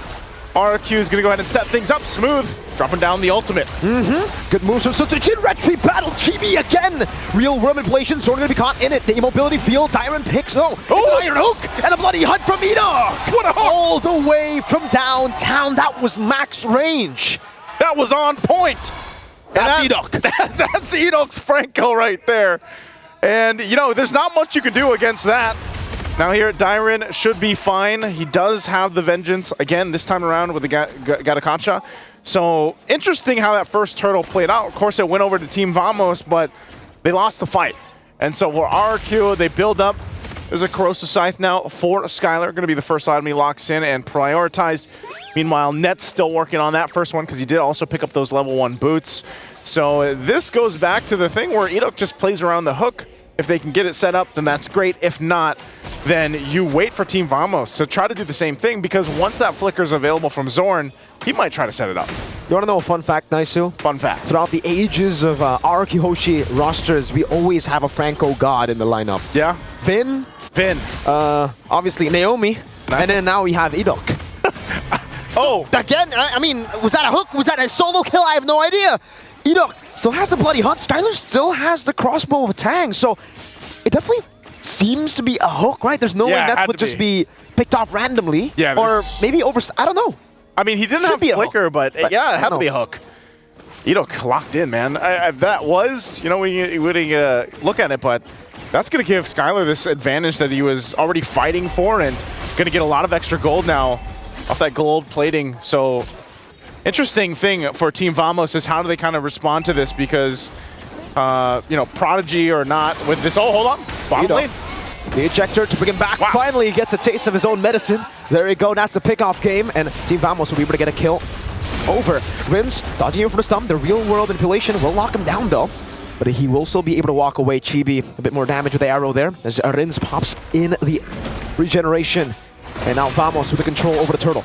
All right, they're going to start it up. Again, they have an advantage on this one. They want to go 2 for 2. Holding it together. Zorn zoning out. They might force something out here. RWM coming down. Retreat. No, it's Zorn this time who wins it out. So to deal with Jason AOG from Tyrant to take the kill. He tanks up a bit of the shot, so to just able to escape. Smooth running him down. Tyrant with a vengeance. Chasing Zorn down. Ejector ready. Zorn just walks away, and Smooth gets the double. RRQ Hoshi just cannot get a turtle. They can't get a turtle, but they will get some kills. But now Nets finally picking up the turret. Here comes Edok. That's a bloody hunt. He's all alone for now, but he knows that Nets doesn't have... Oh, point blank iron hook. That's the one you don't expect to miss, but that's the one that Edok misses. Nets gets away. It's kind of amazing how it works, right? I know all the Franco players know. The point blank ones you don't hit, the far ones you do. Electrifying beat. Smooth is healing through all the damage. Sutsujin will have to just back away, and Vamos take back the control of the game with this momentum. Just like that, too, Team Vamos able to go ahead and diminish the gold lead that RQ built up in the early portion of the game. And now it's pretty much even Stevens. You know, they are going to be able to continue to test for the objective, the third turtle that does come up. RWM held on here from Warlord. Will have to go ahead and back off a little bit. Dyran tanky enough, but this is going to be a crucial part why I feel like RRQ Hoshi definitely wants to go ahead and contest for that turtle and make it work. You know, lock it in if they can. But if they decide not to, it's not the end of the world. Team Vamos can go for 3 for 3 for the turtles, and then RRQ Hoshi looks elsewhere. This is also where we start to see where that transition for Skylar, now that he's got 2 items, he's got the Golden Staff now, alongside that Corrosive Scythe. He's going to be a big part of some of these skirmishes and team fights that do break out if he can get the airtime with the Crossbow of Tang.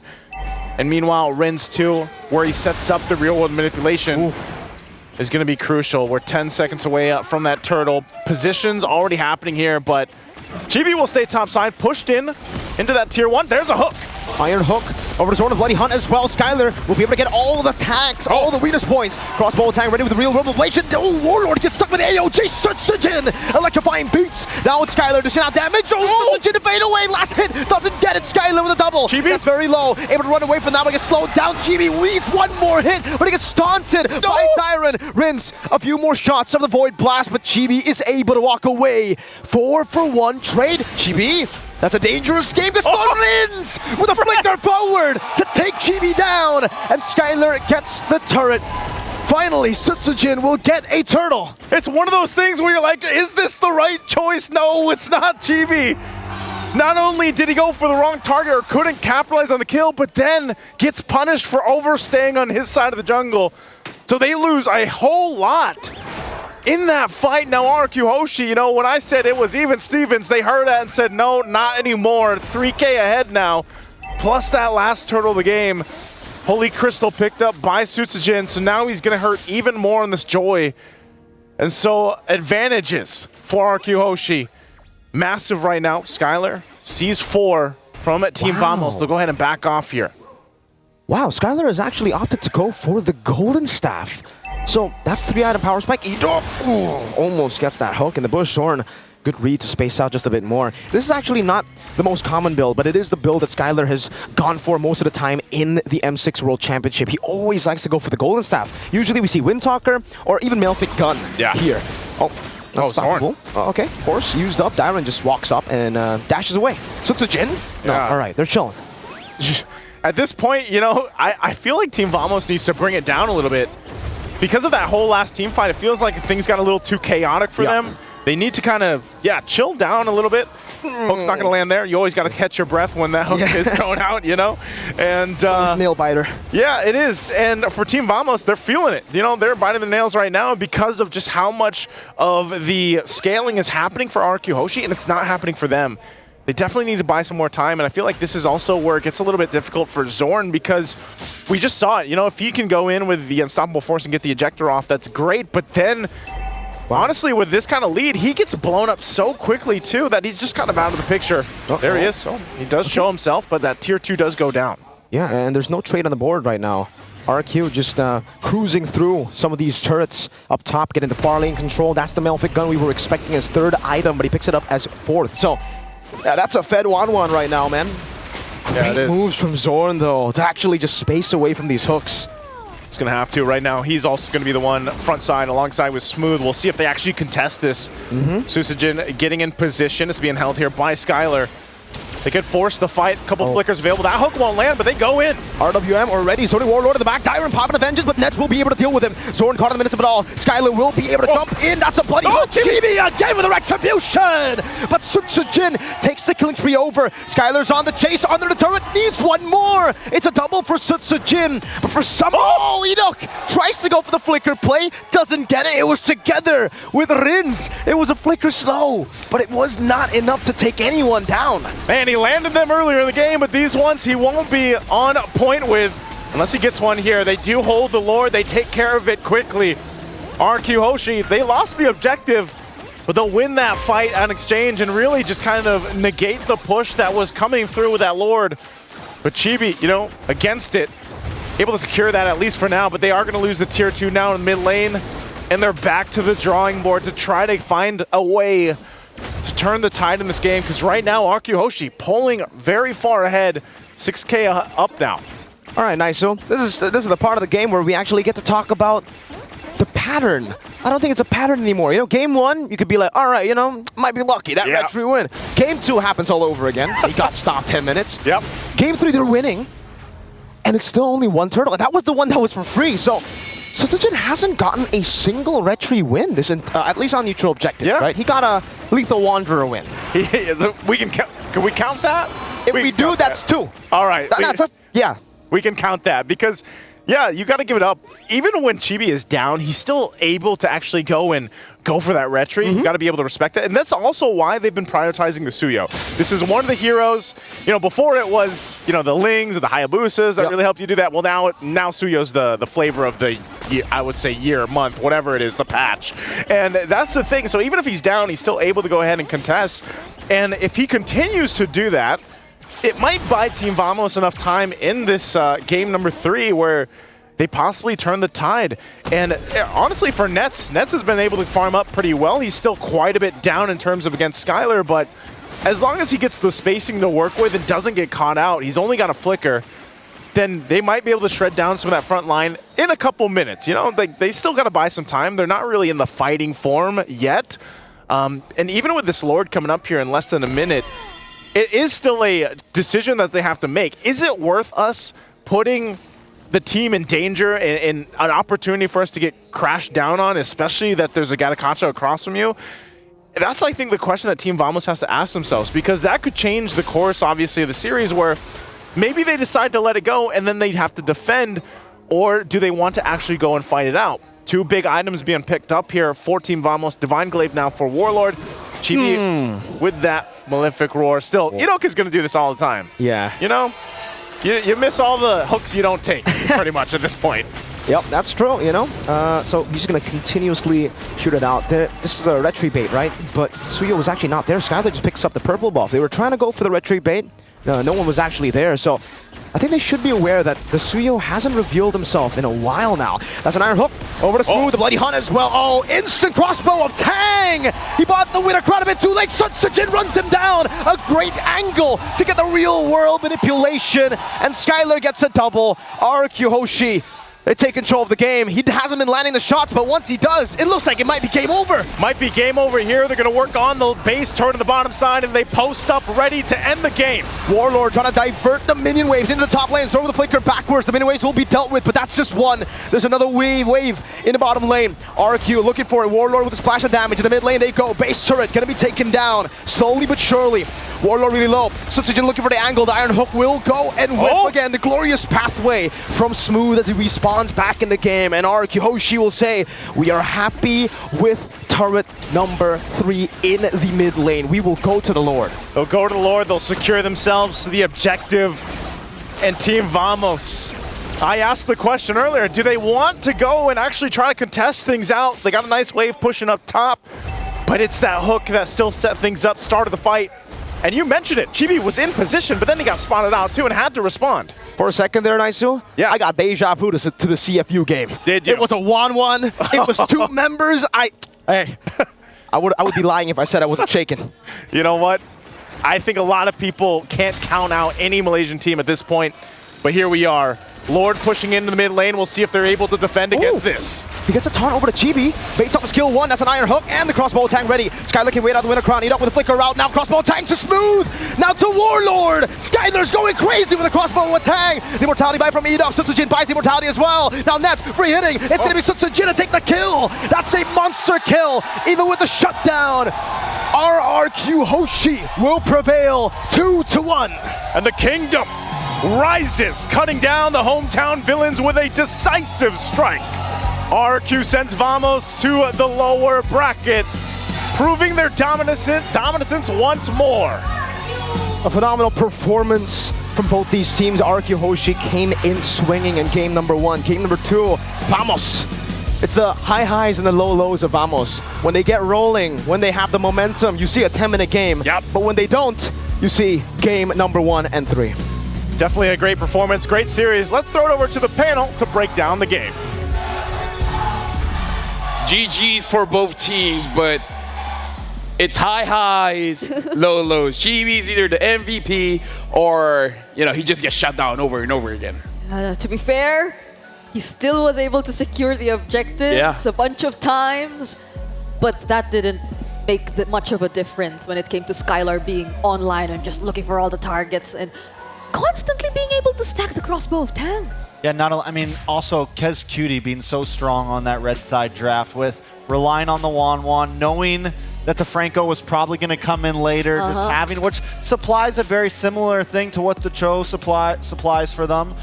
Same thing that the Ruby Nuke gets a shutdown, it can pull people in. And Edok, man, just showing continuously that he's got something else up his sleeves and is able to make plays for his team. I mean, just Edok's mere presence on the map, it felt like Sorn wasn't able to do Sorn things. He felt afraid of actually going out. We saw the emotes, yeah, but in terms of being able to get in the head of the brushes and the positions, it didn't feel the same. They were so restricted in terms of movement, and I think that's one thing. There was a lack of face check in terms of the Team Vamos and their previous lineup.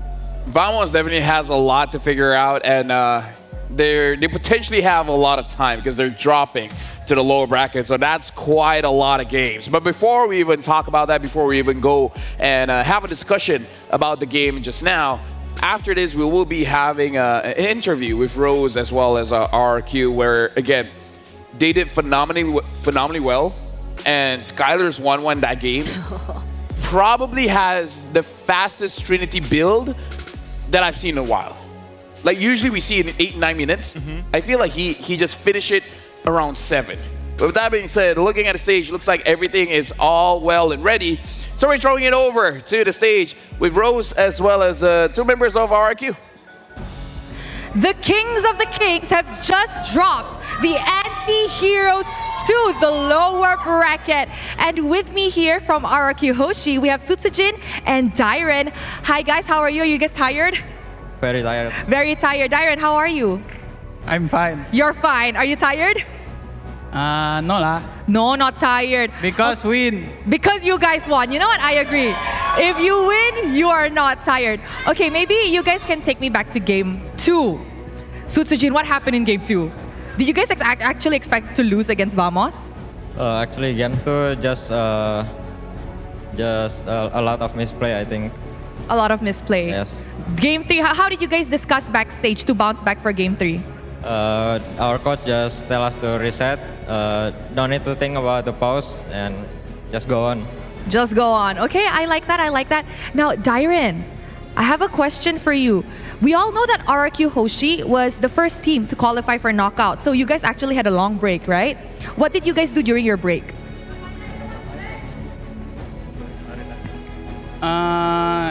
Kita latihan aja sih di hotel. Kayak nonton-nonton gameplay semua tim. So you guys just studied and watched all the gameplay. You guys didn't go out and enjoy like other teams? Because I see other teams, they went out, go Bukit Bintang, go eat, go KLCC. You guys didn't do that? Kita pergi makan. Makan aja. Kita makan di Alor naik street food. Oh, okay. They went to a pretty touristy spot to eat. Was it good? Ya. It was good. You ate a lot? Sangat good. Makan banyak? Banyak kali. Okay. Now, Sutsujin, another question of mine is, why did you guys decide to pick Ling? I feel like now in this patch, we don't really see Ling much. And if we do see it, it's a 50-50% chance of winning and losing, right? Yeah. So what made you guys pick Ling? We already training Ling so many times, so that's why we we confident to play Ling. Oh, that's why you're confident to play Ling. Yeah. Will we see any other like good or unorthodox pick from you in the jungle? Yeah. Confirm. Okay, Dairen. Later's match, TLID versus Team Spirit, will determine who you guys will meet in the upper bracket. Who do you want to meet, Dairen? Do you want to meet Team Liquid Indonesia or Team Spirit? Upper bracket. I choose Team Liquid. You choose Team Liquid. Why? Ya, Tim Liquid harus apa? Tim Liquid harus win karena nggak boleh kalah kalau dari Indo. Oh, okay. Team Liquid has to win because they cannot lose since they're from Indo. Okay, I like that. So, but what will happen if you guys meet them? Will you win or will they win? Bila jumpa di upper bracket, siapa mau menang? Ya, I confident. You're confident? Ya. Berapa persen confident? 95%. 95% confident that he will win up against TLID. Okay, Sutsujin, before we started the game, right, we saw a quote from you that the only person you miss in Malaysia is actually Smooth. Why do you miss Smooth? Because Smooth was very nice to me back then at KGE. Oh, he was nice to you? Yeah, he was very nice. He takes care of you well. Yeah. So, now that you just met Smooth in the international scene, how was it like? I'm very proud of him. You're very proud of him. Do you have anything to say to him? Because now he's in the lower bracket. He only has one life left. Any words of motivation for your old friend? I think just good luck on lower. Good luck and just, keep going, right? Yeah. Okay, one last thing. Sutsujin, the reason why you're playing extra well today, I heard is because you have a special buff. Guys, Sutsujin's mother flew in from Indonesia. So Sutsujin, what do you want to say to your mom? For my dad and mom, thank you for coming here, supporting me. Don't forget to come again tomorrow. Oh, that's so cute. I'm sure your mom and dad is very, very proud of you, Sutsujin. Thank you very much to Sutsujin and Dairen. Congratulations as well. And with that, let us throw it back to the panel to talk about what happened in this amazing Best of 3 series. A lot to dive in for sure, but maybe we should talk more about Sutsujin. Just for a little bit. He was so good. Sutsujin was so amazing. Good. He was good. One of the best junglers I've ever seen. Yeah. That Joy performance. Dude, that was insane. And I think the best part was in game 2, he had a rougher performance. Yeah. And then was able to brush himself off and come back game 3 and just played phenomenally. From even securing a few more objectives, to getting those kills, to always being in the back line, to being an aggressive but also supportive jungler. I mean, Suya was deleted. He just came in and dropped the beat of the Flash. He dropped the beat of Flash. It seemed like he wasn't even afraid to go up against Sword or get past Sword even in that entire game of the Joy. Also accompanied by, of course, that Franco 1-1 duo that I feel I hit Franco, man. I don't know. I was thinking like even if Team Vamos did want or try to focus on the gold lane, it felt like Irok was always there too. I mean, like again, they're playing gold lane weak side, so they're not gonna be traveling towards the gold lane that often. Like if they do, it severely slows down their rotation, and we saw that they do visit the gold lane every once in a while, and that did in fact slow down their rotation. You know, I think where the Franco really shined so much, the Valentina's weak against it because there's no way to really poke and check bushes. They had no way to bush check at all.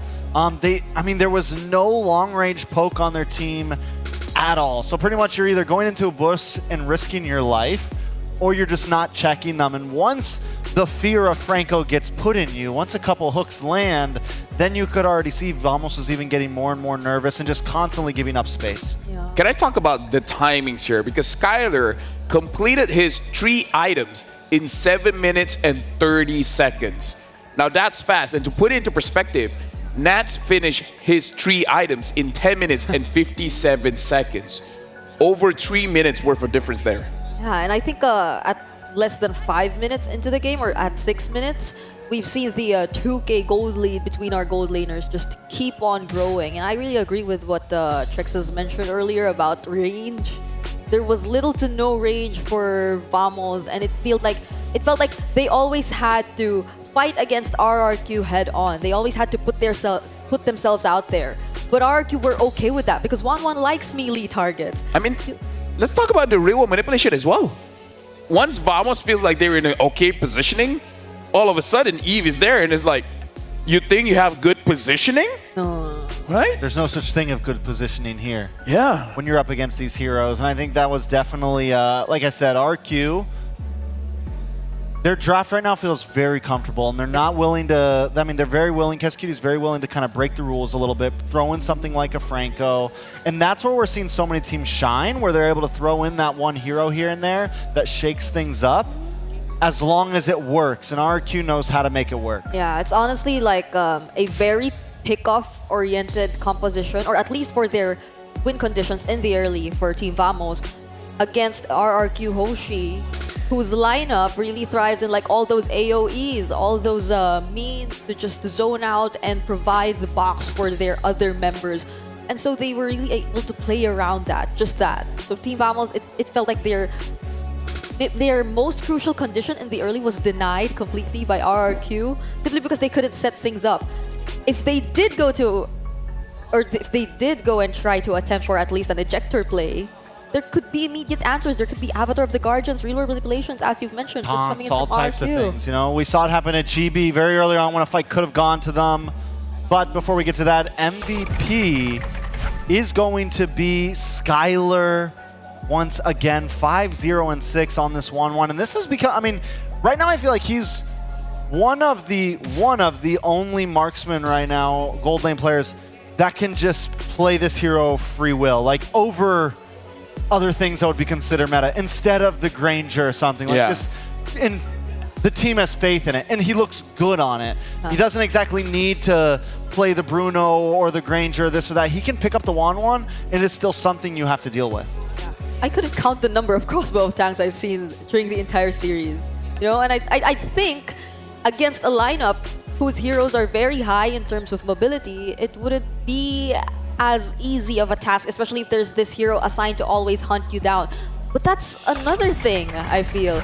Like, from Team Vamos' side, you couldn't expect anyone to just penetrate the backlines of RRQ Hoshi and hunt Skylar down, because there are other heroes from RRQ Hoshi who would anticipate that from you and go ahead, just throw out all of their AoE skills to make sure that you gain no access. Some interesting interaction here. So when Eve uses the real world manipulation and then you stun her, she doesn't get stunned. She just can't tap the screen. Yes. However, it looks like when Valentina gets hit, she gets stunned. Oh, she has the real world manipulation up, then she gets stunned. Because I saw the Gatokacha land the Avatar of the Guardian. I don't know if Warlord just canceled it early, or that attribute of being CC immune is not registered. It's exclusive to Eve. It's very possible. I could be wrong. Like Warlord could have canceled it. I haven't played a lot of Valentina into Eves, but I just saw the interaction. I'm just wondering if that is it, then that might also be the weakness of a Valentina, where just because you're going up against Eve doesn't mean your real manipulation is free. Again, speculation I need to test out for myself. You know, and what's big about that fight right there, that fight was a moment where I thought, okay, as long as Warlord can have the real world manipulation, they have a chance of winning these fights. Because when Franco hooks, everyone wants to close in on whoever he hooks. Warlord drops the real world manipulation, and now we have a good, clean fight where we can actually, you know, go back and forth. But from that fight on, I don't think Warlord was ever able to get it again. Yeah. He was never able to steal it. He was never able to really get any big power ults. Yep. And that was all due to Franco. Warlord couldn't get close. Warlord couldn't do anything. But yeah, I think that was going to be a big win con for them. And RQ saw right through it. You know, they found an answer. They found a way to deal with it. Kez Cutie, I mean, truly right now, they just, in terms of drafting, at least on red side,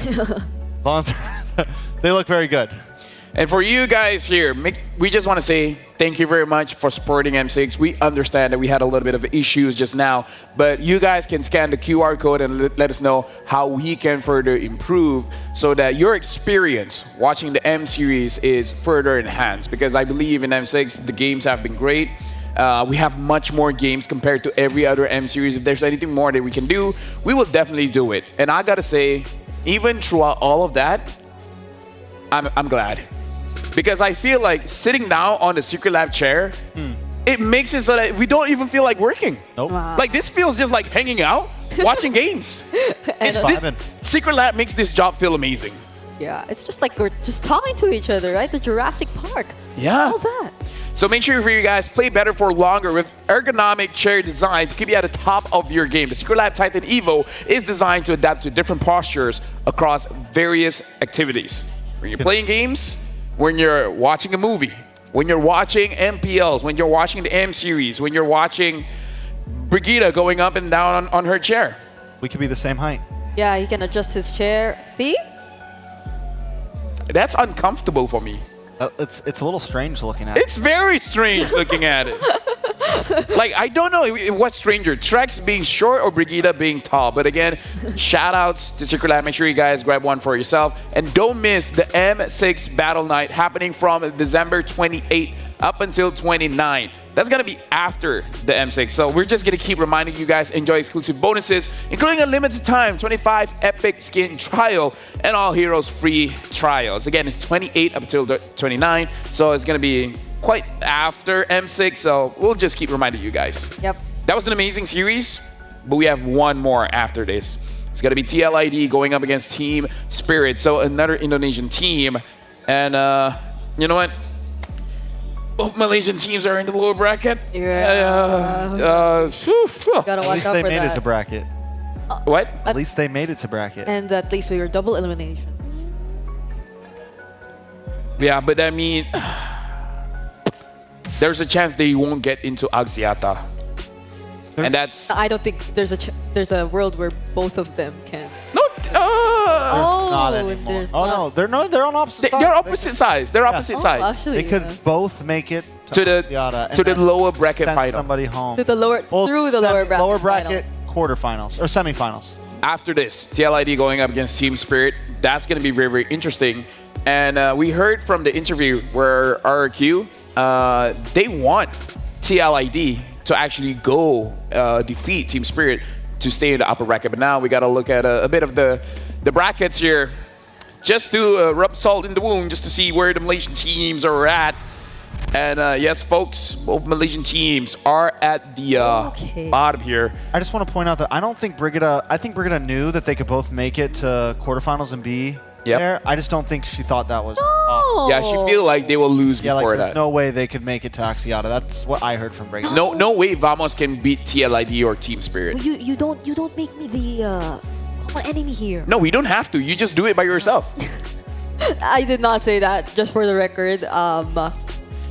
So tomorrow's gonna be a banger as well. Tomorrow's going to be upper bracket. So we know that Fnatic on the Philippines will be going up against Falcon, and RQ will be going up against TLID or Team Spirit. At least the low bracket gets some rest. Yeah. it's important that they get a lot of rest though and preparations equally. It's unlike today, they no longer have another chance if they do lose. So it's Stop rubbing it in. they'd have to crawl all the way Stop rubbing it from in. the lower bracket up until the lower bracket. Someone needs to talk to her. She looks nice and sweet. But when you get to know her, you understand that that's not the case. No. Looks are very deceiving, folks. Look at Brigitte. You would assume that she's a type of person that would give cats food and stuff. She's not. I just want to say it's the lower bracket. They literally have no second lives. Let's look at the oopsie moment because she's lying to you guys. You know, just looks are deceiving. Now we got to look at an oopsie moment here. What was the moment here? Oh. I don't know. Oh, just missing hooks? Oh. It's okay. I mean, like, whoopsies. If this is how you make Vamos feel better, I don't know about that. I'm sure they appreciate it. Yeah. But in the end, it's not the hooks that miss that matters. It's the hooks that land. That hooker. You didn't have to rub it in. No, I was just giving. It's like wise words given to the people. You know, it's not how many times you lose. It's about how many times you get up and try again. I get it. We're going for a break. After this, Tail ID, Spirit. See you guys.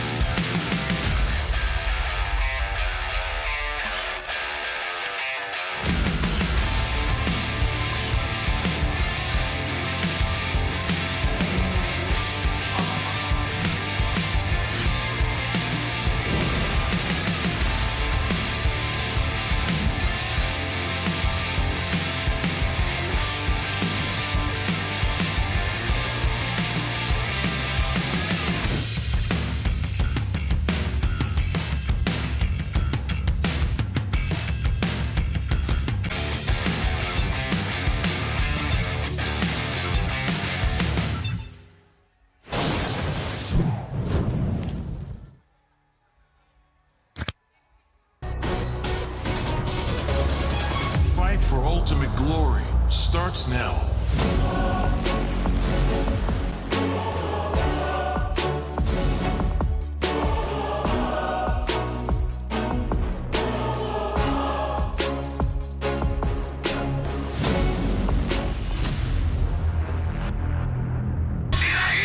Mobile Legend M6 スイスウォッチMeiji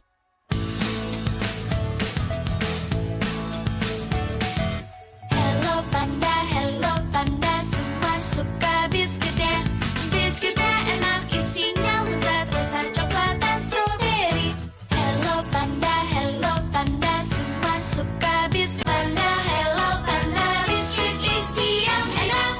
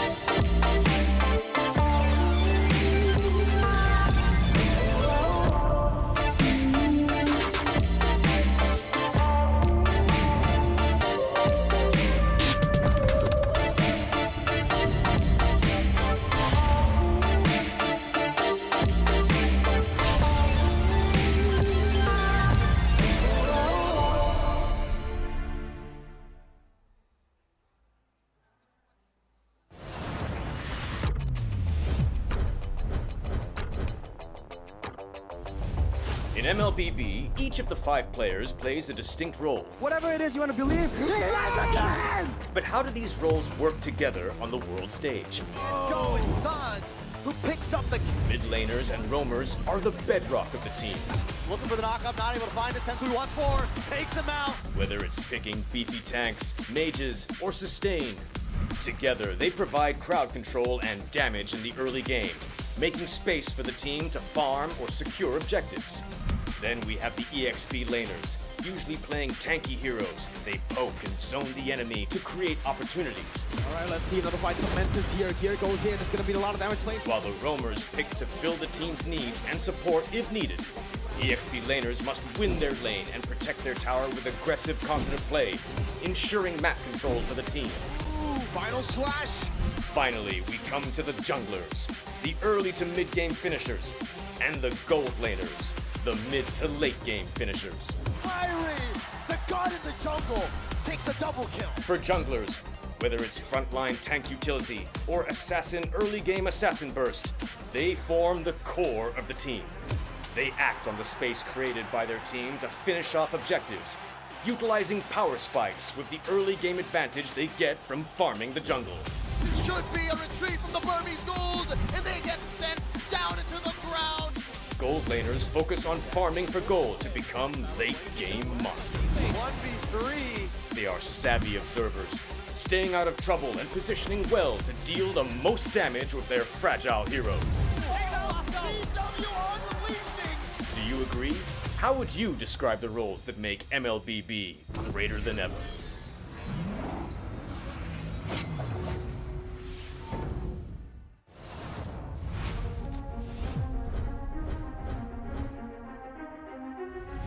A new era begins at M6. But who are the rising superstars leading the way? In Latam, Maycam Evolve emerges as the new gem of the region. With Aurora's fierce adaptability and rookie sensation Super Nahuel, the Dynasty Enders made history, toppling the undefeated RRQ Akira after a 2.5-year reign. At MTC Turkey Championship, S2G Esports rises as a new challenger. Led by Sigibum's superstar performance at the gold lane, Pagu's playmaking, and Begin's rotation, They are ready to shine on the world stage. In their M Series debut from MPL Cambodia, CFU Gaming is ready to strike. With M2 veteran Poppy and core members Detective, Z, and Wadu. Can the Sharks are primed to make waves on the world stage? Returning to the M Series is RRQ Hoshi, the Sang Raja. Looking for a drain as he finds the triple. Looking for the maniac. Reinforced by Sutsujin's lethal skill and led by Skylar, this squad of young stars is on a mission for global dominance. The Indonesian cavalry made a bold gamble by swapping their lineup with MDL rookies, uncovering gems like Fabian, the deadly jungler, a calculated roamer in Witty the Wise, and King Eronshiki, the next level gold laner. Team Liquid ID rises as a new M Series challenger. The double, the Roy goes down one by one. It's a maniac. MPL PH Season 14 saw the debut of Aurora Gaming with rising gold laner Domeng and MSC 2022 champion Demon Kite. The Kite-Kite combo complements Aurora's methodical playstyle, leaving fans to wonder how will they fare in M6. Spearheaded by superstars in Kelra and King Kong, Fnatic Onyx, PH made MPL PH history with a 13-match winning streak. Known for his insane mechanical skill, Season 14 has seen King Kong perform at peak confidence with aggressive and assertive plays throughout the season. It's a battle in the mid lane. Domeng for Kelra. While Kelra has proven to the world why he's the gold standard. Making his M Series debut and ready to shake the international stage once more is Selangor Red Giant Skies. Known for his signature fanny, Skies is able to switch it up with fighter junglers, enabling SRG to deploy many different playstyles to surprise their opponents. These rising stars have claimed the spotlight, but which player has what it takes to emerge greater than ever?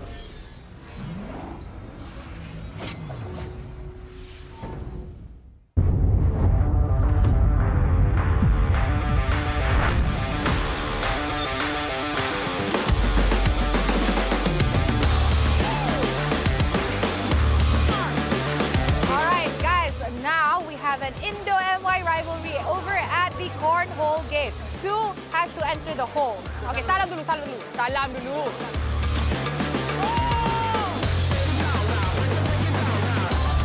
An MYID rivalry at the cornhole game.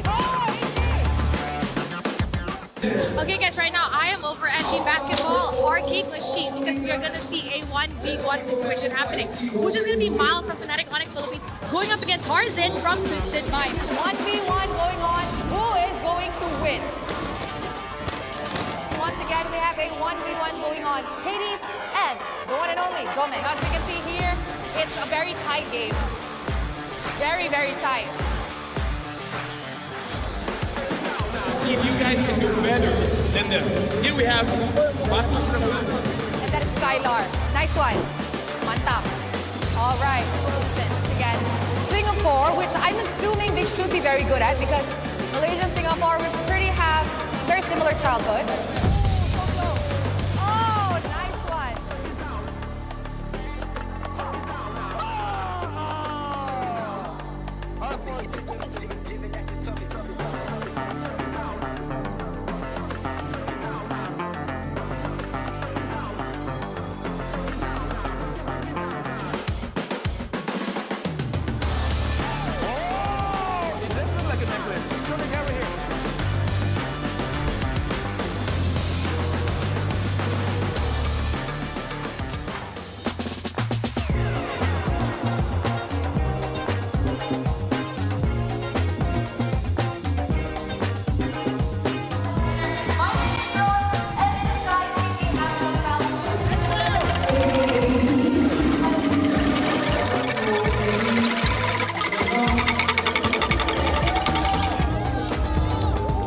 Just for your information, there's an official merchandise from M6 TNT code dropping on 28. Terima kasih Malaysia. We are ready for M6. Kita siap untuk M6. ML Kitchen Hazardous. Kita udah ready buat M6. We are ready for M6. Handa na kami sa M6. We are ready for M6. M6, 我们准备好了。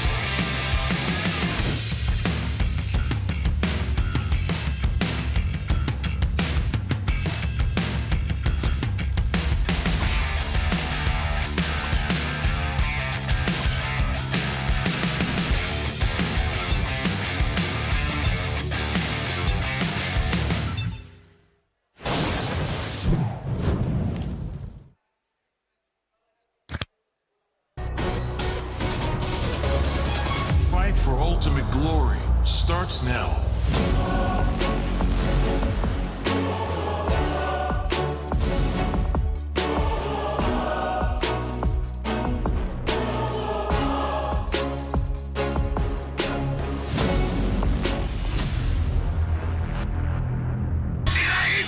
Mobile Legend M6 スイスウォッチ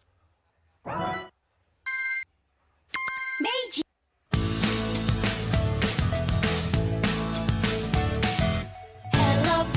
Hello panda, semua suka biskuitnya. Biskuitnya enak isinya lezat rasa coklat dan strawberry. Hello panda, semua suka biskuitnya. Biskuitnya enak isinya lezat rasa coklat dan strawberry. Hello panda, biskuit isi yang enak.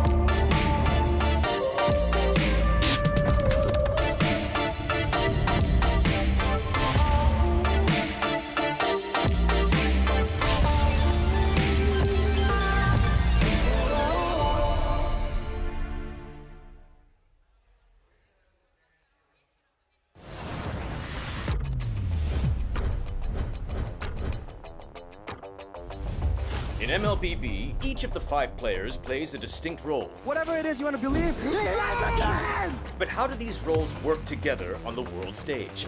Going Sons, who picks up the Mid laners and roamers are the bedrock of the team.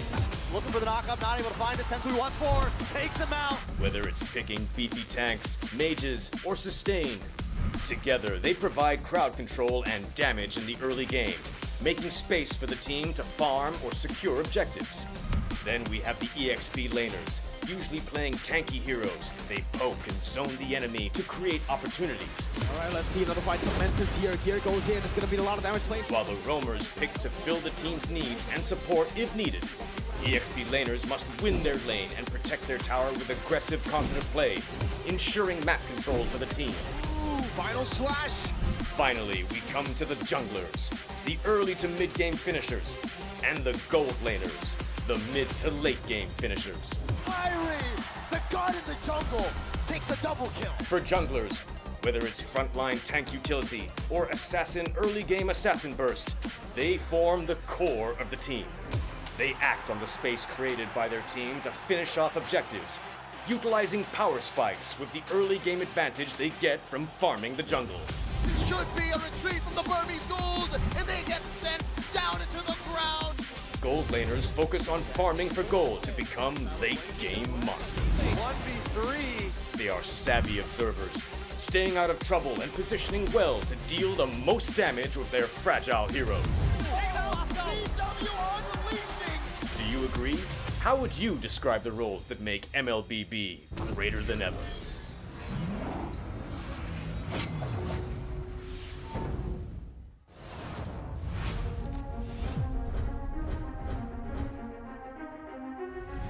A new era begins at M6.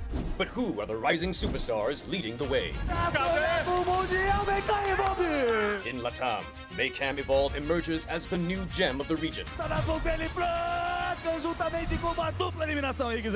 With Aurora's fierce adaptability and rookie sensation Super Nahuel, the Dynasty Enders made history, toppling the undefeated RRQ Akira after a 2.5-year reign. At MTC Turkey Championship, S2G Esports rises as a new challenger. Led by Sigibum's superstar performance at the gold lane, Pagu's playmaking, and Begin's rotation, they are ready to shine on the world stage. In their M Series debut from MPL.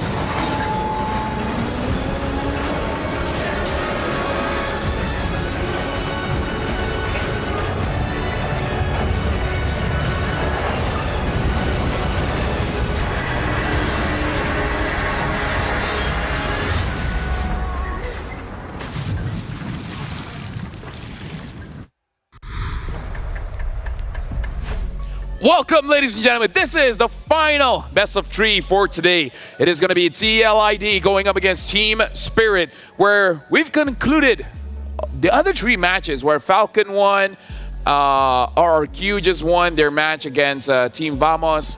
By the way, I might as well just introduce the panel here. My name is Lafal, and alongside with me we have Bro Gita and Trucks. How do you feel, especially you, Bro Gita? Do you like your new persona? I like it. I like it. It matches this emoji I'm holding up here. Not bad. I am also doing great. Lawful the waffle. Lawful the waffle. Lawful the waffle. Wait, where's my Cho one? Where's my Wata?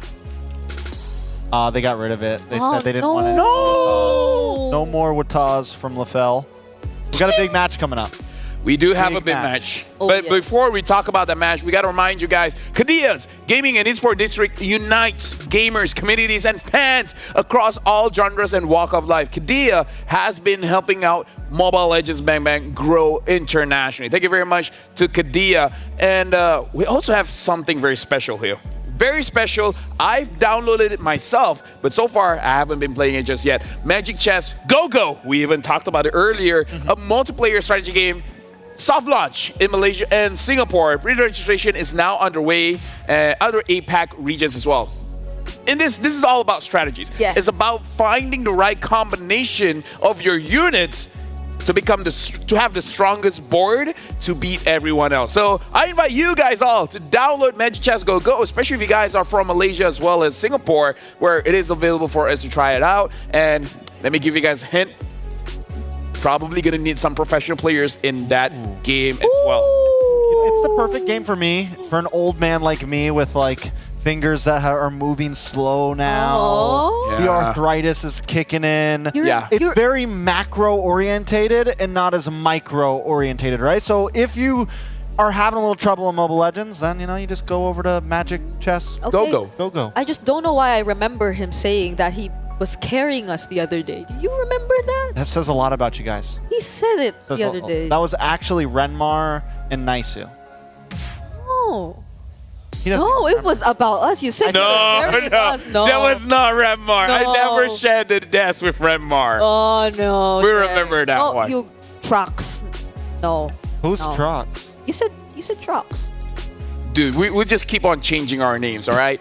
Now we gotta let's talk about something here. Let's talk about something, because for you folks at home, this is the round 2 fight. They fought against each other before, where TLID, they were like, no way One Shot uses the fanny.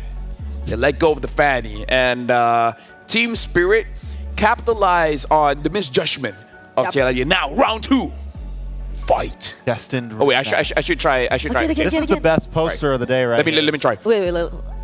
Round 2. Fight. Oh. Not bad. Imagine a world. Imagine a world where TLID gets to meet up against Team Spirit in an epic rematch, where this time TLID has figured out that the fanny is a dangerous pick to let One Shot use. However, Hecomania as well has been showing an amazing battle so far. Yeah. Will TLID this time be able to conquer Team Spirit? I think they should. I mean, the last time they did, they let go of the fanny, but it's not just that. They had literally little to no crowd control. They had the Fovies on the XP lane, if I'm not mistaken, and the Gatot on the roam, or yeah, was it the Gatot on the roam? So Either way. Either way. However the draft went, to kind of throw something out there is that's the first time Team Spirit has ever beaten a Filipino or an Indo team. It was a best of one, so for me it's still not completely it yet, but them beating TLID today would be huge. It would be a big statement for EECA. Even though they had wonderful placement back in M5, they were not able to get a big win against a Filipino or an Indonesia team, so that's what I would love to see from them today. I think to really put themselves on the board, to see them really be like big dogs, right? I mean, they've been improving, right? They've been improving every single time. And now, personally for me, they're a big threat. But we were able to talk to Aaron Shiki, and far from finish, he said, I feel a sense of contentment for reaching the top 8. Similar to how I felt from winning MPL and making it to M6. However, when I look at the bigger picture, I feel like it's just the beginning. Because until I earn the title of World Champion, there's still more to prove. And this is just a winning mentality. You never feel like winning one thing is ever enough. Yep, and I like it because it sort of reflects the entire idea of TLID, or their entire image heading into M6, because they're really, we know them, a young team, a new team, rookies. And if we're talking about rookies, there's definitely hunger. There's definitely eagerness to prove that, or your capabilities, that you can go head to head up against all those teams who have been long holding those top positions, top spots in these kinds of international tournaments. And that hunger is something we've seen from them, enough to push them to even adjust so much that if initially we would think that TLID were kind of stubborn, they still wanted to like keep using these signature picks, these combos, these kinds of drafts, then they show us no. They learn how to adjust. They can also discipline themselves really well. Remember what Fabian said. King Kong, I will solo kill you. Just substitute King Kong with anyone else, and that's his attitude. Right, Trex? That's the whole team's attitude, right? And I think the hunger, I love the idea of I'm still not really happy with the position we're in. I want to be a world champ, right? And that's what we see from the best players in the world. That's what we see from the people who become champions. It's not just about being here. It's not just about winning a few games. It is about being the best. It's about being greedy. It's about always wanting more. Be like, I have one apple, but wouldn't it be great if I had 2? That's the attitude that we have. And now we're going to look at Hiko here. Hiko Mania, having a Savage, being as young as he is. That's amazing. I mean, he lost the game, but still, he got a Savage. It's a statement right there. One of the youngest players, one of 16. the players who historically had a Savage in the world stage. It's just that, yeah, you mentioned it. Probably the moment was too heated, but they need to be mindful of those kinds of engages and situations. It's definitely that those should be the fights that would give them the win, and not just for a moment, but in the long run, in the entire game. And this is it. This was the Savage. Yep, this was Savage. About. Yeah, this feels like the lineup that they've been waiting for, picking up One Shot, picking up Hiko, and then even Hiko, he's been on the team since the championship before MSC, when they first kind of got first place with him, and he had it then. A lot of us saw it. A lot of us saw the idea of what Hiko could become then. And then now he's finally, it feels like they've really honed in. They pick up One Shot, and the team just feels like a completely different beast right now. Yeah, definitely one of the best goal laners. But if we're talking about one of the best goal laners, we got to put Aaron Shiki in the conversation. The wrath of Aaron Shiki. Like, people were talking about the hype, and then TLID didn't do all that well in the best of ones. But now Aaron Shiki is really showing up. With the Bruno, with the Granger, it really doesn't matter. Just give Aaron Shiki any kind of hero, and he'll shoot you down. And it's literally Aaron Shiki showing us how deep his hero pool is. For the past 5 games that they've played here in M6, he's used at least a different gold laner for each game. You mentioned it, the Granger, the Moskov, the Nolan, the Nathan, I mean. Ooh, imagine Nolan gold. We've seen enough. We've seen enough. Who knows? But yeah, and that's a difference, right? Hiko, on the other hand, is the only remaining player who hasn't played the Bruno just yet. So, and I believe in an interview he said, "Oh, if I got the Bruno, it's over." It's over. It's over. Actually, if he did though, would it? I It's don't know. very I want to possible. see how it. I want to see how he plays the Bruno though. Like No one else does. His opponents doesn't. They obviously don't. They don't. It's like, okay, Beatrix, all right, understandable. 1-1, okay, good. Bruno, okay, you know what, that's where we're crossing the line. I do want to say as well, Hiko was the first one that we saw do the rush malefic gun on the Beatrix. We were all wondering how to deal with the Bruno, and Hiko rushed the malefic gun. It was the first time we really saw it. Completely ran the Bennett almost the whole game, and just we saw how this idea could completely work in a match. You okay with doing Team Spirit, and you're okay with doing TLID? okay. You're all good? All right. All right, because if you're good, I want to introduce both teams on the M6 stage. Entering the stage is the remaining team from the West. Can Hiko Mania carry his team a new past, a familiar foe? Roar for the Dragons of EECA, Team Spirit!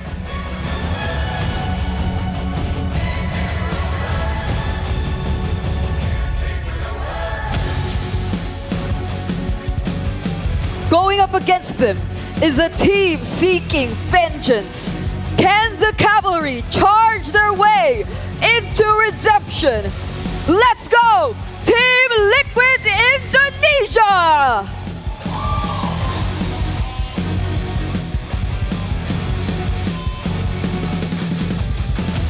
And now we will introduce both coaches, Brand as well as St. Lucas for both teams. As again, looking at the lineups here, it looks like it is going to be gold lane favorites. We're going to see how does the coaches from both teams make sure they get the draft that they are able to execute well. Right now, we invite both teams to fist bump, as this is the moment where they can be friends, but once they get into the line of dawn, they will be enemies. And now jumping in, again, we talked about this. The draft is going to be very, very important.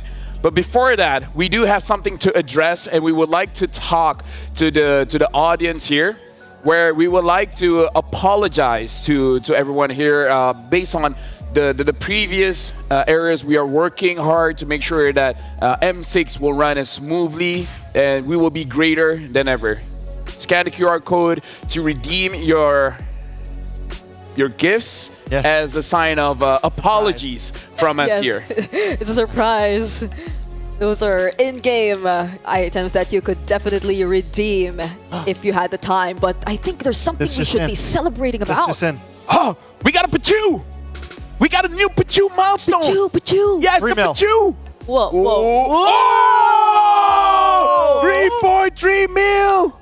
This is from the previous match. We hit the Pachu milestone. Oh my goodness. 3 million people saw me vote against RQ. Oh god. Yeah, they felt the longest and the shortest game at the same time. Oh, dude, like 3 million people saw our picture-in-picture. 3 million people will now know that her name is Brogita. Back-to-back codes. Back-to-back codes. Scan the QR code, guys. Make sure you guys get all the goodies. Bro Rex. T-Bro. T-Bro. Your T-Bro. T-Bro. Yeah, Bro T-Bro. Brofel. Brogita. LeBro. LeBro, that sounds like LeBro sounds LeBro. I'm LeBro. Yeah, bro. Okay, so with the bro. Oh. We are the bro squad with Brogita. I thought we were Jurassic Park. Oh, well, we'll change. Anyways, M-Chat here. What are your best memories as a team? Fabian said, I remember scolding Aaron Shiki a lot when we pushed rank together. And then Aaron Shiki said, yeah, he always scolds me to play better. And then we just said, as a team, we like to go all-you-can-eat buffets. And Aaron Shiki said, yeah, I would eat a lot of meat for my muscles. Muscles of iron. Bones of steel. That's how you gotta do it. That's how you gotta do it. You gotta build up. You have to have a strong body and mind as well as good gameplay. Look at Brigida, man. Like, she is 70 kilos of pure muscle. Yep. At breakfast, she eats nothing but cereal. All right, now we're jumping straight into the drafting phase here. And so far, Red Side has been looking pretty strong here, Trex. Yeah. It has. Red Side has been the power play. And I think a lot of what it comes down to is those bans, right? So many teams are letting so many things through.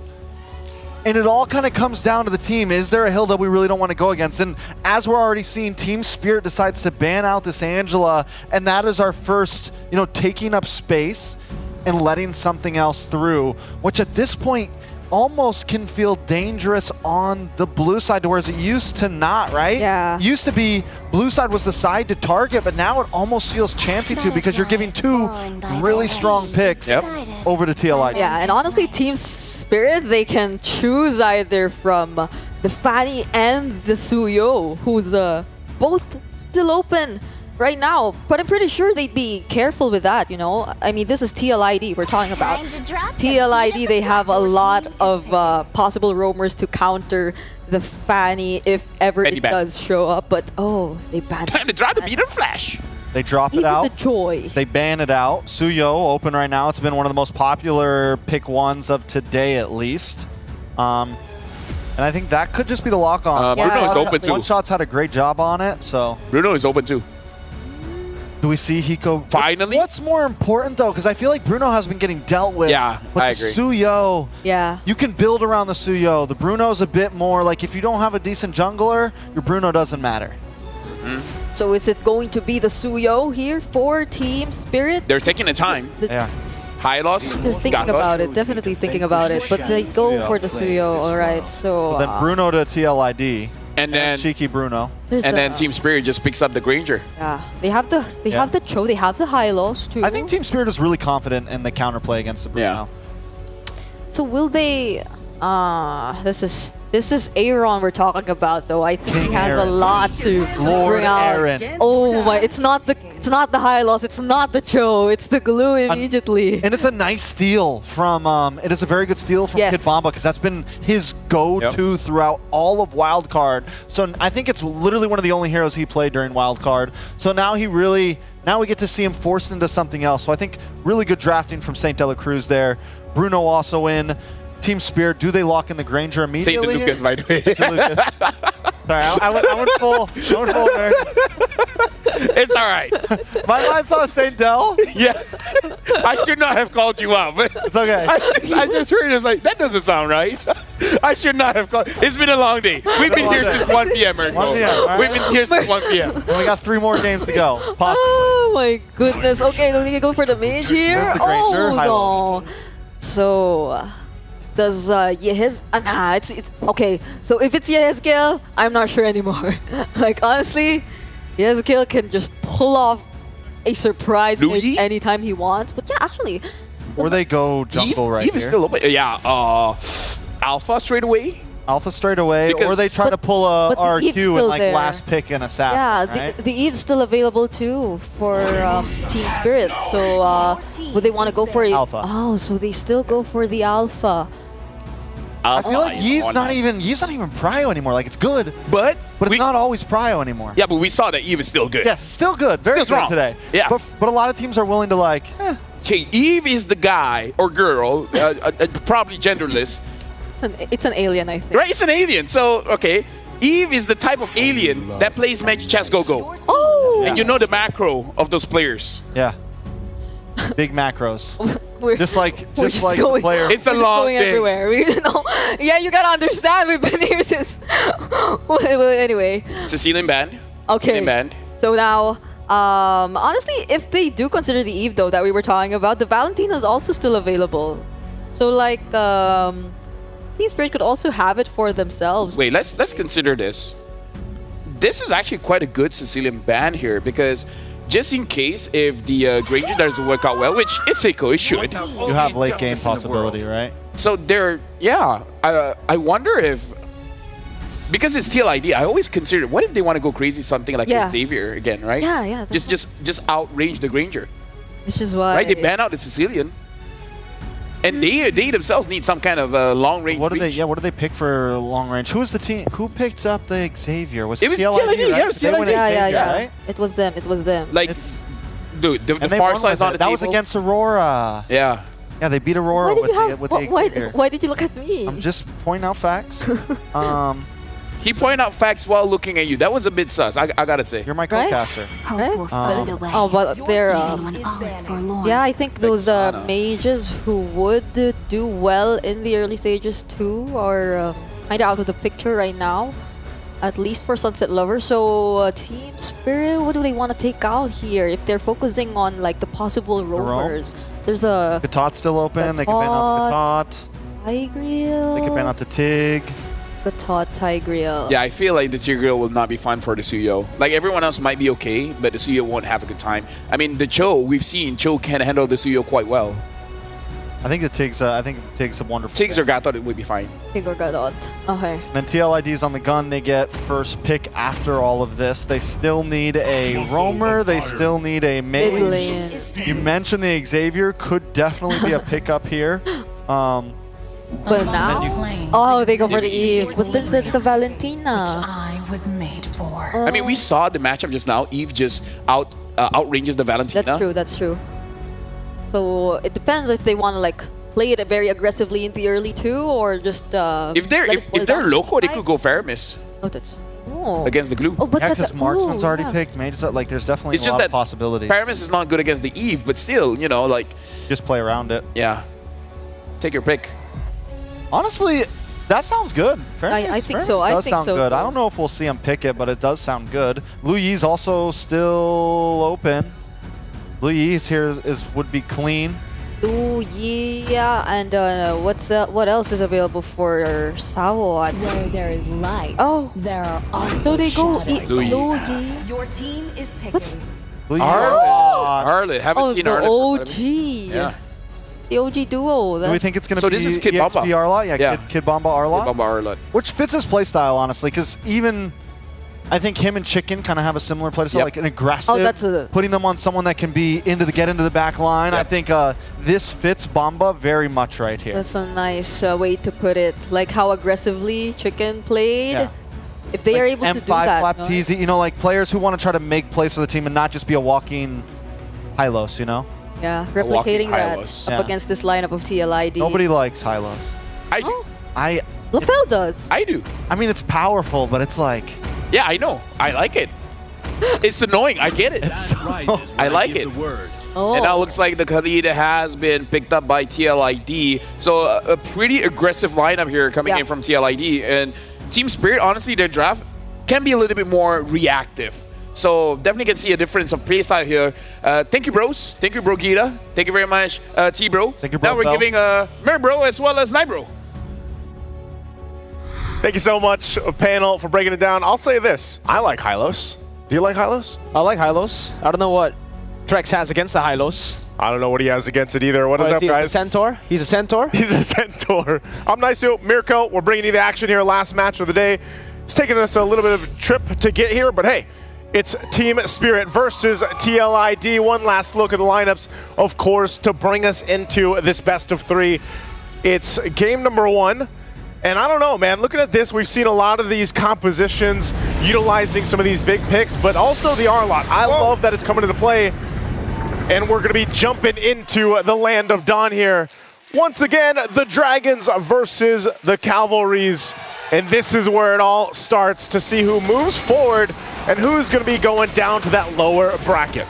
Let's see, ladies and gentlemen, there's a possible RQ versus Liquid rewind of the MPL Indonesia Grand Finals for Season 14, or a possible rematch for Spirit up against RQ Hoshi. And this in itself is already a rematch, Naisu. We saw this matchup in the Swiss stage. It was a best of one, and it was TS who got the dub against Team Liquid ID. Now, if you guys want to get the dub in-game, go ahead and check out the M6 pass that is still available from the 18th of November all the way to a flicker from Bamba. That's 29th of December.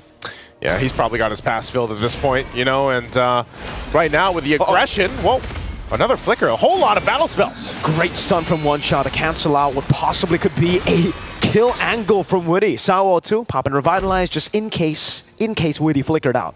This is interesting. I mean, nearly in every lane, the health bars are low. You know, the battle spells are popping. They want to fight. They've waited for this matchup now and finally able to break it out too. We get a little glimpse here of the emblems coming into play. Anything standing out here? Yeah, the Master Assassin for the Bruno. It's interesting to see this. I would definitely think that, you know, he would try to go for a little bit more mid-game or even more defensive. Fabian Goes over the Spear of Alpha, over to Kid Bomba. He's going to be able to get some resets here. A bit of sustain under that turret. They're hovering over. Is this a possible dive? Witty's rotating too. There's an angle.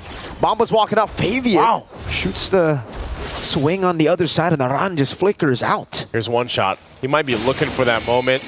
They know that they committed a lot on that play to Kid Bomba. Of course, with Quicksand Guard, Witty's going to be fine. Heals back up. But now, this is the interesting part. Turtle's up. Kid Bomba. Just taking a lot of damage. Nice flicker out. Kid Bomba taps into Vengeance. It was a mistap, and now he gets slain. First blood over to Aran. Now with a split, Sunset Lover won't be able to take him down, and TLID will get the first neutral objective of the game. So unfortunate there that Kid Bomba, you know, ended up getting a little bit out of position with that Vengeance, but that is objective secured for Team Liquid ID. On top of that, a kill. And that going to the hands of Aran is also going to help him, you know, win the matchup against Kid Bomba there in the XP lane. So we'll see how that adjustment goes. Again, a lot was thrown up there to go ahead and take care of him, but you can see this again. Hiko, man, Hiko mania. After everybody got to see that first Savage, of course, for M6. We'll see how he continues to play against another player, Aaron Shiki, who has, I feel like, gotten a lot of eyes towards him so far. Just in the Swiss stages alone, his performance was phenomenal. Yeah, he got a Savage in M6, Hiko. Really phenomenal performance on the Beatrix, you know. Changing to weapons that we would, well, normal players would never think of swapping into. Hiko's not normal. He's not normal. He's Hiko. That's why I got his jersey. I just got to flex that real quick. But yeah, Spirit are just going to take it slow right now. They know that they can actually scale into the mid game quite well too, and there's really no crazy pressure on them to actually get a snowball. Obviously, it would be great to have, but only the first neutral objective so far. Both of them will still just be waiting for turtle number 2. Yeah, with this again, it's kind of the, early pickup too. See, Halbert already locked in. Whoa, Saul. Raging Sandstorm and the real-world manipulation from Yehezkiel. Team Liquid, second kill in the game. Okay. Again, interesting enough. Diversion going to be used too. Hiko obviously going to be fine. Little usage of the diversion just to see what's going to happen down there. But I think that's the point. You know, he does pick up an early Sea Halbert just because there's so much, obviously, healing that can be done here for Team Liquid ID. Even if they don't have a Revitalize, just the heroes that they brought to this game, you want to be able to go. Hiko. Great slide tackle from Aaron Shiki. Good usage of the aggression, but Hiko, Detonata. Just kites away, pops in region, and wins out the trade in the end. Aaron's going to have to try to out-sustain him with a Haas Claws. I think that's the only way you win in this matchup against the Granger. You can see this now that the Turtle's up. Again in mid lane. Raging Sandstorm from Witty. I think that should actually stop TS in their approach towards the neutral objective. Arando trying to cut off one shot from the fight. That's a glorious pathway already used up by Sawa. Witty is chugging him low. The final slash only connecting onto Aran. Fabian with the Spear of Alpha. Now the real world manipulation. Oh, Sunset Lover gets deleted before he can take it. Aran with a flicker forward and the slam. Almost taking him down. That is the split to mount him down. Witty with the sword. Bomba still able to survive right now as Fabian dives in deep. Sawa very low. Gets taken out by the Void Blast of Yehezkiel. That's not from Hiko. He tried to go for the snipe, but he's unable to find it. He went in with a flicker, but he couldn't get the kill. Wow. Unfortunate for Team Spirit. A whole lot there just going to the hands of Team Liquid ID. And now down to Battle Spell, he's actually going to be just kind of zoned out from the turret. The information's already there. And Witty will just hold that front line. Turret goes down. Aaron Shiki secures it. So now Team Spirit in a position, you know, just in that last, minute and a half or so, they find themselves now down 3,500 gold. They'll have to go ahead and play around the fact that, yeah, they have a Louis Yeep. They can actually use the diversion to their advantage, but it's been really difficult team fights for them, especially when it's just kind of a situation in the mid lane that was forced by Witty. If he goes in with a Raging Sandstorm, now the top side is where they go. But I don't think they're going to really find anything here from Team Liquid ID, as they're very disciplined on how they decide on what turrets to be able to focus on or just get the objectives. But these little things are really starting to stack up now for Team Liquid ID. I don't think we expected a shutout like this at the start of this series, man. Yeah.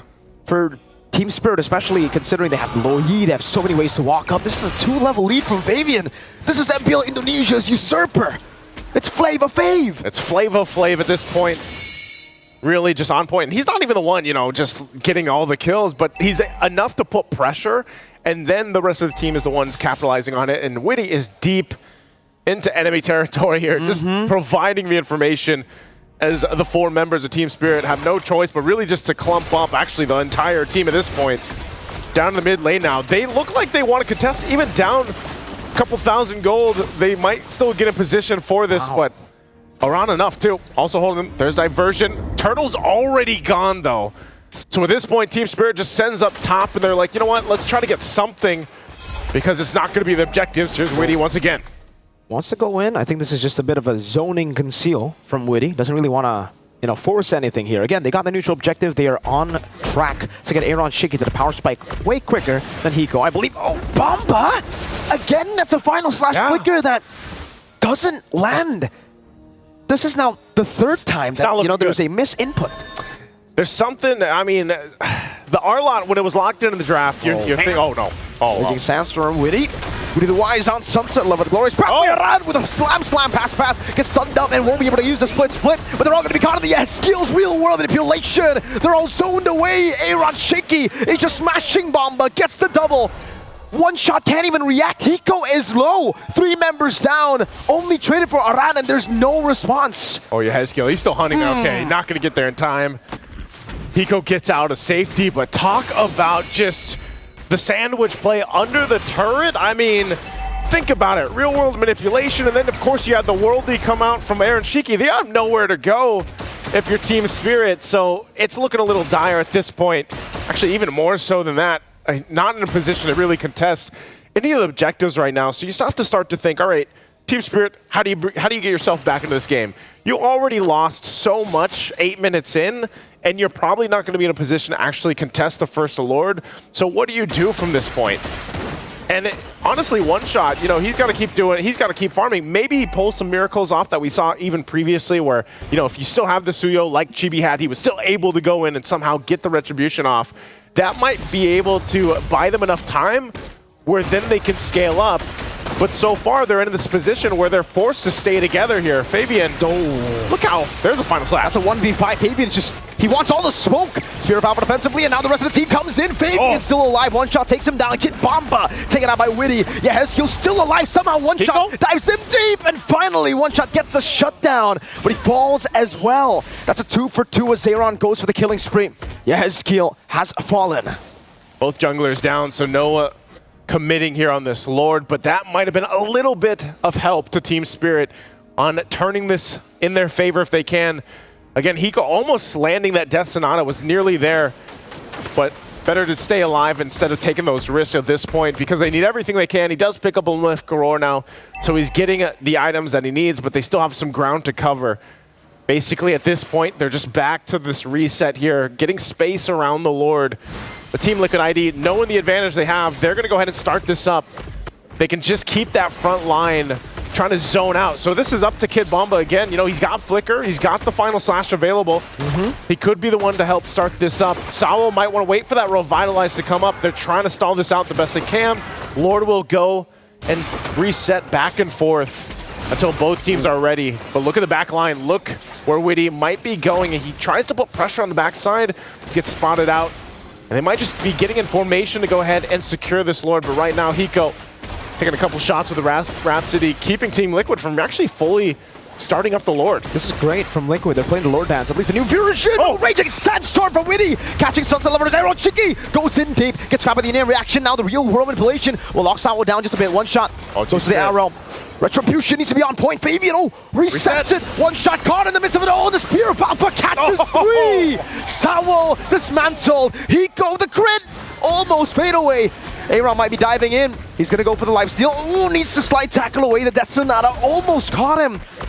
TLID got all the dubs in that skirmish. The idea was correct. You know, One Shot was waiting on the side, maybe for that opening to go in and take the Lord, but then Team Liquid ID showing their experience and veterancy, we're like, you know what? Let's bait One Shot in, and then they punish and collapse down. Oh, man. So at this point, they get the tier 2. Lord making its way to the top side. It's up to Team Spirit to defend. It's only that first one, so they should stay in the game, but they are going to lose a lot of these turrets now outside of the base. And you can see Aaron Shiki. He can already hit the turrets from outside of the range. Yeah. This is the Melfic Gun power spike in the 11-minute yin-yang reaction. Still does plenty of damage, so they still have to respect the damage at least. Reaction is still damaging. Hiko as well has good damage on the Granger, but right now they got to defend against this. The shields, whoa, yes, oh, the last shot didn't go and clean it up. but they hold on to the base turrets. Shields are down, but Team Spirit buying themselves some more time at this point. All shields exposed, but you can see it. The damage is there, even from Sunset Lover. It could just come down to that one diversion play. Oh, they're actually going to go for it. Uh-oh. Members in the back. They're going. Give it to Ovan. Slide tackle onto the Purified Kid Bomba, still going for it. Aaron Sheik hiding away. Hiko left all alone. The glorious pathway can't be taken. 2 members have fallen from Team Spirit. Seems like Liquid ID are the ones running in. They're going to go for it. Aaron jumping in. Sunset Lover's in trouble. Raging Sandstorm from Weedy the Wise. Sunset Lover is down. So is Sawo. The Cavalry just keep on charging, and Team Spirit's formation cannot hold. They can't hold. No minions pushing in just yet. They got to wait for that mid lane. Aaron Shiki. Wow. We'll just go ahead and work on it slowly but surely. Slides on through, and they'll get the turret off the exchange. Team Spirit, oh, they might be looking for more. Mama's gonna be caught, but Spirit Valve and Yehezkiel will just gun them down or drop down that damage from afar. Aaron Shiki is godlike. Hiko tries to go in and win a crown from Fabian. Oh, he's ticking down earlier. Hiko still able to escape with just a little bit of HP, and they will be able to keep some of the turrets alive. But in 12 minutes, it's a 10,000 gold lead for the Cavalry. Massive, massive lead right now, and it's Team Spirit holding on to their spirit, trying to stay into the game. But it's looking really tough for them to actually turn this one around. Even earlier, that started that whole chain reaction. I'm surprised, you know, Hiko went in with that diversion. They tried to make a play, and even when they had that, I don't think he had the flicker. It was still on cooldown after he was taken out. He just burned it again recently, so interesting how they're going to use that diversion. And I was saying, you know, that might be the move that they have to make. But in that case, that wasn't it. So now they find themselves massively behind. They're going to go it again. Witty. Okay, they're going to go all in onto Witty, but I don't... Oh, Raging Sandstorm, no way! Witty the Wise just survived a 4-man gank! And that was a very, very costly Gambaran. Split in the back with the Mount. Aaron Shiki just going to be able to ball him down. Fabian comes to the side as they all get caught by the RWM. Aaron's just going and taking everyone down. It's a double already. Sunset's going to be taken with 3 hits almost. The fadeaway, Sunset gets out. Here's the waves pushing in. They're looking to cap out the game. Mid lane, Fabian goes in with the Spear of Alpha. And that's the nail in the coffin for game number 1. A decisive victory in game number 1 for the Cavalry. Coming out swinging fast and strong. 14:08 on the clock. A lot here that Team Spirit has to adjust from if they're looking to go game 3. What happened? Very tough. I don't know, man. You know, things just weren't in their favor from start. Let's go ahead and throw it over to the panel to break down game number 1. Is that new music? There was definitely a nice... that was different. There was a beat of the Flash. That was, right? There was time to drop the beat of the Flash. But yeah, we got to talk about that game right away. Relax, chill. So I feel like, okay, number 1 is one-sided, but we have to address that Team Spirit, their initiators, the one that starts the fight, has been heavily punished in this game. Notably, Kid Bomba as well as Sao. It does look like TLID just engages on them and uses everything that they can to make sure that the front lines doesn't get to do work. And then that makes it that the backline, Hiko, as well as Sunset Lover, really couldn't do much in that game. Yeah, and Hiko, I think he had a great time if it was just based on his laning up against Aaron Shiki in the first few minutes. It was more of like TLID even focusing their rotations towards Kid Bomba. I think we've seen a number of rotations towards the XP lane, forcing out battle spells here and there. But it didn't really matter because even despite all that, Aaron, for the first few minutes, it's like, no, I'm okay here. I can handle it. I'll just have to sustain and play a bit safe, then focus on the turrets. Because TS, they weren't really fighting aggressively. You know, I want to point something out here because we saw it at minute 9. Aaron Shiki locked in his 3rd item, which wasn't too crazy. But then from then until 14, he finished out everything else. Yep. I mean, and from then on, he was completely online. He was already online before that, but always the thing to point out, 9-0-4 for Aaron Shiki. Yeah, here's the thing. Like, Bruno has already been proven to be quite busted, and you give it to one of the best in the business. Aaron Shiki. Yeah, I feel like giving Aaron Shiki one of the best heroes that you can use in this patch. Team Spirit has used the Beatrix to handle the Bruno as well, but I kind of feel like the Bruno itself isn't the problem. It's just that the Bruno in the right hands, in the right team, is allowed to do whatever he wants. And you kind of don't want a good player like Aaron Shiki to do whatever he wants. Unless you can like heavily focus that lane and find some sort of answer. But even here, we see Aaron Shiki go complete damage build, no defense at all. Hiko also goes for a big damage build, which maybe was the overconfident thing to do. Maybe should have picked up the tenacity or something of that nature for at least some of that mid game. I feel like he should. Kid Bomba as well picks up the concussive blast, goes for Wilderness Blessing, Thrill, so kind of a hybrid between the damage. But Kid Bomba fell a little short that game. We've seen him do so great on the glue, but other than that, you know, a lot of big misses that game. Yeah, and I think TLID had relatively tanky heroes, so even up against the R-Lot, who can serve as a hybrid XP lane that has a little bit of damage. We know that for a fact, especially up against squishy heroes. TLID, they didn't really feel that there was such a threat that could come in from Kid Bomba. Aside from the fact that all the final slashes almost did not connect every time Kid Bomba tried to go for an attempt, Aaron Shiki was just able to move away from all those chaos, all those skirmishes in the early stages. And by the time that he was able to join in, just expect Aran to find the right targets already. Just expect the real world manipulation to already set the space where they're able to fight. And then all the other members could just handle things pretty much by themselves. Okay, like a lot to talk about, but first we gotta jump into our MVP of the game. It's Aaron Shiki, 906 GPM and 65,000 total damage dealt, 9-0-4. And I kind of feel like TLID, they understood how Team Spirit plays. I feel like Hiko doesn't have a choice. He has to go full damage because that's how Team Spirit plays. They all play for Hiko, where everyone else is utility. They're the protection and the enabler. And then if we see what TLID did, they shut down the protection and the enabler, right? So we're starting to see a pattern of how Team Spirit plays. And TLID just like, okay, we don't have to deal with Hiko. He's good. But he can't be all that great when everything around him starts to crumble. Yeah, if there's no bodyguards, the president goes down, right? And that's exactly what happened. And Aaron Shiki was able to just have free realm over things completely. Overall, build nothing too crazy. Yeah, has the Purify, wins straight damage. Taking a look at some of these highlights. I mean, we're 7 minutes in right here, and Team Liquid ID is already 4,000 ahead. Yep. And at this point of the game, it just felt like they were completely in control. I love what you said, Lavelle. They took down Kid Bomba, they take down Sawo, so the main tanks have already had a very rough start.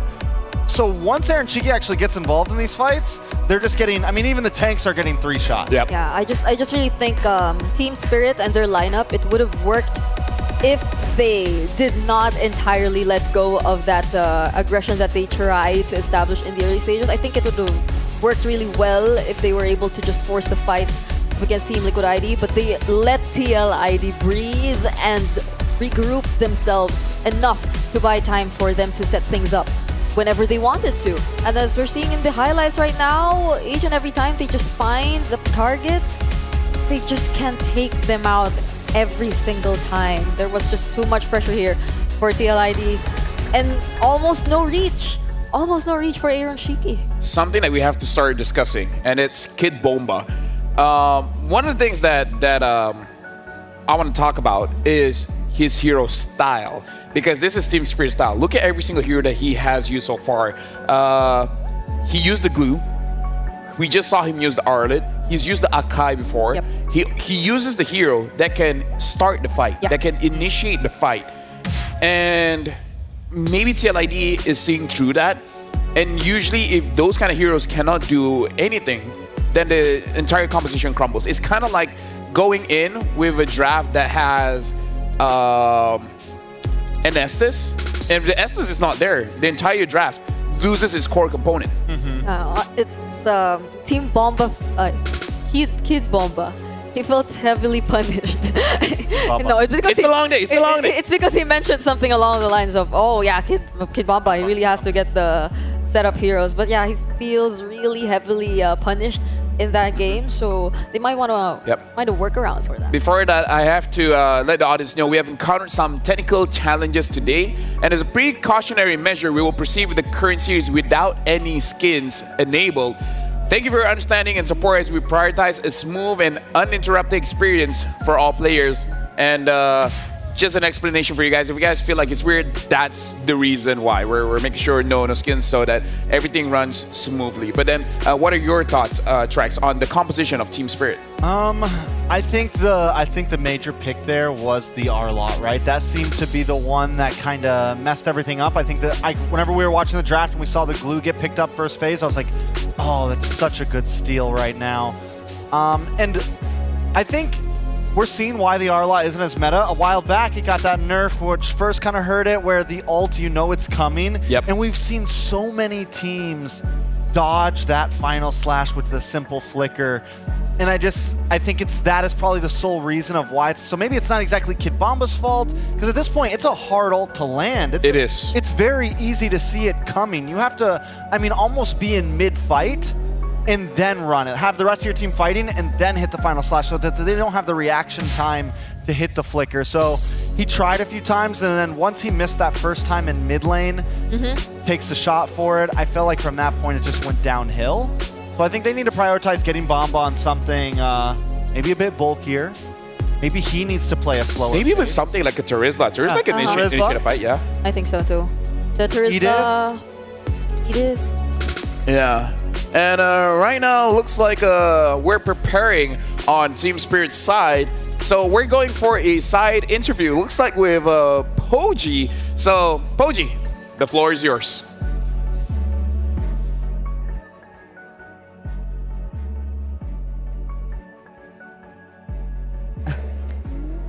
We have Destroyer and as well J Little. How are you right now? Привет. Привет, by the way. Hello, everyone. Malaysia, we love you, bro. Guys, everyone, you are amazing. First of all, Kuala Lumpur, really appreciate to be here. And как ты ощущаешь себя здесь, в Малайзии? Волнительно, тут так много энергии, так заряжает зал, и это мега круто. It's so exciting to be here. It's so charging, like a lot of energy at the venue. Guys, it's all because of you. Thank you, Brish. But as for those who don't know, Destroyer is also a caster from the MCC, and as well J Little is a streamer. For those who don't know, maybe J Little can introduce herself more to the audience. Yes, of course. Можешь немножечко представить себя и рассказать, чем ты вообще занимаешься в Mobile Legends? Я J Little, я стример по этой игре уже как 5 лет, по-моему. И мне очень нравится эта игра, я ее обожаю. Yeah! Как думаю, мы все. So actually, she's a streamer. Already 5 years, by the way, guys. 5 years. And she really loves Mobile Legends. She's like, it's part of her life. Nice. Thank you very much for loving Mobile Legends. There's a big part of me in my heart also love you as well because you love Mobile Legends so much. But here now, a question for you as well, Destroyer. Because just now, Team Spirit has lost the game. What do you think that can make Team Spirit to bounce back to win against Team Liquid ID? First of all, come on, give one shot funny. Boy, guys, give one shot funny. First of all. The second thing, respect Bruno. Respect Bruno. It's definitely the thing that you should respect. And you know, in our region, the Team Spirit is nearly all the time going to the lower bracket. Even if they go right now, we are pretty sure they go to top 4. But Kid Bomba, actually, he promised us to go top 1 for our region. We trust him. Kid Bomba, we trust you. Kid Bomba rocks! Now as well, there's a question as well for J Little. I love your spirit for just now, but there's a question as well for Team J Little. For you, what do you think for this matchup? Because previously, Team Spirit wins against TLID in the best of 1. For this round, it's best of 3. Do you think Team Spirit can win against Team Liquid? В общем и целом, понятное дело, что наши парни обыграли в БО1, но сейчас Best of 3. Это очень тяжелое противостояние. Насколько наши ребята, думаешь, смогут победить? Насколько ты уверена в их победе? Наши ребята могут, всегда могли и всегда будут мочь. Поэтому верю в них и верю в их победу, и верю в следующие 2 катки, которые нас предстоит увидеть. So basically, guys, we trust in them, we believe in them, and no problem. 2 games more, just 2 match, 2 maps you're gonna see. Best of 3, full. True. Udachi to Team Spirit as well. But for now, maybe for both of you can cheer a bit to your team as well because they need the spirit, they need the energy. Maybe you can give the crowd a little bit of cheer to raise their energy. Definitely. Давай как-нибудь поддержим. Начнем с тебя. Как ты хочешь поддержать Team Спиритов сейчас для всего чата, для всех зрителей, которые смотрят онлайн и офлайн? Я хочу попросить чат, бросайте драконов больше в чат, поддерживайте команду и свой регион до конца. Ну и, ребята, выигрывайте, мы вас верим все. So guys, in the chat, everywhere, please support Team Spirit. And from my, personally, I want to tell, зверя нет сильнее дракона. Spirit, гордость региона. Team Spirit, let's go! That's a very, very nice cheer, and I love it very much. But now we have turned it back to the panels. Let's go. Love the energy. That's what we need, man. That's the kind of energy we need. And shout out Destroyer, man. Very good translator. I approve. I approve. You know, whether Team Spirit wins or lose this, Destroyer just made me a super fan. Oh yeah. Just he's got me on the train with Oh, him he's right got now. the T-Bliss. He's got me on the train with him right now. I am riding. You know, dude, it's been a long day. We need it. You know what? We should invite him to the talent room, right? Just to give us some of his energy. Fill your game with Hello Panda. Crunchy biscuits filled with creamy chocolate or strawberry. The ultimate snack to keep you energized. Play Destroyer. Level up your day and visit Hello Panda's website for more. Yeah, dude. We need more of ECA. We need more of Destroyer. I think I He's hyped us up. He won't. You know, it's been. He hyped us up. Oh yeah. All right. Come on. All right. We're professional. Oh yeah. It's been a long day. And I just want to thank. I want to thank Destroyer. Are you crying? Are you crying? Yes. You want to thank Destroyer? Thank you. I'm gonna cry too. Oh my god. All right. Don't cry. Celebrating 1.5 billion registered MLBB players from the 6th of December to the 23rd of December. Join the event and complete tasks to get a random epic skin for free. Thank you for your unwavering support. We all love MLBB. You love MLBB? Yes. I love MLBB. I love MLBB. You know, several years ago, I'm just glad to be here, man. This is an amazing job to have. Let me just say that. So what was it several let's years get back. ago? Let's get back to the game. Full screen quote: Kid Bomba. Yeah, sorry. So He now promised he was going to be #1. Kid Boma said they are going to be #1. Yep. So we'll see what he has to say here. A renewed spirit. Everyone's been talking about other teams because of their legacy. But why did people stop talking about Team Spirit? Just because of one bad run in MSC? We came into M5 with 2 newcomers and achieved so much, but suddenly all the attention disappeared after MSC. That's why I'm feeling fired up and ready to prove ourselves again. Yeah, I think Team Spirit, like formerly Deus Volt, formerly Unique Devu, they've come a long way, definitely. If we were like to recall their previous standings way back in M1, I mean, I know they've undergone a lot of changes lineup-wise, but then every single M series that they've been in, their rankings seem to keep getting higher. Yeah. And the last one we've seen them was 4th. That was the Dark Horse run that they've shown us in M5. So the ranking that he set for themselves right now, he mentioned it, they're aiming for top 1. So let's see. One step at a time. If they want to go top 1, they got to take down TLID. And if they're able to take down TLID, it's the next match, the next match, the next match. The thing about M6 is there's a lot of matches because this is going to be the final best of 3. After this, it's all going to be best of 5s. And we reach out to CEW. Chewe. M-Chat, which team do ID teams need to look out for as the biggest rivals? For team fights, Indonesian teams should keep an eye on Team Spirit and Falcon. their team fights are really solid. When it comes to putting pressure in the jungle, FNOP is the team to watch out for with their aggressive play. Oh, now that's an interesting insight. Yeah, I think we saw it in action earlier. The way, don't remind me. Sekai's was denied during their series against SRG. That was a struggle for the junglers. But I like how he pointed out the Team Spirit's team fighting capability, because I think Team Liquid ID, they knew how to play around that. Even when during times where Kid Bomba felt like he wanted to go for a setup on the Arlot, you wouldn't necessarily see them grouped up together.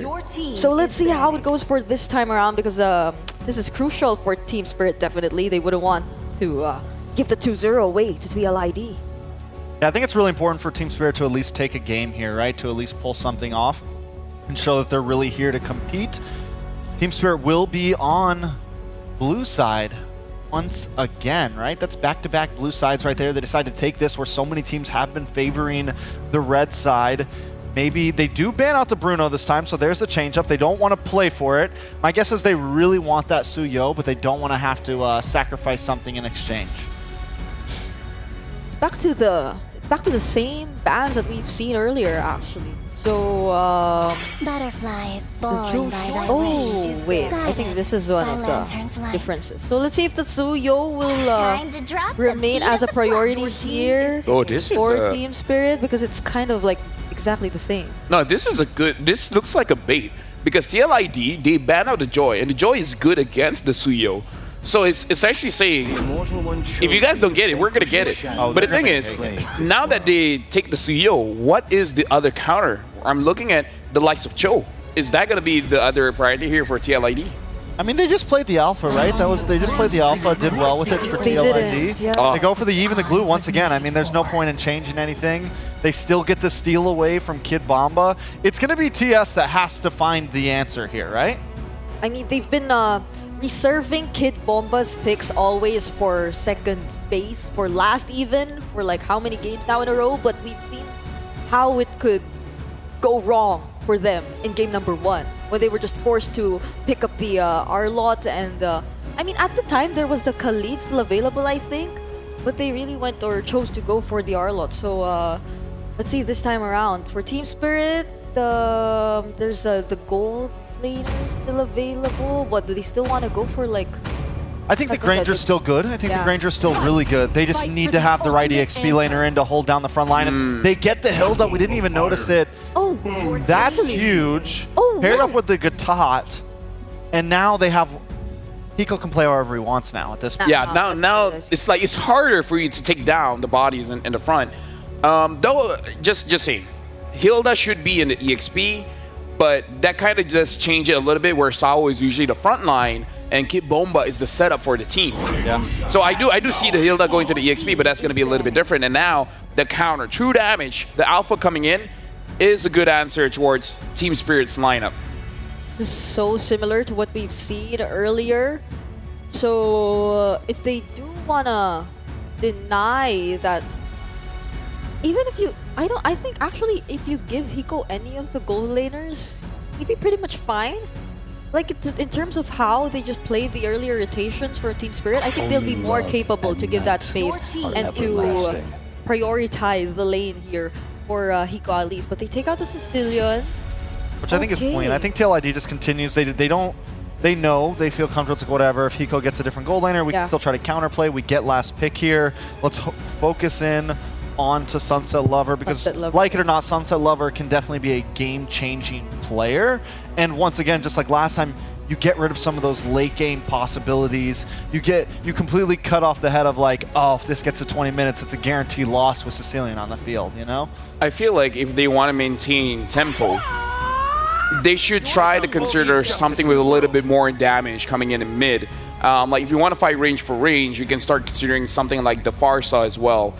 Because I feel like between the Farsa and the Xavier has a lot of control, but it takes a lot of time. Where Farsa, you get level 4, and then that's most of your damage there.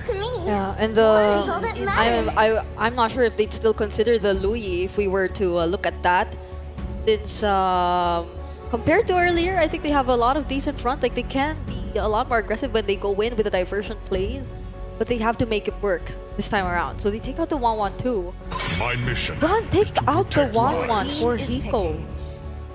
Well, because the thing is, this TLID is gonna. My thought is maybe carry, so you just get rid of some of that range. They can still go Granger. They do pick up the Granger, so there's the Granger, and then pretty much the 1-1's the next, like, the only other poke marksman other than the Beatrix, of course, but. They definitely want to go into, but Hiko will get his hands on the Beatrix once again. So what will be the hero for Sunset Lover? Could go to Lu Yi again. I mean, I don't think it's bad. The problem is you get so outranged from this Eve. Yeah, I almost want to like Veil. The Faras, the what? I almost want a Veil. A Veil? Oh, yeah. We saw a Veil before. Yeah, like a little bit and longer range. Yeah. I mean, it's not completely out of the question, and it has been working for teams. It's just that whether he uses it or not. The Vexana is open if he wants to pick up the Vexana. Yeah. But I want a little bit more control, a little bit more damage. Even when all is forlorn. Yeah, Vexana, yeah. Go for the safer pick. And then last pick for the side of TLID. Aaron. Still need a roamer. Is the Khalid still good here? Tig. Khalid, you could go what, Khalid roam? I mean, they did in game number one. It was clearly effective, yeah. Surprisingly, it just might not be as good against the taunt and the Hilda. The Khalid might have trouble against the Hilda and the taunt from the Gatot and everything, but... What else is there? The Tigreal? Edith? Tigreal, Edith... I mean, again, there's a lot of options. Yeah, there's a lot of options. A lot of I options. Name them all. I'm just kidding. You just go on a list and name every... Like blood. All right, the one that we wouldn't have named. Carmilla. Without the Sicilian. Without the Sicilian. Well, it's going to be very dangerous if the Curse of Blood hits, and then you get hit by the Rhapsody. There's a lot here. Thank you very much to the bros, and now we're sending over to the other bros. Yeah, that would have been on my list. That wouldn't have been. The Carmilla locked in here. Thank you for breaking it down, panel. Once again, this is the last look at the lineups here. Mirko, what do we think? It would be on my list, actually. The Carmilla? Because this is a Witty special in MPL Indonesia. When all the other picks are banned out, or if it's not viable up against these opponents, go for the Carmilla. The good old for Witty man. And hey, Witty the Wise has the Revitalize. It's got the Revitalize too. We'll see if this lineup that Team Spirit is bringing to Game 2 will fare better, because they've got to make it work to get to Game 3. Once again, ladies and gentlemen, welcome to Game number 2, Team Spirit versus TLID, the fight to stay in the upper bracket, of course. Again, no teams exactly getting knocked out today just yet, but it's match point right now for TLID. And this time, like I said, you know, Team Spirit, they had a rough start in the previous game, and things just kind of got out of control from there. This time around, we'll see how it plays. Look at how this rotation is happening, by the way. Kid Bomba and Sawo staying together. They put the Sunset Lover down to handle and get that XP on the bottom side. Yeah, good damage down here. Back to Kid Bomba. Yeah, you're right. There's going to be a lane swap here, actually. Tenacity is the choice for Aaron Shiki in the gold lane on the Granger. It is the Master Assassin for Hiko on the Beatrix. One shot with a stun. A lot of damage onto Witty. Revitalize already. Aran will just respect the damage here that TS can provide, and it will be the lethal take for one shot. Yeah, one shot gonna rotate too. Gets the shot off from Fabian. Fabian almost level 4, so once that's online, they actually might go ahead and try to start something. But yeah, interestingly enough, the choice of laning right now from Team Spirit, we'll see if that actually ends up giving them somewhat of an advantage and how long they actually maintain this. They already got that Revitalize out early on, so maybe they actually go ahead and try to make a play off of the fact that Witty doesn't have it, but still, it's going to be Team Liquid idea. It just kind of plays defensively. They know that they're better off just waiting for that first turtle to come up and then go from there. This lane, though, a flicker out from Sunset Lover. The respect instantly to a possible pickoff from Witty and Aran, knowing that Aran could have possibly just slam flickered into him. So turtle coming up. Sunset Lover not level 4 just yet, but you can already see the damage coming out from one shot. Sawa to Kid Bomba, almost the level 4 himself, the Unbreakable. Tempting, goes in. Whoa, Vagrant's gonna be caught. Bomba, Sawo, and one shot. Oh, Eternal Guard from Sunset Lover. TS are finally awake. They're awake right now. That's also going to be an objective for them. So interesting. The way that how they're playing this early game might have been enough to go ahead and switch things in their favor based off how things are going. And great start for Team Spirit. even with the fact that you already saw, you know, I was wondering if Sawa would actually go in with the Unbreakable. He charges it up, gets the taunt off right on Fabian.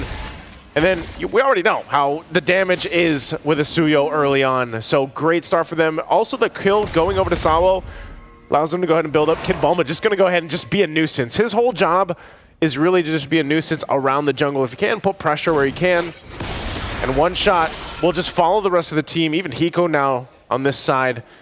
We'll see how Team Liquid responds. They want to go ahead and secure the buffs the best they can. Kid Bulma, once again, just kind of given that vision. He's quite tanky, but he's going to be able to withstand this. 4 members. With Fabian coming in, I don't really think he will be able to survive. Pops in a sprint, actually able to survive for a bit. Fabian finally goes in for the Spear of Alpha, and they will be able to catch him there. So, 1 kill on the board. Liquid have equalized the kill lead. It'll just be the gold lead next.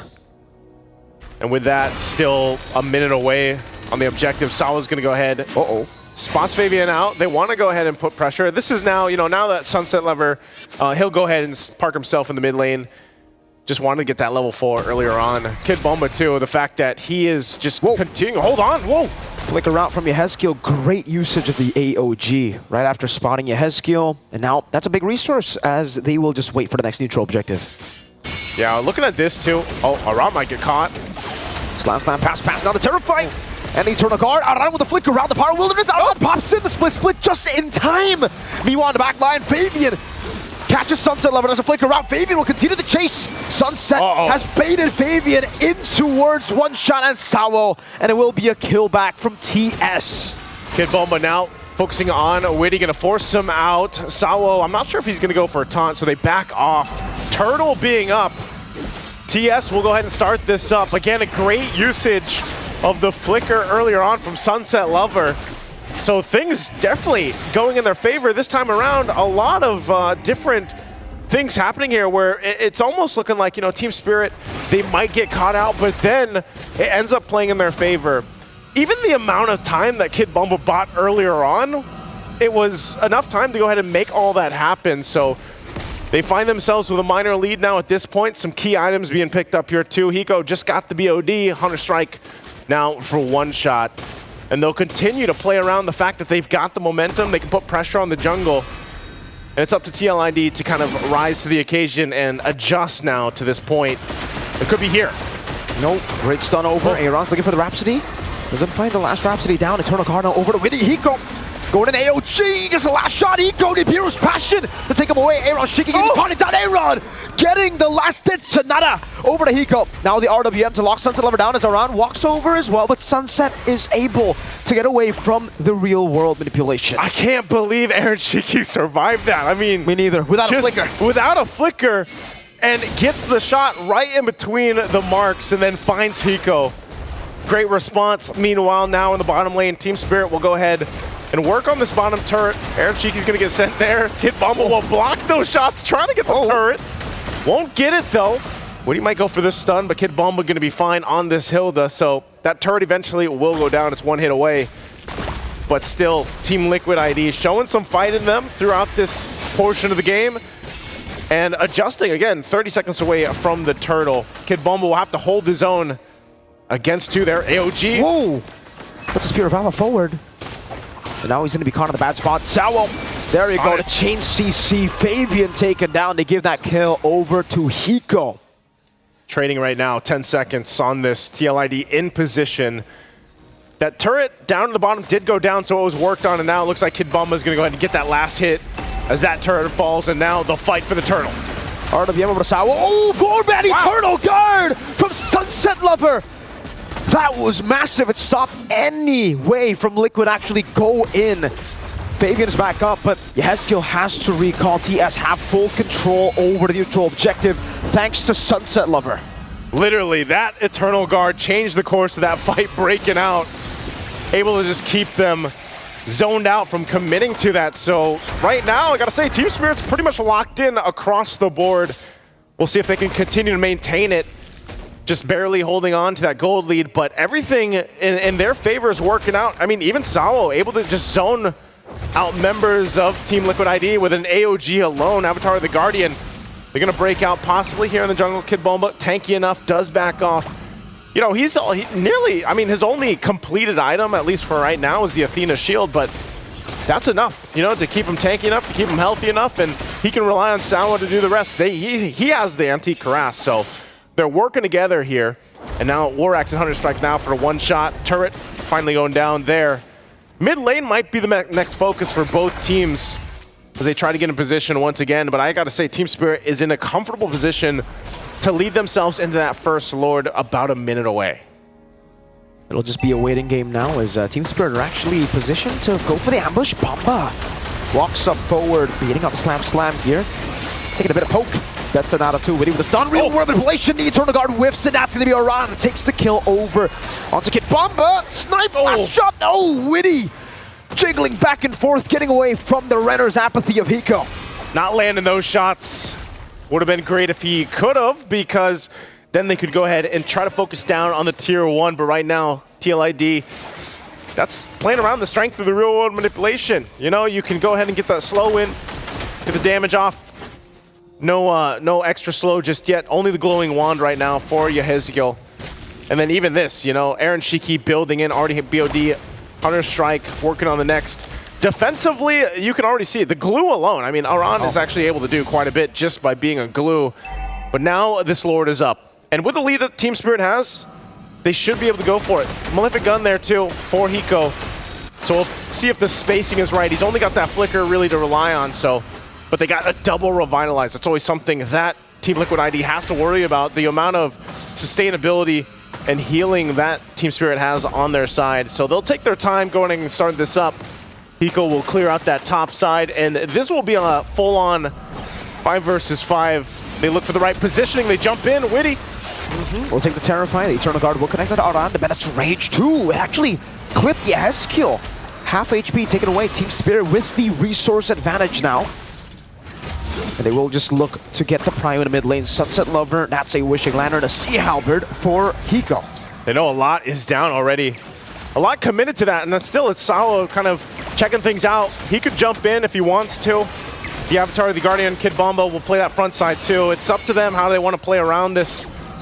But it's more so just a standoff. Either team has multiple options to go with, and it might be better if they focus on the tier 1 turret. Looks like Team Spirit will go ahead and do that, put pressure, open up the map a little bit, but here's the clap back. Good Terrify down, Aran with a slam. That's the AOG defensively from Sawa. And TLID go back towards the neutral objective after clearing the wave in the mid lane. Sawa stunned again. No one wants to go in. It's just a battle of poke, and Hiko's winning it. Curse of Blood. Renner's apathy from Hiko. Now he finds his mark. Fabian forced to go with the Spear of Alpha Sun over the Yeheziel, and one shot almost takes him down. But Fabian goes in. Aaron Shiki does the same to Sawa.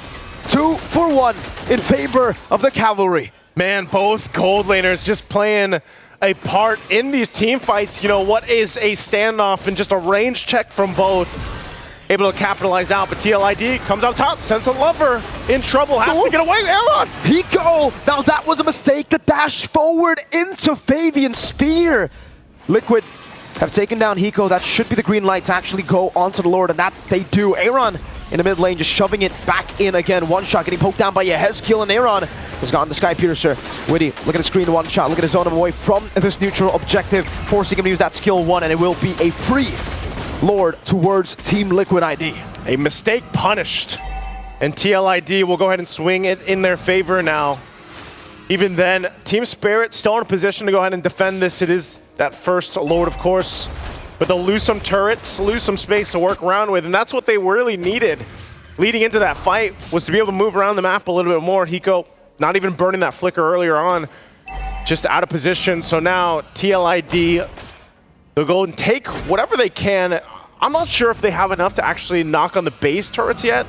Like, to get the shields down, they might at least get a tier 2 down if they can continue on in the mid lane once those waves match up here as Lord makes its way down the bottom. But Hiko will be sent there, one shot just around the corner. And the rest of the team will try to hold on to the mid turret. As you can see, Hiko's just going to clear this out. Fabian making his way, though. Wow, with the Spear of Alpha, Retribution to slow him down. Aran cutting him off, flicker from Hiko. Trying to run away, gets caught with the real world manipulation! And Yeheziel just drops him together with Aran. Aran from the side, one shot taken down! That's a Spear of Alpha over to Sawa. And now the Rhapsody, the full dive onto Sawa as Aaron gets the double. They'll clean up the kills under the turrets. The cavalry is out, and right now, looking now at the base turrets.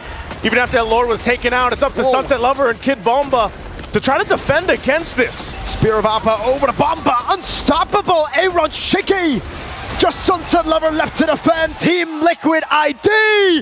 That's Flavor Flav. That's Aran, who is running towards the side of Team Spirit.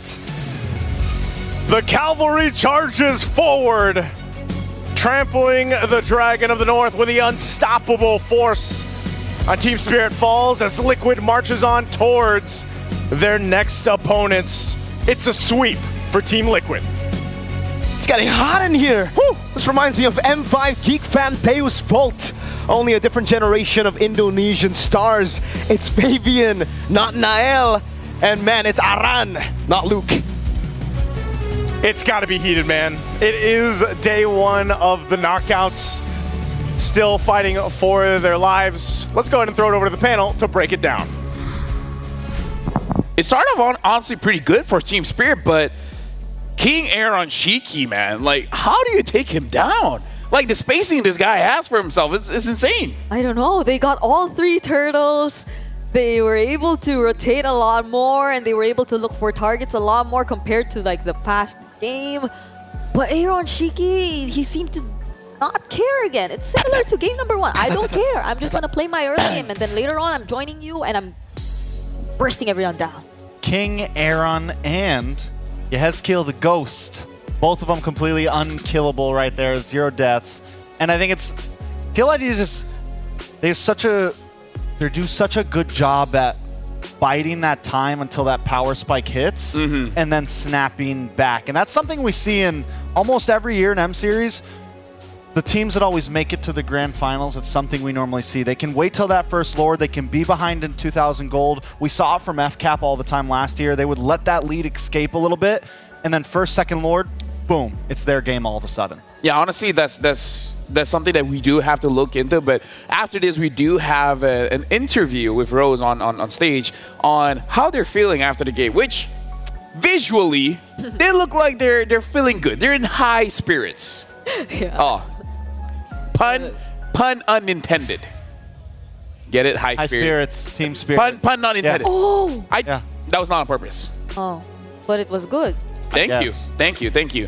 While we're waiting for them to set up for the interview, Aaron Shiki did amazingly well. But again, Team Spirit, I kind of feel like there was just a small mistakes here and there where I feel like Hiko, he wanted to make a play, but the timing wasn't really correct where he got caught. Yeah, and I feel like we felt the effect of like all the power picks that went into their hands, right? They're the Hilda? Being more aggressive with the Hilda on the XP lane, the Gatot Kacha setting things up, and them having a clearer response to the real-world manipulations here and there, to all the team fights that were happening here and there. But when it mattered the most, why is it so that Aran finds his way to Hiko and then Aaron Shiki remains untouched by every single member of Team Spirit? Well, I think, a lot of teams, when you get 2,000-3,000 ahead, it's like, all right, let's try to close this out before it's too late. But the problem is up against a Granger, up against a Yeve with so much range and so much poke, it's hard to try to close it out. And I think that's where some of those mistakes, it would have been better for them to just continue the slow roll, turn that 2,000 into 3, 4, translate it into towers, instead of trying to force an end or force these big fights and Hiko trying to make these big plays. They could have just kind of slow played it because it's so hard to close the distance against a Granger and a Yeve. Essentially, they know how to force out mistakes. With that being said, looking at the stage, looks like Rose is all ready. So now we're going over to the stage with the interview with TLID to see how they feel with their win. Team Liquid Indonesia has just dropped Team Spirit to the lower bracket with a clean sweep. And right now with me, we have Fabian and Aran from TLID. Hello guys, how are you guys doing? Good. You're good? Yeah, I'm fine. Thank you. You're fine. Well, you're fine. Thank you. You're very welcome. Are you tired? A bit because the taunting. A little bit. Okay, now Fabian, we know that the reason why you guys played a lot of games in the Swiss stage was because Team Spirit beat you guys, right? What did you guys learn from the match with Team Spirit in the Swiss stage that you guys applied today to get a clean sweep? Maybe dia Kak Switzerland tuh lucky je. Whoa! You're saying that Team Spirit was just lucky in the Swiss round? Yes, Why are they just lucky? because best of one. Because best of one, I see. So now you think you know how they play already? Ya udah tahu. Udah tahu. Sudah. So was it easier? Iya, It was easier. easy. You like it? Yes, I like it. You like it. Okay. You know what? Fabian is getting there. Fabian is getting PR trained. I like it. Okay, now Aran. Now that you've beat Team Spirit, do you feel like you've gotten revenge? Udah puas kah dapat balas dendam? Ya, sedikit. Sikit saja. Why just a bit? Better if they go airport. Whoa! Better if you send them home to the airport. Yeah, that's better. Okay. I think he's getting a bit personal here. You just don't want to send them to the lower bracket. You want them to go home. That's what Aran is trying to say. Yeah. Okay, spicy. Okay. Now, Fabian, we know that your Swiss stage journey was not smooth.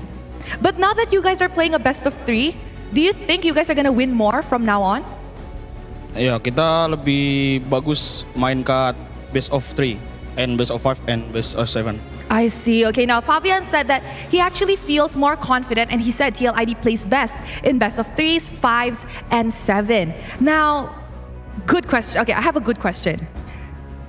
Next match, because you guys won this match, you will be going up against RRQ Hoshi tomorrow, right? Now, it's gonna be like an MPL ID Grand Final rematch. Do you think you guys can win against RRQ Hoshi once again? Mungkin bisa. Mungkin bisa. Confidence lah. Confident. Okay, you think you can win against RRQ Hoshi. How many percent are we talking about? How confident are you? 98. 98%. Why not 100? But the people tidak sempurna. People are not agreeing to it. Aran, how confident are you? 100. 100%. This is what we like to hear. How come Aran is more confident than you? What? He's more confident. Yeah, because he not like apa?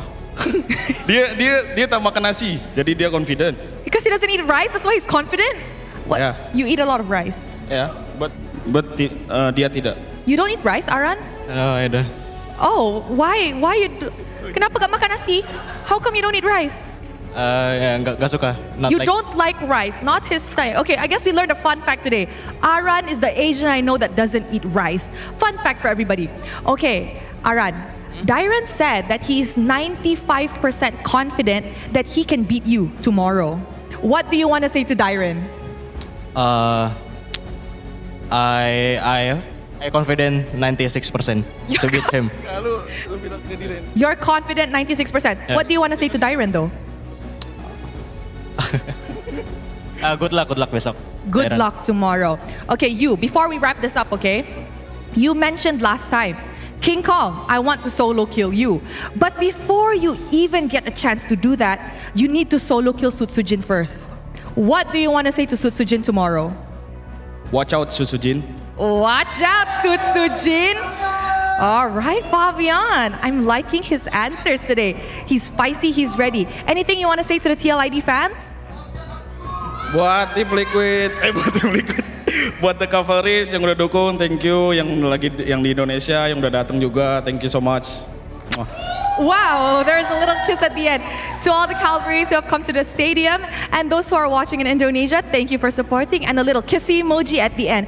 And with that, let us throw it back to the panel to break down what happened in this clean sweep up against Team Spirits. You want to do the kissy thing? What? No? I can't believe Aaron doesn't eat rice. I can't believe he doesn't eat rice. Same. Do you eat rice? I do eat. It's not obvious, but I eat rice. So are you saying it's obvious that I eat rice? No, why would I say that? Why does he keep giving meaning to everything? I'm not saying. Wanna go with the post game stats? Like let's Strikes. Do you want to jump into the game? You want me to handle this? Let's check items because yeah. I don't want to talk to Brogita. No, let's check items. Come on, bro. Okay, again, talking about items here. Honestly, if we look at the difference, there's not that big of a difference. The only thing that is very confident by Aaron Shiki is actually building the Sky Piercer on his Granger, which, to be fair, not every single Granger player does use it, but it does help out with the team because when it comes to the burst damage, they're more like a damage over time kind of team instead of a clear burst damage. So I feel like the Sky Piercer really helps out in this draft. Yeah, and honestly, I see some glimpses of game number 1 as well. Even though Kid Bomba gets hold of like one of the power picks in the XP lane, it seems like he's been too much of the recipient of the damage here from TLID or even the burst damage.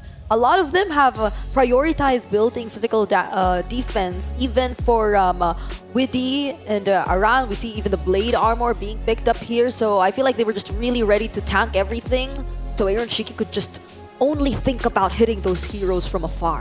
And this time, little spice here. Aaron Shiki does pick up the tenacity, does go on the more defensive side, but Hiko continues to go for this full damage emblem set.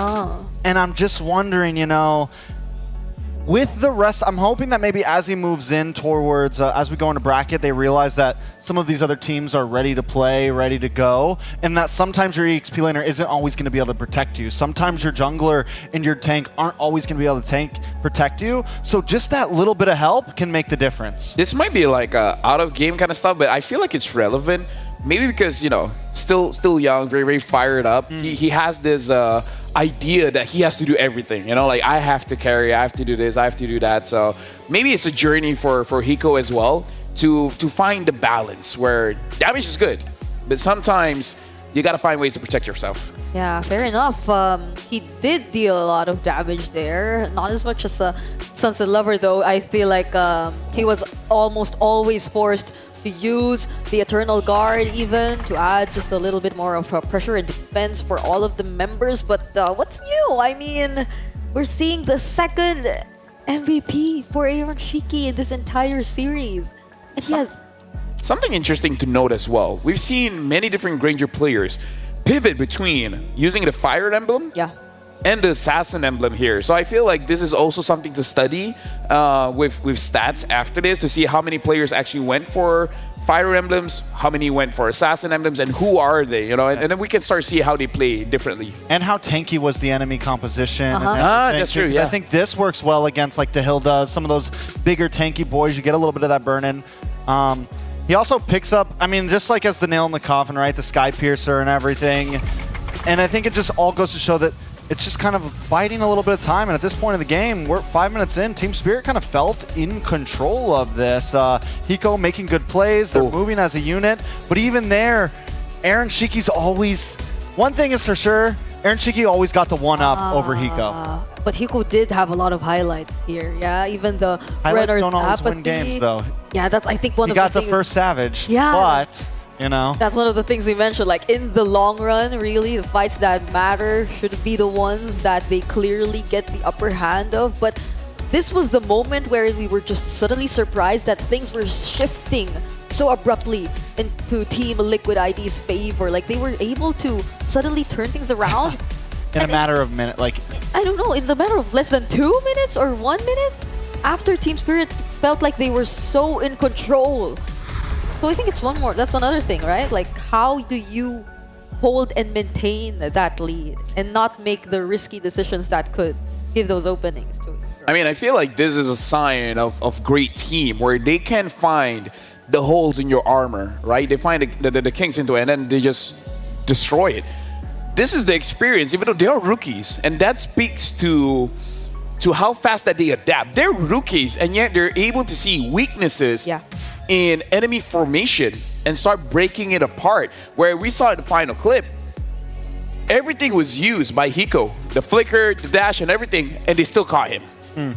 They turned that moment into essentially a win. I mean, quickly got a 3K goal lead and knew immediately, okay, this is time to win. And I think seeing the things in the formations is huge in the coach's sense, but finding those small moments in game where it's like, we can close this out, comes down to just their ingenuity, you know? Yeah, now we got to look at the brackets here, where for tomorrow is going to be the upper bracket matches. FNOB going up against FCON, and then RRQ will be going up against CLID. So a bit of revenge from the previous MPLID, and then going down to the lower bracket where they'll be playing on the 10th of December. SRG will be going up against NIP Flash, and Vamos will be going up against Team Spirit, where, you know, home ground, SRG as well as Vamos.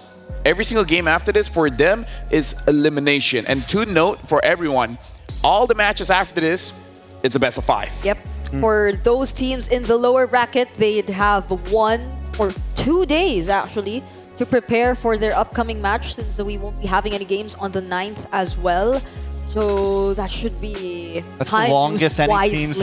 Yeah. Because with Swiss Stage, it was all back to back to back to back, you know? At most, it was 1 day if you're not scheduled to play on the next day. So like now that they're in a very tight spot, they need to make use of that time well. Yep, now we got to look at tomorrow's schedule, and we're starting at 3 p.m. FNOP going up against FCON, which we saw from CW saying that Fnatic on the Philippines are good at pressuring jungle, and Falcons, they're very good in the team fight. And then RRQ going up against TLID, which is the rematch of the grand finals of MPL Indonesia, where instead of a best of 7, they're going for a best of 5. And Fabian already had a message for Sutsujin earlier. I mean, I can't count the number of people he already announced messages to whenever he had some winner. Putting targets on everybody. He's letting them all know that what he's here to do. Yeah, he's just excited to go up against everyone. So look, as long as he doesn't target us, yeah, I'm good. It's like, I got a message for Trex. I'm like, oh, okay, buddy. You win. You win. No, I don't think we will fight against Fabian. Like, no, you win. It's all good. No. Brigitte wants to catch you in the EXP lane. Oh, EXP? I don't know. She's a Franco main. Oh yeah, she's a Franco main. She's a Franco main. So I don't know how you would do a 1v1 for that one. And for you guys around here, again, we want to make M6 the best experience for all of you guys, and we want to make it better for M7. So thank you for supporting M6. Your feedback is valuable for us to keep on growing. So we have a QR code here. Please scan the QR code and give us your honest opinion on how we can improve production-wise, maybe the format. Although I gotta say, the Swiss format so far has been amazing. Like at least I can say it's entertaining. Yeah, I liked it. It like gave way for all of these teams to suddenly surprise us. And now we're seeing a version of the top 8 that I think none of us got right in our own individual predictions. I was pretty close. Did you? I don't remember my top 8. I think I got 6 out of 8. Okay, but it's not 8 out of 8. Don't miss M6 Battle Night happening from December 28th up until 29th. Again, it's a bit of ways away, but make sure you guys remember, enjoy exclusive bonuses, including a limited time 25 epic skin trials and all hero free trial. So make sure you guys log in on 28, 29. But to be fair, should be logging in every day, right?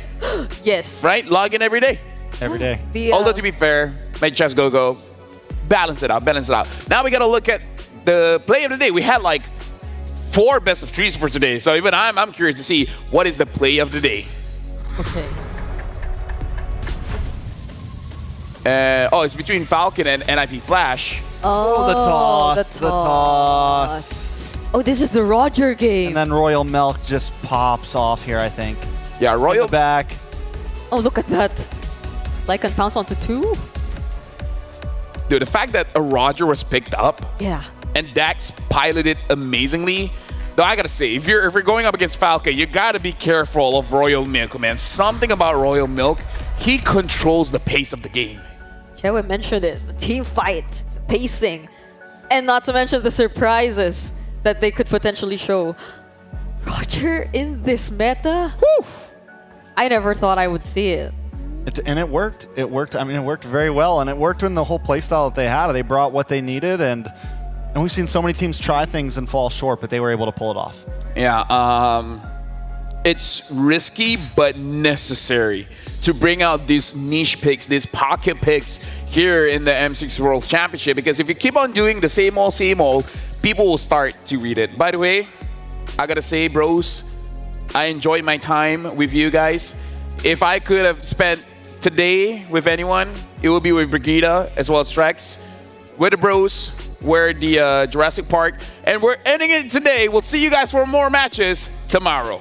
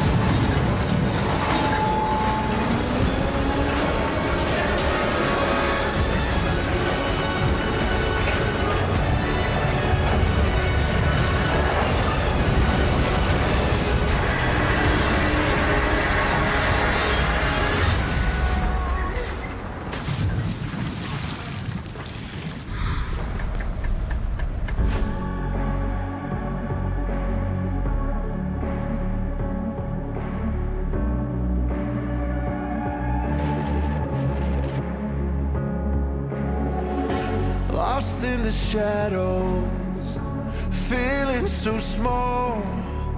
But I've got a fire, won't let myself fall.